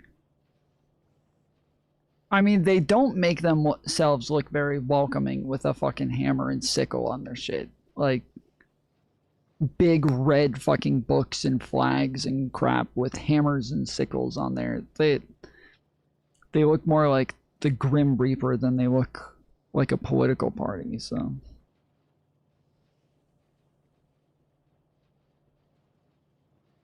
Soviets would continue to dominate Eastern Europe and spread communist values to Western democracies. Mainland China, too, had a communist revolution under the... See, like, the shit that Stalin's wearing here... and spread communist... This is, like, initially what I thought of when I kept seeing Hassan wearing his clothes. I thought of this outfit, but the pockets are a bit different. The pockets that Mao wore have the points at the end. Values to Western democracies. Mainland China, too, had a communist revolution under the rule of leader Mao Zedong. The growth of... Yep, there you go. Pointy pockets. Pointy pockets. Communism internationally, in tandem with the propaganda program led by Hoover, gave the American population a sense that their backs were pushed against a wall. And on top of this, by the late 40s, the Soviet atomic program had successfully tested their very own atomic weapon, raising the level of anxiety for the Americans, who were no longer the only ones with access to such a level of destructive power. High levels of anxiety have been known to cause irrational reactions in populations, and the Cold War was a near-perfect example of such a social phenomenon. Panic over communist subversion began to spread across the country at a staggering rate, as many prominent anti-communists throughout society began to push the narrative that anyone among the population could be a communist sympathizer, or worse, a spy. Among them was a young Hollywood actor named Ronald Reagan, whose voice can be heard narrating this anti-communist documentary. Hello. In the traditional motion picture story, the villains are usually defeated. The ending is a happy one. I can make no such promise for the picture you're about to watch. 4 out of every 10 of the world's population oppressed. And the conspiracy that is communism is stronger, more determined than ever, growing in the image of its leaders. There was a video that somebody put out the other day. If you guys remember, we watched like a video with Megyn Kelly on some right-wing podcast, and it was like very lame, where they all just kind of sat around circle jerking the entire time. But somebody put out a video recently from their podcast where they're criticizing Hassan, and like literally everything they said was wrong. It was kind of fucking stupid. Like it's so fucking annoying when you watch right-wing criticisms of like China and socialists and all these people. It's so fucking dumb. Like a lot of times they'll be like, oh well, the Nazis were socialists. Like it's that kind of fucking criticism. And even they'll bring up like stats and shit and just totally misrepresent all of it. And that's what happened here. It drives me fucking crazy. A fan of modern China. Take a look at this. Why you talk positive? Hassan Piker. He is quite a fan of modern China. Take a look at this. Why you talk positive about China so much in your live streams? Uplifting 800 million people out of extreme poverty is an incredibly impressive feat. 70% of the population lives on less than 2,000 yuan a month, which is about, I think, $260 or so. I also want high-speed rail in America. China has a high-speed railway, which is indebted to the tune of $900 billion. Where does the $900 billion actually come from? It comes from the savings of those very ordinary people who cannot afford to take the high-speed train. The tickets are too expensive for the so-called ordinary people. It will never make a profit. Now, one might say, well, it doesn't really matter whether there's a profit or not. The means of production belong to the state. Capital belongs to the state. Banks belong to the state. Ordinary people are compelled to save as much as possible for next to nothing in terms of returns, and that money is used by the state to accomplish its own goals, regardless of the needs of these very ordinary people. None of this shit's true. Like, nothing he's saying is fucking true. Nazis were socialism? No, the Nazis were not socialists. They were not socialists. We went over this earlier. The things that they call themselves nationalist socialists, but they were not socialists. The things that they call the things that people call socialism were literally just things for, like, they were wartime powers. They were things for them to gain control of the economy for war. But it wasn't. It was all. They all had sundown clauses. They all had expirations. Like, it was about 6 years that they lasted. So that they had like a bunch of things where they were taking a bunch of money from big corporations. But yeah, it was just for war supplies.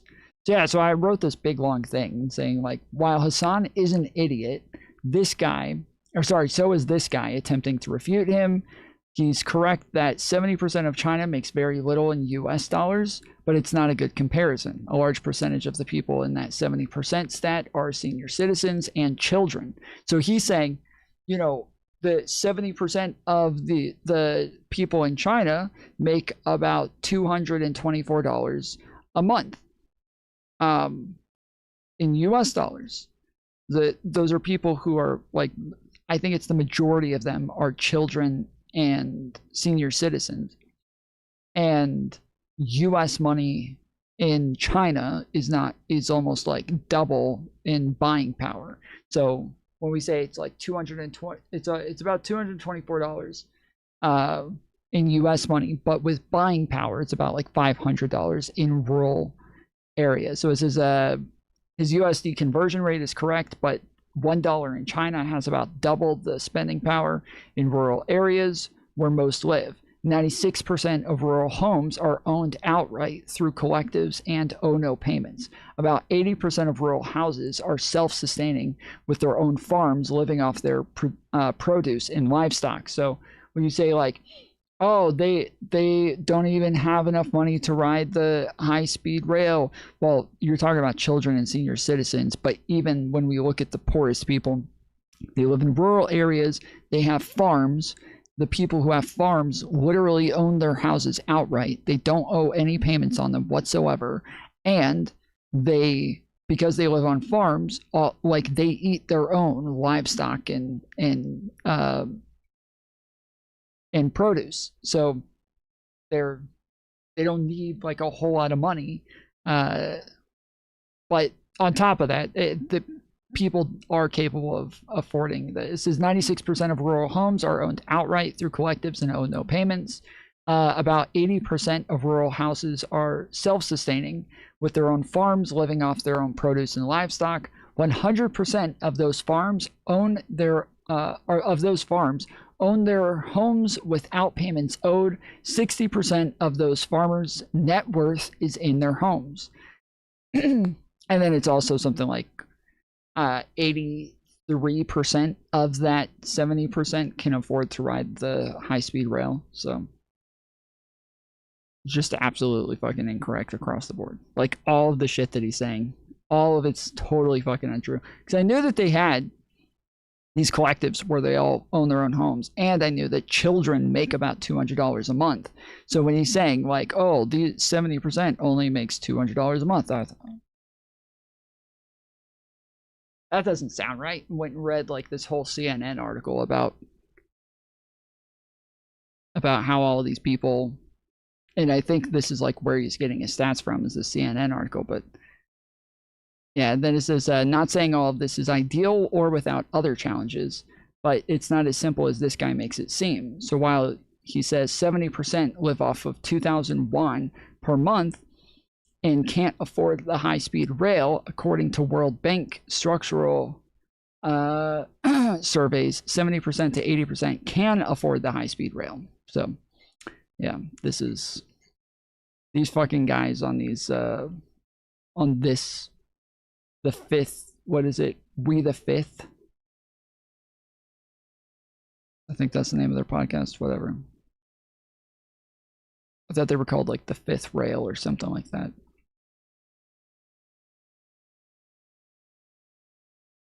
Fifth. Convinced that communists were trying to take over the Hollywood film and art industry, Ronald Reagan began work as an FBI informant. Under the codename T10. More economic analysis than Hassan, that's for sure.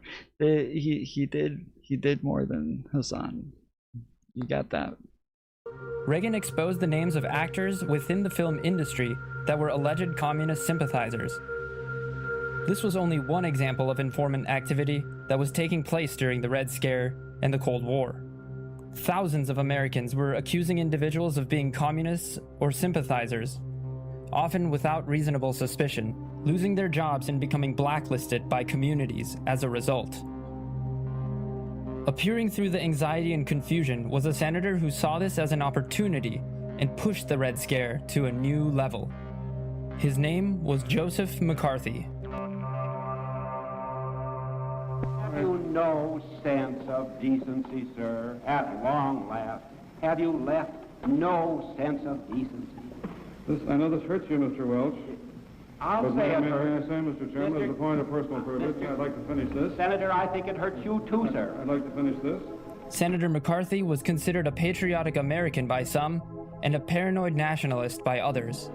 As political repression and persecution of left-wing individuals raged. I said the other day, because we kept like making a lot of memes about bringing back McCarthyism and shit like that, that we should watch a video essay about McCarthyism. So that's why we're watching. At the height of the Cold War, U.S. Senator Joseph McCarthy started a campaign of fear against individuals, which he claimed were known communists working for the United States government. On February 9th, 1950, at the Republican Women's Club in West Virginia, McCarthy gave one of the most significant speeches in American political history, brandishing a piece of paper that he claimed was the list of individuals who were alleged communist sympathizers. This pivotal moment early in the Cold War propelled McCarthy into the limelight. He was now the face of anti-communism in an American society that was under the spell of fear. But McCarthy was about to become familiar with a reality that only few throughout history have experienced. A reality that would be taken over by a desire for power. The thing that the American people can do is to be vigilant day and night to make sure they don't have communists teaching the sons and daughters of America. Now, I realize that the minute anyone tries to get a communist out of a college, out of a university, there will be raised the phony cry that you're interfering with academic freedom. I would like to emphasize that there is no academic freedom where a communist is concerned. From 1950 to 1954, a twisted form of anti-communism based on the lies told by McCarthy and his followers would wreak havoc on American political civility. In Washington, he aligned himself with other known anti-communists like J. Edgar Hoover, who aided him in his attempts to substantiate his wild accusations. Alongside the other anti-communist government committees, the McCarthy movement took advantage of the suspicions that were lingering in the corner of everyone's mind. Suspicions that communists were attempting to infiltrate and destabilize the United States internally. Politicians began following in the footsteps of McCarthy as they smeared policies made by their progressive counterparts as being part of a communist agenda. Anyone who failed to agree with the anti-communists would be met with a hail of accusations and often investigated. Is it just me, or does he kind of sound like Reckless Ben? Something about like his inflections and the way that he's talking. It reminds me a lot of Reckless Ben. No possibility of this ending except by victory or by death for this civilization. One of the most sensational examples of this was the trial of former State Department official Alger Hiss. The case against Hiss began when Whittaker Chambers, an ex-communist, testified before the House Un-American Activities Committee, the HUAC, claiming that Hiss was a communist. Hiss appeared before the committee and denied the charges, claiming that he did not even know Chambers. Chambers retaliated by claiming Hiss was not merely a communist, but also a spy.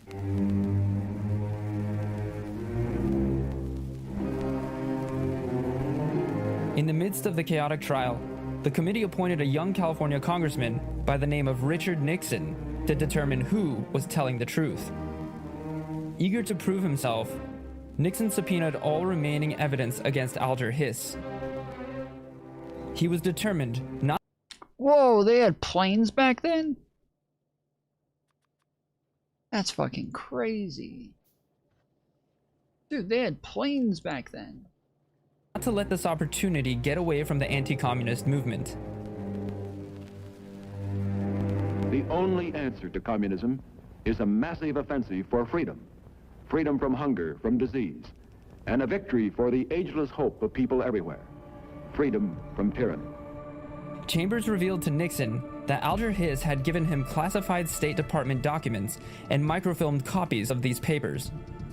Chambers had hidden the papers in a hollowed-out pumpkin on his Maryland farm, giving the documents the famous nickname, the Pumpkin Papers.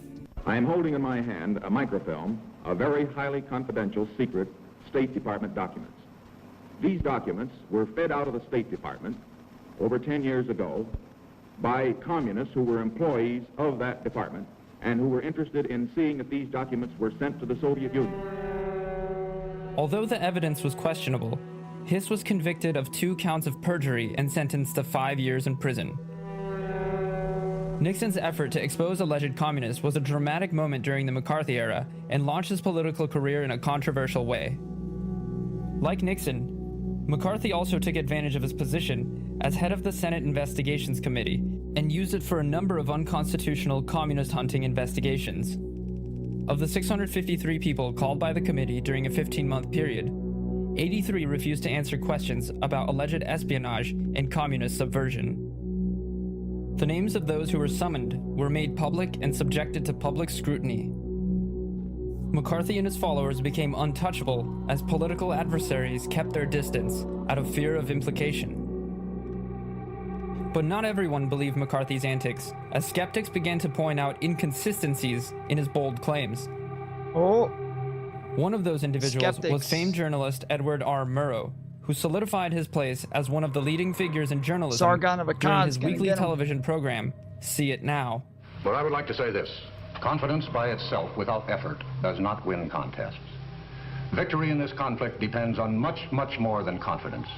It is a contest unlike any we have ever faced in our history as a nation.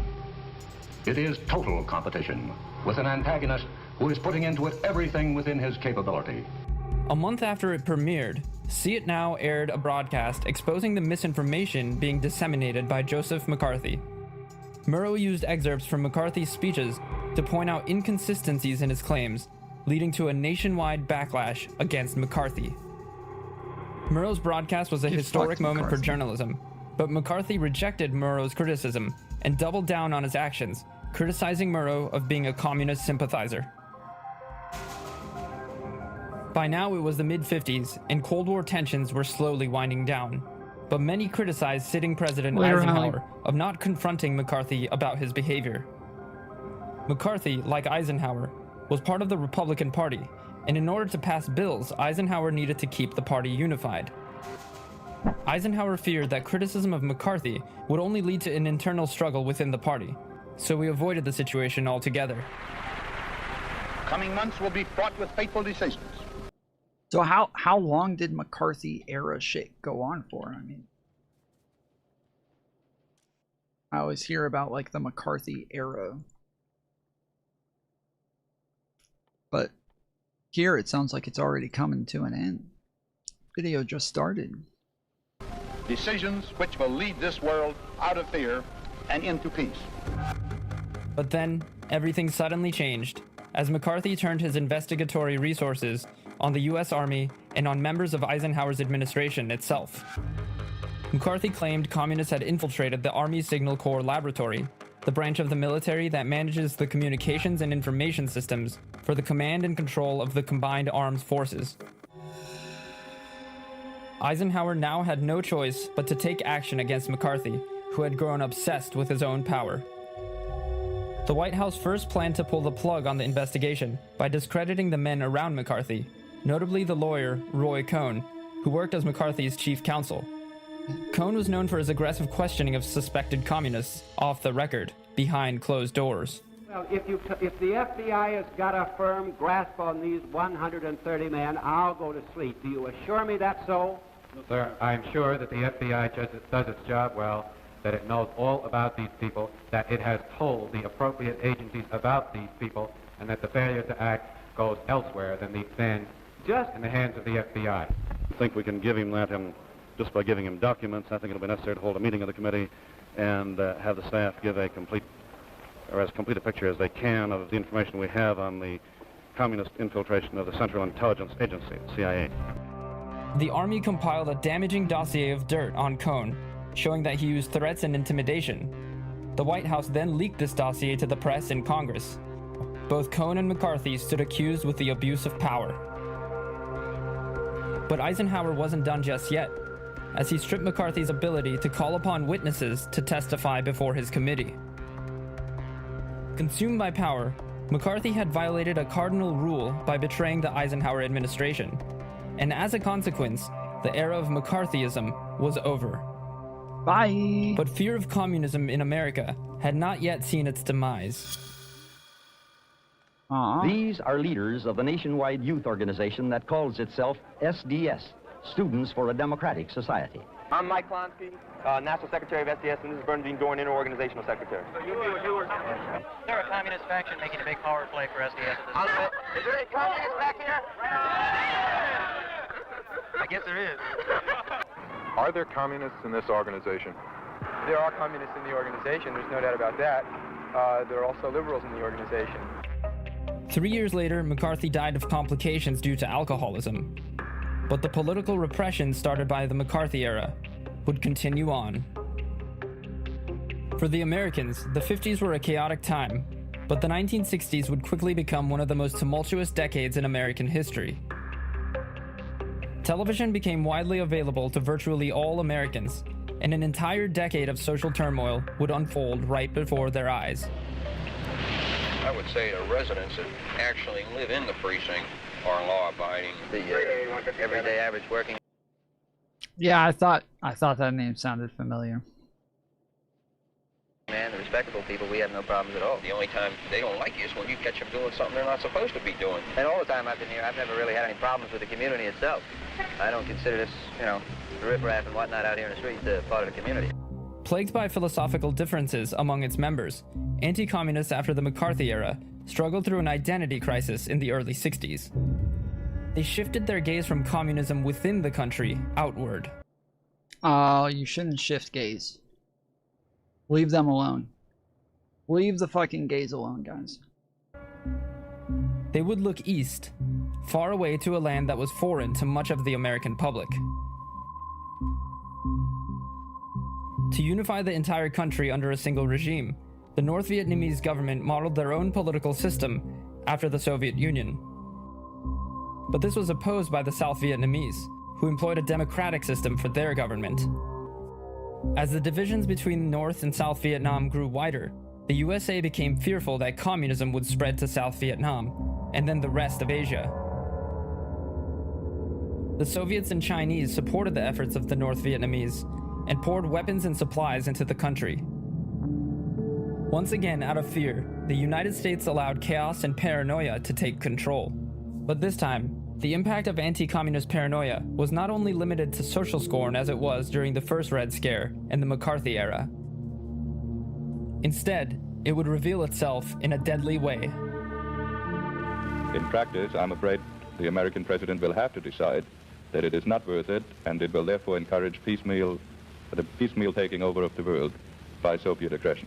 Because you believe the Soviets understand our unwillingness or inability, certainly our unwillingness to wage an all-out war? The Soviets will understand our increasing unwillingness to engage in this kind of war, and therefore their task will be to present us with a challenge which doesn't ever seem worth taking the final jump, but which the accumulation of which is going to lead to the destruction of the free world.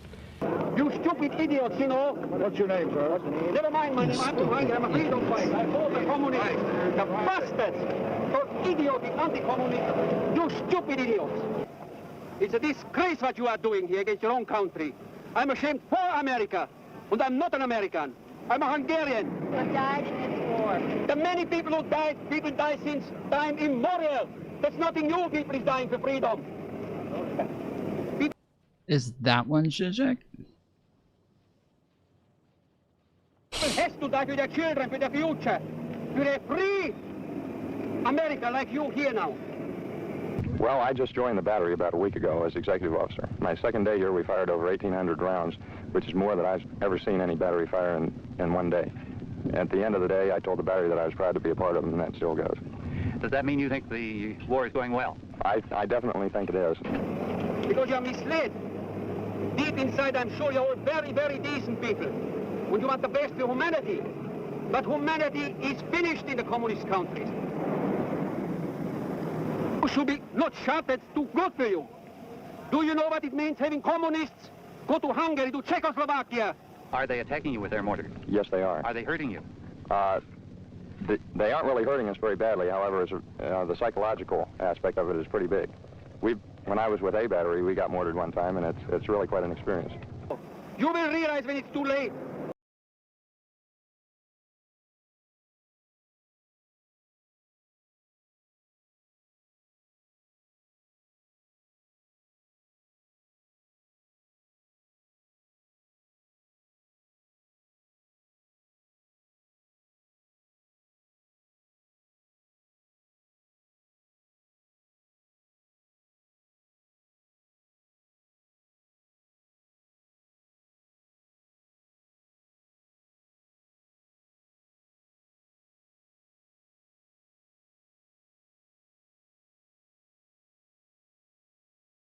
I think that one's him.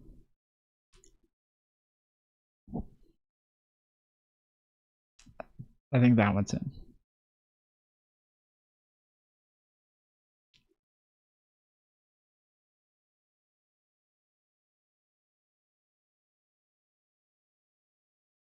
It's got the same eyes, got the same hairline, got the same nose, got the same mouth. You see the hairline with the whips in there. Yep.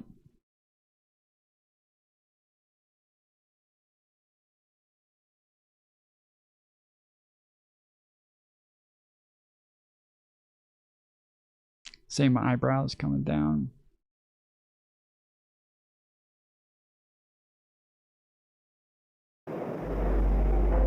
Alongside the Vietnam War, the 1961 US-supported coup attempt against Cuba at the Bay of Pigs was a disaster for the fledgling Kennedy administration, marking a shaky start to the 1960s. Kennedy was famously assassinated only years later by former US Marine Lee Harvey Oswald, who was allegedly a communist sympathizer. Oh. Not good. Not good. I mean, what are you gonna say? Not good. Similarly to his rival John F. Kennedy, now President Richard Nixon, who was elected in 1968, was far more interested in foreign policy than domestic affairs. Nixon had gained considerable experience since the Pumpkin Papers and the trial of Alger Hiss. But he was a complicated man who was plagued with anxieties during his time as president. A deeply introverted personality with the job of an extrovert. Yet despite these setbacks, he was able to rely on his remarkable intellectual ability and understanding of political science to carry him through some of the most tumultuous points of the 20th century. President Nixon believed he could transform relations with the Soviet Union and establish diplomacy with the People's Republic of China. And when he saw an opportunity to do so, he took it. President Nixon's departure for China. South Lawn, 17 February 1972. In 1972, he met with Chinese Communist Party Chairman Mao Zedong and began establishing diplomatic relations with the communist leader. But what we must do So he's a communist is to find a way to see that we can have differences without being enemies in war. Postpone the dinner? I've never seen them pay any attention, but they always start on the second. I mean, they're never late. Start on the second and end on the hour. But I think they, again, just judging by my October trip, they'll get it done in 2 hours in the plenary session because you'll make a statement, he'll make a statement, and there'll be some general agreement on how to proceed. Chance you've had to see? Well, I haven't had very much, but the Great Wall and the Forbidden City and today, of course, has been really outstanding. But it's like the sightseeing I've had is like the hors d'oeuvre of a Chinese dinner. I'd like to have more. How was the entree?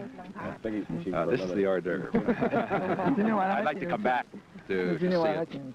I mean, to do the sightseeing. But the Prime Minister and I have been a little busy on occasion, so we haven't had quite the time for sightseeing. But we were doing things that were more important. Yeah. And we're going to invite you to another banquet this evening. That's right. Oh, yeah. Thank you. Thank you. Thank you. His well-established reputation as an anti-communist gave him political cover against any criticisms that could have been made that he was weak on the communist ideology. By strengthening relations with the communists, Nixon was able to use Beijing as leverage to pressure North Vietnam to end the war. It was a bold and effective strategy. I can only say that maybe we've never seen it before, that it exceeds all expectations. Bold strategy, Con. We hope, maybe, that the walls that are erected, whether they are physical walls like this, or whether they are other walls of ideology or philosophy, will not divide peoples in the world. That peoples, regardless of their differences in backgrounds and their philosophies, will have an opportunity to communicate with each other, to know each other, and to share with each other those particular endeavors that will mean peaceful progress in the years ahead. We are now in the final hours of the President's momentous visit. This farewell banquet here in Shanghai, keep it rolling. We are now in the final hours of the President's momentous visit. Nixon had hoped to ease tensions of the Cold War and gain credit for it, and his presidency was well on the way to do so. But then, the same blinding tendency of power that had caused the downfall of McCarthy would find its way into the mind of Richard Nixon. On June 17, 1972, at an office complex in Washington, D.C., 5 burglars, 4 of which were former CIA, were caught burglarizing the office of the Democratic National Committee. The scandal was linked back to President Nixon, setting off one of the biggest political scandals in American history, known as Watergate. The FBI had determined that the Watergate break-in was part of a massive campaign of political spying and sabotage on behalf of the Nixon re-election committee. This was hardly a new phenomenon by this point, as the McCarthy era fostered the growth of paranoid and suspicious behavior within the government and the American population. Richard Nixon resigned on August 8, 1974, and his efforts to thaw the Cold War are seen as a minor footnote by comparison to the Watergate scandal. By the mid-70s, the Vietnam War had finally come to an end, taking the lives of as many as 2 million civilians and over 1 million military personnel. Cold War tensions between communist countries and the United States began to fade.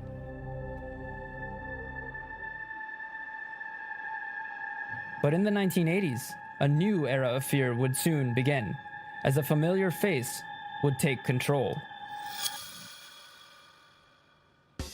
When distorted media campaigns like the Red Scare are used to create fear and exacerbate pre-existing divisions, our perceptions of the world can quickly become warped.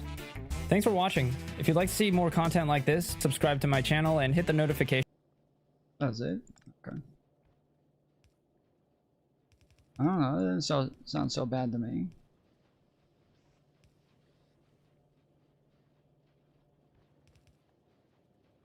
You know, a little bit of this, a little bit of that.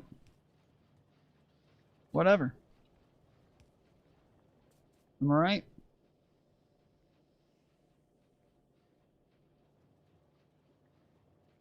Love that channel? You love that channel?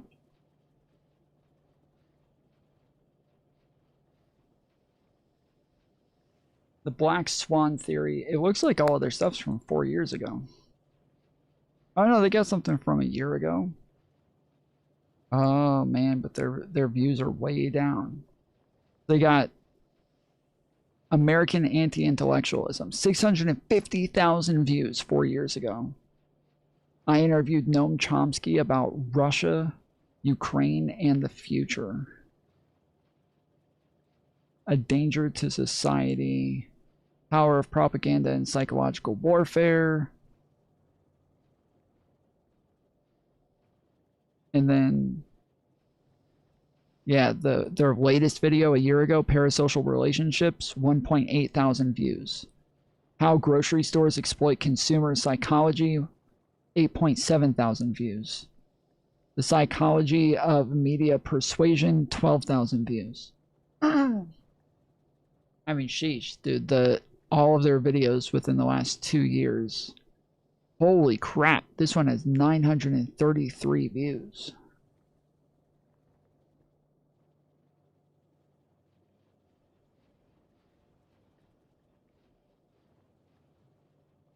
So, after he did The Power of Propaganda and Psychology, that had 80,000 views.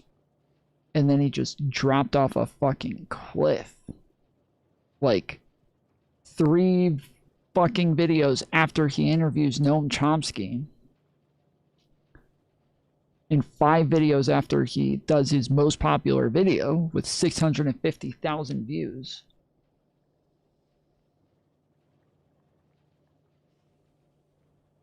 Who did he rape, dude?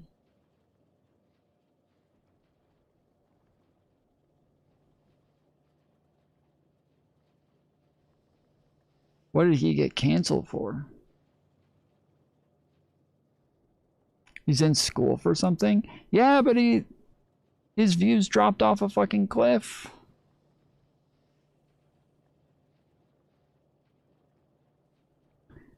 The Zionists got him. Oh, shit. That's rough, dude. So, the whole thing about Zionists is that, like, the new Red Scare?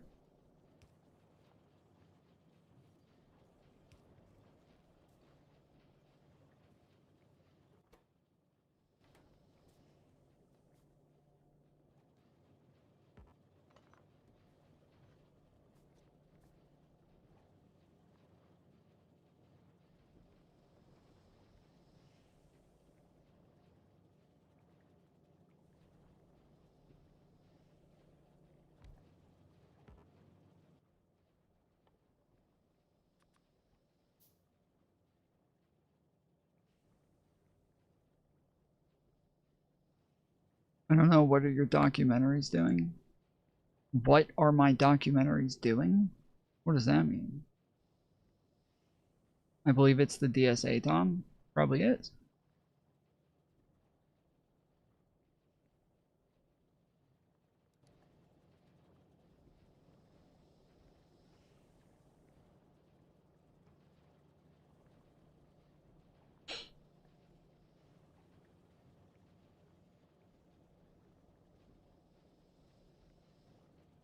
For numbers? I don't know, but they were never doing fucking hundreds of thousands. They never did 600,000. Like what do you mean? Are you not understanding how what I'm talking about here? If you go from 600,000 to 900, not 900,000, 900. Something drastic happened there. Like something major happened there.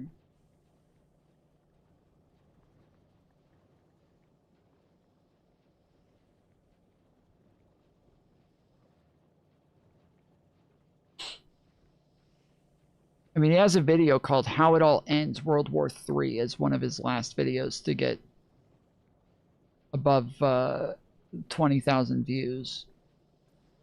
But really, like, his last major fucking video to get a lot of views was Murder and Mayhem, The Deadly World of Norwegian Black Metal. JCS inspired.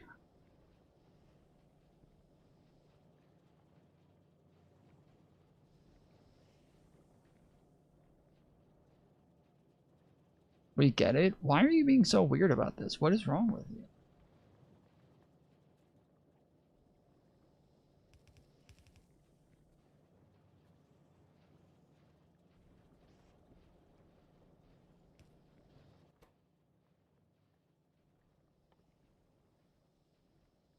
He sucks now? Why? Did his videos change?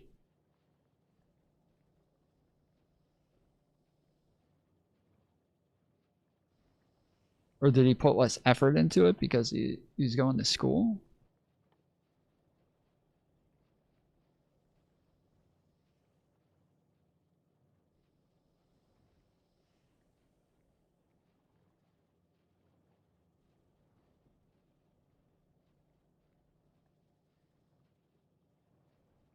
This is the next topic. This is it.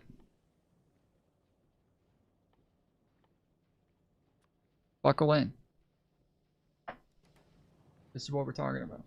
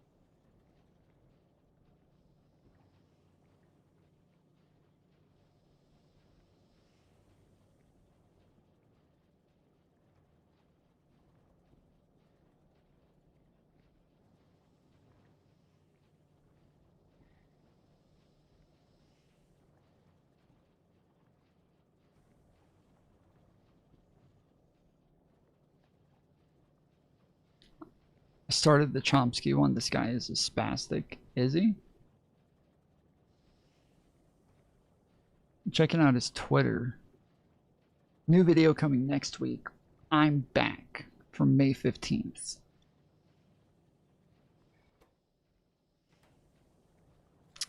That didn't go too well. Thought he was back. And he wasn't back. He was not back.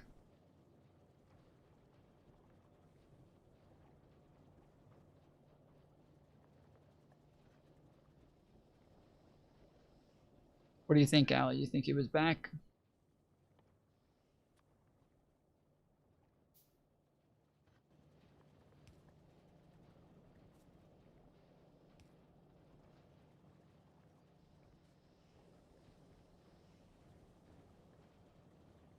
He framed his question about Ukraine as US, Russia, NATO. Oh no.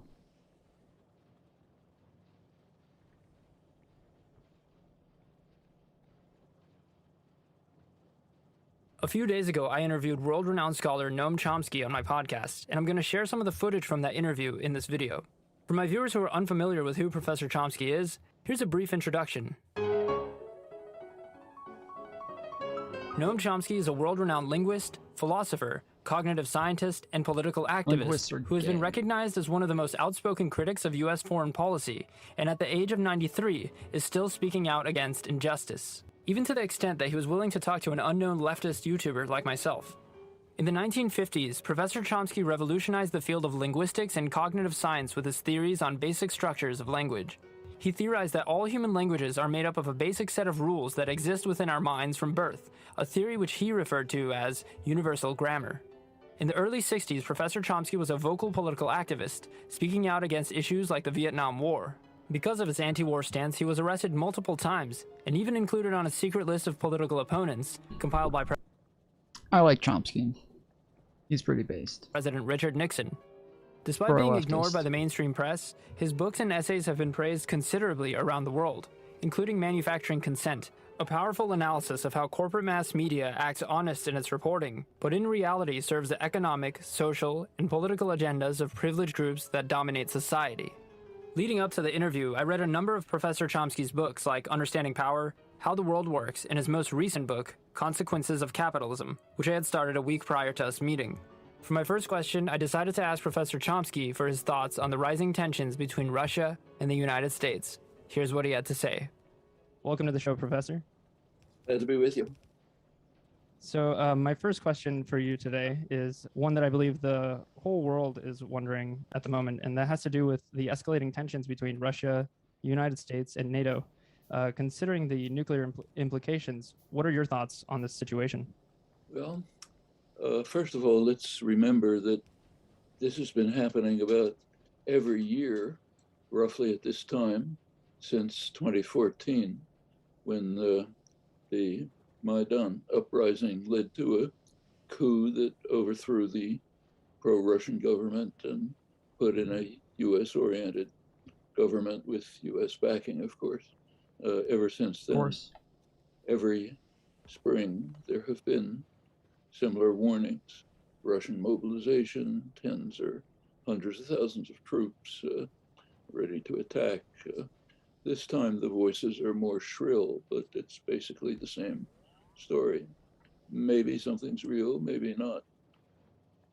So you're just saying more women are reporting on it this time, or? Another possibility is that Putin is Gorbachev.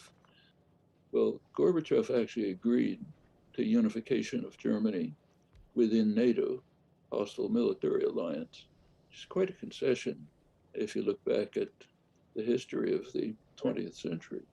Germany alone had virtually destroyed Russia twice during the century. So agreeing to have Germany rearm, joining NATO is not a small concession. But there was a quid pro quo. Bush and Baker promised that NATO would not advance 1 inch to the east. East meant East Berlin, East Germany. Nobody was thinking about anything beyond, at least publicly. At this point, our dogs started barking at each other over Zoom, so we had to take a brief pause. Hold on a second. It's all good. But we then picked the conversation up right where we left off. I thought you could have just done a cut. You didn't have to. You can see bits and pieces of it in the newspapers, like when Germany wants to establish that Merkel wanted the Nord Stream pipe. That's probably why he got canceled. He could have cut. He could have just cut from one scene to the other, and he chose not to. Now here we are. You live and you learn. Pipeline, well, that's part of it. That's a way for Germany to move somewhat out of U.S. control, have much cheaper resources, and link up with Russia, and maybe move towards something like a common European home, which means the U.S. isn't running the affairs. Actually, the same thing's happening in Asia right now. So there are conflicts with China, some serious ones. A lot of it's just rhetoric, but in the South China Sea, the seas off the coast of China, there are conflicts. China's violating international law by building up small islands, which it can use for bases and so on. The regional powers don't like this, but it's a regional problem. It could have a regional solution. The U.S. absolutely doesn't want that. A regional solution means the U.S. doesn't run it, just like in Ukraine. No regional solutions. None of this Macron business. Okay. All right. Well, I'm gonna head out. I might be taking tomorrow off. We'll see.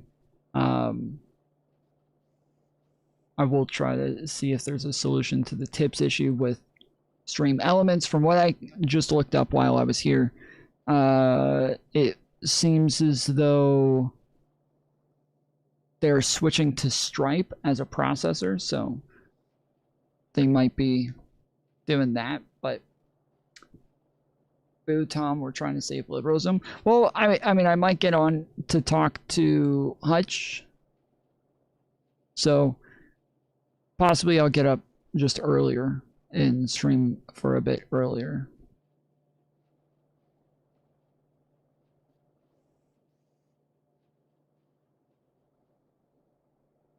Oh, just set it up then. What?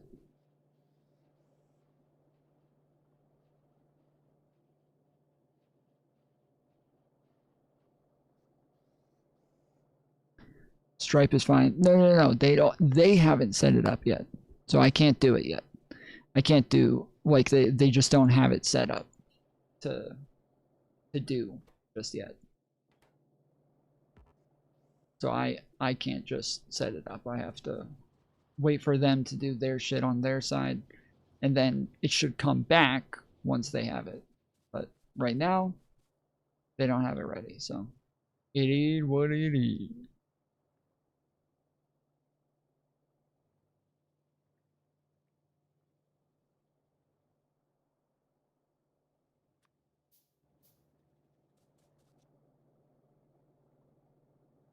Well,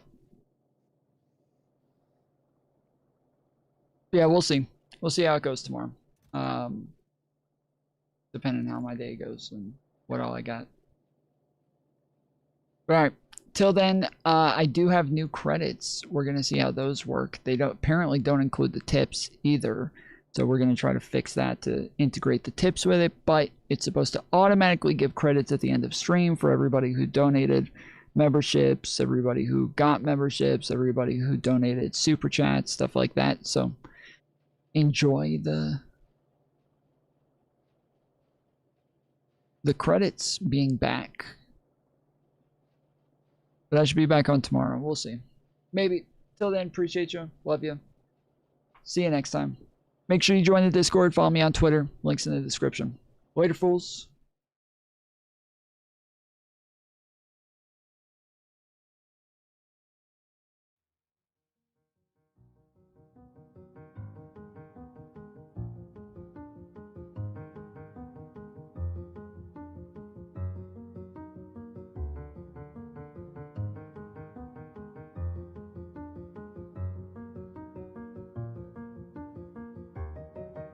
Okay, that didn't work at all.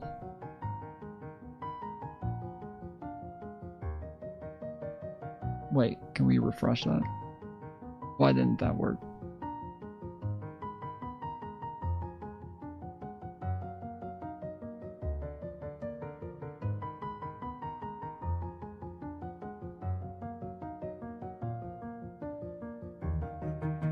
Alright, whatever.